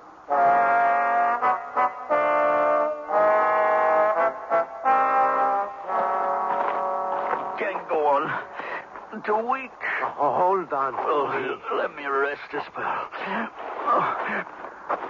I've lost too much blood. You go ahead. You give me your arm. We make it to the mesa, and then we rest. My shoulder. I got to rest. A little more, and then we'll be out of the sun. Them blasted buzzards never give up, do they? Here, sit. I look for water. No. You got to get to the colonel. Tell him about the guns. Tell him about Lucas. Horses. I hear horses. Oh, no, man. It's the sun that's getting to you. No. Look. Over there. Men coming this way. Maybe it's Lucas's men going to finish us off. No. Troopers. I see the regiment's pennant. You're right. Hey! We're here! Oh! Run. Get him. Yes. Here. We're here! We're here! Over here!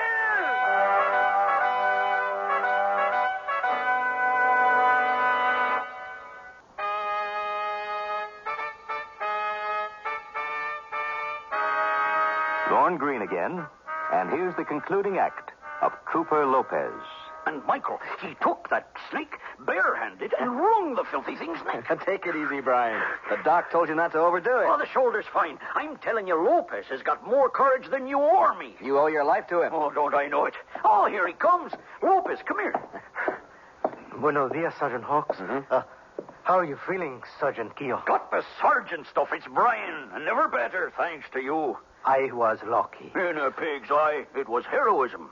Your wound, it is healing? You bet. And when I get out of this bed, we're going to Tucson and having a rich snorter.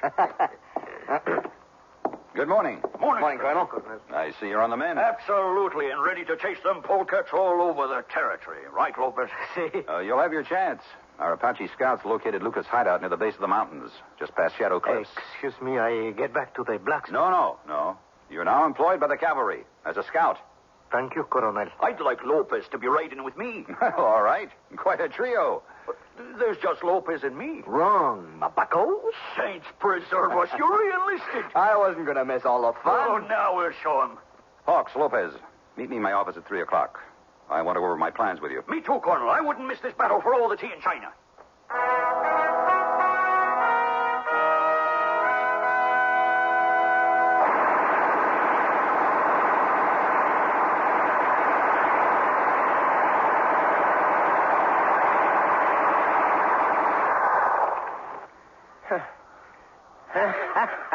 Lucas, I never seen nothing like it. Gatling gun can wipe out an army. Yeah. When are we going after Fort Bree? Soon, but first, well, here's what I got planned for them.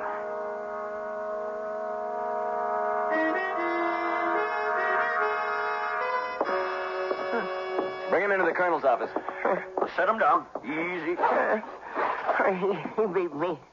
He beat me like a dog. What's happened? This fella says he's got information about Lucas. Yeah. And I'll do anything to pay him back. Looks like he did quite a job on you. Yeah, sure, well, you gotta stop him. He's a madman. He plans to massacre your fort. When? Soon with the repeating guns. Got 10 barrels. I never seen nothing like them. Where's he hiding? Got 40 men holed up near Shadow Cliffs. Just what the scouts told us. Yeah. But them guns is useless. What? I stole the ammunition clips, bullet loader. Lucas don't know it yet. I took him his pack, see? I hid him in the cave near the pass. Here's the break we're looking for. We've got to attack right away. Will you lead us to the cliffs? Oh, sure. Theo, take this man to the dispensary. Hawks, get the troop ready for action. Lopez, you're assigned to my column. We'll ride at sunrise.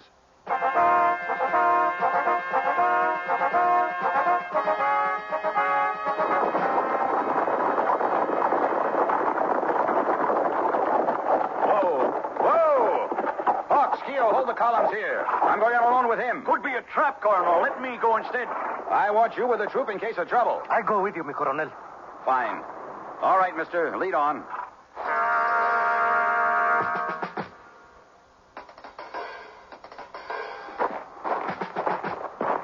We'll have to go the rest of the way on foot.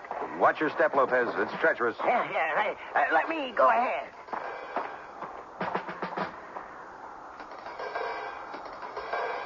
I don't like this, Coronel. Come on, here they are. I got them. Now you see how it's telling here on the square. So you were. But Charlie told you only half the story, Cousin Joshua. Lucas. Right. I should have known you were behind this. Take his weapon, Charlie. Yeah. The Colonel won't be needing it anymore. Sure. Hey, let's go now, huh? No. First, I want Joshua to see his troops slaughtered. Charlie, get the boys in place. I want those guns pointed right into that pass. Sure, boy. Now, you two move. You'll have a ringside seat for the destruction of the troopers. My men won't fall for it. Sure they will. Old Charlie's going to ride down there and tell your boys it's all clear. When they get in that pass, we'll show them how a Gatling gun really works. They'll be right in my trap. Not if I can help it. Look out, Coronel. Get his gun. I'll try. I have it.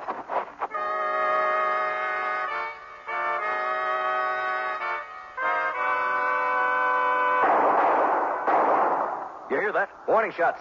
The Colonel's in trouble. He's alerting us. Troop, dismount. Companies E and F, follow me. Company D, with Sergeant Hawks. You go up the north slope. I'll take my men around on the south. Hold it, Michael. Suppose they got them Gatling guns trained right on the pass. Right. We'll fan out before we reach the gully.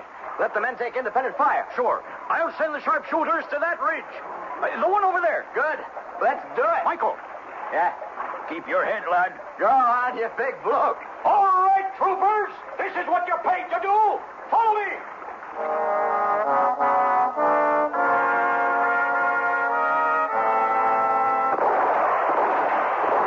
That's it, lads. Pour it on him. Corporal Stewart, take 3 men and get to higher ground. The rest of you come with me. Brian, are you all right? Sure. I think they're pulling out. Keep blasting at him, troopers. That damn Gatling gun had us pinned down. There, behind them boulders. Shooting almost stopped. You're right. Cease fire! Cease fire! You up there, Lucas, Charlie, we got you nailed to this mountain. Give it up. Throw down your weapons. Surrender, or none of you will leave here alive. You hear me? Courage! We give up. It's all over.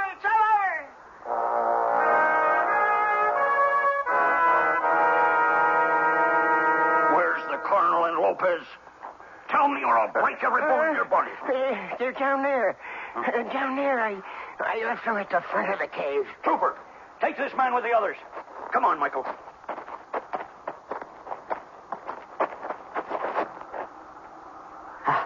Brian, don't look in. Oh, no. It can't be. Oh, it ain't true.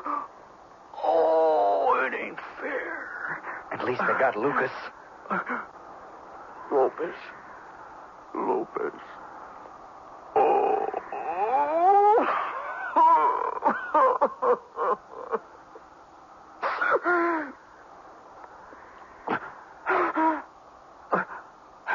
I want to give him a military funeral also. We will. Come on, Brian. It's all right. Let me be with him for a moment.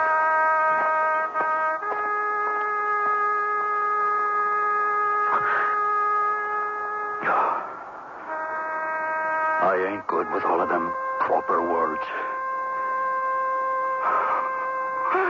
I'd give anything to trade places with you.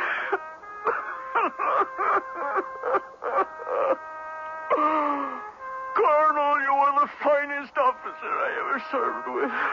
I would have followed you into hell itself. And Lopez. I want to apologize for being distrusting. Oh, man. There's many words we never spoke to each other.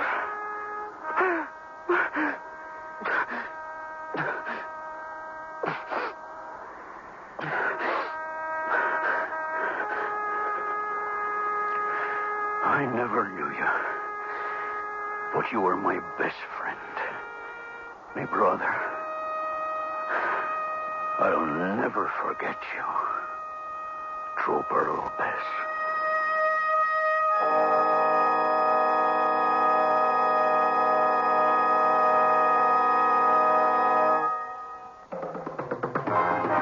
The Sears Radio Theater has been brought to you by Sears Roebuck and Company, where our policy is satisfaction guaranteed or your money back.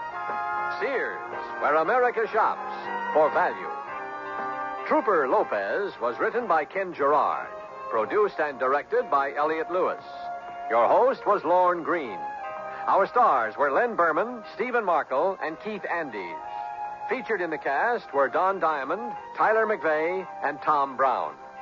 The music for Sears Radio Theater was composed and conducted by Nelson Riddle. This is Art Gilmore speaking. The Elliott Lewis production of Sears Radio Theater is a presentation of CBI.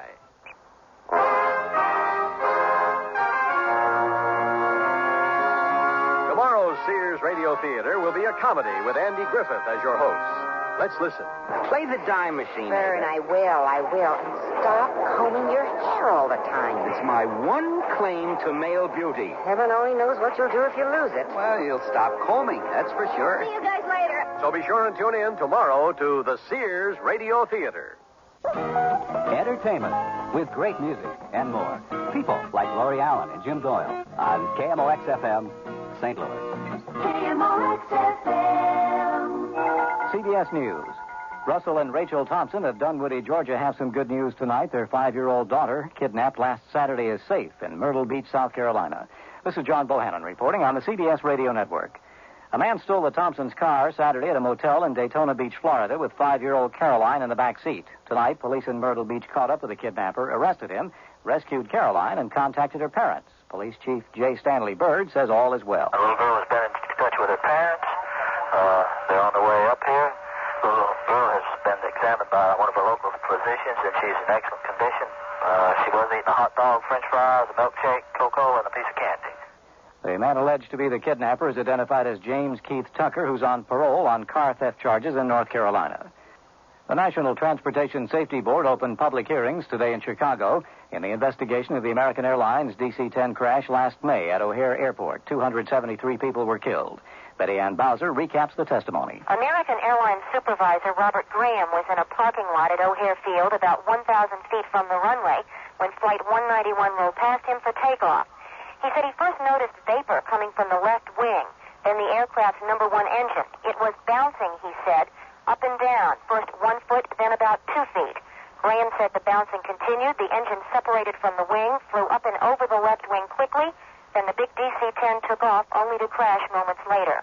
Another eyewitness, a supervisor in the control tower, told the hearing he noticed a torching or burst of flames coming from engine number 1, but didn't realize the entire engine had separated from the wing until the plane was airborne. Under questioning, the supervisor said he had seen other DC-10s develop problems after takeoff, and he described one instance where a wide body took off and had to return to O'Hare Field after it developed an engine problem. Betty Ann Bowser, CBS News, Chicago. The board will hold 2 weeks of hearings and will release a report on the probable cause of the crash in October or November. Paul Volcker testified before the Senate Banking Committee that fighting inflation will be his top priority as chairman of the Federal Reserve Board. President Carter has nominated him to the post to take over from G. William Miller. The Senate Energy Committee has approved the nomination of Charles Duncan as the new Secretary of Energy. The vote was 16-0, and the full Senate most likely will vote on the confirmation tomorrow. The Lundberg letter, an authoritative petroleum industry publication, says we should find more gasoline next month because the world's crude oil supplies have improved and several oil companies have increased their deliveries.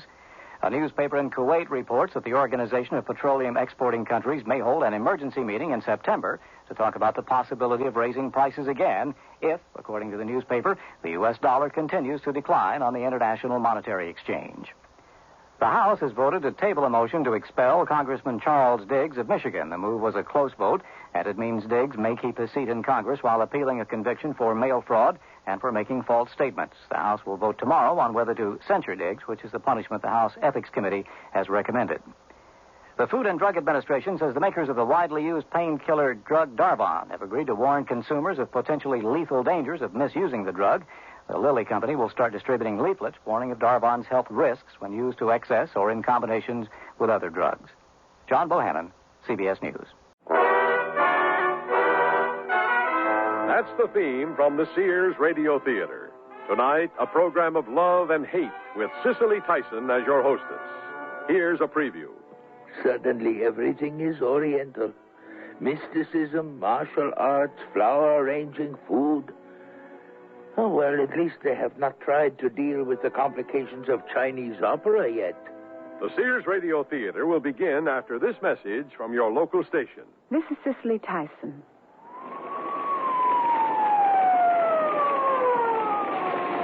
Over here! Get that hose over here! We don't want the whole neighborhood to go! Inside the burning structure, there's a man named Chan. Why doesn't he come out? No one can answer that question but Mr. Chan. We can only sift through the clues that a look at his life might offer us. A master tailor, Mr. Chan fled from bandits, disease, and famine in his native China in 1928. He and his sister, the last living members of their family. In America, the Mountain of Gold, Sarah married a doctor named Shen and moved to San Francisco's Chinatown. Mr. Chan worked at a series of odd jobs, saved his money, and in 1933 moved to New York, where he opened his own tailor shop.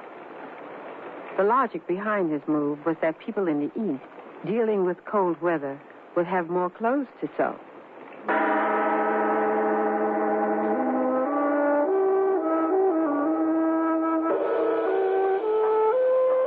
Such a shame, the rushing. The seasons change, but the people never do, always rushing. Where are they going? They never seem to pause for a deep breath or to look closely at anything as I look at my sewing machine. Gadgets. They have a gadget for everything, some piece of machinery to occupy every moment of the day. Cars, televisions, radios, telephones, toys. Junk. They realize deep down that they are surrounded by junk, and it makes them feel aimless and dissatisfied. Yes, that would give one a feeling of having no purpose, no goal in life, to be surrounded by and addicted to junk. How strange. Is this becoming a world in which I want to live? And that's just the beginning of our story.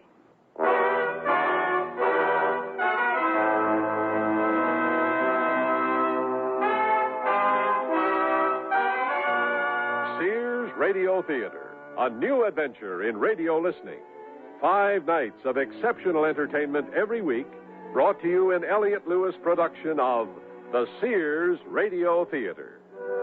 Our story, Mr. Chan, by Odie Hawkins. Our stars, Joseph Campanella and Marvin Miller. The Sears Radio Theater is brought to you by Sears Roebuck and Company. Sears, where America shops.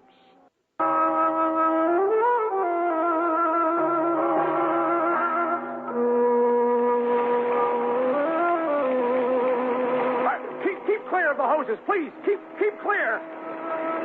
Why doesn't Mr. Chan leave while there's still time? What reasons could he offer for allowing himself to be trapped? Once more, we must turn to clues in the past for an answer. We must listen carefully to the threads in the fabric of Mr. Chan's life. Mr. Chan made an oblique study of the woman as she barged through the door. 35, 38, dyed blonde hair, too much perfume and lipstick, about 15 pounds overweight, an insecure exhibitionist. She tossed 4 expensive-looking dresses onto the Formica sales counter and drummed her bright green polished nails as she impatiently waited. Are you the owner? He leveled a neutral look at her and eased from his seat behind the sewing machine to stand behind the waist-high counter. The alcoholic fumes spraying his face almost caused him to step backwards. I said, are you the owner? Yes, I am the owner. What can I do for you?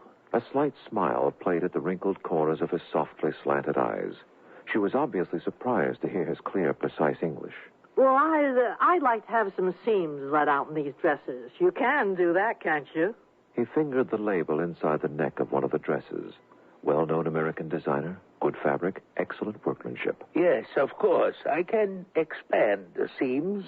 They looked at each other across the counter. She, slightly taller than his 5'6", looked at a spot above his head, her eyes blurry from vodka. Well, how long will it take?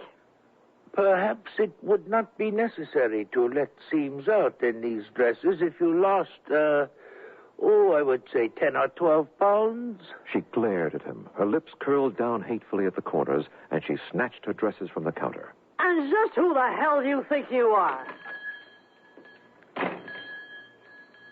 Mr. Chan leaned across the counter and rested his body on his elbows, watching the woman throw her dresses onto the back seat of a small, expensive Italian car and wedge herself into the front seat. People, don't they ever consider the possibility of being reasonable before acting irrationally?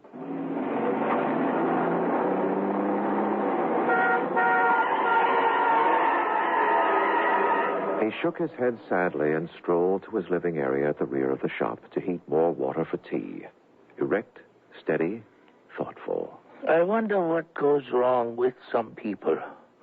Why must they always seek the most incorrect ways to deal with their shortcomings? He returned to his machine, cradling a fresh cup of tea in his palms, a sarcastic expression flickering across his face as he spotted his other teacup on his work table. And I talk about other people. How many cups are needed for one cup of tea? He took the empty cup to his kitchen sink. No sense cluttering things up with a bunch of empty cups. Imagine a young woman, certainly not older than 40, making preparations to become a fat person. Working steadily on the coat in front of him, he slipped in and out of a varied collection of thought patterns. A loyal Chinese son from 1 to 20, a victim of famine at 20, a married man at 25, a widower at 45. Ghosts. 15 years since her death. 15 long years since her death. Since... He could not remember what he wanted to remember. His ghost wife swirling around too swiftly for his mind to grasp. He steered his attention back to the cloth in front of him. Stitching, gluing the pieces of cloth together was always a return to reality. A wealthy customer, a rich man who loved handmade silk shirts, had asked him once, Mr. Chan, don't you get fed up sometimes? Fed up? Yeah, fed up, sewing all the time. He smiled, remembering, and stared out of the window for a moment.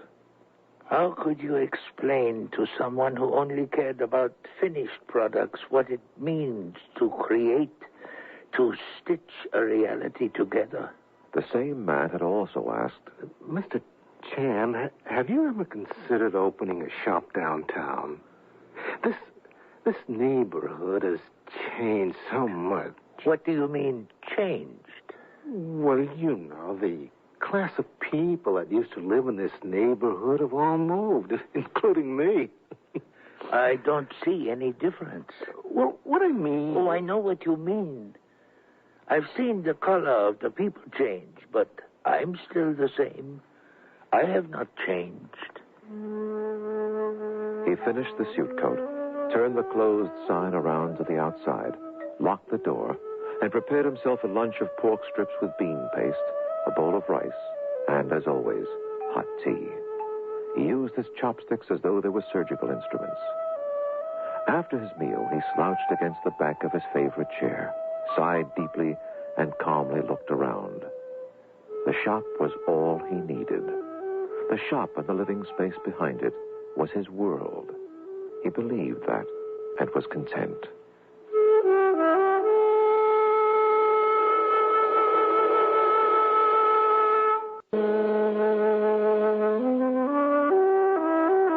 With his wife, Mr. Chan had had a home because she felt it was a necessity.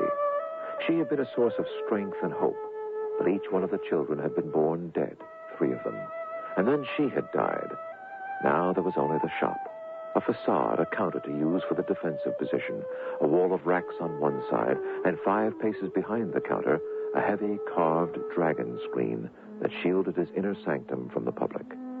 He dug into his pocket with one precise motion and pulled out a thumbnail-sized piece of jade, a gift from his father 40 years earlier. He held the piece up to the light streaming in through his window, turning it over to follow the dragon marbled inside. After a few moments of intense study, he slipped the jade back into his pocket. Old men, old jade, what does it matter in this day and age? Time to go back to work. He strolled from the back and stiffened with mock seriousness when he spotted Leo's face at the door. Hi. What you doing, Mr. Chan? Hello, Leo. How are you this afternoon?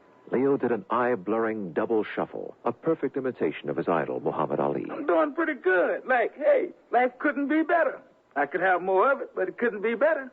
Mr. Chan frowned at the small, tight-muscled, dark-skinned, nappy-headed figure making restless movements in front of him. What will happen to him? Blacks are almost Chinese in their will to survive.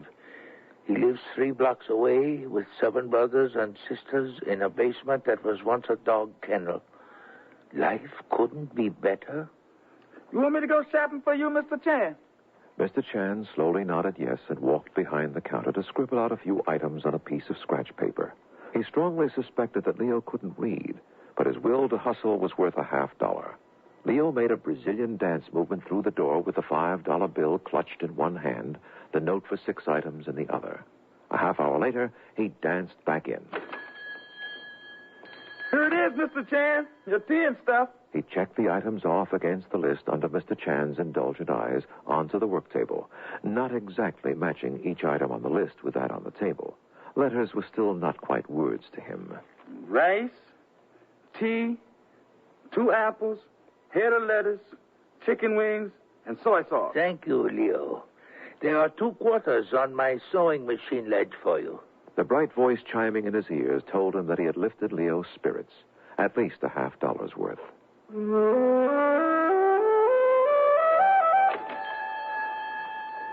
People were always coming in with their cleaning, their laundry, or their stereotype notions. Mr. Chan, do you know anything about kung fu or acupuncture or herbal medicine? Oh, and wasn't Bruce Lee something else? No, young man. I know absolutely nothing about any of those arts. I believe you have asked me these questions before. Oh.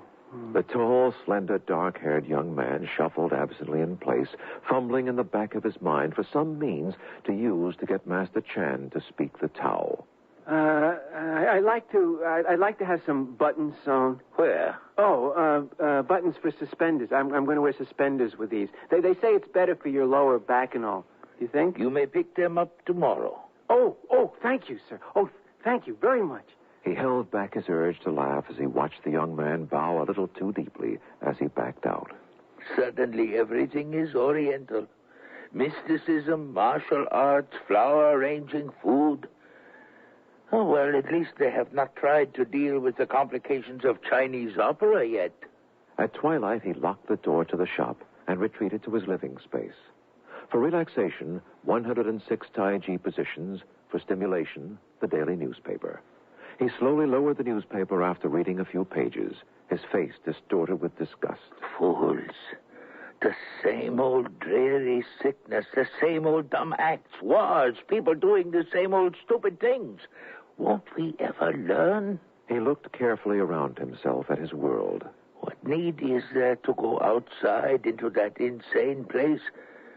I have a large room with a toilet off to one side, 10 shelves of the world's greatest mines, an old-fashioned stove with an overhung shelf, a comfortable bed, a window. His eyes paused at the high window placed in the rear wall. The window gave a perfectly cropped picture of a tree. The tree, more than any other single thing he could think of, gave him a feeling of being in harmony with nature. A place in front to make a living, a place in back to eat, sleep, read, a window. What else is necessary? So much unnecessary excitement in the world. People ignoring the wealth in their minds, searching instead for artificial entertainment. As usual, when he felt himself on the verge of becoming too excited, he heated water for tea. Sometimes, while waiting for the water to boil, he felt himself becoming so lucid that it seemed as though life were passing in front of his mind, and he could take an imaginary red pencil and cross out all of the weird, repetitious mistakes people were making. Do I think I am God?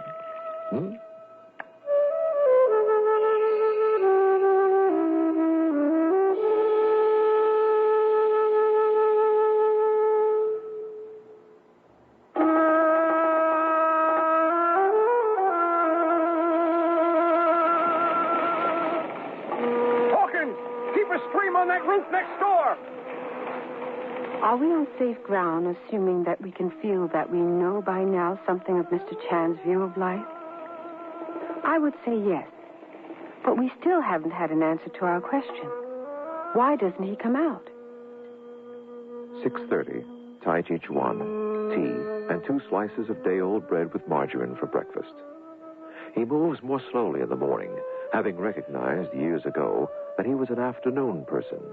He stared at the budding branches crowding his window frame. In a few more days, they will be fully open. Wednesday, only 2 more days before the weekend, before I can close up and not be bothered for 2 whole days. An imploring face, making fish-like motions with his mouth through the glass of the front door, greeted him as he emerged from his living area. Looks like someone needs emergency repairs. He carefully studied the face to make certain that it was anxiety and not larceny that he saw. It was anxiety. 20-some-year-old man, bloodshot blue eyes, a weak chin, nervous, and insecure attitude. So begins my day. And what can I do for you this morning, young man? Mr. The name is Chan. Mr. Chan, you won't believe this. It may sound absolutely incredible to you. He took note of the hand-sewn kangaroo hide loafers, the well-tailored slacks, the well-stitched seams of the French-made shirt. His conclusion, a wealthy person. I can assure you nothing has sounded incredible to me for a long time. The young man, a Lawrence of the Evanston Northwestern University Lawrences, paused to fix a shrewd eye on Mr. Chan's face. Well, in that case, here's my problem. I'm being pledged to Alpha Pi Gamma. Mr. Chan rolled his eyes upward and shrugged, body language that clearly indicated what his attitude towards Alpha Pi Gamma was. Yeah, I know it's nonsense, but it's the fraternity for my, set. I mean, you're either in it or you're out of it, if you know what I mean. Yes? Well, I just gotta be in. My dad and uncle were officers in Pi Gamma when they were in college. At any rate, I have 10 challenges to meet. This is number 6. What I have to do is have a suit made by Friday at 6 o'clock. You speak of this as a challenge. I don't quite understand. Oh, challenge number 6 is to have a Chinese tailor who didn't live in Chinatown to make me a suit. They call it my Hong Kong challenge. I'm really fortunate to have found you. It was difficult for Mr. Chan to place the feeling he had. Just another piece of tailoring, that was no problem. Maybe, he reasoned, the disturbing part of it had to do with the young man being required to seek out a Chinese tailor. The challenge, phrased as though some coolie were being used to carry it out. It will cost you $400. It'll definitely be ready by Friday at 5? Definitely. Great. Now let us make a choice of material. Whatever you choose is okay. See you Friday. I gotta run. Challenge number 7 lies ahead. Mr. Chan stared at the 4 $100 bills on the counter and at the bolts of cloth he kept underneath the counter, and sadly shook his head from side to side. The rich, too bad about some of them. They think they can buy anything and have everything their way. He split the money into 2 piles. One pile for the legitimate cost of the suit, and the other pile for other purposes. Maybe I'll send it to my sister in San Francisco. She likes money. He stooped to lift a bolt of old-fashioned gingham from beneath the counter, a sly smile sliding across his brain. Wonder how his fraternity brothers will like this suit. The pattern for a futuristic coat with zoot suit pants was already taking shape in his mind. Mr. Chan didn't object to Nona Benson's presence in his shop. He liked her company, despite the fact that she had a peculiar, almost funny notion about him. On the positive side, they were both artists, she with her patchwork quilts. The problem that he had with her was that she loved to talk too much. Coupled to that was the notion that she didn't think that he understood English very well, which forced her, she thought, to lapse into her own brand of pidgin. He had decided not to try to fight her mistaken opinion of his language skills years back. Even when customers came in while she was there and he spoke perfectly normal English, she still refused to believe that he spoke perfectly normal English. Why you no go to night school? Learn English. You know what me saying? Oh, I have thought. Did your wife speak it? I say, you white. She English speak? He paused in his work. Did she speak English? Had she spoken English? They'd always spoken to each other in Mandarin, whenever they spoke at all. Yes, he recalled she had spoken English, more or less. See? Now that's what I mean. You hear what I'm asking, but you don't understand. I can tell from the look on your face. I'll repeat what I said real slow. Now listen close. You white English speak, huh? Yes, my wife. Good, that's good. All you have to do is practice. After a while, it'll be easier. You'll see.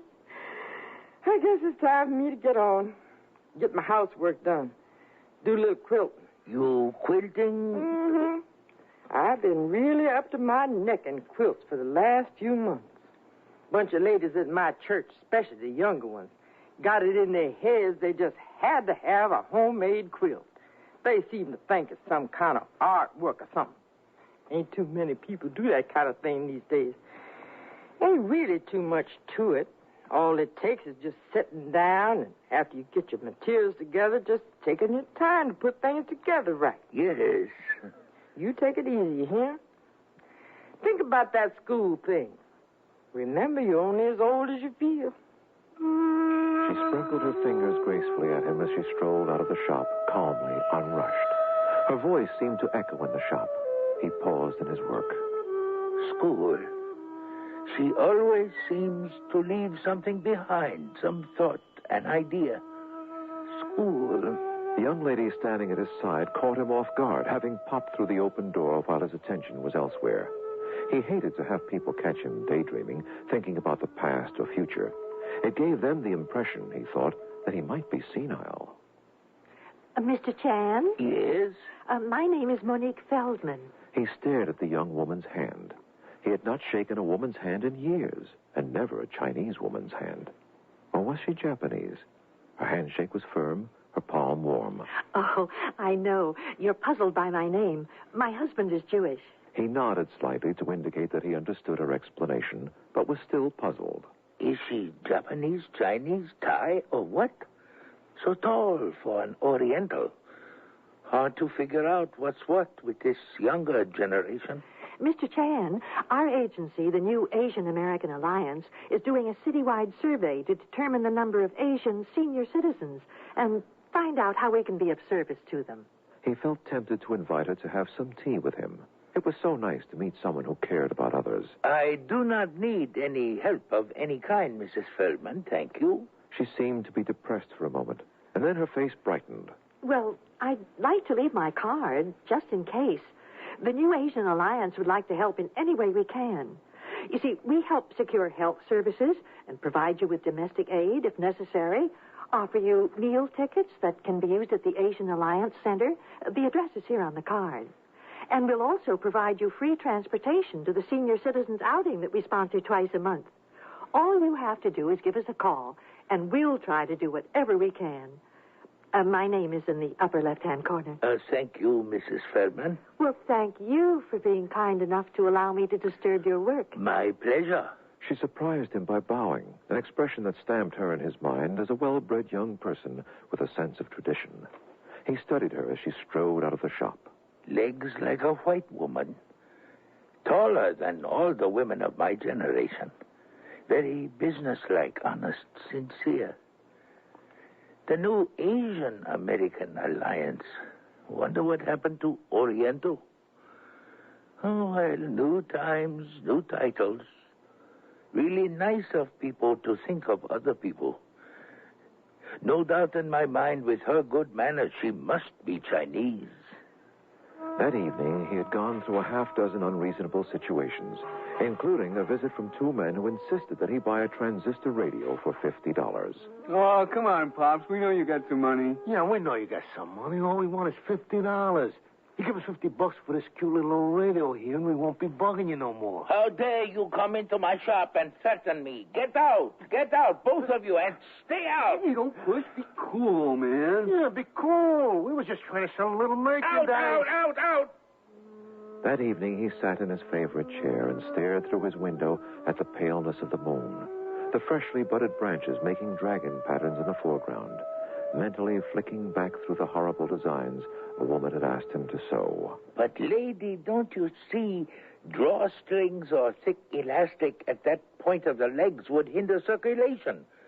Clothes should not constrict. I hardly see the point. After all, this is the 20th century, and people no longer dress for comfort. People dress for style. Yes, unfortunately, that is too often the case. I'm sorry I cannot join the fashion parade. I believe more in people than fashions. He leaned forward in his chair, identified the noise. The wino ghosts are starting to drink at my back door an hour earlier these days. He shuffled away from his chair to heat water for tea, poured himself a cup, and returned to his chair, feeling old and tired. So many crazy people running around. Maybe it's the food they eat that drives them crazy, all of the stuff with sugar in it. Too much false energy. They bounce around like rubber balls, the children worst of all. Some people eat too much, some people eat too little. What is so difficult about practicing moderation in all things? Telephone slaves, crazy wars between people of the same race, religion, and color, and wars between people of different races, religions, and color, all the same, stupid. The old against the young, young against the old, the top against the bottom, and vice versa. And they excuse it by saying, that's the way it's always been. Fools. So much unnatural pain in the world. People have forgotten what real pain is. The pain you have when a loved one dies, or you stick a needle in your thumb. They have developed synthetic pain, pain that they deliberately cultivate and try to treat with pills. Strange drugs that cause more pain than they cure. He placed his teacup beside his chair and pulled his jade piece from his pocket. It felt cool to his touch. What in the world happened? In my lifetime, a 60-year-old man, I have seen life lose its meaning. The rich have more and the poor have less. Of what? Money or madness? What does it matter? We, all of us, are being murdered by the air we breathe every day. Even the babies. A breeze stirred the branches in front of the full moon, rippling a lovely, jagged pattern within the picture frame of his window. He rubbed the smooth jade between his right thumb and forefinger, the moonshine glistening on the tears that slid down over his high cheekbones.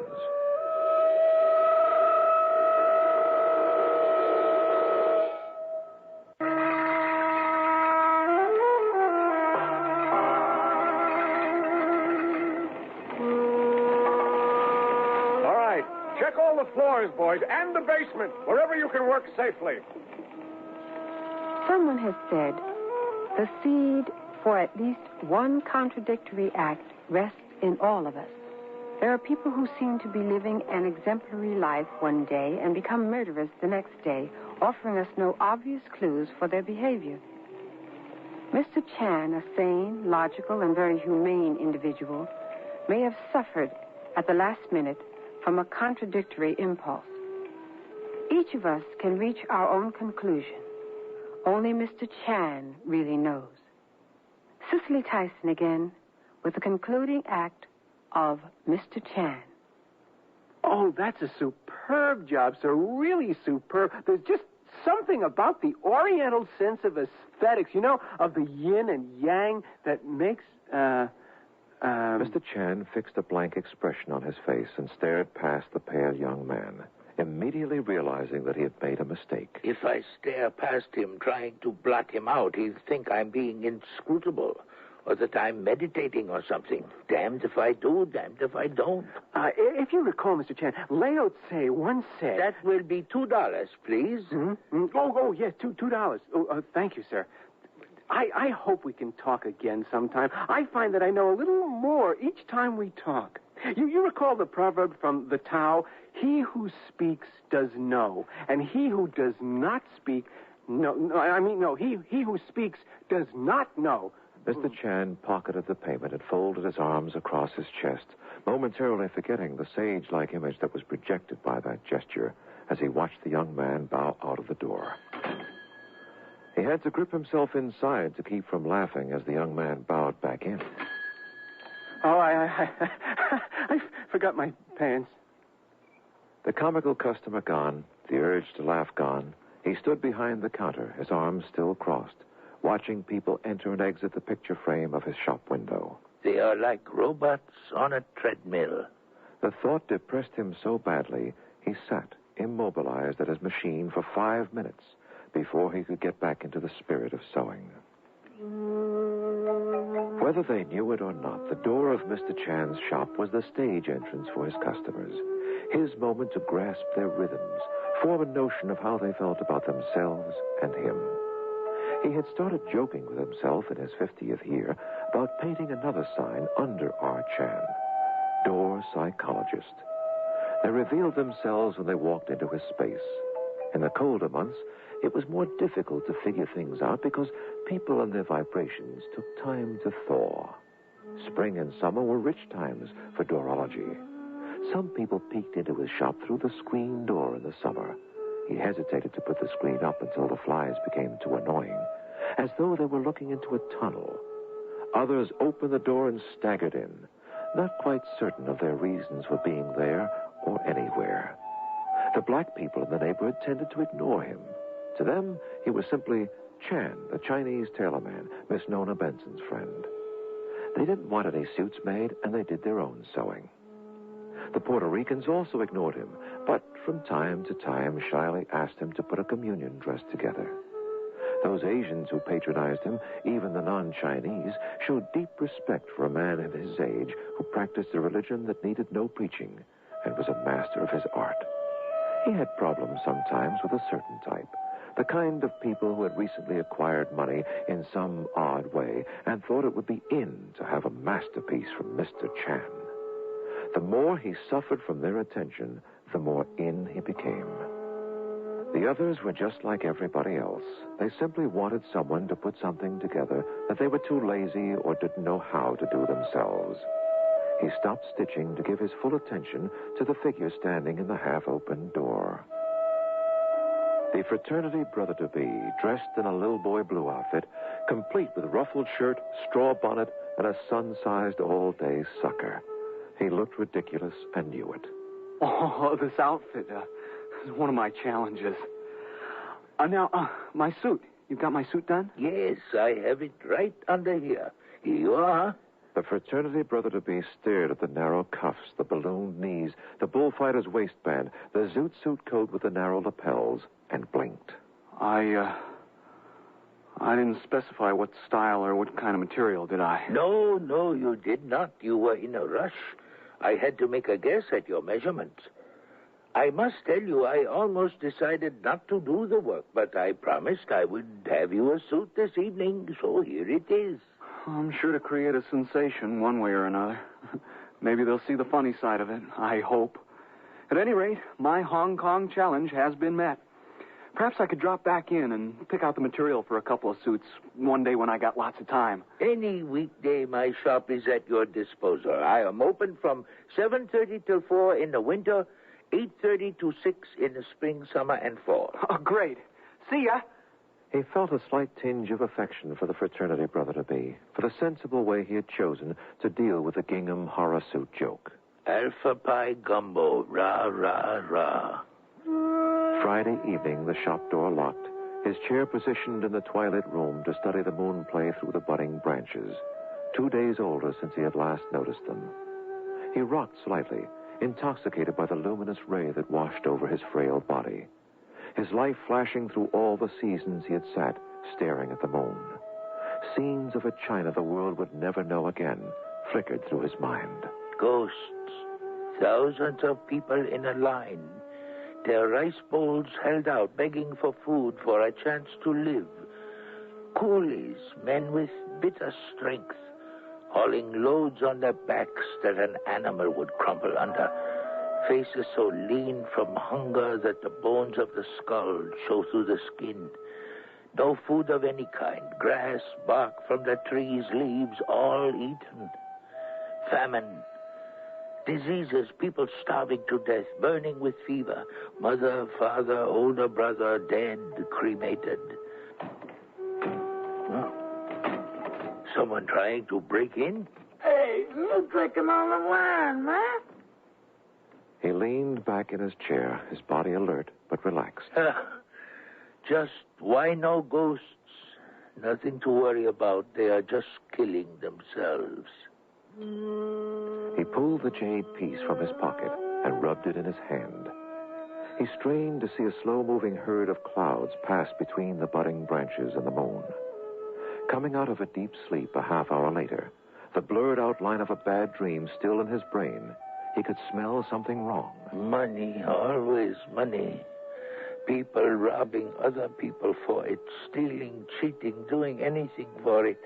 For coins and paper that never grow warmer, no matter how many hands touch them.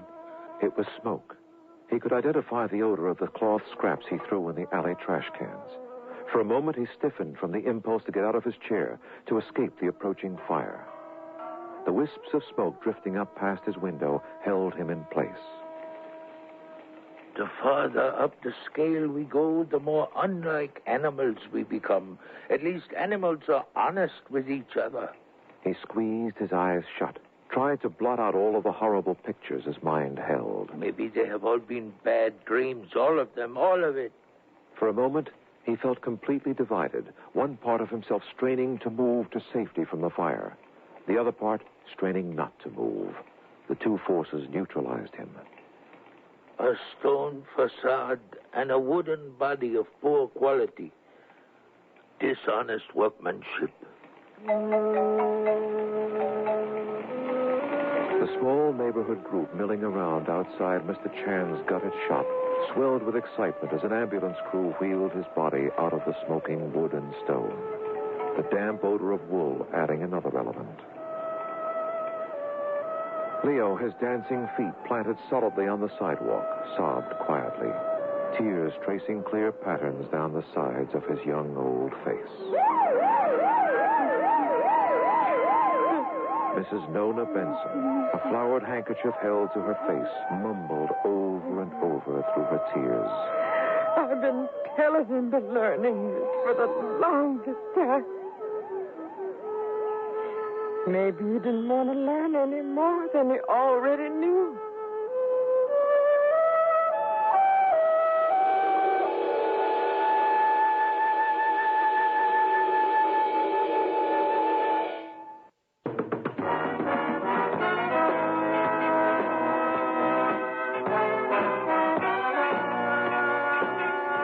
The Sears Radio Theater has been brought to you by Sears Roebuck and Company, where our policy is satisfaction guaranteed or your money back. Sears, where America shops for value. Mr. Chan was written by Odie Hawkins, produced and directed by Fletcher Markle. Your hostess was Cicely Tyson. Our stars were Joseph Campanella and Marvin Miller. Featured in the cast were Paula Winslow, Don Diamond, Lou Horn, Corey Burton, Mady Norman, and Don Blakely. The music for Sears Radio Theater was composed and conducted by Nelson Riddle. This is Art Gilmore speaking. The Elliott Lewis production of Sears Radio Theater is a presentation of... That's the theme from the Sears Radio Theater. Tonight's story is a comedy with Andy Griffith as your host. Here's a preview. Here you'll meet right before your very ears the outstanding persons about whom all the world is excited. Persons you would die to have in your very own home. Persons who have made their marks in the world. Persons whom you envy so much you could scream. The Sears Radio Theater will begin after this message from your local station. This is Andy Griffith. A short while back, when I was standing right here in this exact spot, I introduced one of my favorite talents to you, and then I sat right down over there. The seat was empty at the time, and I listened right along with the rest of you and had myself a thoroughly good time. So did you, it appears.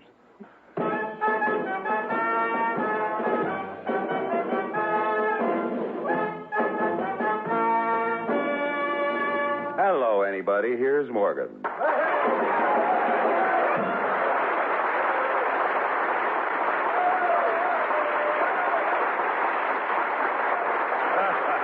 Thank you. And welcome to our new invention, a television program without the annoying picture tube. This show is done in black and white sound. And you don't have to watch that rotten little kid say, Ring around the collar. And if you've been following the series, you know that we run a clean shop. Hardly any racism. We just offend majorities. No violence, very little sex. Oh, I suppose there's some sex, but your kid can listen. If you can get him to hold still. Anyway, your kid knows more about sex than I do. He probably learned it from watching the news. Remember that case a while back where a wife said her husband raped her? And after the trial, they said they'd go back and try it again. And then they are getting a divorce. Well, the kids learn. Then he probably watched Welcome Back, Illiterate, where he learned how to talk dirty to a school teacher. You may have noticed that when I say your child, I say he. Well, we're not SEXIST either. It's just that there's a missing pronoun in English. We need a single word that means both he and she. Which causes me to say, welcome back, Henry Morgan.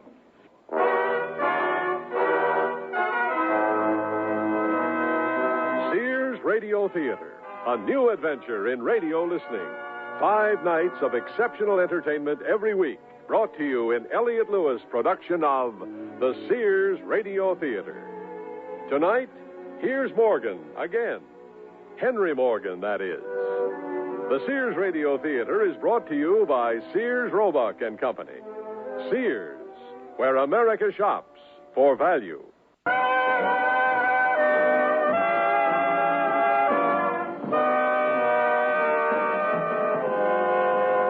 Do you suffer from headaches? Does the inside of your head sound like this?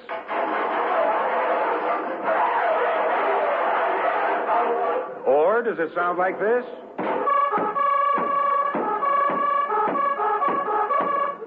Well, a new scientific breakthrough can remove your headache in a matter of seconds. Yes, in seconds, your annoying, aching headache will be gone. Scientists in long white coats holding test tubes while standing in very complicated laboratories full of glass things and electric stuff have come up with Ache Out. Ache Out takes the ache out of your head in seconds. Don't listen to the makers of Restolox. I've seen their advertising, and I'm here to tell you that Restolox is bunk. The good stuff is Ache Out. And for laughs, you ought to compare Ache Out with that punk merchandise Ristoban. Ristoban stinks. It don't do nothing. It's rotten. Ooh. Ristaban. Listen, just listen to this man. A man who tried Ristaban. What do you say about Ristaban, sir? Yeah. And here's a man who tried Hakeout. What did you think, sir? Oh, boy, it was...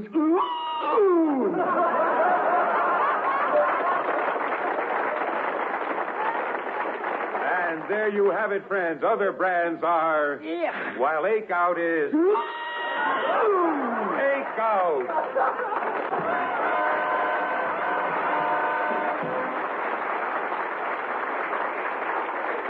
And next, friends, straight from the New Guinea Book of Records, may we introduce the man who ate 23 lemon meringue pies in 42 minutes from Grosse Pointe, Michigan, Mr. Fats Olson.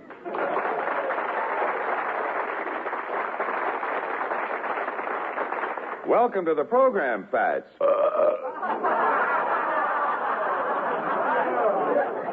I beg your pardon. I beg your pardon. I'm sorry. I didn't mean to give you a lesson in manners. I just meant that I hadn't heard what you said. No, I didn't say nothing. I know. That's what I meant. At any rate, you seem to hold the world's record for eating lemon meringue pies. By the way, are you sure you hold the record? What do you mean? Well, it just occurred to me that somewhere in the world, someone may have eaten more than you, but didn't do anything about it. What do you mean? I simply mean that someone somewhere may have beaten your record, but never got in touch with the New Guinea people. In other words, it's like the Miss America contest. Did it ever occur to you there might be a much better Miss America somewhere, but she just didn't enter the contest? It's possible, you know. I like it the way it is. You like it the way it is? Yeah, the whole thing. I like the bathing suit part best. The rest of it all... Well, you wouldn't want Miss America to be just somebody who looks good in a bathing suit, would you? The rest of it is just...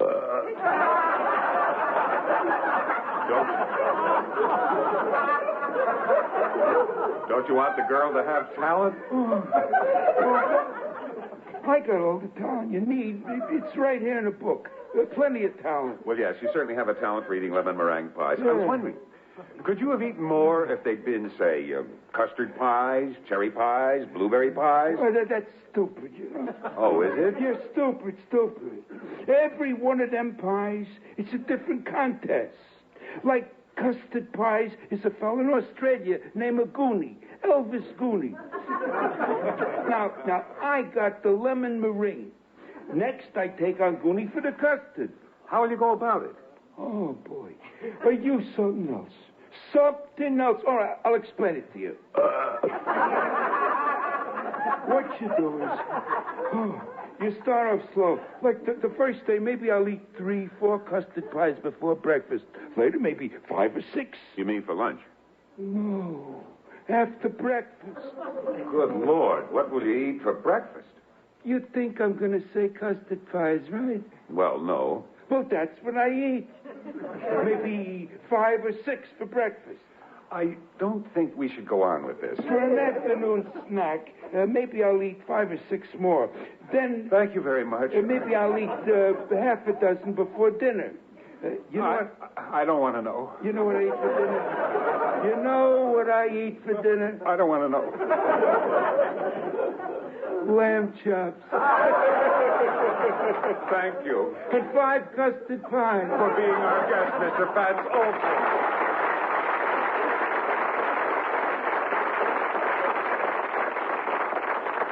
Our next guest was to have been the man who became governor of Massachusetts by promising to reduce taxes by $500 million. Unfortunately, the voters are now demanding twice that much to have their heads examined. Therefore, good night for the New Guinea Book of Records.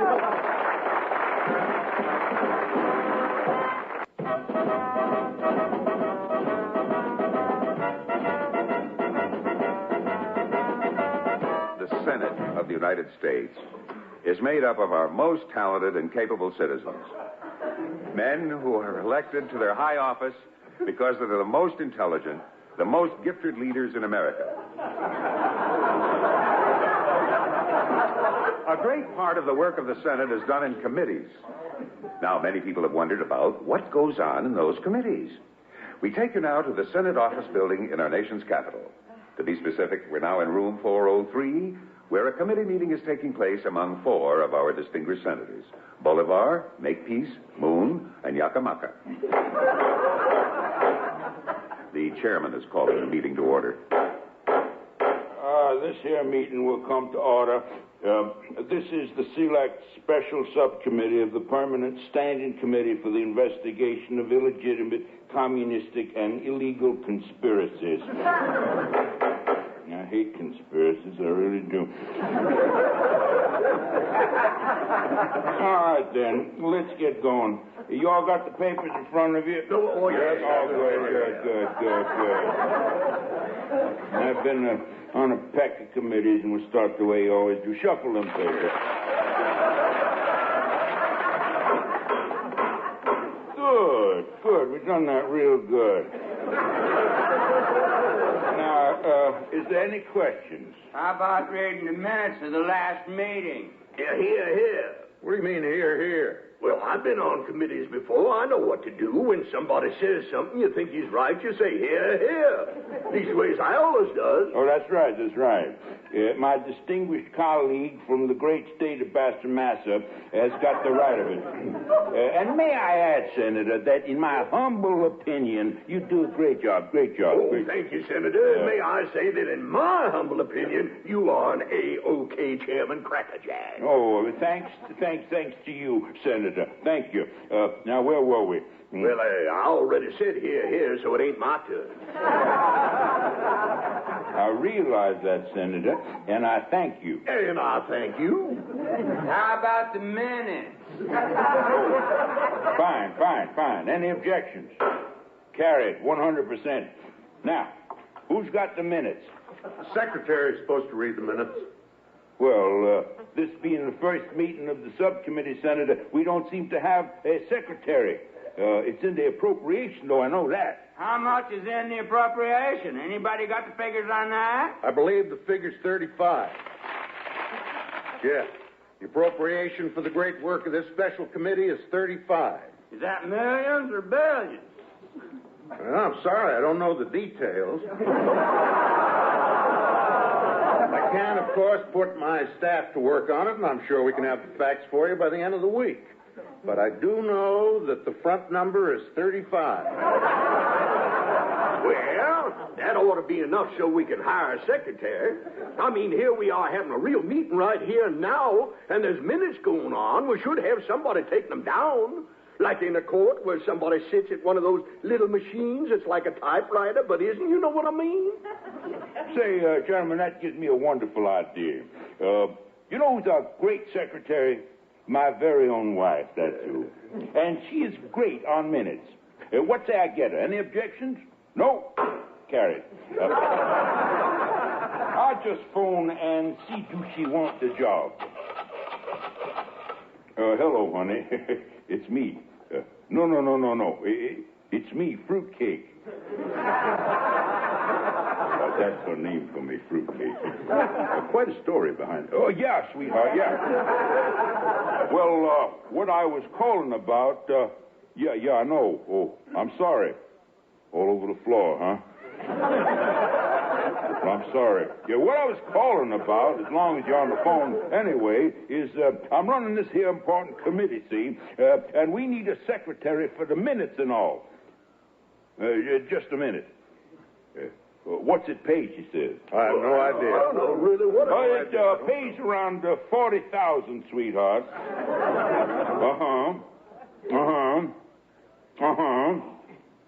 Well, 50,000.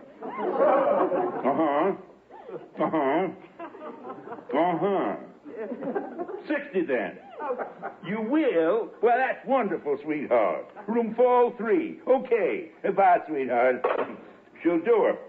She can give us every other Thursday from 3 till 3:30. Well, that's all it takes for minutes, doesn't it? Well, I think so. Well, praise be, that's settled. Sure helps when you know the committee business the way I do. Hey, Mr. Chairman, The chair recognizes the distinguished senator from the great state of Sassafras. Yeah, well, now that things are really moving right along, I think that further investigation is necessary. And in order to do my part, I propose that I do a month's research in Paris, France. I feel, Mr. Chairman, that what my distinguished colleague has just said is more than reasonable. Except that I personally would prefer to start in Hong Kong, someplace like that. Good thinking. That's good thinking. I just think my wife's wrong. You got it. And I'll just wait for y'all in the good old U.S. Virgin Islands. Carry it. And I'll get the wife started on the minutes and all. Well, gentlemen, if there's no further business, then I'll entertain a motion that this meeting be adjourned. Well, I make a motion that this meeting of the Special Subcommittee of the Permanent Standing Committee for the Investigation of Illegitimate, Communistic, and Illegal Conspiracies gathered here to investigate the conspiracy behind the murder of that great president, Abraham Lincoln, be adjourned. Carry it.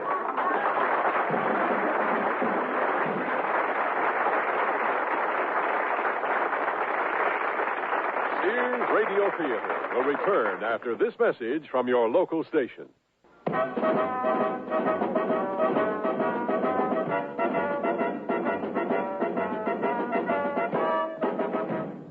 Henry Morgan again with a question.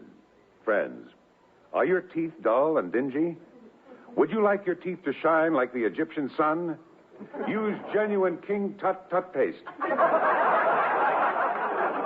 If you use King Tut Tut paste on your genuine King Tut Tut brush, your teeth, will glitter for 3,000 years. This Tut paste is made to a secret formula known only to the ancients. Everybody knows that when a mummy's dug up after 3,000 years, it looks just fine. That's because the whole body was rubbed all over with King Tut Tut paste. This is the same Tut paste that is used by the president of the King Tut Tut Paste Company. It has a wonderful flavor, too. Tastes like dates. King Tut is the first paste on the market that doesn't fight cavities. We've had enough of violence. King Tut negotiates.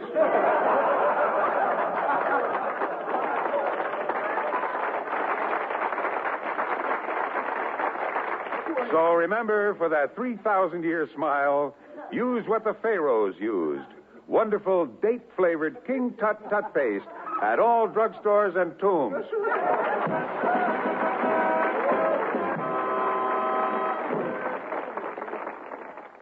The Ready for Prime Time players bring you Fantasy Pond.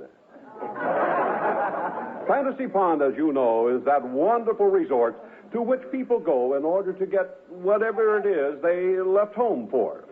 The resort is run by two charming men, Mickey Monty, a handsome, suave bachelor from Bolivia, the other, a sex-crazed dwarf with a cockamamie accent.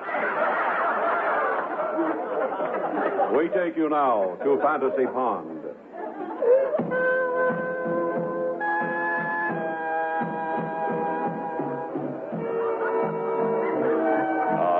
I see another boatload of fantasy-laden folks is approaching. Yes, perhaps there will be a big curvy blonde lady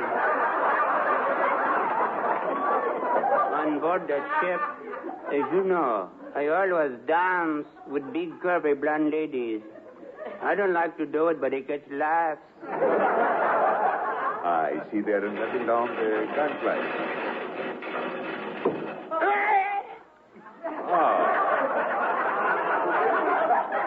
What a pity you're so short that you didn't see it.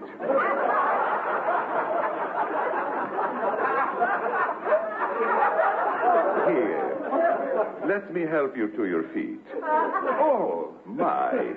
It must have hit you right on top of the head. You're 2 inches shorter. This calls for legal action. Tut, tut. Here come two lovely guests. Good evening. I am Mickey Monty, part owner of Fantasy Pond. This is Murphy. He owns the smaller part of it. How do you do? How do you do? Murphy, I must go. Will you do the honors? Certainly. Now, ladies and gentlemen, Let me show you around the pond. Here on this resort, we have some noisy birds and some noisy animals and some quiet flowers. You see? Oh, it's nice how and quiet, nice. Lovely, yes. yes. Now, may I introduce myself? I'm Cy, and I'm here to win a great deal of money. This is my friend, Miss Brzezinski. Brzezinski? How do you spell that? The same way everybody else does. Of course. Oh, I see that you are a big, blonde, curvy lady. Yes, I guess I am from your point of view.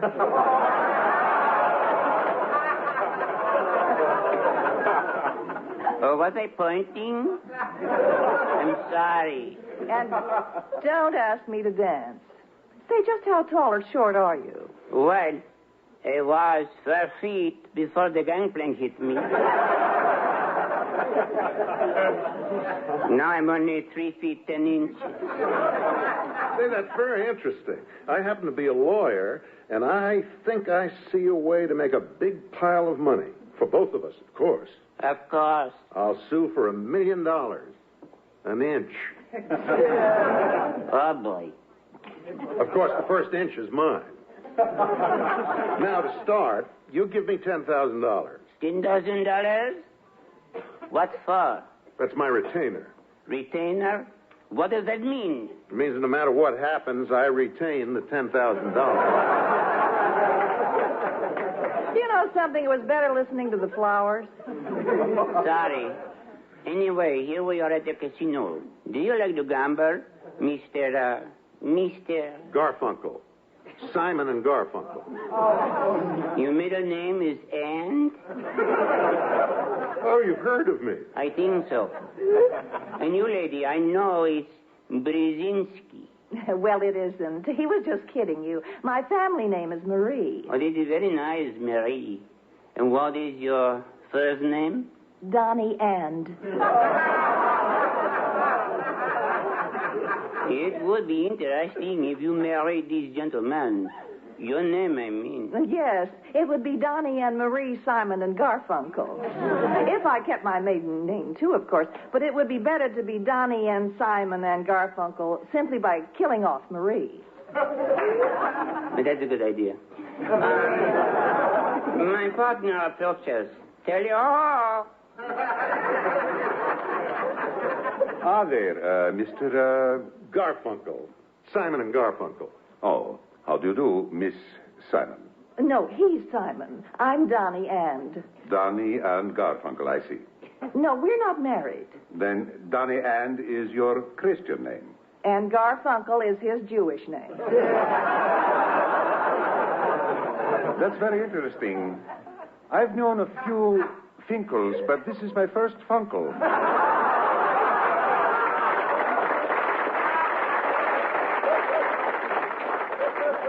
Well, Finkel, Funkel, I want to gamble.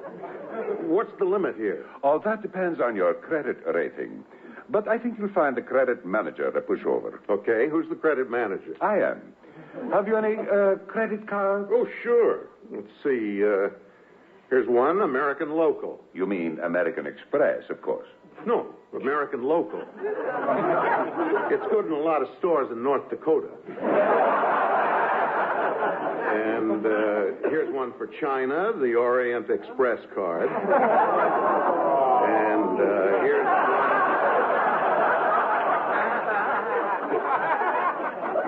Here's one for the National Bank of Palestine. This one's for Mother's Gas. Mother's Gas? My mother runs a gas station back home. Well, your credit is certainly good with us. Feel free to play at any dollar limit table. Thank you. Come on, Donnie. Let's go into the casino. Just in time to make your bets on these roulette tables, sir and madame. Say, is this game honest? Oh, yes, sir. This casino is run by the government. Fine. And the government is run by Joe Bandana family of Chicago.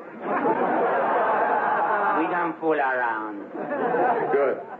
Well, we'll take $20 in chips, and here, Don, you play these 10, and I'll just put $1 each on 3, 6, and 9. I'll put $1 on red. And the wheel spin and come up. 21 red. Oh, good. I win. Let it ride. I'll just play 3, 6, and 9 again. They're my lucky numbers. And the winner is 30 red. Isn't that nice? I'll just let the $4 ride. No, that's silly. Take $2 out. Play it intelligently. Here, I'll take 3, 6, and 9 again. And the winning number is 14 red. $8. How lovely. I'll play those. Oh, you're being an idiot. You don't know what you're doing. Here's the winner, 12 red. Now I have 16. Wonderful. How you doing? I'm doing fine. I'll just put these $8 on black. Red has had it. I'll just let these ride. And the number is 32 red. Can you believe it? I have $32. What do you got? Oh, you bet black, didn't you? Who asked you? Did anybody ask you? I didn't hear anybody ask you. I think I'll just bet my $32 on number 2. Give me 20. Here, I'm betting red. And the winner is number 2 black.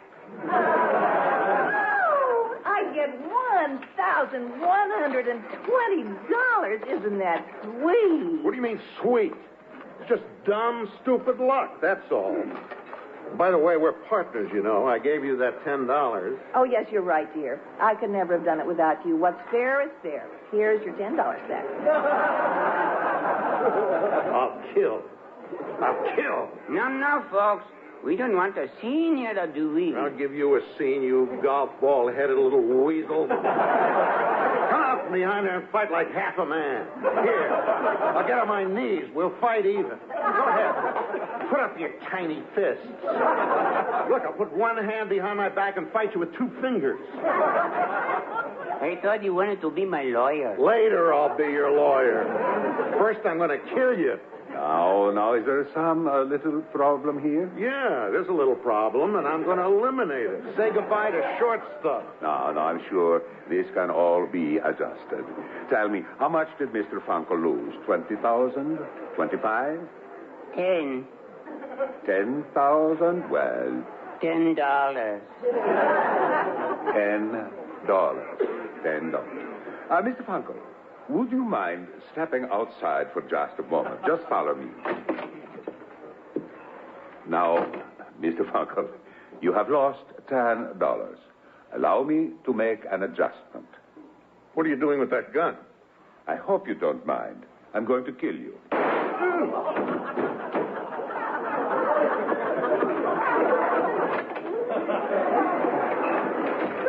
Gee, boss, you killed him. Was it for the $10? No, my friend. After all, this is Fantasy Pond. I like acting out my own fantasies, too, you know. I did it for pleasure.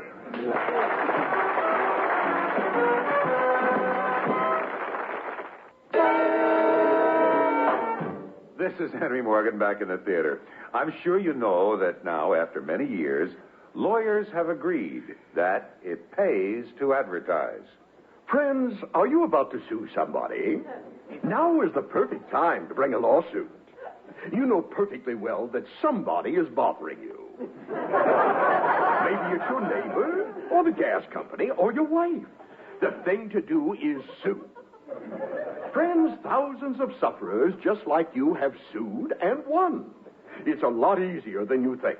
And Greenspan, Fardell, Boysenberry, and McNiff are here to help. No matter what the problem, Greenspan, Fardell, Boysenberry, and McNiff sue like lightning. And you don't have to come to us.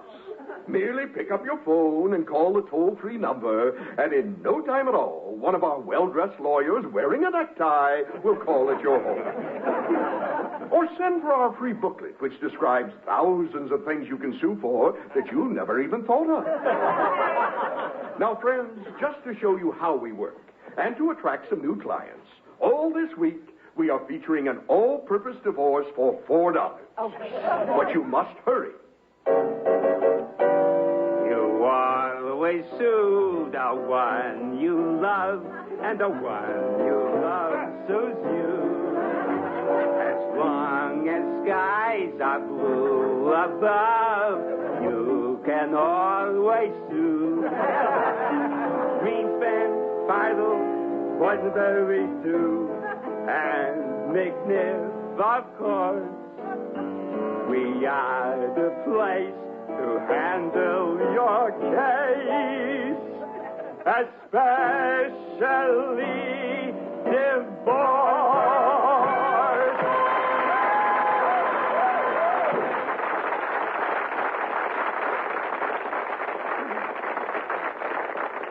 Presenting our distinguished feature, Persons Magazine. Here you'll meet right before your very ears the outstanding persons about whom all the world is excited. Persons you would die to have in your very own home. Persons who have made their marks in the world. Persons whom you envy so much you could scream. In fact, we're so overcome that they have consented to appear in this program. We're all sick and nervous. I'm about to introduce the first famous, glamorous person. My hands are shaking. Ladies and gentlemen, our first person this week, that gorgeous model who appears in the advertising for the famous French perfume Channel 44, Darlene Esterhazy.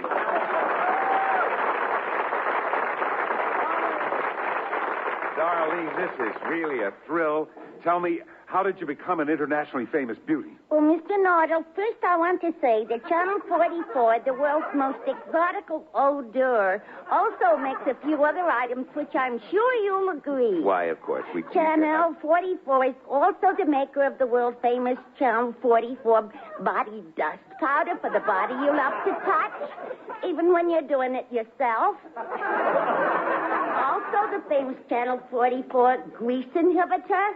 The Channel 44 moisturizer, which keeps in the precious moisture and screens out the harmful dry. The Channel 44 bath time unguent. Well, now, I'm quite The sure. Channel 44 gentle blush cheek enhancer. The pre-dawn emollient for those who are obliged to rise in the wee hours. Or for those who aren't home yet. The Channel 44 wrinkle remover for those who would be smooth of brow and of elbow.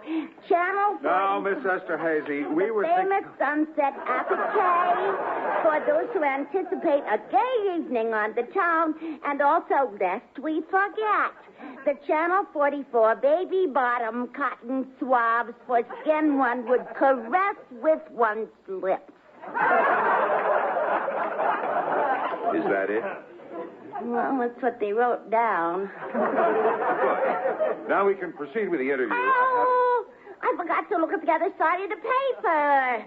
It says, at your favorite beauty counter, drugstore, specialty shop. Thank you very much, Darlene. Supermarket, notion supplier. Esterhazy.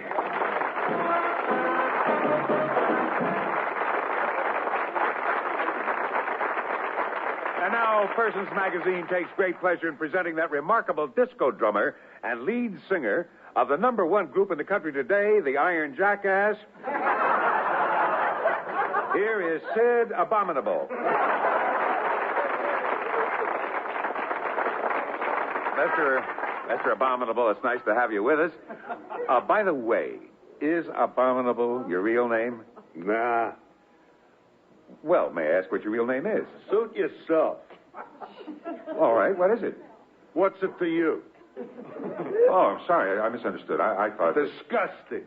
Well, I am sorry. I didn't... That's my real name. Disgusting. Oh. I'm part Italian on my father's side. I see. That's a kind of a translation. Scotch-Irish on my mother's side. Oh, you... I got some Croatian blood in me, too. Little of this, little of that. And you put this and that together, and you get... My father's part French. Uh-huh. So the reason I wasn't here last week is I was picked up by the fuzz in a motel in Buskirk for nothing. Nothing. I was framed. The fuzz said I had $40,000 worth of junk. What a lie. Lies. You mean you didn't have $40,000 worth of junk on you? I had 80,000. Them crummy cops stole half of it. Well, now, that's a pretty serious accusation. We could be in trouble. Would you like to reconsider? I needed that 80,000. It was going to put my little kid through college. Well, it doesn't cost $80,000 to put a kid through college. I'm talking about 5 years from now. I see. And what does little disgusting want to be when he grows up? A drummer like you? Abominable. I beg you. I made the name famous. Why should a kid grow up disgusting when he can be abominable? Oh, I was thinking that maybe you'd want to use your wife's name. What was it, by the way? I mean, before you married her. Mary. Same as now. Mary. No, I meant... Mary Filthy. She's part Latvian. Well, I want to thank you, Sid Abominable, for being with us today. It was a pleasure indeed. She's part Bolivian also.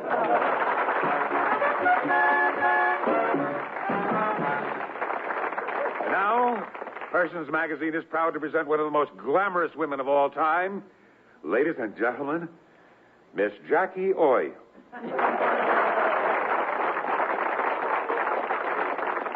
Welcome, welcome, Jackie Oy. We're all just dying to hear about your latest goings-on. Where were you last night, for instance? Last night? Oh, dear. Well, the evening started with a little dinner given by the Maharaja of Bombay. Bombay. I didn't know they had a Maharaja. Not now, then. Oh. When was then? Before. All the poor thing has left is a little old bunch of rubies and emeralds in a tin mine. A tin mine? Or tin mines. You know, more than 9. He has an Irish accent? Yes. Dinner was very nice. We had stuffed Brussels sprouts.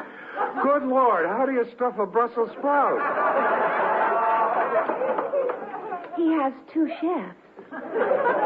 One holds the Brussels sprout. While the other does the stuffing. I see. And what did you do after dinner?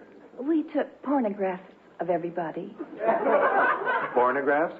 With an instant pornographic camera. In color. And sound, of course. We can skip the details. Why? I have a pornographic memory. Look, I don't mean to be rude, but I think you mean photographic.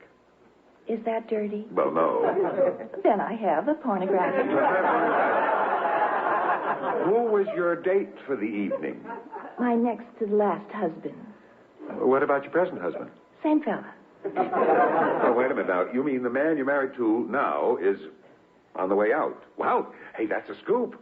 Who's the next one, Jackie? You mean the last one? Yes. Well, I'm not sure. The Maharaja has asked me, but I'm not sure. Why is that? Well, I might want him for the next one, but I'm not sure that I'd want him for the last one. Well, he does have that Irish brogue. See, that's what I'm not sure about. Either he's Irish on his mother's side, or... Or what? Or he's working for the CIA. I'll let you know. Thank you, and good night, Jackie Oy.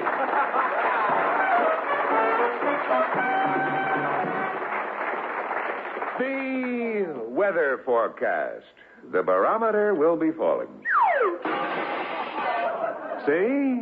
And Morgan will be on the same corner in front of the cigar store very soon at this same time. Hey, hey.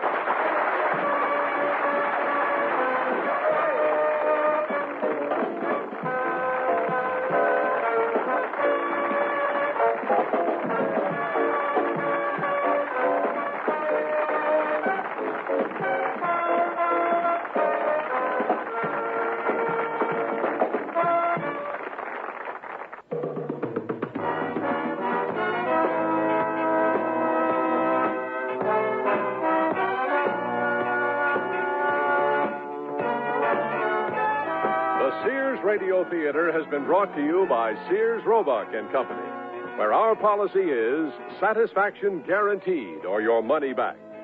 Sears, where America shops for value. Here's Morgan Again was written by and starred Henry Morgan, produced and directed by Fletcher Markle. Your host was Andy Griffith. Members of the company were Elvia Allman, Bill Baldwin, Dawes Butler, Mary Jane Croft, Virginia Gregg, Elliott Lewis, Shepard Mencken, and Frank Nelson. The music for Sears Radio Theater was composed and conducted by Nelson Riddle. This is Art Gilmore speaking.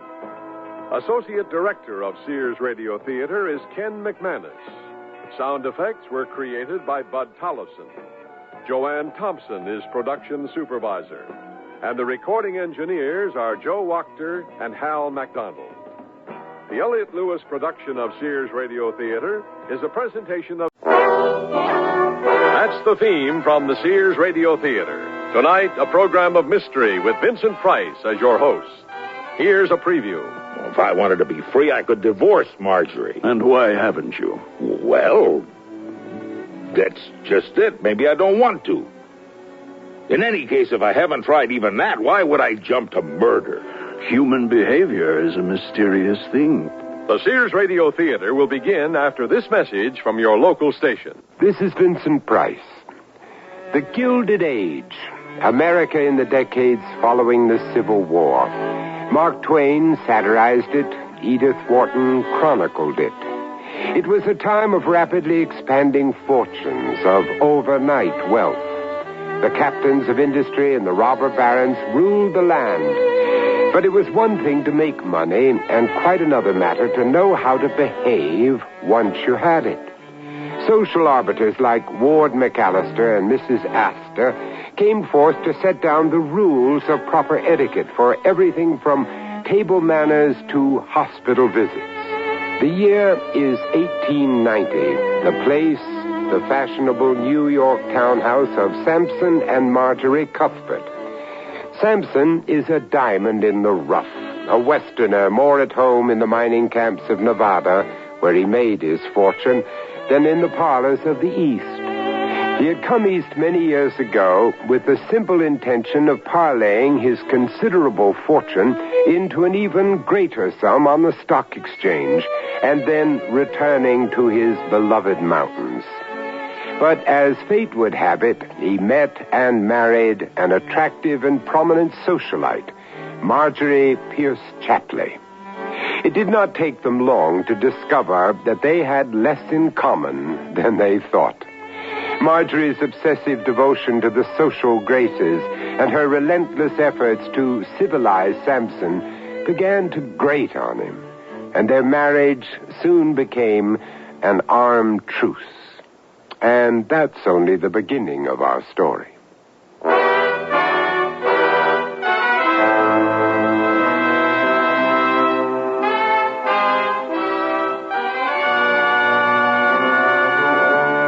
Sears Radio Theater, a new adventure in radio listening. 5 nights of exceptional entertainment every week, brought to you in Elliott Lewis production of the Sears Radio Theater.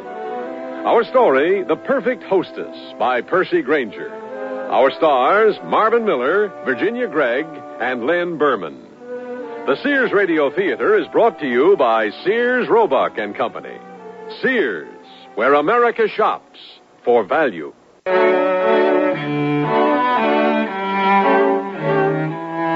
As our story opens, Marjorie Cuthbert is in the grand dining room of her stately Fifth Avenue mansion with her butler, William. They are making a final check of the preparations for a formal dinner party to be held that evening. William, the centerpiece looks 1 or 2 inches off. Did the servants measure it correctly? I'll have them make sure, madam. The wine has been decanted. At 10 o'clock this morning, just as you ordered. You have the seating arrangement. It's been placed in the foyer for the guests to see as they arrive. Good. And how are things in the kitchen? Oh, Mrs. Tunnels tells me the rack of lamb has just gone into the oven. Oh, I'm so anxious that everything go just right.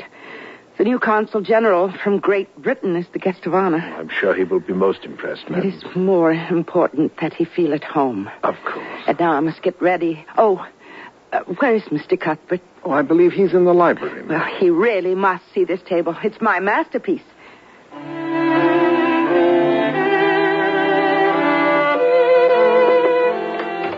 Sampson, are you busy? I was taking a snooze. Oh, good. I didn't interrupt anything then. Come with me. What for? I have something to show you. What? You'll see. I think even you will have to admit I've quite outdone myself this time. I was having a dandy dream about the West. I was on a train going through the Rockies, and then the boys met me at the station and drove me out to the mine. Well, you'll be on the train first thing in the morning for your annual trip there. Suppose you're looking forward to that, as always. I am. The air in this city is positively unhealthy. Rarefied, dear. Rarefied. I'll get you to appreciate it yet. If my cronies could see me in this smoking jacket, they'd laugh their heads off. Close your eyes. Now, open. Well, what do you think? Of what? The dining room table. Set for dinner, so? Is that all you have to say? What do you expect me to say? Look at this forest of glasses. How's a man supposed to know which one to use? This is for red wine. This for white, this for sherry, this for champagne, and this for water. Honestly, Samson, sometimes I think you deliberately play ignorant just to aggravate me. 3 forks apiece when one could do just as nicely. Fish, meat, and salad.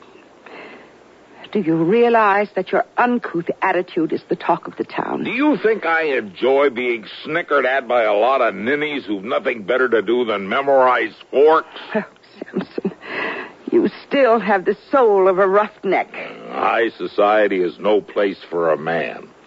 Can I go now? Yes, it's time to change for dinner. You do remember that it's formal, don't you? That means evening dress. Now, I have to pack tonight. My train leaves at the crack of dawn. Have your valet pack for you. I can pack for myself. I don't even know why we have that fellow on the staff. Every gentleman has a valet. I'm not a gentleman. I'm a minor. Yes, and it certainly shows. The British Consul General is coming this evening, and I hope you can refrain from using vulgar expressions like snooze and cronies and crack of dawn.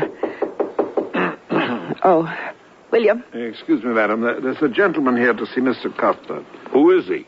He gives his name as Mr. Jonas Lamar. Did he have a card? Oh, bother the card. What's his business? He says it's personal, sir. Oh, show him into the library.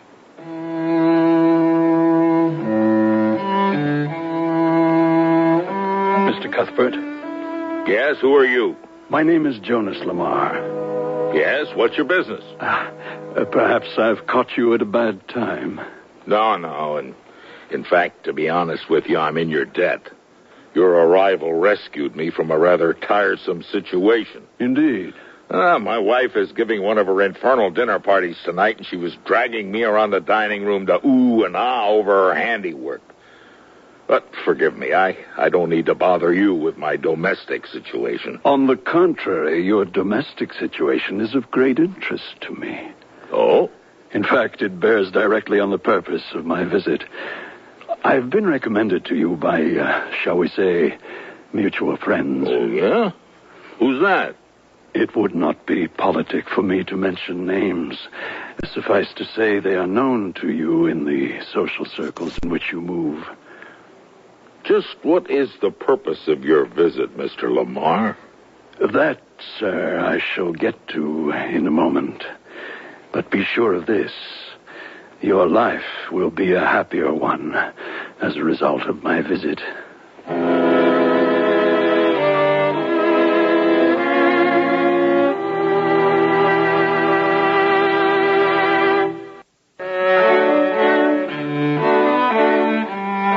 Samson Cuthbert, a man trapped by his own wealth, straitjacketed in an elegant society whose code of manners he can never hope to tolerate, longing for the rough and tumble freedom of his native mountains far to the west.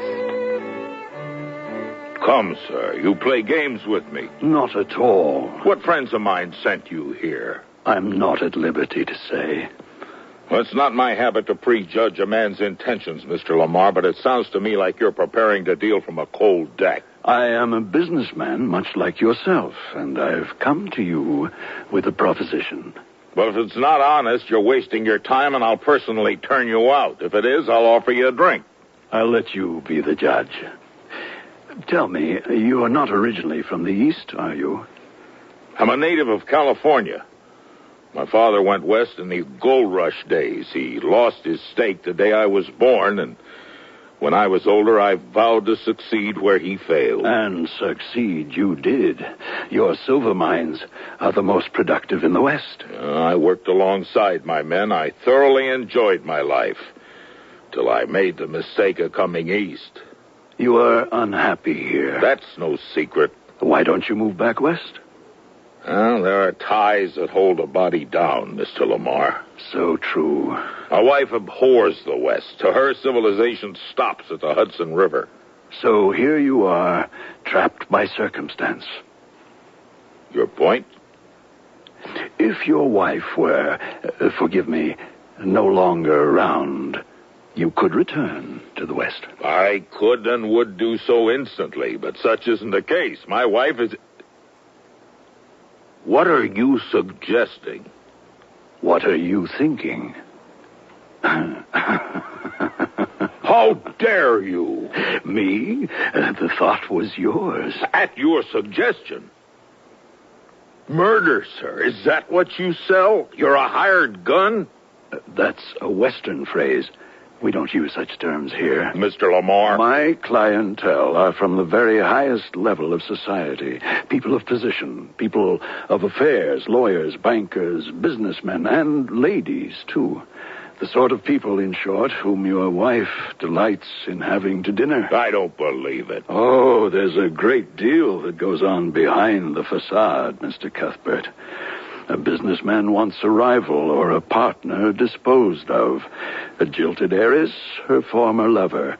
A jealous mistress, the meddlesome wife. Which brings us back to your proposition. For a fee, to be agreed upon, I will make you a free man again. And I will do it in such a way that no blame can possibly fall on you, nor will any suspicion be raised that murder was the cause of Mrs. Cuthbert's untimely passing. Mr. Lamar, if I never resorted to murder in the Nevada mining camps where violence is a way of life, what makes you think I can't handle my domestic affairs short of such a thing now?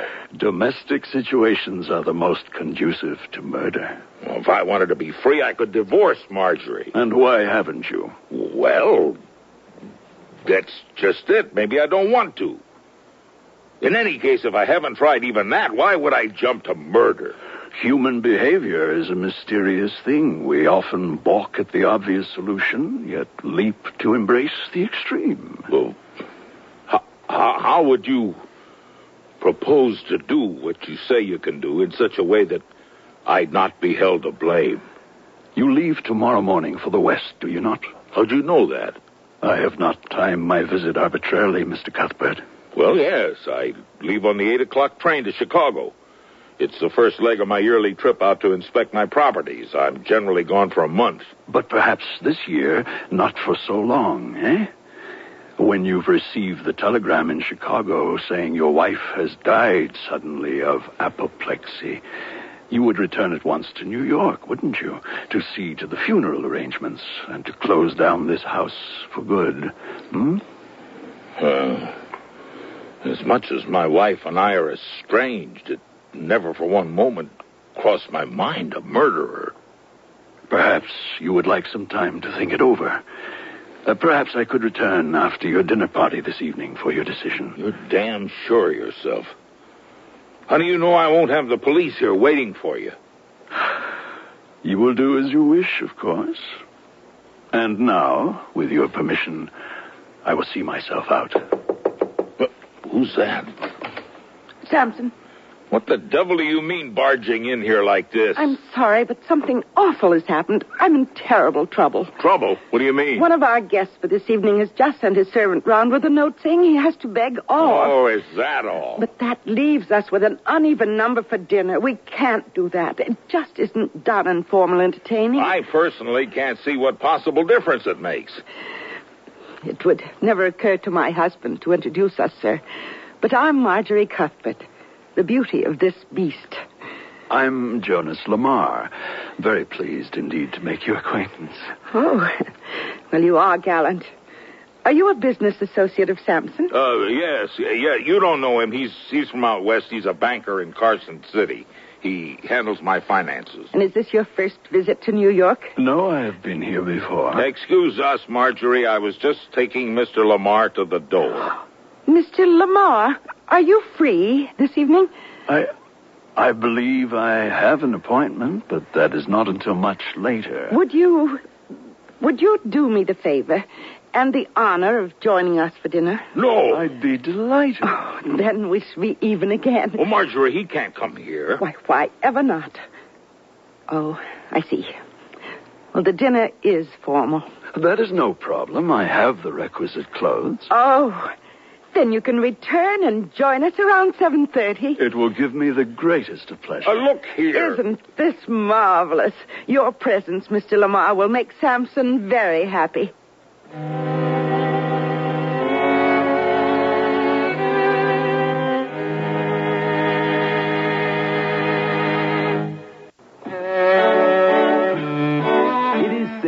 That the rules of etiquette exist to reduce our anxiety in social situations. But in Sampson Cuthbert's case, they have only served to aggravate him to the point where he may be prepared to countenance murder. His victim, meanwhile, is beset with concerns of her own. As she nervously watches the arrival of her distinguished guests, she chats with Dr. Woolsey, a longtime friend of the family. Well, Marjorie, congratulations on assembling such an august cast for your dinner party to honor the British Consul General. Oh, if only Mrs. Astor herself could have attended. How much longer till dinner is announced? I'm famished. We're still missing one guest, a last-minute substitution. Oh, there he is now. Mr. Jonas Fitzpatrick Excuse Lamar. me, Doctor. I must go say hello. Marjorie, wait. Who is that man? A business associate of Sampson's from out west. Oh, really? Why? He looks familiar. I believe I've seen him before. Well, he did say this was not his first visit to New York. Come on, I'll introduce you. No. Now, something the matter. I'd like to try to remember where we might have met. I half suspect the circumstances were less than savory. Doctor, what a thing to say. Your husband's latched onto him quickly enough.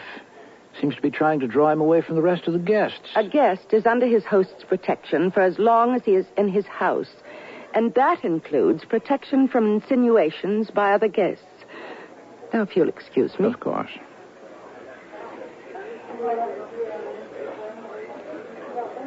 I wish you hadn't accepted my wife's invitation, Lamar. You put me in a damned uncomfortable situation. But why? You've done nothing to be afraid of. Unless, of course, this means you've been considering my proposal. I don't like this. It's not right. Well, I am thoroughly enjoying myself. I can never resist the temptation to meet socially the people I have worked for in private. You know some of these people? Oh, yes.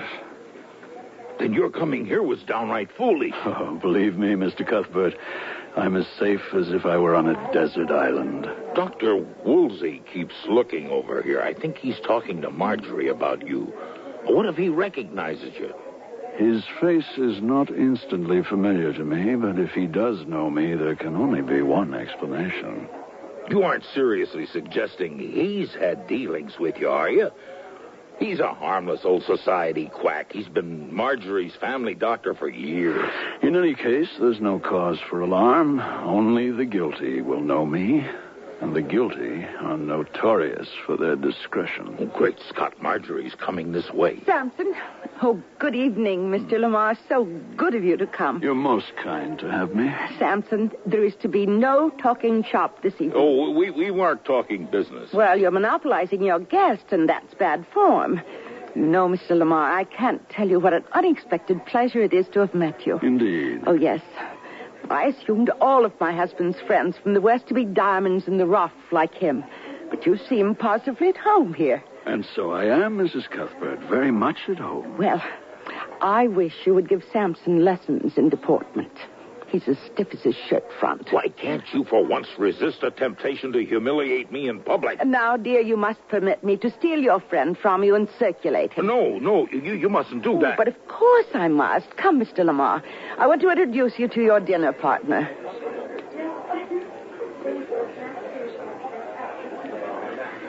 Sampson.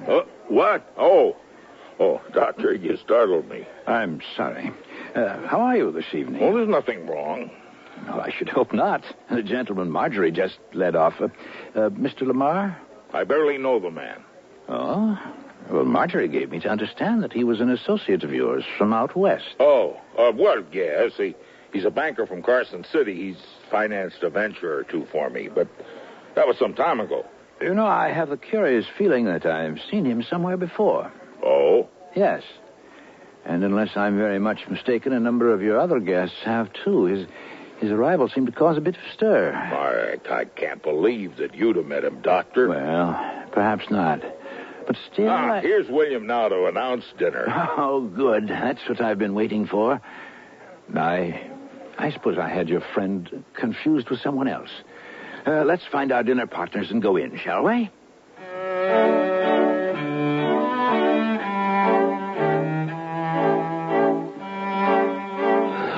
I don't think I've ever spent a longer evening. Yet we weathered it without incident. That must give you a certain confidence. Relief, that's what I feel, Lamar. The other guests are gone, your wife's retired, and here we are, just the two of us alone in your library. Yes, it's over, thank God. Over? I doubt it. What do you mean? Else why did you ask me to stay as the rest were leaving? Well, you wanted an answer. Yes? I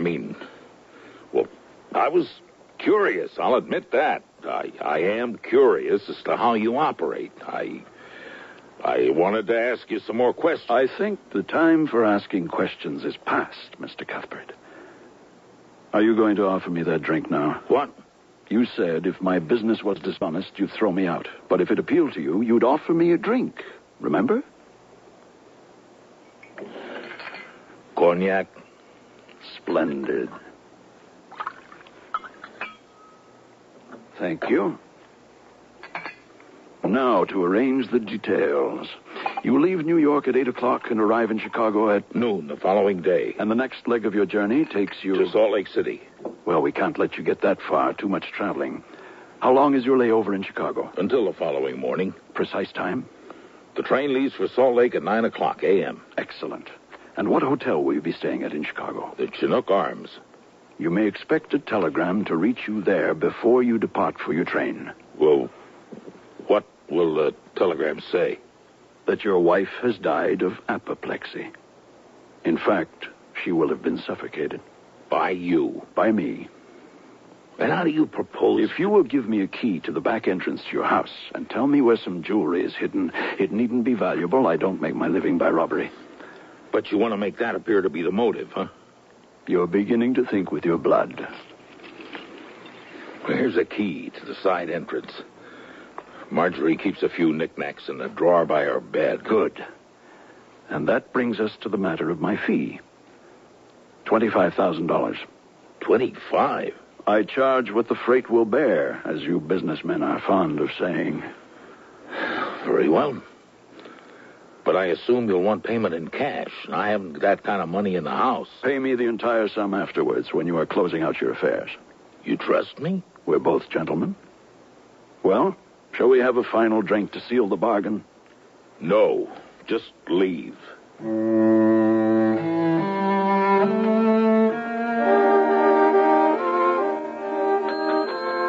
morning, sir. May I help you? Mr. Cuthbert, room 212. Yeah? I'm supposed to catch the 905 to Salt Lake City. Oh, you want to check out then? You have your key? I hope you're in charge of brief visit with us. Have a good trip. I was expecting a message. I wasn't, but is there anything? Well, let me see now. Room 212. No, nothing in your box. Are you sure? Well, you can see for yourself it's empty. But I was, it's important you see. Oh, I'm sorry. You better go or you'll miss your train. If anything arrives, we'll forward it to you in Salt Lake. There's got to be a telegram. Just a minute. These just come in. I haven't had time to slot them yet. Here we are. Samson Cuthbert. I'm terribly sorry, so I'm glad you insisted. We regret to inform you that your wife... The exact cause of death is not yet known. Oh, I am sorry, Mr. Cuthbert. This is it. Are you all right? When's the next train back to New York? Yes, sir. We got the schedule right here, sir. Let me see now. Let's see. Here we go. New York. What's today, Friday? Yeah, is it a holiday? No, there's no holiday. There we are. You got a train leaving in 22 minutes. Thanks. Yeah, my sympathies, sir. Of course, a loss is easier to bear when it's anticipated. Who said I anticipated it? Well, you said you were expecting a telegram. I said no such thing. If it hadn't been for your incompetence... Listen, this is the last time the Chinook Arms gets my business, young man, and you can tell that to your manager.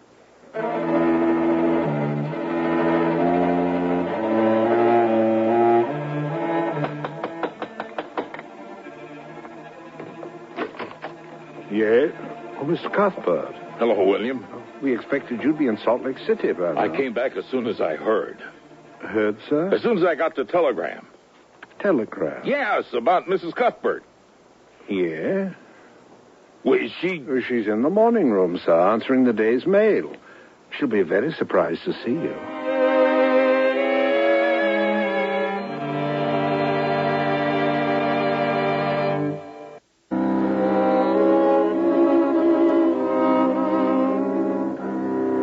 Vincent Price again, and here's the concluding act of The Perfect Hostess. Not dead. Marjorie? Wait now, wait. Wait just a minute. Something's wrong, that's for sure. Samson, what are you doing home? You're all right. Nothing's gone wrong, has it? I don't understand. Well, sit down. You're as pale as if you'd seen a ghost. Would you like some water? I'll ring for William. No. What's happened? Why are you back? Well, I just decided not to go. Why not? You always look forward so much to your annual escape. I know, but I changed my mind, that's all. Oh, my dear, that's sweet. Oh. What? I just remembered I've invited some people for dinner tonight. I'll have to tell William to set an extra place. Well, I'm not hungry. But, my dear, it's only 11 o'clock in the morning. Oh, yes, of course. I'm sure by dinner time you will have worked up a splendid appetite. Samson, I'm very glad you decided not to go. Why? Oh, it's silly. But I'm glad you're back. Oh, just one thing. You won't mind being 13th at the table, will you? 13? I've invited 11 people, 12, counting myself. You'll be unlucky 13. I thought you couldn't have an uneven number. That's for formal dinners only. But it is a breach of etiquette to have 13 people anytime. But then you think considerations like that are silly, don't you? And you certainly aren't superstitious.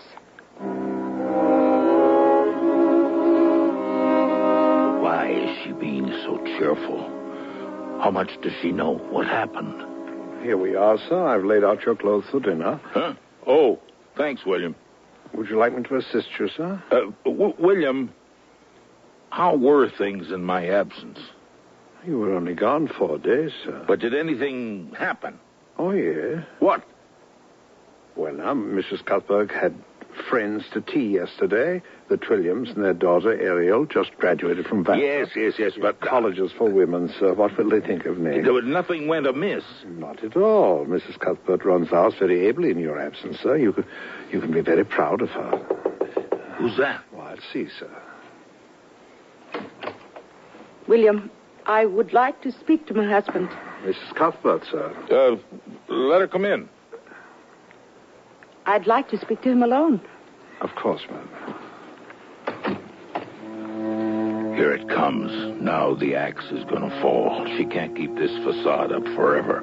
Samson, I don't know where to begin. Don't look guilty. They'll have no proof. Only the key I gave Lamar, and I can say I was stolen. I want to apologize. After you left 4 days ago, I began to think about our marriage. What? It's not worked out the way we intended it to, has it? When I first met you, I was so swept off my feet. And you thought I was so demure. And I jumped you, and you jumped me, and now we live as if... It's just not right, Samson. Not right? Two people who are properly married shouldn't have to escape from one another the way you feel you have to escape from me each year when you go out west. And I know it's because I haven't made the effort to be the kind of wife I should be for the man I chose to marry. What are you talking about? And then when you showed up so unexpectedly this morning and said you'd changed your mind about going, I can't tell you how wonderful that made me feel. Were you thinking the same thing, too? That something was dreadfully wrong between us? Marjorie, I can't stand this anymore. What happened? That's what I'm telling you. I came to a realization. I see now. I've been trying to change you, and that's wrong. I should be happy and proud of the man I fell in love with. It was because you were unlike any man I'd ever met, so vigorous and untamed, that I fell in love with you. Are you making fun of me? No. Oh, no. That's just where I've been so wrong. She's trying to trap me. You got angry with me, which you had every right to do. This sham, this pretended innocence, how much longer is she going to keep this up? Anyway, I just wanted to say that I'm prepared to try to change and patch things up between us. She's laying it on with a trowel. I can't put up with much more of this. And the decision I came to is, well, if you really want to move to the West, if that's where you need to be, then I'm willing to share that life with you. What? I'm willing to move. Out west? Yes. What's going on? What? What are you trying to prove? What are you trying to get me to say? What do you mean? The telegram. Confront her with the telegram. That'll crack through this maddening politeness. What's that? You know damn well what it is, so quit playing games with me. Let's just lay all our cards out on the table. We regret to inform you. Dead? Me? Is this why you came home? Because you thought I was dead. She won't drop the pretense. Is that her plan? To keep up this maddening gaiety forever? To hold my attempt to kill her over my head for the rest of my life? Then I'll resolve it with this poker. Samson! You're dead! You're dead! Marjorie. Marjorie. I wouldn't have done that if you made me do that. I'm sorry I had to do that.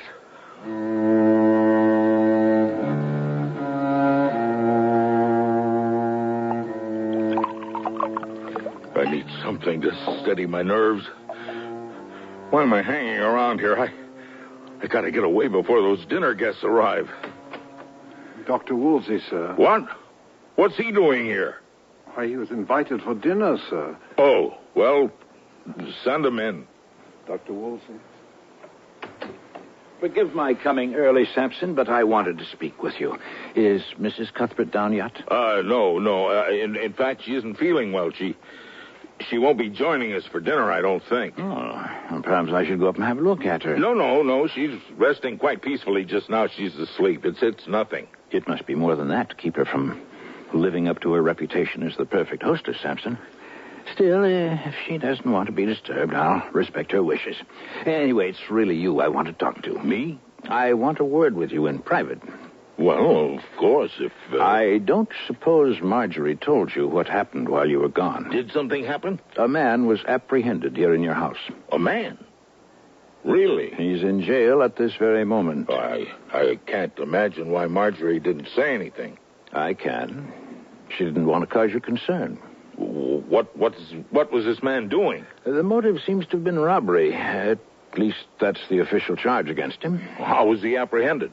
He somehow gained access to Marjorie's bedroom. Normally, she would have been asleep, but that evening she was still awake. She heard him and sounded the alarm. The man tried to flee, but he was apprehended. Well, thank goodness for that, huh? The reason she wasn't asleep, Sampson, was because She was thinking about you. She told me she has come to a decision about your marriage. Yes, we had a long talk about it just a few minutes ago. That's good. I hope for her sake you came to some happy understanding. Why do you say for her sake? I suspect Mr. Lamar's motive may have been something quite different than robbery. Lamar? He was the man. But of course you knew that. What do you mean? He was here to murder Marjorie. That's crazy. Is it? When I first saw him here 5 nights ago, I was sure I'd seen him before. And then the day following his arrest, I remembered where. Your friend is in a very curious profession, Sampson. You couldn't know that unless... Unless? Unless you had dealings with him yourself. Oh, no. You're quite wrong. I was conducting a coroner's inquest a number of years ago into the death of the DePalfrey girl who died in that mysterious boating accident. Your Mr. Lamar was one of the witnesses. He'd been a crew member on the boat. That's preposterous. It can't be the same man. Mr. Lamar is a banker. I checked with your bank in Carson City, Sampson. They have no Jonas Lamar working for them. Well, what of it? I was the one who sent you the telegram in Chicago. You? Yes. That wasn't a very amusing joke, Doctor. Joke, Sampson, or part of a preconceived plan? Did you tell Marjorie any of this? No. And I doubt the thought of foul play ever crossed her mind. She's too good a person to ever harbor such suspicions, especially about her own husband. Who else knows about it? No one. What are you going to do? Under the circumstances, nothing. Nothing? I pride myself on being a reasonably good judge of character. And my guess is you've learned your lesson. Marjorie told me about the decision she reached to move out west with you. I honestly think she wants the two of you to make a fresh start, and I trust that will resolve the strain between you. Therefore, I'm prepared to forget the whole matter and wish you the best of luck. So, the other guests are beginning to arrive. Oh, good. As usual, I'm famished.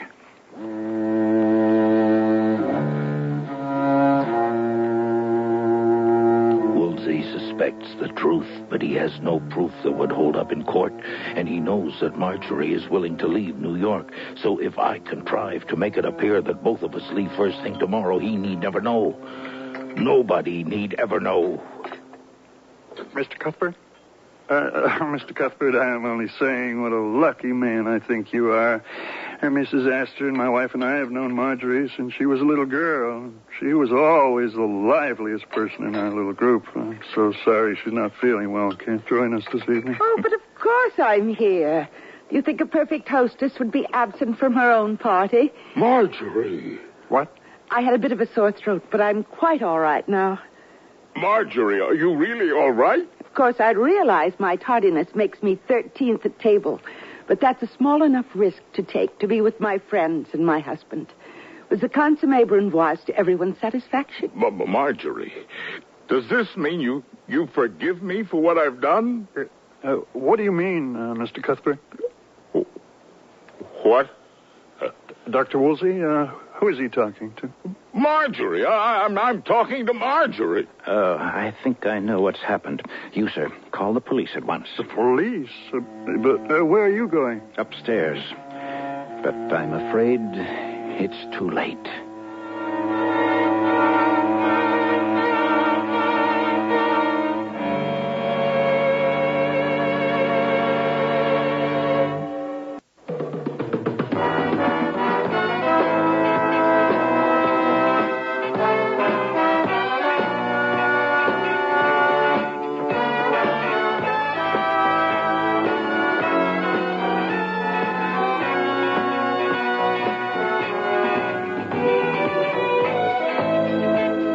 Sears Radio Theater has been brought to you by Sears, Roebuck and Company, where our policy is satisfaction guaranteed or your money back.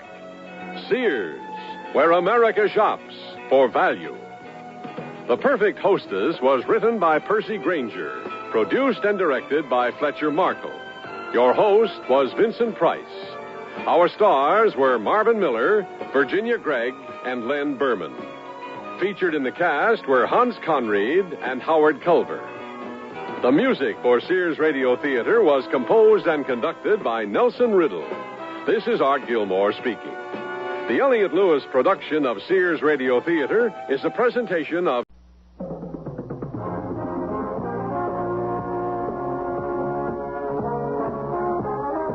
That's the theme from Sears Radio Theater, which will be brought to you Monday through Friday on this station. Today you'll hear a story of the Golden West with Lorne Greene as your host. Tomorrow you can laugh with Andy Griffith as your host for things that are funny. Wednesday, Vincent Price will bring you a generous helping of mystery, suspense, and detective stories. Thursday, Cicely Tyson will enthrall you with tales of love and hate, dramas involving human emotions. And Friday, Richard Widmark will host tales of adventure in outer space, under the sea, anywhere there is adventure. The Sears Radio Theater will begin after this message from your local station. This is Lorne Greene. The wagon train is moving west across barren, windswept plains. Far ahead, several days' travel at the least, the foothills of a distant mountain range swim in heat waves.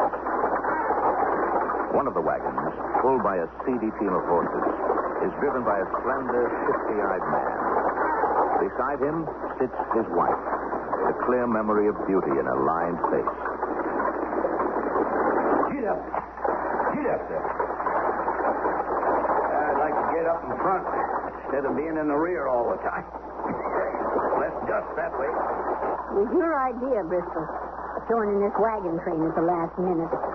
Leaving everything behind and all. Well, I told you 1,000 times, Hope. I got tired of apologizing to everybody all the time. Well, you ain't the first man to serve time in prison. I was railroaded. You was caught. Oh, my backside. Wish you could do something about this seat. We'll find ourselves a plot of ground somewheres out west. Somewheres we can grow things on. We could grow things where we was. Yeah, folks just won't let you live down a prison record. Where do you aim to leave this wagon train and settle down? Out west, woman. I ain't never been there neither, you know. Well, it better be pretty soon, Bristol. My backside just about had this wagon seat. And that's only the beginning of our story.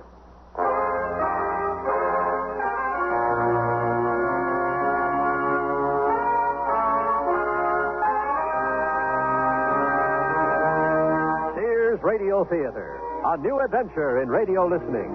Brought to you 5 nights a week by Sears Roebuck and Company. Sears, where America shops. Your host, Lorne Greene. I'll bring you stories of the Old West and the New. Andy Griffith with a look at the funny side of life. Vincent Price with tales of mystery and suspense. Cicely Tyson with stories about love, hate, and related things. Richard Widmark. I'll bring you stories of pure adventure. 5 nights of exceptional entertainment every week. Brought to you in Elliott Lewis production of the Sears Radio Theater.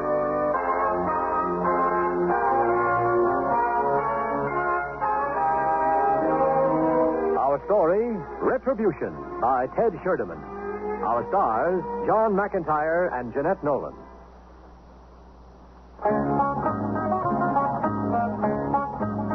Bristol and Hope Gaston left the wagon train in Idaho to take hold of 160 acres of land they'd never seen. Land on which they planned to start a new life. With high hopes, they set out from the county seat at Hadleyville to see their spread. And they saw it. They were the owners of a dry, sparse piece of land with a few mountainous hills. It was worse than anything they could have imagined. I can see now why the government gives it away. Nothing for nothing. I could just cry. Yeah. Be the first moisture this land has ever felt. Get up. Get. What are we going to do, Bristol? Only thing we can. Wait for the next wagon train to come through and look for something else. Wait. But we starved to death. Got exactly $21 left and what we got on our backs. That's all we got, huh? That and my bracelet with the gold coin dangling from it. What are you stopping for, Bristol? Them hills or mountains. They give me an idea. Let me see that bracelet and gold coin, Hope. Here. Why? Hmm? It'd work, especially after we dug into one of them a little ways. What are you talking about, Bristol? Mm-hmm. Hope, we're going to dig ourselves a mine. What? We'll sell shares in it and have all the money we want. Sell shares? What are you talking about? I'll buy you a bracelet that'll knock 'em dead. Get up, horses. Get up. Why, you turned around. Hang on, Hope, old girl. Pick out one of them hills. What for? For our mine. That's what for. Bristol, are you all right in the head? Never been better. We're going to dig into that hill there. And I'm going to cut up the bracelet and the gold coin on it. Stuff the pieces into my shotgun and salt the mine. With my bracelet? A nugget's a nugget, woman. I don't get your drift, Bristol. Well, you will, Hope. You will.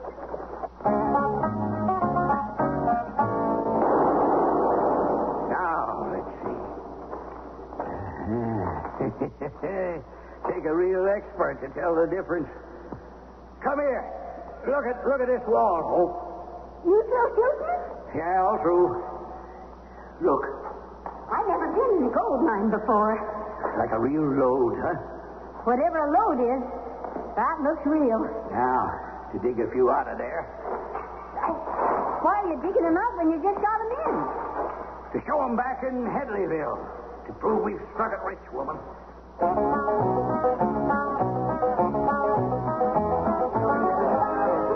Now, these nuggets come from a mine. Whose mine? My own. Dug them out myself. Hey, real nuggets, these. Yeah, don't come no realer. You ought to see the streak of gold we found. Oh? Who found it? Me and Hope. That's my wife. Where'd you find it? About 12, 15 miles from here. We got the land from the government. It's choice, I tell you. Got some hills on it, and something told me to dig into one of them. Mighty glad I did. Hey, Bert, look at what he's got here. Huh? They're real good. Hold them.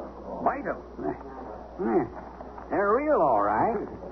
I guess my wife and I must have dug for a week into that hill. Is she here? Oh, sure she is. Not spending money.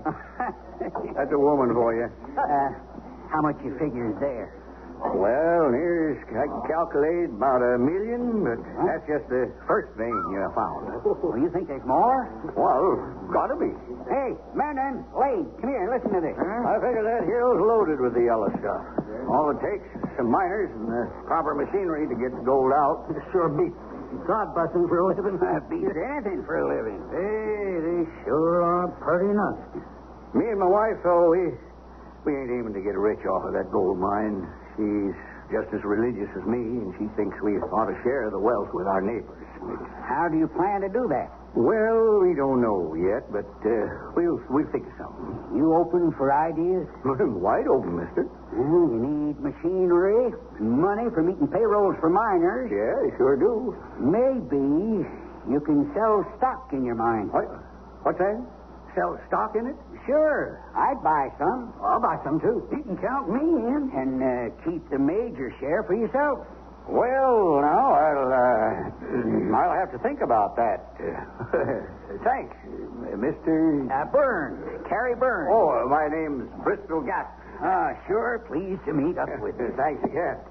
I want to talk it over with my wife first. Like I said, she's real religious, like me.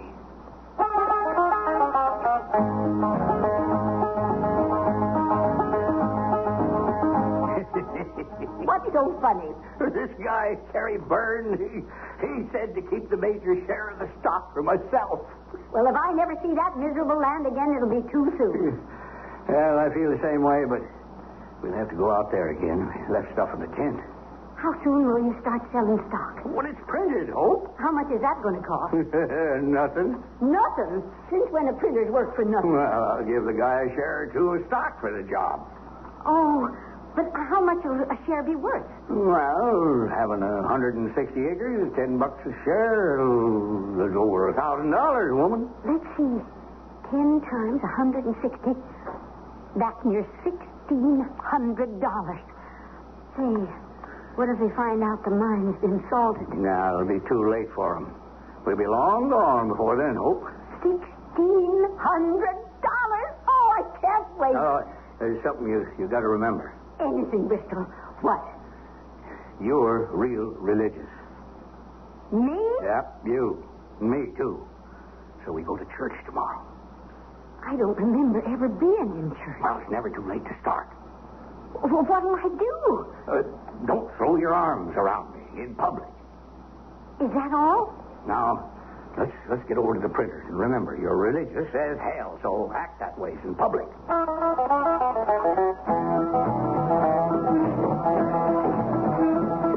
Good sermon, don't you agree, Bristol? Real good. Oh, you met my wife, Hope? When we first arrived, Mr. Burns. Mrs. Gatlin. Very generous of you, Bristol, giving our pastor a new church. Well, it was my wife's idea to give it out of the first profits we made, Carrie. Such an ugly word, profit. Oh, our parson doesn't think so, Mrs. Gaston. You talked any more about my suggestion, Bristol? Yes, I have. We give it a great deal of thought, and we prayed a lot. We're going to start tomorrow evening, Carrie. Start what? Selling the stock you suggested I sell in the gold mine.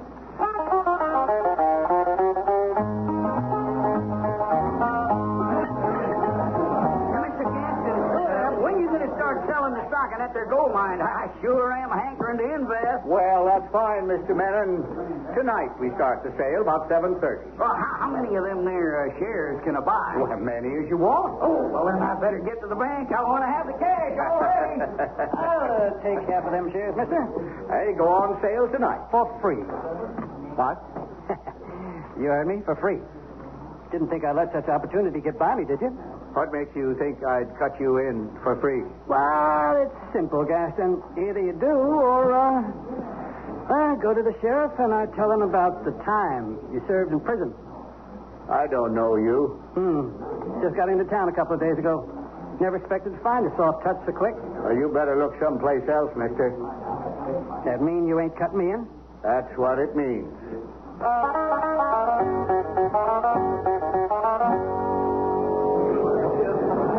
Now, you've seen the nuggets, friends. You know they're pure gold. We need machinery and miners to get the yellow stuff out of the ground. Now, that's all we need. But I ain't got the money, so I'm selling stock in this here mine. Now, Mr. Carrie Burns suggested it. Me and my wife thought about it a lot. But she's a religious woman, as I am a religious man. And we decided to let our neighbors share in the wealth, too. Praise the Lord. So if you want to buy some shares, just step up here, give your name to my pretty wife, Hope, pay your money, and own a part of Hope's mine. And I hope you'll forgive me for naming it after my wife. Sheriff, can I talk to you? Who are you? My name's Leila Neekin. Stranger around here? I got in a couple of days ago, Sheriff. You ain't in line to buy some of that stock, are you? Is that what you wanted to talk about, Mr. Egan? But not exactly. See, I know that fella, Bristol Gaston. He served time for larceny in Joliet Prison. That's back in Illinois. I know where it is. How come you know him? Oh, well, sir, I ain't proud of it, but I served time there, too. Uh-huh. Well, I can't stop an ex-con from selling stock in a mine, but I can sure let the folks know he's got a record. Hey, let me through here. Well, let me get by, fellas. What's the matter? It's the sheriff. So the guy talked. We'll leave the sheriff to me. How we doing so far? Sold near $300 worth. I'll sell the rest before I through with him. Well, now, if you'll just settle down, folks, I got something to tell you. What? I think you better know before you put all your savings into this gold mine that man's got a prison record. Yes, sir. Gaston served time in Joliet Prison for larceny. Now, wait a minute. Please simmer down. Are you through, Sheriff? I can't stop you unless you break the law, Gaston. But I thought these folks ought to know who they're dealing with. I want the money back. Well, sure thing, brother. Hope, give me money back. Now, I admit it. Friends, I served time, and I found the Lord while doing it. Married a Christian woman who made it more fervent and lasting than ever before. And that's why, and it's the only reason why we're selling these shares. Amen. Serving time only paid parts of my debt to society. I'll never be able to pay it all. But selling shares in the mine we found is a start.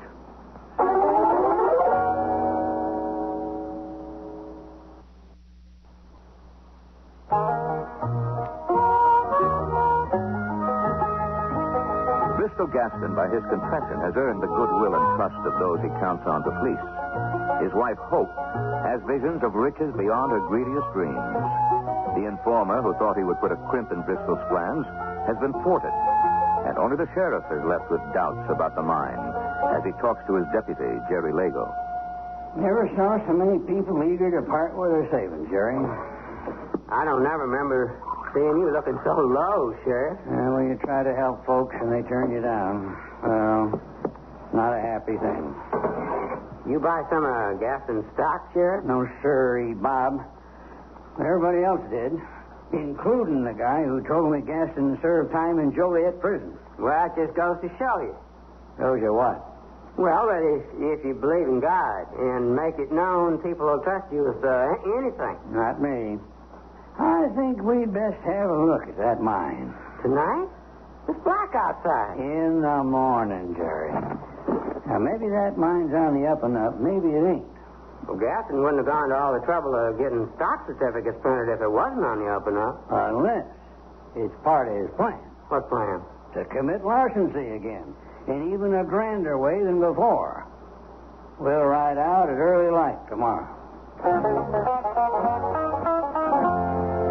Look at all the money. How much stock did you see? The works, Hope, old gal. Every certificate I had printed. $1,600. I never saw so much money. Yeah, that's for sure. But first thing in the morning, we got to go pick up what we got left in the tent. Then we light out for Frisco? Yep, baby.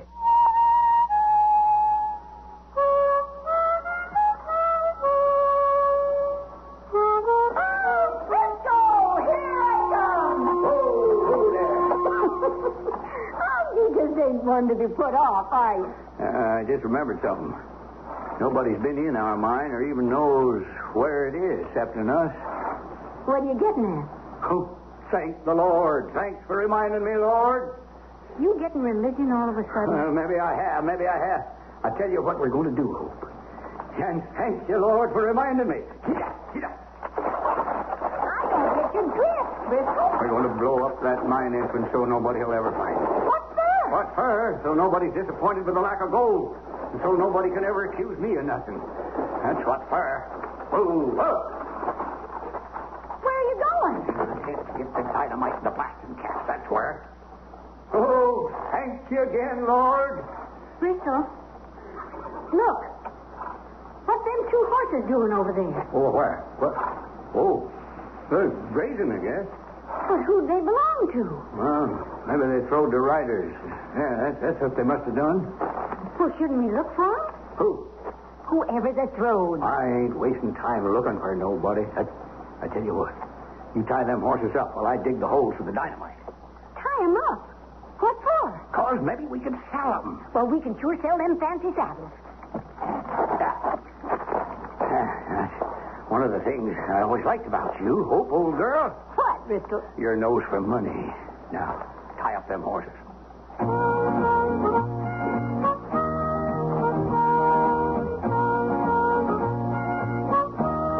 Digging seems to stop right here, Jerry.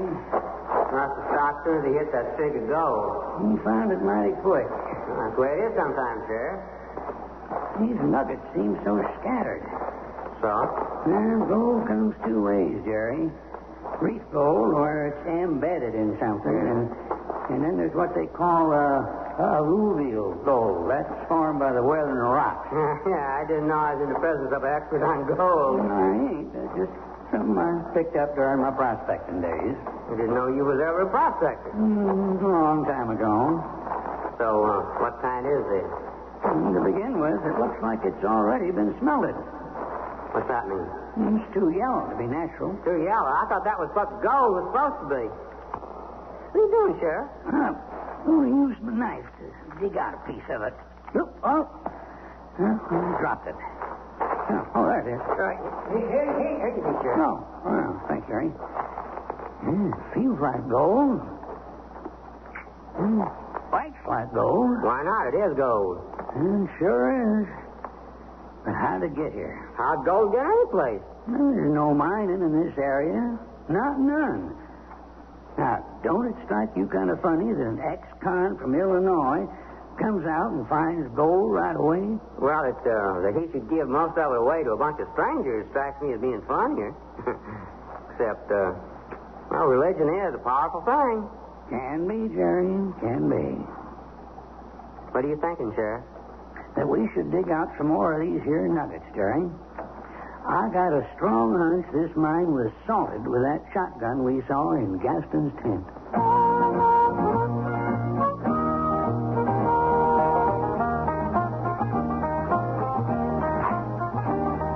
Yeah, that ought to do it.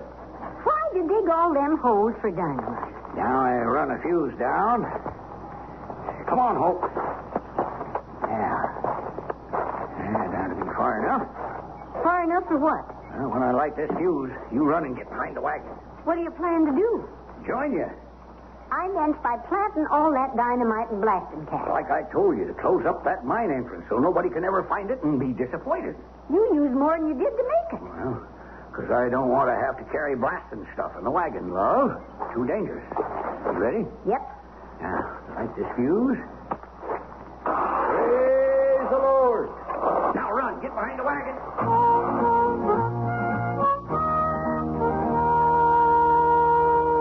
How many more nuggets you gonna need, Sheriff? I think this one does it. Looky there. Yeah, it's a date. 1840 something. Off a gold coin. That's all the proof we need, Jerry. Proof? Look, this mine was salted. Now, come on. Time to get out of here and ride back to town. Yes, sir.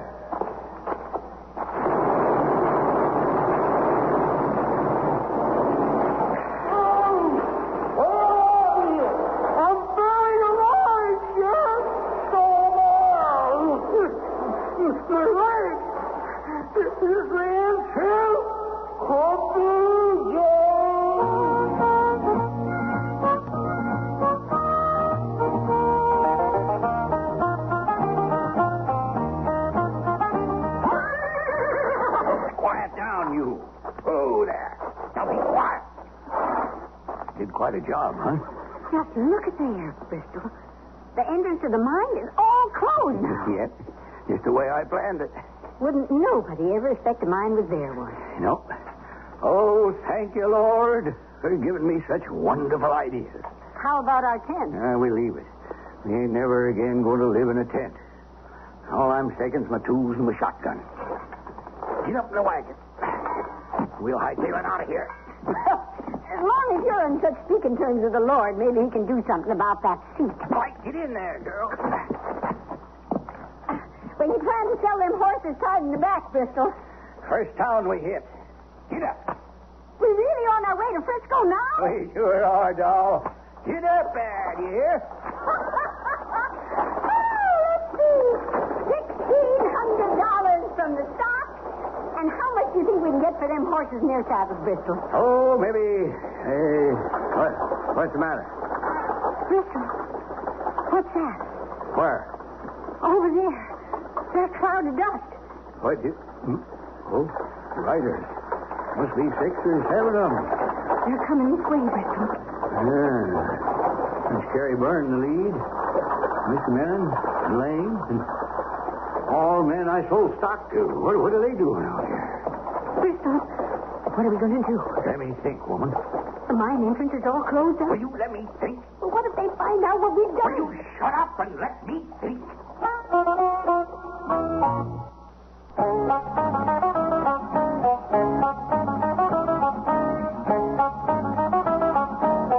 Lorne Greene again. And here's the concluding act of Retribution. Mr. Menon, it's Lane, gentlemen. Howdy, man. Morning. We heard an explosion as we was riding out to have a look at the mine. You heard there. Well, I tell you what that was, Carrie. Gents, I was trying to enlarge the mine. And, well, damnation, but the entrance tunnel collapsed. What? Shut her up tight. You mean it caved in? It sure did.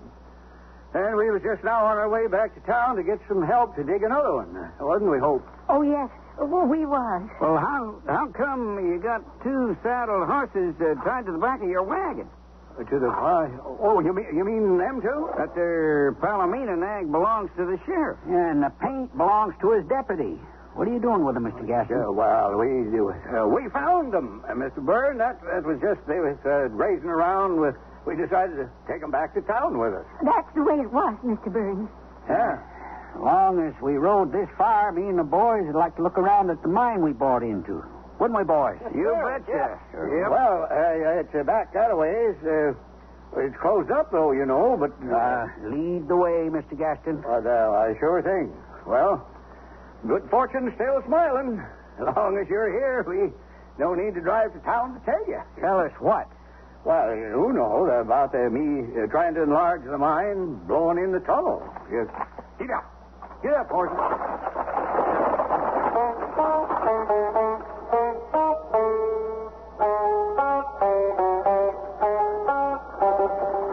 What are we going to do, Bristol? I'll think of something. Maybe we ought to just give the money back. Will you stop nagging me? There's our tent, Mr. Byrne. So I see. Sure, sorry-looking ground, Mr. Byrne. Couldn't support a jackrabbit on it. No wonder the government gives it away. Only way they can get rid of it. That's the mine over there, Mr. Gaston? Yes, sir, Mr. Byrne. Sure, closed up the tunnel into it. Yeah, by trying to enlarge it for the stockholders. Now, just where'd you find them saddle horses, Gaston? I found them right back before you and the others rode up, Mr. Menon. They was just grazing, you know. Ain't that so, Hope? Sure is. Carrie, the sheriff generally leaves word at the jail if he and his deputy are after an outlaw. Ain't been many outlaws since we made him sheriff. Whoa. Help you down from the wagon, Mrs. Gaston? How come you look so nervous, ma'am? Well, way past her time for prayer, Mr. Byrne. Ain't it, Hope? Yes. Indeed it is. You go right in our tent, dear, and get to praying. I sure will. Excuse me, Mr. Burns. And all. Yes, ma'am. She takes her praying real serious, Mr. Sure Burns. does, Mr. Byrne. And you don't, huh? Why, are you so sure I do? Maybe you better join her then. Well, it's my custom to leave her pray privately. Not much to see of the mine with that tunnel all blocked up. No, Mr. Byrne, but the gold's still in there. Maybe you should come back when I get her opened up again. You got some shovels? Oh, sure. Well, maybe we can start helping dig a new tunnel. Oh, that won't be necessary, Mr. Byrne. Thought you said you was on your way back to town to get some help to dig another one. Oh, when I dig, I was. But to have stockholders doing that kind of work, well, it ain't fitting. If it'll make you feel any better, I'll put it to the boys. Hey, fellas? Yep. Shall we give Mr. Gaston a hand at digging a new tunnel? Yes, okay with me. There's your answer. Now, where are them shovels? Well, I got three's all. Well, three's enough. And the pickaxe. Are they in the tent? Well, no, they're in the wagon. I was taking them to town to show what the diggers needed to bring with them. Well, let's get them. Here you are, boys. I'll take the pickaxe. Right. Okay, men. Shovel for Lane. You. One for me. That leaves none for me to help you with, Carrie. Yeah. Now, you can watch, Mr. Gaston. Or wait in the tent where you can do some praying with your wife. Come on, boys. Yeah, okay.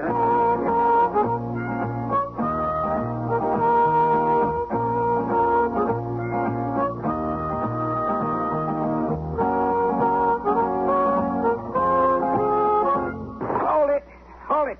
Stop working. You hear that, Menon? I didn't hear nothing, Terry. It seems to me I heard something. There.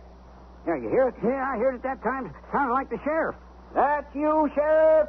Hurry up. Jerry's about gone in. It is the sheriff and his deputy, all right. Menon, you go back to that tent. And if Gaston and his wife try to leave, shoot them. Yes, sir. Dig, boys. Dig fast.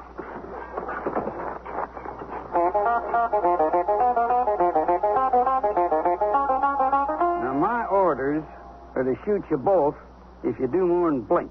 Oh, Bristol. What's the meaning of this, Mr. Menon? Put up that gun you're holding on us. You didn't tell us the sheriff and his deputy was in that mine. What? When you blowed it up. Which is the sheriff and the inside. I didn't know they was inside on it. I thought there was something fishy about you just finding their horses out in the prairie. Well, I told you the truth about that. Them horses was grazing. Yeah, You two want to sit down, or you want to go to your maker right now? You're talking to the president of the Hope Mine, Mr. Menon. Then you just sit down, Mr. President. And you too, ma'am.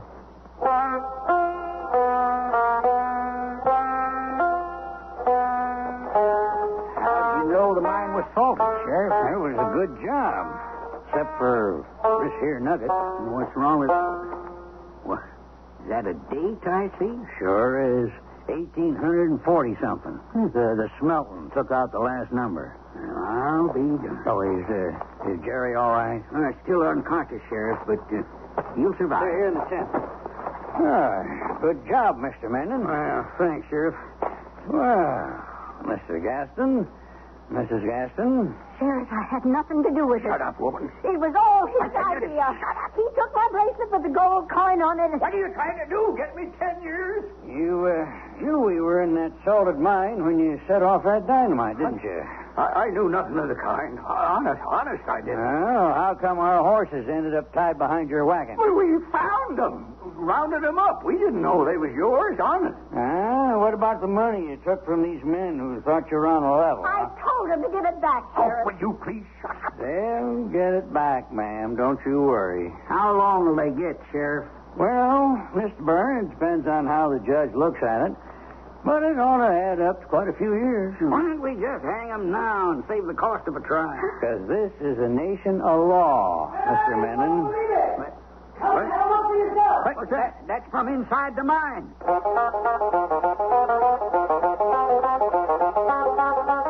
Holy smoke. Look at them streaks of yellow. He couldn't salt all that. Didn't I tell you? Look at it. Didn't believe it myself when I first seen it. Why, it must go all the way back. Man alive, this is a gold mine. A real bonanza. And not salted either. Mr. Byrne, there must be $1 million worth of gold here. Billions, men, and them explosions must have uncovered billions. We're rich. I'll go tell the sheriff.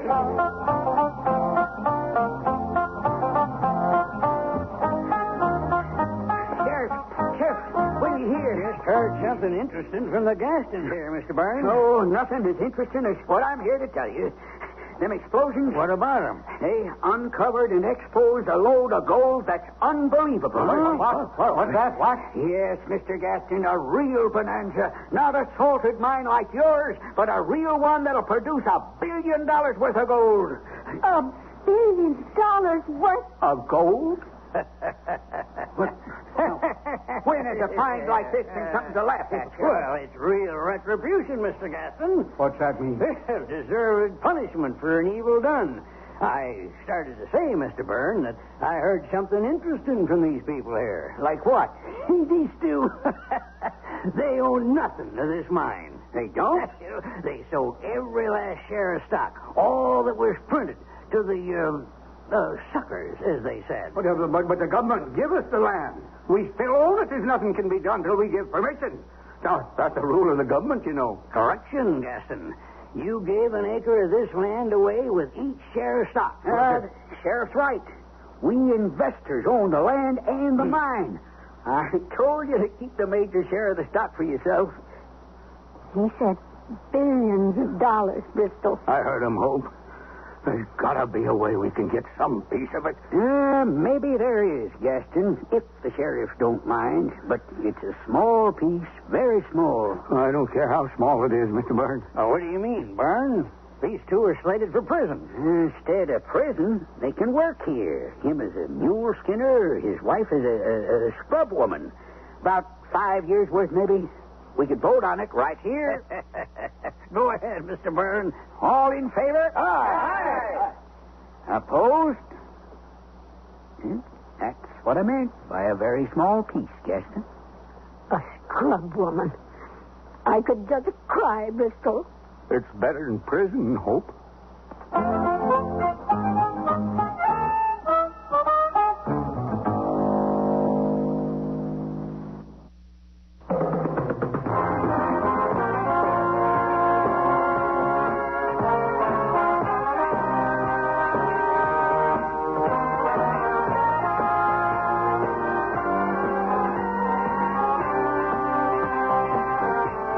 listening to Sears Radio Theater, brought to you 5 nights a week by Sears Roebuck and Company. Sears, where America shops. Retribution was written by Ted Sherdeman, produced and directed by Fletcher Marshall. Your host was Lorne Green. Our stars were John McIntyre and Jeanette Nolan. Also heard were Jack Manning, Vic Perrin, Herb Vigran, Tyler McVeigh, and Dawes Butler. The music for Sears Radio Theater was composed and conducted by Nelson Riddle. Art Gilmore speaking. The Elliott Lewis production of Sears Radio Theater is a presentation of CBI. American dollar continues to move lower following a chaotic Monday on the foreign exchanges. This is Doug Poling reporting on the CBS Radio Network. Oil jitters are blamed for today's 10-point decline in the stock market and the activity on the money markets. In Washington, there was talk of some drastic measures unless Iranian oil resumes its flow to this country soon. The dollar opened lower Monday in Tokyo and is opened lower in Tuesday morning's trading, down more than 2 yen. In London Monday, the price of gold soared. Larry Miller has a report. Gold's steady rise in value these past few weeks was apparently just a warm-up for today, because the price of an ounce soared in London to the lofty heights of $246.50. That's about a $15 hike in value over Friday's close. Bullion dealers attribute the increase to speculation that Saudi Arabia is to slow oil production and to the worsening situation in Iran.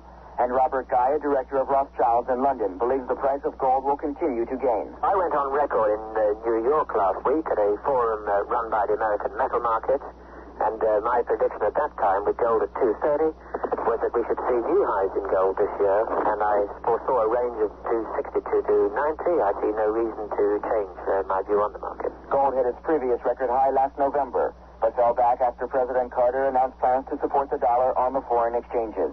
Larry Miller for CBS News, London. More news in a moment. Big news from Amana.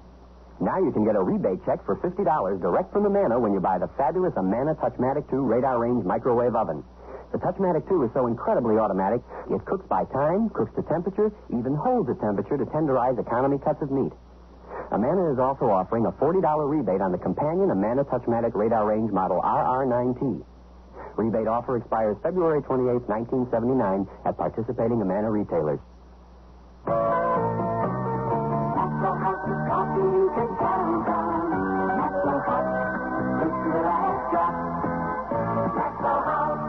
Good morning. Good company. Maxwell House. Coffee you can count on. Always smells good. Always tastes good. Always good to the last drop. Good coffee. A congressional panel today opened hearings into the phenomenon of religious cults with emotional arguments on both sides. Rabbi Maurice Davis of White Plains, New York, who claims to have separated more than 100 young people from cults, said those organizations use dictatorial leaders to instill fear and hatred into their members. The Reverend Barry Lynn, legislative counsel for the United Church of Christ, urged Congress not to get involved in the non-criminal activities of cults, saying that would place the government in a constitutionally forbidden zone. Washington police report 20 arrests, including a few for assaults on police officers, in today's protest by farmers. About 1,700 farm vehicles tied up the capital's traffic as their operators demonstrated for higher prices. The protest was organized by the group American Agriculture. Their approach was not endorsed by Alan Grant, president of the American Farm Bureau Federation. The way to get better prices is through building markets, an orderly way of increasing the market opportunity, increasing sales of commodities both in the United States and particularly worldwide. We think that's the way to do it rather than driving tractors around here and there or turning goats loose on the White House lawn. We think that our orderly way is, gets more done. The protest in Washington is likely to continue tomorrow, although leaders of the movement have not yet disclosed their plans. As he left the United States, Chinese Vice Premier Deng Xiaoping today sent President Carter a message saying his trip to this country was a complete success. Deng said Sino-U.S. relations will witness a major progress under the new historical conditions. Deng's plane left Seattle and, following a refueling stop in Anchorage, is now en route to Tokyo. Deng plans 3 days of meetings with Japanese leaders before returning to Peking. Now this. Fred, it's after midnight. Oh, look what you've done. Will you stop eating and go to bed? You'll never get up in the morning for work. I can't get to sleep. I took an aspirin, but I'm still wide awake. Well, what did you expect? Aspirin's for headaches. You need a sleeping aid to help you fall asleep. I'll get you some Compose when I go shopping. Some what? Compose. Go to bed, will you, while I clean up this mess? Headache? Take aspirin. Sleepless night? Take Compose.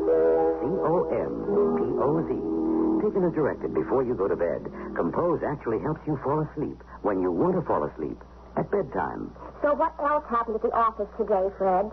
Did you get the order for that new job? Fred? Fred, you asleep? That's Compose for you. Headache? Take aspirin. Sleepless night? Take Compose. Compoz. Take only as directed. Compose is available at all drug counters. Look magazine, a new version of it, made its debut on the newsstands today. Its predecessor folded more than 7 years ago. The new publication is trying to appeal to people on a regional basis. The copies distributed in the East have the late Nelson Rockefeller on the cover, while those being sold in the West feature a cover photo of Patricia Hearst. The original Look magazine first came out in 1937, but publication ended in 1971. This is Doug Poling, CBS News. Good evening. I'm Jackson Kane, KMOX News. Missouri State Auditor James Antonio wants the Missouri Office of Economic Opportunity to pay closer attention to several areas of responsibility. Antonio said the OEO should monitor closely the program to help low-income families to ensure that government grants are spent properly. In an audit released today, Antonio said funds the office provided to community action agencies around the state have not been audited. These are funds for weatherizing or improving the heating capacity of the homes of low-income families. A $900,000 federal financial outlay has been granted St. Louis County in the state of Missouri to buy land. The money from the U.S. Department of the Interior will be matched by the state and county. The money will go for the purchase of land for recreational development in 3 areas of South County. The Missouri Division of Employment Security said it filled nearly 179,000 jobs through its service program in 1978. Division Director Joseph Dietrich said 1978 was the best job placement year in recent times, especially for permanent jobs. 3 men have been charged with robbery, assault, and stealing in connection with the beating of a maintenance worker at a Crestwood, Missouri car agency. Charged are 27-year-old Carl Shoemate and his 20-year-old brother Dennis, both of Alton, Illinois, and 20-year-old Dickie Rebstock of St. Louis. And 41 counties in Illinois have been declared disaster areas, including Madison and St. Clair counties. The declaration makes the counties eligible for low-interest loans from the Small Business Administration. The loans will be for physical disaster and economic injury caused by recent heavy snow. I'm Andy Fisher, WNEW News at 8 minutes past 10. Time for the Sears Radio Theater. That's the theme from the Sears Radio Theater. Tonight's story is a comedy with Andy Griffith as your host. Here's a preview. How'd you like the show, Mr. DeVille? I was captivated and enthralled. But did you like it? Of course. You are, as we say, a hot commodity. You sure know how to make a comic feel wanted, sir. You are wanted, Benny. After all these years, that's music to my ears. The Sears Radio Theater will begin after this message from your local station. Hello, I'm Stan Martin. It's sad that many youngsters feel the only way they can make their mark on our town is with a destructive act or a smear of graffiti. One building on New York's Lower East Side stands apart from the others. Its walls are spotless inside and out. The youngsters who work and play there have earned the respect of the entire city, just as they've learned to respect themselves. I'm talking about the Boys Brotherhood Republic. The BBR has been helping underprivileged boys work their way out of the slums for almost 50 years. By giving them the responsibility of governing and policing themselves, the BBR helps create a set of values which guide its members all their lives. I know because I was a member from the time I was 6, and the BBR helped change my life. It's doing the same right now for hundreds of youngsters with no other place to turn but the streets. Help the BBR turn out solid citizens. Please send whatever financial support you can to the Boys Brotherhood Republic, 888 East 6th Street, New York, 10009. Thank you.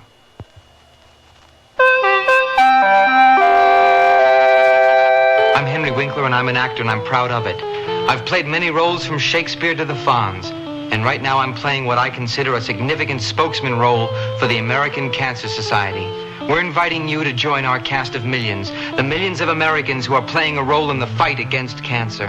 Scientists in research laboratories, the people helping cancer patients with rehabilitation and other services, many of them former cancer patients themselves. All those volunteers playing an important role, ringing doorbells to help raise the funds needed to bring about a happy ending to our centuries-old drama, the war against cancer. That's your role. Act. Send a generous check now to your American Cancer Society. It's not a small part. As Shakespeare said, many strokes, though with a little axe, felled the hardest timbered oak. Remember, it's your American Cancer Society. This is Andy Griffith. What sort of creature has a spiked tail, horns sticking out of its forehead, a goatee, an evil grin, and carries a pitchfork? No, it's not an enraged farmer or your crazy Aunt Margot. It's the devil, or the picture that most people have of the devil.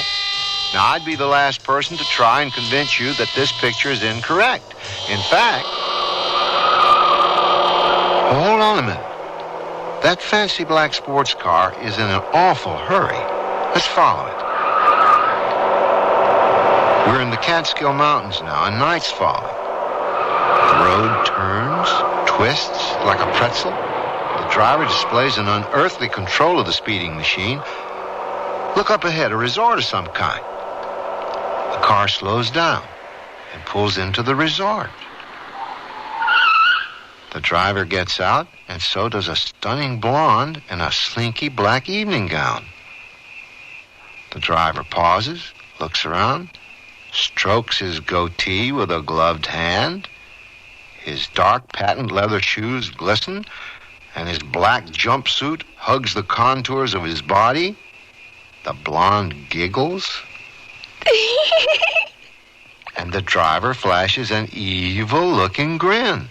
He slips his arm around the blonde's waist, and together they walk towards the resort. Look. The car has a personalized license plate. Let's see. It reads DEVILLE. DeVille? It couldn't be, could it? And that's only the beginning of our story.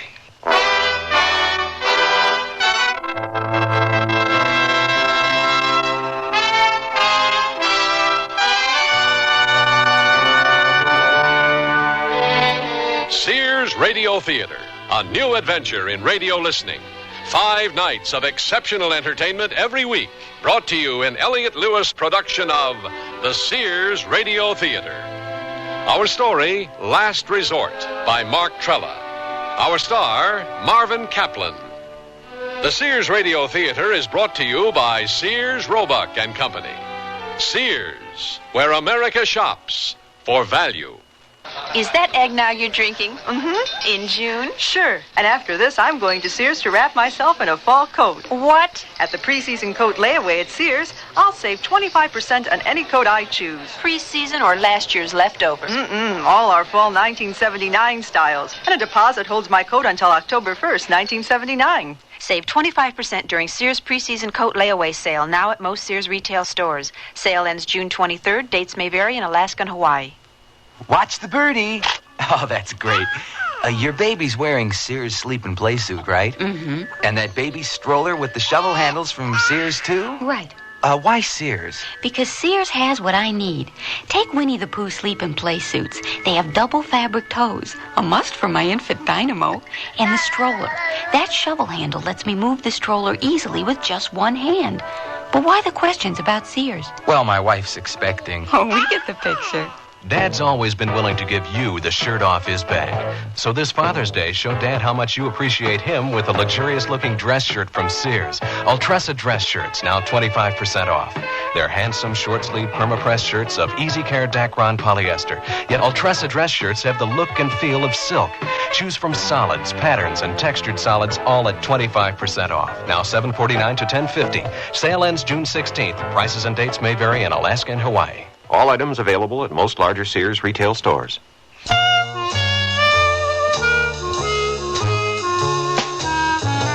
Benny Milton is a stand-up comic. He refuses to sit down, but that's not Benny's only problem. His career has never really gotten off the ground, and he's not getting any younger. Just ask his mother, who is talking to Benny in his dressing room at a swank Catskill Mountain resort. If your poor father, rest his soul, could see you now, Benny, His only son, an entertainer. Ma, this is my life. This is all I know. So why can't you come home and take over the family business? Ma, we don't have a family business. So we could start one. Benny, please come home. You're breaking your poor mother's heart. I finally get a chance to show my stuff at a classy nightclub, and you want me to forget my career and come home. The neighbors ask about you, Benny. I worked years to get where I am today. And I'm embarrassed to tell them that my son is a comic. I'm not getting any younger, you know. So you want me on my knees? Is that it, Mr. Big Shot Entertainer? All right, I'm on my knees. Ma, please get up. I got a show to do. Here's some money. Why don't you get yourself a nice table and enjoy the show? $10? How can I enjoy myself on $10? All right, here's another 10. No wolf-color jokes, Benny. You know how sensitive I am. Sure, Ma. Enjoy the show, Ma. I always do, son.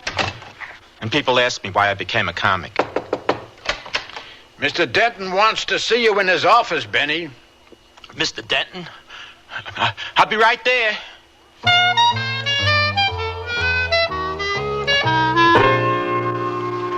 Sit down, Milton.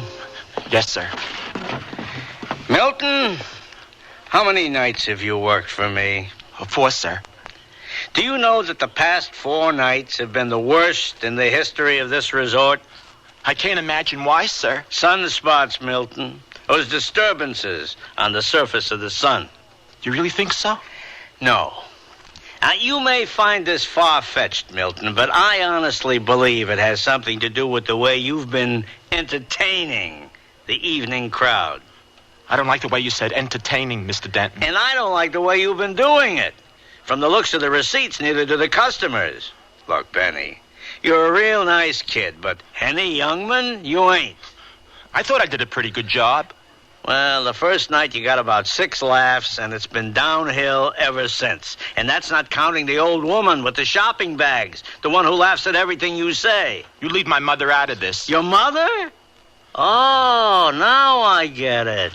You plant your mother in my nightclub just so she'll laugh and make you look good. That's not true. She just follows me around. I can't stop her. Oh, I never thought you'd try to pull a fast one on me, Milton. Well, you won't do it again. After you finish tonight's show, you are through working for me. Oh. Ladies and gentlemen, we proudly present that walking laugh machine, Mr. Benny Milton. Oh! Thank you and good evening, folks. Gee, it's great to be in the Catskill Mountains. This part of the country is gorgeous, and it's so different from the city. I woke up this morning and saw a bird sneaking off in my wallet. Isn't nature imaginative? I took a stroll in the woods yesterday, and I saw a beaver dam with a toll gate. That didn't surprise me, because the day before, I picked a flower, and on the stem it said, "No deposit, no return." Is this thing working? I know you folks are out there because I can hear you drinking. All right, I'd like to introduce my mother, Mrs. Milton, who's been enjoying the show along with the rest of you. Let's hear it for my mother. Yeah, you've been a wonderful audience, and if I never see you again, it'll be just fine with me. Good night, everybody.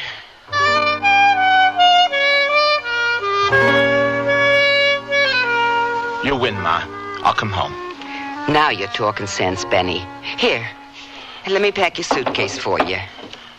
All the years I spent on the road playing night spots, doing christenings and bar mitzvahs. For what? Should I pack your monogram rubber duck? I worked hard, Ma. I really did. Of course you did, Benny. Oh, and your mittens? Just can't understand it. Of course you can't. Sneakers. How about sneakers? I got a special talent. I know I can make people laugh. You make me laugh. Mothers and agents don't count. Oh, yeah? Just wait till you get home, Mr. Big Shot Entertainer. I'll show you who doesn't count. No, I can't quit now. I'm so close. There. Okay, we're ready to go, Benny. Ma, do you know how important it is for me to be a successful comic? What's important? We'll get you a good job. Forget being a comic already. I'd give anything to be a successful comic. I'd even give my soul. Did someone say soul? Who are you? One of those fancy schmancy Hollywood types, if you ask me. Ma. Allow me to introduce myself. My name is DeVille. This is Salome. Hi there, folks. Hello there. I'm Benny Milton. Yes, we know. My son and I were just leaving. Come on, Benny. Wait a minute, Ma. My card, Mr. Milton. Prince of Darkness Productions, Hollywood. You see, Benny, your mother was right. Ma, give the man a chance. Mr. Milton, my agency is constantly on the lookout for new talent. So what has that got to do with my Benny? Ma, please. I think your boy may have some talent, Mrs. Milton. You think my boy has talent? I arrived too late to see your show, Benny, but if you would agree to a brief audition. Here? In the dressing room? No. Mr. Denton has agreed to let us use the nightclub for a private show. Of course, you will be reimbursed for your time. That's really no problem, miss. And just how much money are we talking about, Mr. Hollywood agent? $500 cash. $500. He'll do it.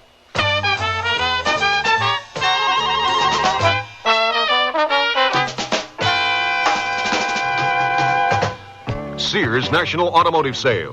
The maintenance-free Sears 36 battery is now on sale. Great starting power. Now only $34.99 with trade-in.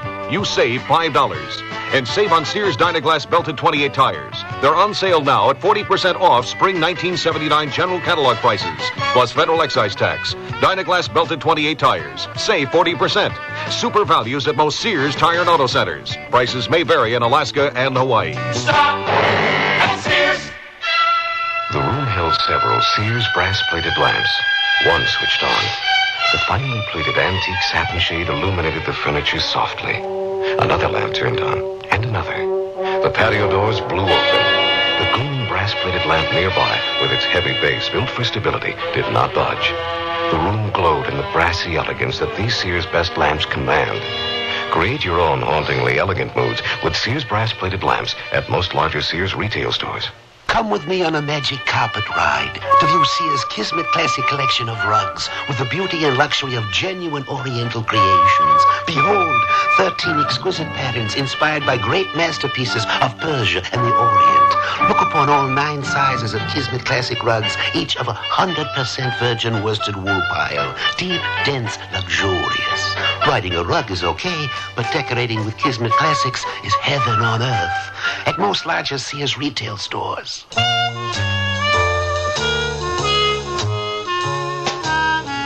So, Benny Milton can earn $500 for just a few minutes' work.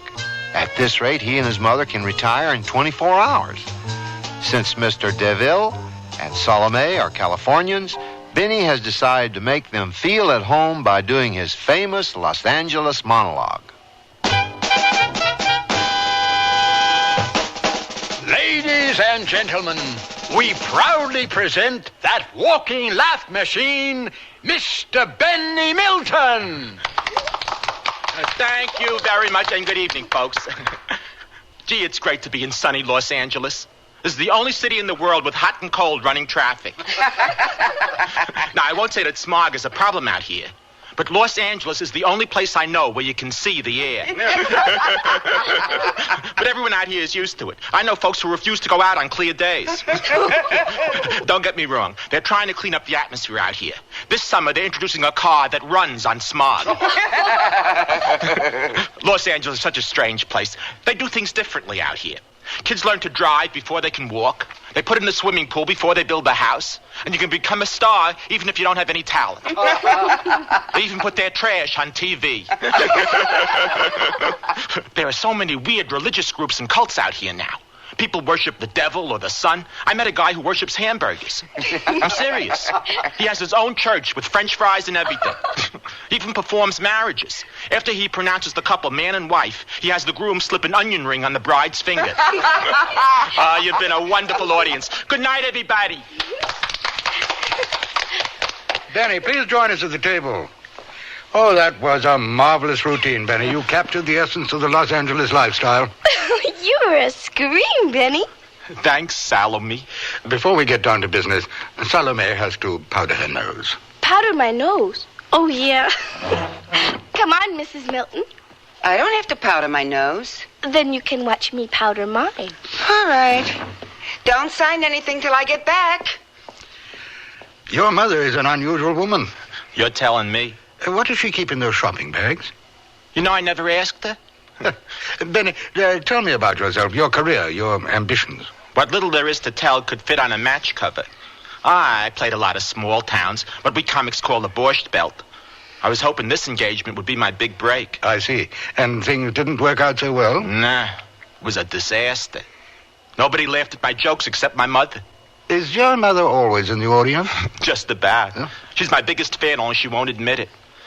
Even she couldn't help the crowds at this place. And there's nothing worse than playing to a crowd that doesn't respond. Now, that's my idea of hell. That's interesting. Mr. DeVille, you can level with me. Do you think I'm funny?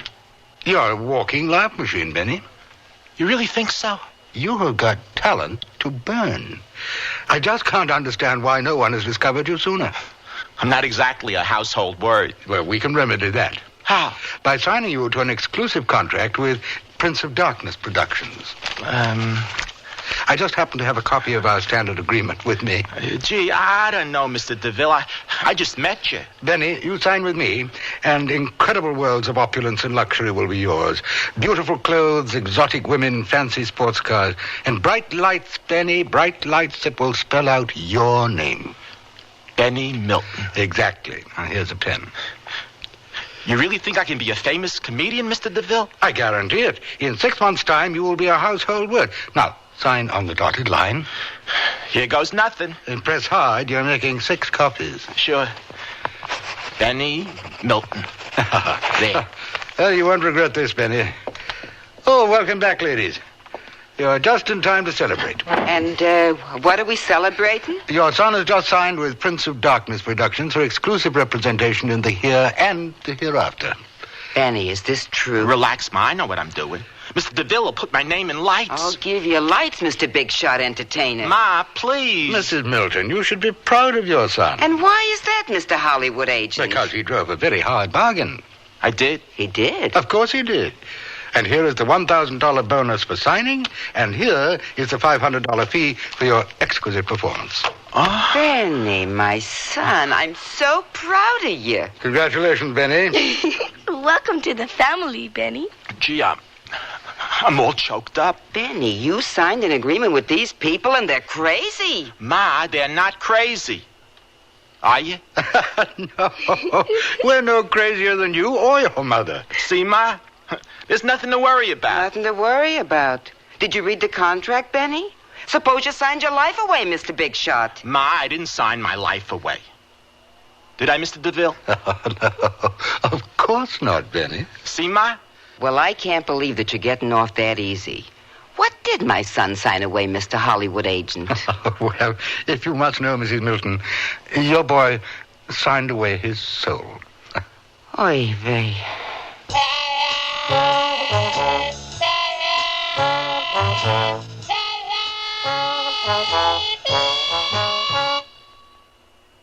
Sears Radio Theater will continue after this message from your local station. You've changed, Bernard. You're not the man I married. What do you mean, Francine? Remember the way you were, vulnerable. You made mistakes. But now look, you're confident. Everything you do turns out right. It's that book you sent away for. It's just a catalog from the Consumer Information Center. It lists more than 200 federal publications you can send for on building, fixing, eating. Buying, selling, working, playing, living. And more than half of them are free. Yes, Francine, the man you married is gone for good. All right, Bernard. But would you make just one more mistake for old time's sake? All right. For you, I'll just replace that window glass like I used to. Whatever you do, learn to do it better. Send for your free catalog. Just write Consumer Catalog, Pueblo, Colorado, 81009. Francine, send for that publication on first aid. What was that address? Pueblo, Colorado, 81009. Dear Abby, a listener writes, now that my husband's gone, I've tried to open my own charge accounts and have been turned down. It seems all our credit was listed in his name. Now I'm told I have no credit record in my own name. Signed, Stuck. Dear Stuck, this is a real problem for many women. 4 out of 5 of you will one day be on your own. But if you know your rights, you can help protect yourself against future credit rejection. So take some advice from dear Abby. Call or write stores where you and your husband share charge accounts. Have them listed in both names, yours as well as his. Say you want joint charge accounts listed as Mrs. Mary Jones as well as Mr. John Jones, so you will have a history of credit too. The law gives you that right.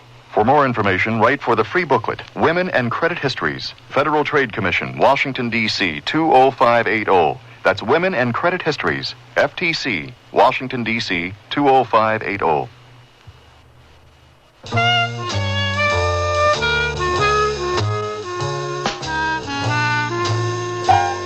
During Benny Milton's long and not so illustrious career as a stand-up comic, numerous agents have requested many things from him. But never has an agent asked for Benny's soul until now. Benny, he wants your soul. Ma, he's pulling your leg. Mr. DeVille, it takes my mother a while to catch on. I understand, Benny. I wasn't born yesterday, Mr. Hollywood agent. I knew you were joking. Don't make me laugh. You signed away your soul, Benny. That's a good one. Yeah, that's a hot one. We do things differently back east, Mr. DeVille. An agent doesn't get you sold for at least 5 years. Now, Mr. Hollywood agent, just what are your plans for my boy? Well, we will need to expose Benny gradually. My boy is not exposing himself? Ma, he means club dates, television, talk shows, stuff like that. Yes, Mrs. Milton. I already have a blueprint for Benny's takeover of America, and in 6 months, your boy will be a household word. My son, the household word. I'll leave tonight for New York to arrange Benny's first major appearance, and Salome will drive both of you to New York in the morning.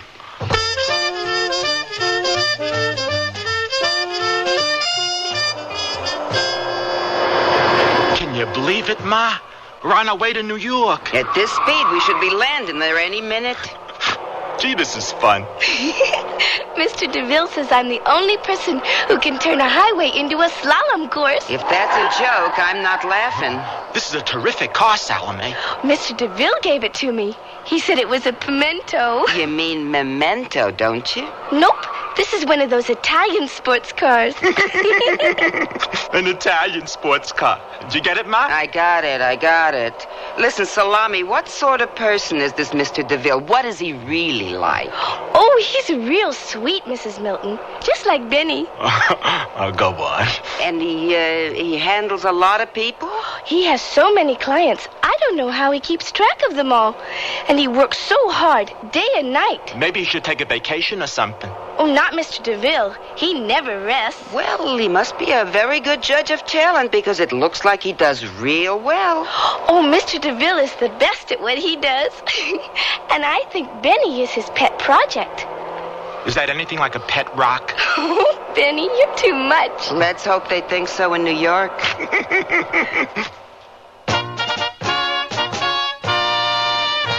Ladies and gentlemen, the Armageddon proudly presents that bright new talent, that walking laugh machine, Mr. Benny Milton. Thank you, and good evening, folks. Gee, it's great to be in New York. I love this city, and you'll never hear me joke about it. I mean, what can you say about a place that only costs $24? I spent more on cab fare. Now, don't look at me like that, folks. I refuse to tell a New York cabbie joke. Although I did hear that they're developing a robot cabbie that gives you baseball scores and unsolicited opinions. This particular model also manhandles your luggage and drives past you when it's raining. Boy, haven't times changed. The bums on the Bowery won't panhandle you for less than $1. And I can remember when the Staten Island ferry was a boat ride. Everybody thinks all the weirdos are on the West Coast, right? I read in the paper that a guy tried to hijack a subway to Jersey City. Must have been the same guy who tried to kidnap the Statue of Liberty. And everyone thinks that all the big decisions in this country are made in Washington. Not true. They're made right here on wall-to-wall Street. I'm a stockholder and proud of it. But the Dow Jones isn't the indicator I watch to see how the market's doing. Once a week, I go down there and count how many people bring their lunches in brown paper bags. Never fails. Hey, you've been a terrific audience. My mother thanks you. Good night, everybody.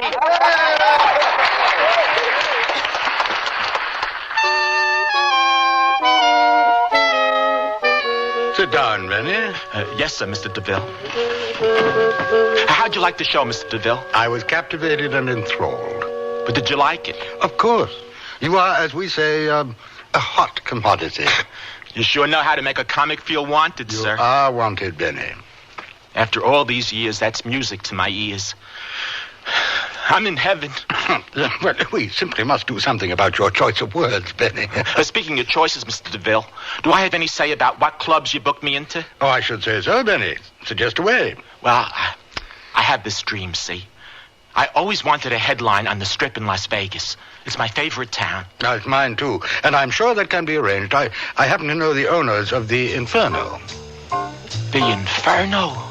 Oh, if I could headline there, I could die a happy man. That, too, can be arranged. So when do I leave for Las Vegas? Shouldn't we build up to it, Benny? I mean, there's no hurry, is there? Oh, no, sir. I got plenty of time. Yes. Now, Salome and your mother will accompany you to the following clubs I've selected. And now, ladies and gentlemen, the underworld proudly presents that rising star, that walking laugh machine, Mr. Benny Milton. Thank you, and good evening, folks. Gee, it's great to be in Chicago. It's June, and you already got snow. Or is that left over from last winter? Yes, sir. You got the world's tallest building, the world's busiest airport, and the world's worst snow removal.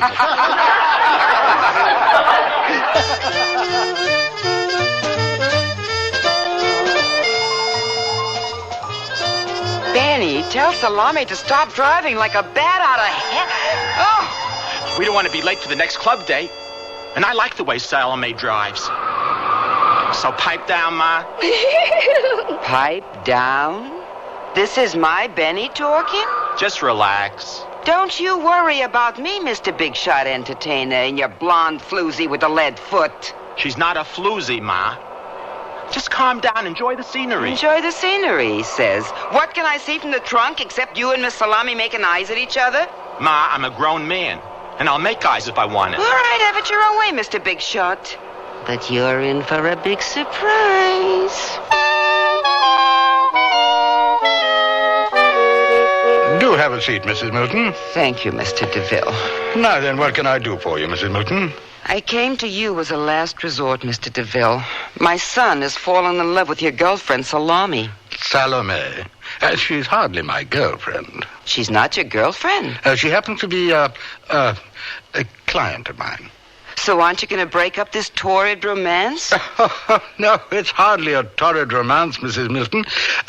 Salome likes to have a little infatuation. Believe me, it's nothing serious. Well, my Benny thinks it's serious. Aren't you going to do something? What would you have me do, Mrs. Milton? Salome is a grown woman, and she can make eyes if she wants to. But she's making eyes at my Benny, and they're just not right for each other. You seem dead set against this relationship. Dead set is right. I'd give anything to put an end to it. Anything? I'd even give my soul. Your soul? How interesting, Mrs. Milton. Then you'll break up Benny and this floozy? I think we can arrange something, Mrs. Milton.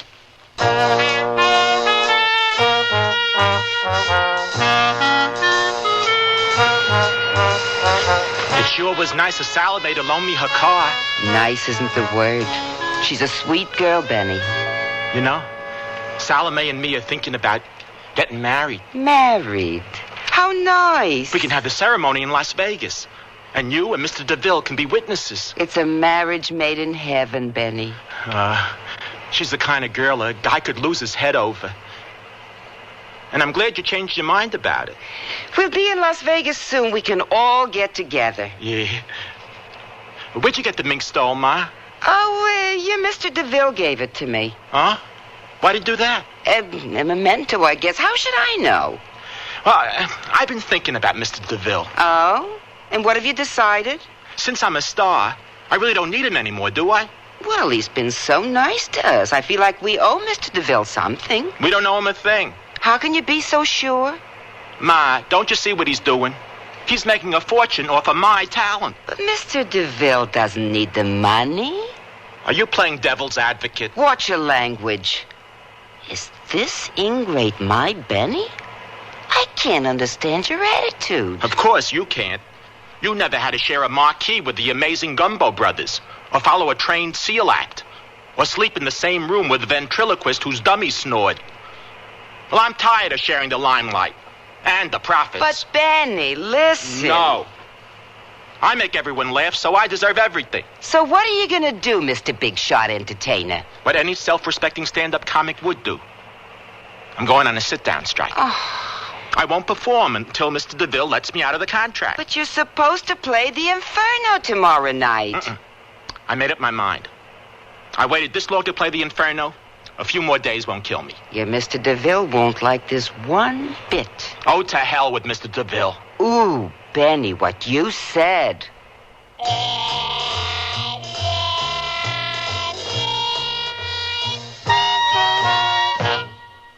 Sears National Automotive Sale. Dirt inside your shock absorbers can cause them to fail. Get Sears Heavy Duty Plus shocks with a self-cleaning wiper ring.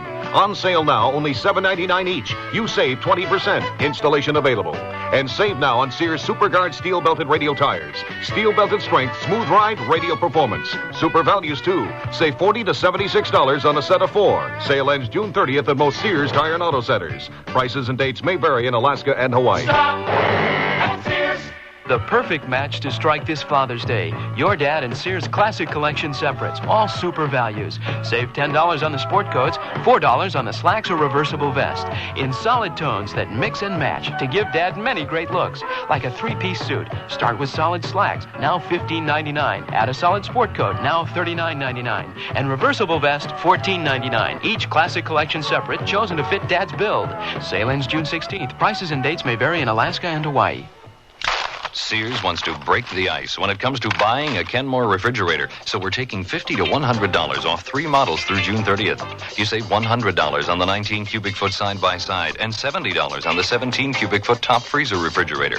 Both have automatic ice makers and Sears exclusive humid drawer. Save $50 on a Kenmore 17 cubic foot refrigerator freezer without ice maker. All are frostless. Kenmore.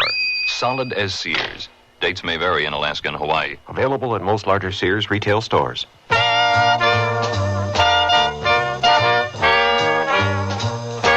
Andy Griffith again, and here's the concluding act of Last Resort.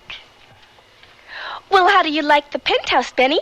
This is the penthouse? We must be 10 stories underground. Didn't Mr. DeVille tell you that the best rooms at the Inferno are underground? No. And I got a feeling there are other things Mr. DeVille isn't telling me. Like what? I can't put my fingers on it yet.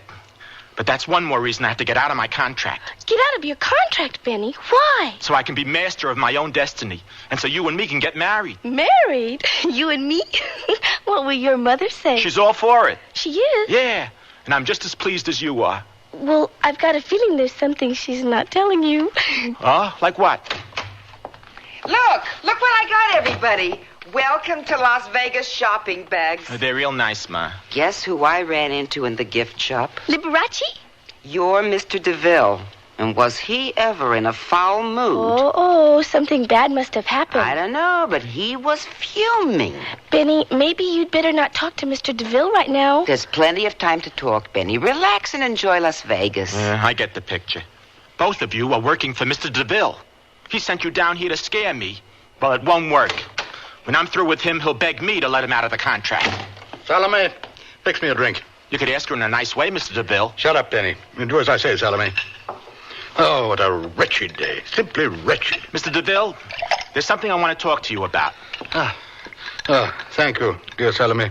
Ma, don't you have to powder your nose? Powder my nose? Oh, yeah. Come along, Salami. I don't need to powder my nose. Then you can watch me powder mine. I am surrounded by greedy, eccentric idiots, ingrates, the whole lot. And never that upstart wanting out of his contract. Someone try to get out of a contract? Yes, it happens occasionally. A misguided performer gets the mistaken notion that he is a star and that he alone is responsible for his success. Ridiculous. Yeah. Ridiculous. That kind of ingratitude irritates the you-know-what out of me. I become very angry and I do very nasty things. Nasty things? Such as? Well, I'd rather not bore you with the gruesome details. You have been so loyal and faithful. Go ahead, bore me. I'd really like to know. Well, take this young man, for instance. A bright, up-and-coming young comic, not unlike yourself. And suddenly he decides that he wants out of his contract just like that. What happened to him? Well, our young man had, shall we say, an unfortunate accident. He fell 13 stories. Oh, that's terrible. Especially since he was on the 7th floor at the time. Pity he had all the makings of a great star. Such macabre talk before your big performance. Do forgive me, Benny. Oh, sure, Mr. DeVille. Now, then, what was it you wanted to speak to me about? Speak to you? Yeah. You will be at the show tonight, won't you? Oh, of course, Benny. I wouldn't miss it for all their souls and you know where.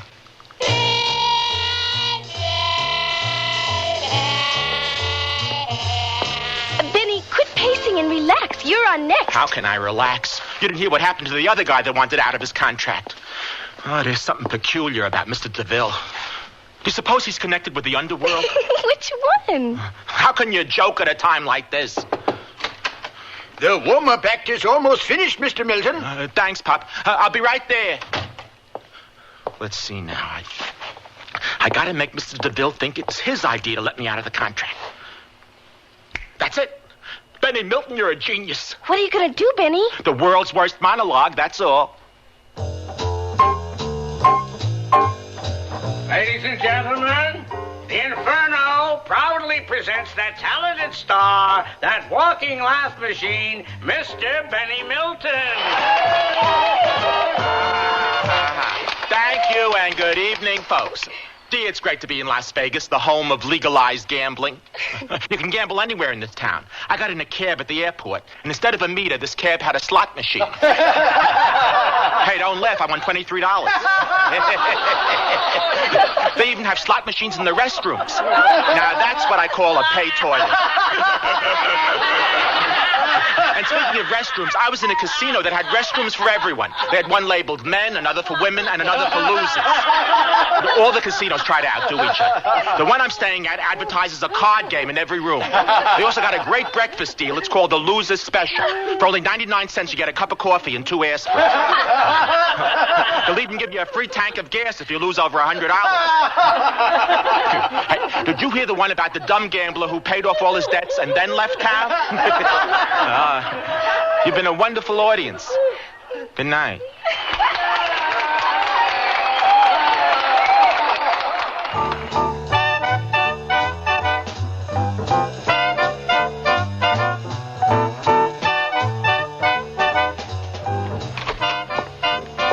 Salome, where's Mr. DeVille? He said he had some business to take care of, and he'd drop in later. Where's my mother? I haven't seen her since the powder room, Benny. I didn't understand what's going on here. What's to understand? You were a scream. I threw that crowd every stale Las Vegas joke I had. I should be punished for telling jokes that bad. Maybe you will be. Why were they laughing at those lousy jokes? Something is funny around here, and it isn't me. Well, don't look at me, Benny. Are you going somewhere? I've done some soul-searching, Salome, and my mother was right. You and I aren't right for each other. I could have told you that, Benny. But what about your contract with Mr. DeVille? Look, he can't hold me to a contract if he can't find me. I don't understand, Benny. Well, I think I do, and the sooner I'm out of here, the better. You going somewhere, Benny? Mr. DeVille, just stepping out for some fresh air. And how far were you stepping? How about Cleveland? Benny, I'm disappointed in you. Can't you take a joke, Mr. DeVille? I don't have a sense of humor. I had such plans for you. I even had a surprise waiting for you upstairs. A surprise? For me? No, a small token, a memento, you might say. It's worth $20,000. $20,000? I might be persuaded. No, that's all right, Benny. I don't want you to feel pressured in any way. Pressure? What pressure? Let's see the surprise. All right, then. It's parked upstairs.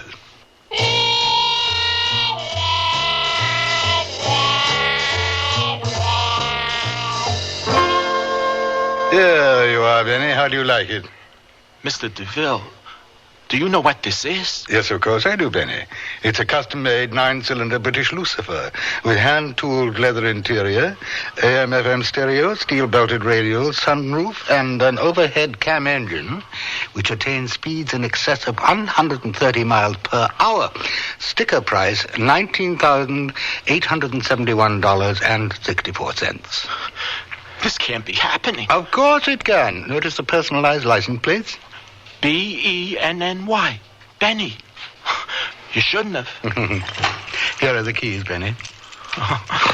Would you care to make a trial run? The desert's quite beautiful this time of night, and you can put this little devil through its paces. I'd love to.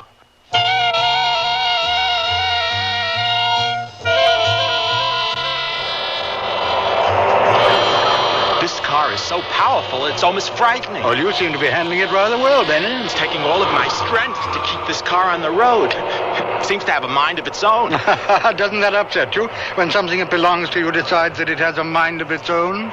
I don't get it, Mr. DeVille. What if this car suddenly decided it didn't need you anymore? Don't start going goofy on me. How do you think I felt when I learned that you wanted to end our relationship, Benny? I wasn't trying to pull a fast one. I just wanted some time to think things over. Well, I did your thinking for you. You never had any worries, did you? No. But I do have a couple of questions for you. Yes?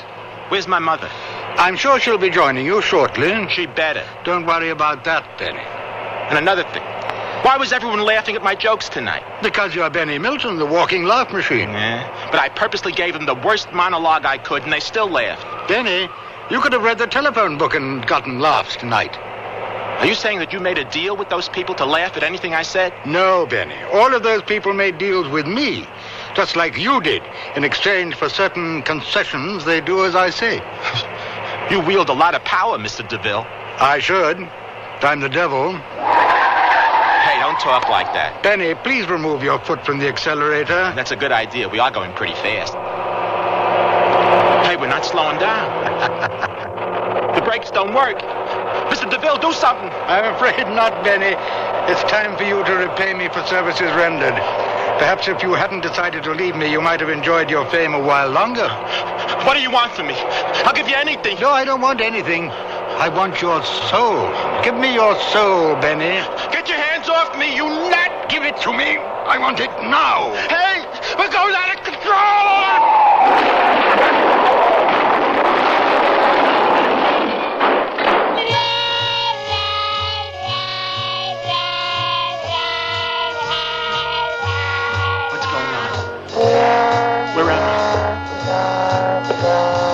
Mr. DeVille, what happened? There was a crash, Benny, and you died. Pity. You had all the makings of a great star. I'm dead? Funny, I don't feel different. You will. Please follow me. If I'm dead, you must be dead too, right? Oh, no, Benny. This is my home. Strange place. I've been in nicer tunnels. Please step in here, Benny. Gee, this place looks familiar. Reminds me of a resort I once played in the Catskills. Talk about disasters. That place was my idea of hell. Say, what are all these people waiting for, Mr. DeVille? They're waiting for you, Benny. For me? Where are we, Mr. DeVille? This is hell, Benny. Your idea of hell. Hell? That's the last time I trust an agent. Why don't you walk on stage? We don't want to keep the nice people waiting, do we? All right.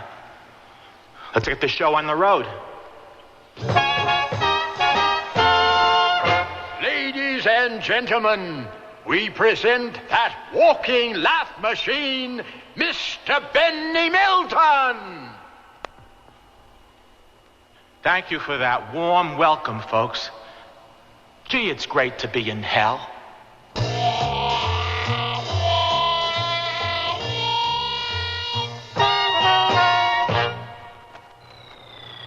The T-shirt goes to great lengths and becomes a dress that's a super value from Sears. The T-shirt dress for $13.99 in a bright or soft palette of prints, a great get-together of interesting styles in easy care double knit polyester, sizes 8 to 18. Only $13.99 each, thanks to a special purchase. And a Sears special purchase, though not reduced, is an exceptional value. The T-shirt dress, another super value from Sears. Quantities limited. Prices may vary in Alaska and Hawaii. My dad's power hungry because he's anxious to tackle new projects with power tools for Father's Day. At Sears, find super values in a Craftsman reversible drill, saber saw with manual scroller, and dual action pad sander, each at $20 savings, now just $29.99. And check Sears heavy-duty router with case at $43 savings, based on regular separate prices in Sears' current power hand tool catalog. So this Father's Day, let Craftsman satisfy your power-hungry dad while you save money at Sears. Prices may vary in Alaska and Hawaii. Nothing but the best for my dad. Like Sears' best double knit slacks on sale for Father's Day. Regular cut slacks are just $13.99. That's $4 off. Choose popular solids and refined patterns in wrinkle-resistant double knit Fortrell polyester. Top off his day with Sears' best short sleeve knit sport shirts. Also at $4 off. Now just $9.99. It's Sears' best for the best guy I know, Dad. Sale ends June 16th. Prices and dates may vary in Alaska and Hawaii. All items available at most larger Sears retail stores.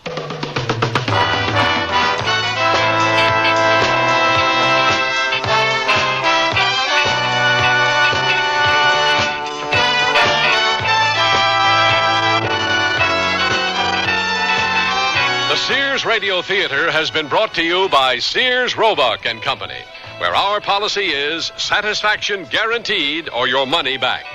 Sears, where America shops for value.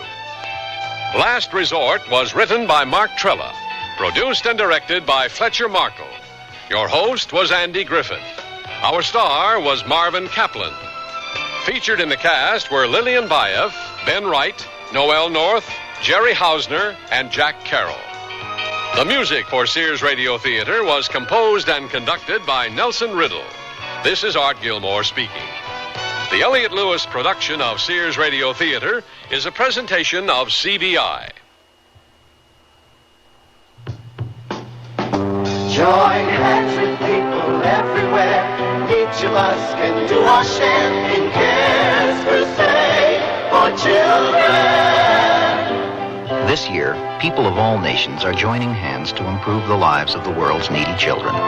Through CARE, you can provide the families of these children with the means to grow their own food, to build medical facilities, safer water systems, and schools. Tomorrow's world is in our hands. Help make it a better place for all the children.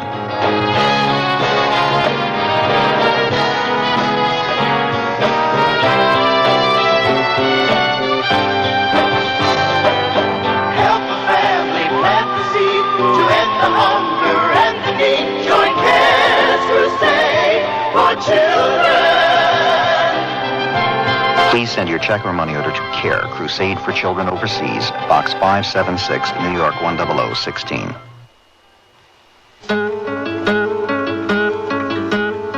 Like the wind, we feel its effect, but we cannot see it.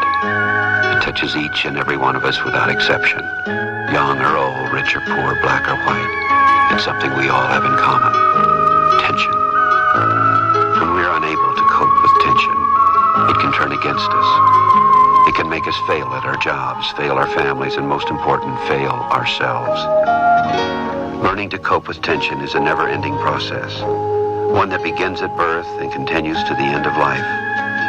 It's one of the keys to happiness and good mental health in our time. This is Cliff Robertson. There are few of us who wouldn't welcome solid advice from a good friend on how to deal more effectively with our tensions. That friend can be your mental health association. Contact them for a copy of their pamphlet, How to Deal with Your Tensions.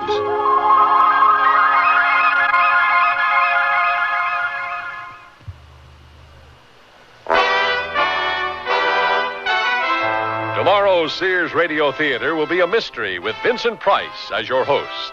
Let's listen. Well, if I wanted to be free, I could divorce Marjorie. And why haven't you? Well, that's just it. Maybe I don't want to.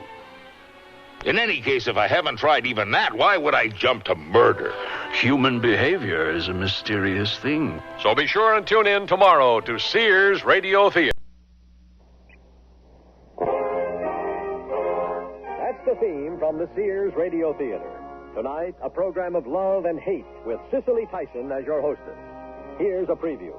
Farnsworth's definitely going to have to retire at the end of the month. Board's going to meet at the end of the week to decide on a successor. And? And I'm worried. Why? You're sure to get it this I time. don't know. I think old man Adams has his eye on Hogan. The Sears Radio Theater will begin after this message from your local station. This is Cicely Tyson. There is an image some of us have of the modern corporate world. Gleaming skyscrapers where the transaction of business has become so civilized, the fight has been all but bred out of the people who work there. The three-piece suit has replaced rolled-up shirt sleeves. Everything is done by the numbers. Individuals no longer make their mark. Instead, the corporation assures security to all those who enter its portals. But this is hardly a true picture. There's a great deal of sweating that goes on in those air-conditioned offices. You want to see me, Cliff? Oh, yes, John. Come in. I'm pretty busy at the moment, Cliff. I was just looking at the view from my office window.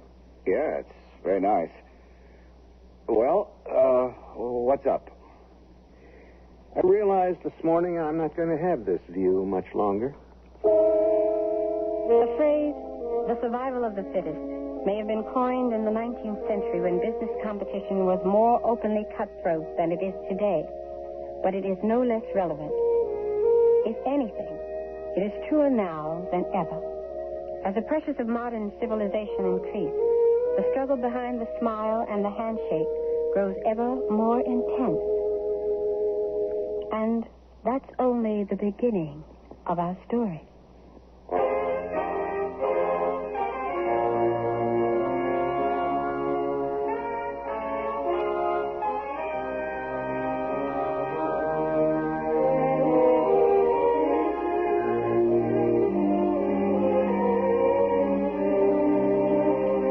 Sears Radio Theater, a new adventure in radio listening. 5 nights of exceptional entertainment every week, brought to you in Elliott Lewis production of the Sears Radio Theater. Our story, Survival, by Percy Granger. Our stars, Mary Jane Croft, Fletcher Markle, and Elliott Lewis. The Sears Radio Theater is brought to you by Sears Roebuck and Company. Sears, where America shops for value.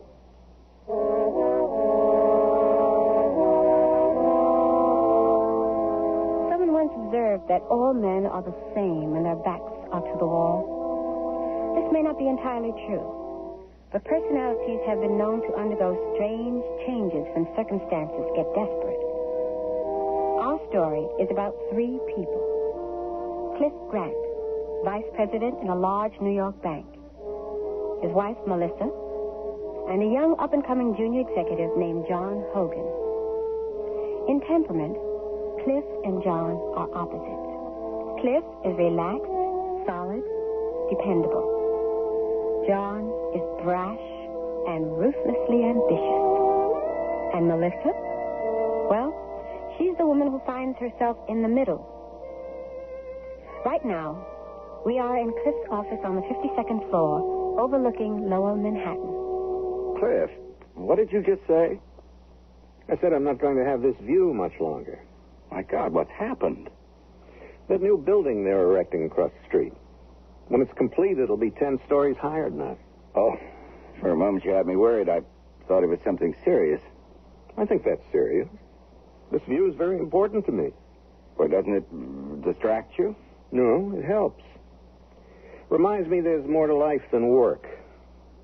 City, harbor. I miss all those big ocean liners.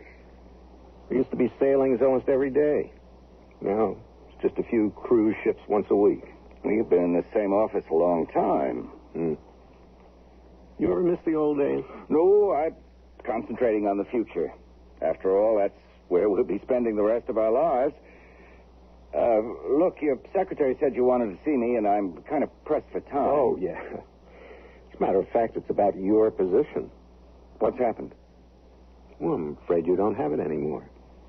Don't have it? What do you mean? John, relax. You're no longer my assistant. You've been promoted. You are now a full-fledged vice president with your own department. I am? You'll be in charge of foreign investments. We want to expand more in that area. How successful we are will be largely up to you. Well, this is terrific. Our president, Ernie Adams, asked me for a recommendation he could make to the board. I gave him your name. He presented it. They approved it this morning. Oh, when do I start? Right away. Take the morning off. Move into your new office. Okay. John, I've taught you everything I know. From now on, you're on your own. Oh, and John, one last bit of advice. If I were you, I'd familiarize myself with the situation in the Far East. I have a feeling détente's going to move faster than any of us expect. And there'll be a lot of business there for the bank that gets in on the ground floor. Okay. See you later. All right. And now, Clifford, back into harness. Yeah? Cliff, I'm sorry. I guess I forgot to say thanks for everything. Forget it. Just one thing to remember when you move into your new office. What's that? Beware of the view. Don't worry. I'll keep my blinds drawn. Right.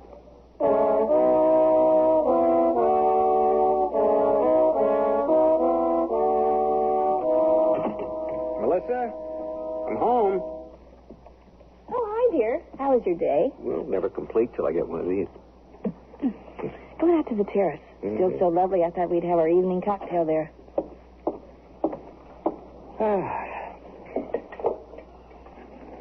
You know, these few moments above deck make all the hours below pulling at the oars worthwhile.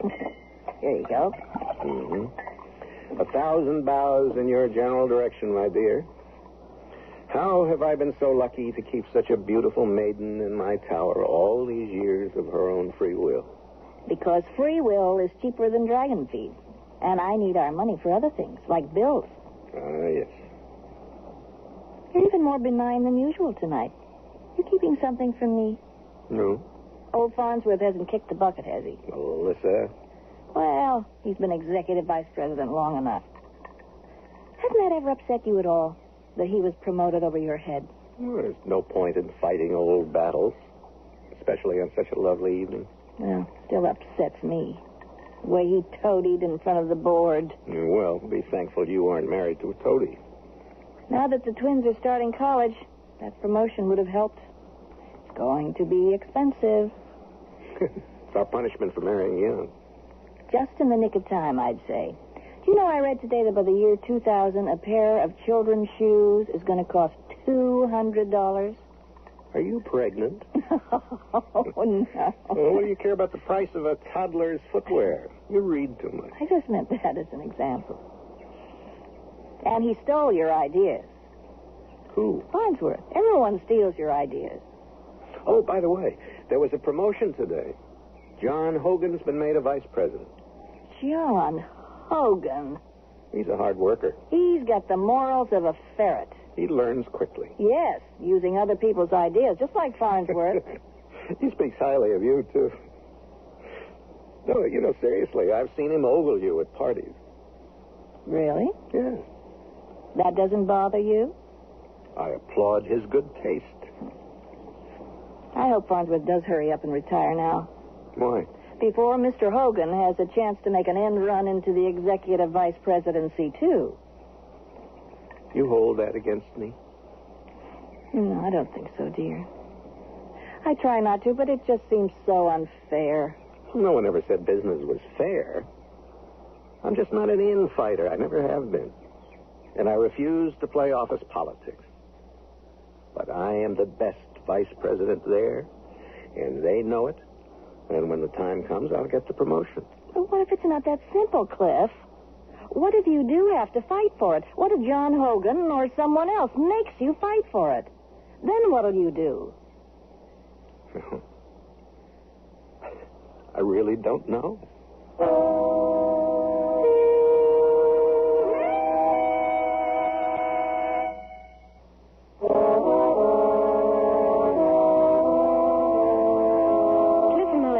on the terrace of their suburban home.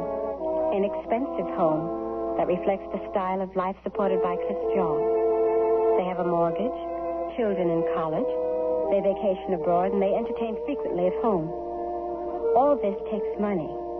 And with the economy being what it is today, it takes more money than ever. We move ahead now a number of months. John Hogan has settled into his new position, and as Cliff predicted, Hogan has done remarkably well. In the office of Ernst Adams, the president of the bank, Cliff has turned in a report. I've been over your report, Cliff. That makes my review of the last quarter complete, and I think I'll have good news for our stockholders next month. We're moving up in the world? Well, we're still number 3. I want us to be number 2 by the end of the year. And I think we can do it, especially with performances like John Hogan's and foreign investments. That was a good choice I made, don't you think? Yes. Yes, it was. Glad I had my eye on him. The chairman of the board's expressed his gratitude on more than one occasion, and I must say Hogan's idea to concentrate his efforts in the Far East was a masterstroke. Who'd have thought normalization of relations there would have proceeded so quickly? Who indeed? I didn't just ask you in here to discuss your report, Cliff. I'm afraid to have some bad news, and I thought I ought to share it with you. Hildy Farnsworth checked into the hospital this morning. It's just for tests, but it appears she may have cancer. Oh, that's terrible. What hospital? I'll give them a call. And my secretary has a number. Nothing certain, of course. We won't know anything for a while yet, but we may be needing a new executive vice president. Well, for Hildy's sake, let's hope not. Well, I thought I had to tell somebody, Cliff, but I'd rather word of this didn't get out yet. No, of course. I know I can rely on your discretion. Yes, sir. Cliff? Oh, morning, John. So what's the word? How is he? What? Farnsworth. Isn't that what old man Adams called you in to tell you about? Farnsworth? Oh, come on, Cliff. Don't play innocent. How did you know about this? Oh, I keep my ears open. Someone in the mailroom said all his mail is to be forwarded to a certain medical institution until further notice. Well, he's gone in for some tests. The big C? Possibly. But word of this shouldn't get around. Not yet. No, of course not. Especially not to the other vice presidents, eh? We don't want to start a stampede. Mum's the word.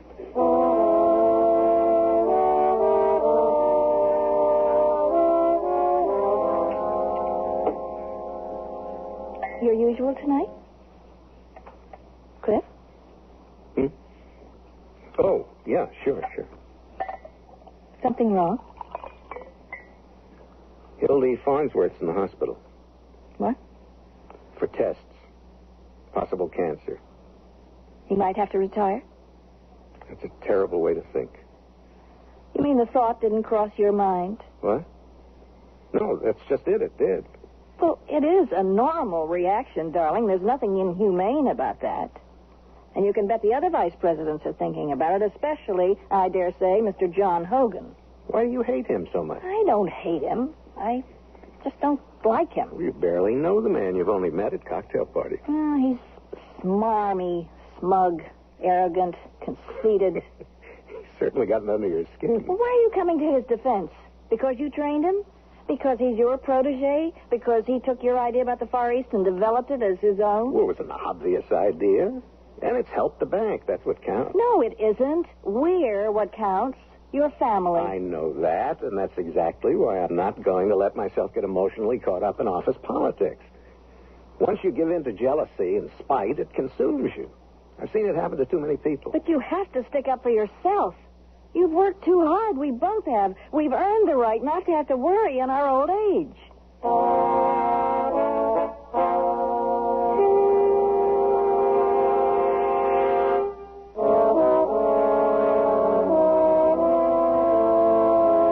Once you give in to jealousy and spite, it consumes you. I've seen it happen to too many people. But you have to stick up for yourself.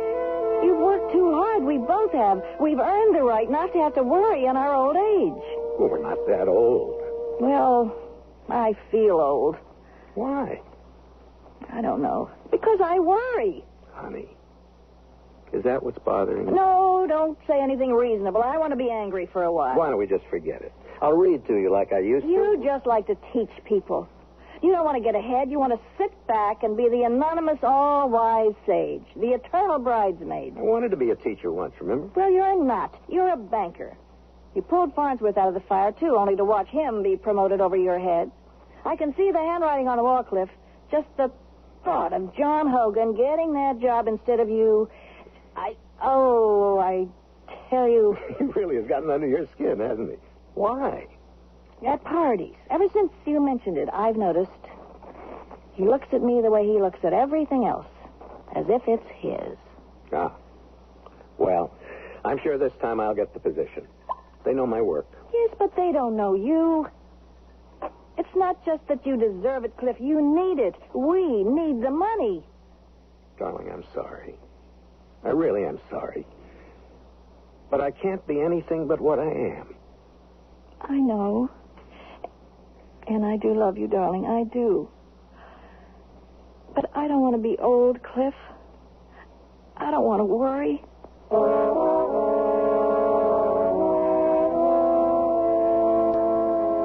just how much did Melissa love her husband?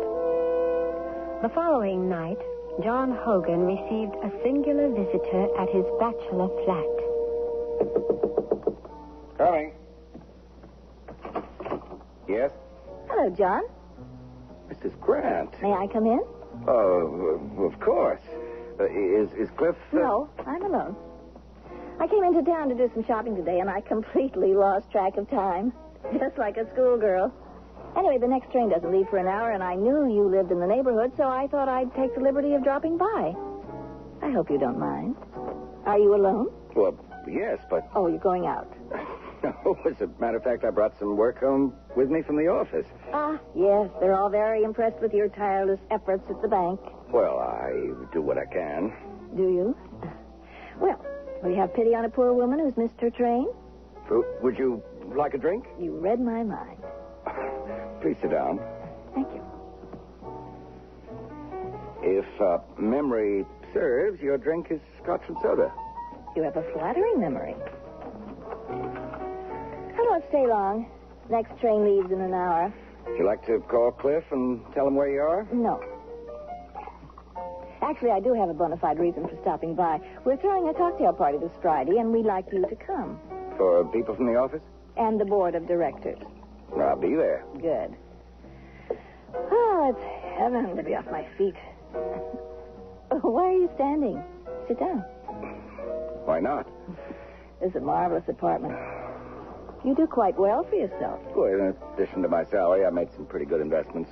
Must be wonderful to be free and young. Though, of course, you're not all that young, are you? I've been around, I guess. And you have a great future ahead of you. Do I? Ah, yes. I hear talk. What kind of talk? Cocktail parties. The older men say things in the hearing of their wives, almost as if we weren't there. What have you heard? Who impresses, who doesn't, why? Even those old stiffs on the board can be very frank, especially once they've had a few drinks. Speaking of which... Oh, you have time for another? Yes, just a short one. You know, I've often felt like a spy at those parties. Of course, they're careful not to say anything about Cliff in my presence. Oh, listen, Cliff's a great guy. There's not a person there who doesn't... But I've often thought if I were an agent for one of the other men in the office, an agent or even, who knows, well, I could be quite valuable to him. Here's your drink. Thank you. John, you didn't look while you poured. This is far too much. Well, I'm sorry. No. I'll just gulp it down and run. This is fun. Cliff always frowns if I have more than one drink at home. Good. Are you sure you don't want to call to tell him you're on your way? Sometimes it's nice not to have people know where you are. Now, for example, are you aware that your executive vice president doesn't like you? Hildy Farnsworth? Well, why not? Because you dress better than he does. It's ridiculous. Maybe, but it's true. Men have their vanity, too. And you'd be wise not to offend it. Also, Cliff tells me you've been complaining about one of the other vice presidents. Ben Simpson. You shouldn't. Why not? Guy comes in at 10, takes off at 3, and in meetings he never knows what the hell he's talking about. He's dead lumber. I don't know why they don't bounce him. Because Ben Simpson plays golf with, went to college with, and shares a summer vacation home with Milton Channing. Channing? Same Channing was on the board of directors? Exactly. So that's why he gets away with it. Yes. But that's not your concern. Do you want a cause or a career? Well, obviously a career. Obviously. The problem is you were spoiled working for my husband. Cliff's so damned easygoing, nothing bothers him. But you are now in shark-infested waters. And discretion is a valuable asset. Well, thanks. Thank you. For what? The drink. Oh, I see it's time to go if I'm going to make that train. Oh, and speaking of discretion, don't mention to Cliff that I stopped by. Of course not.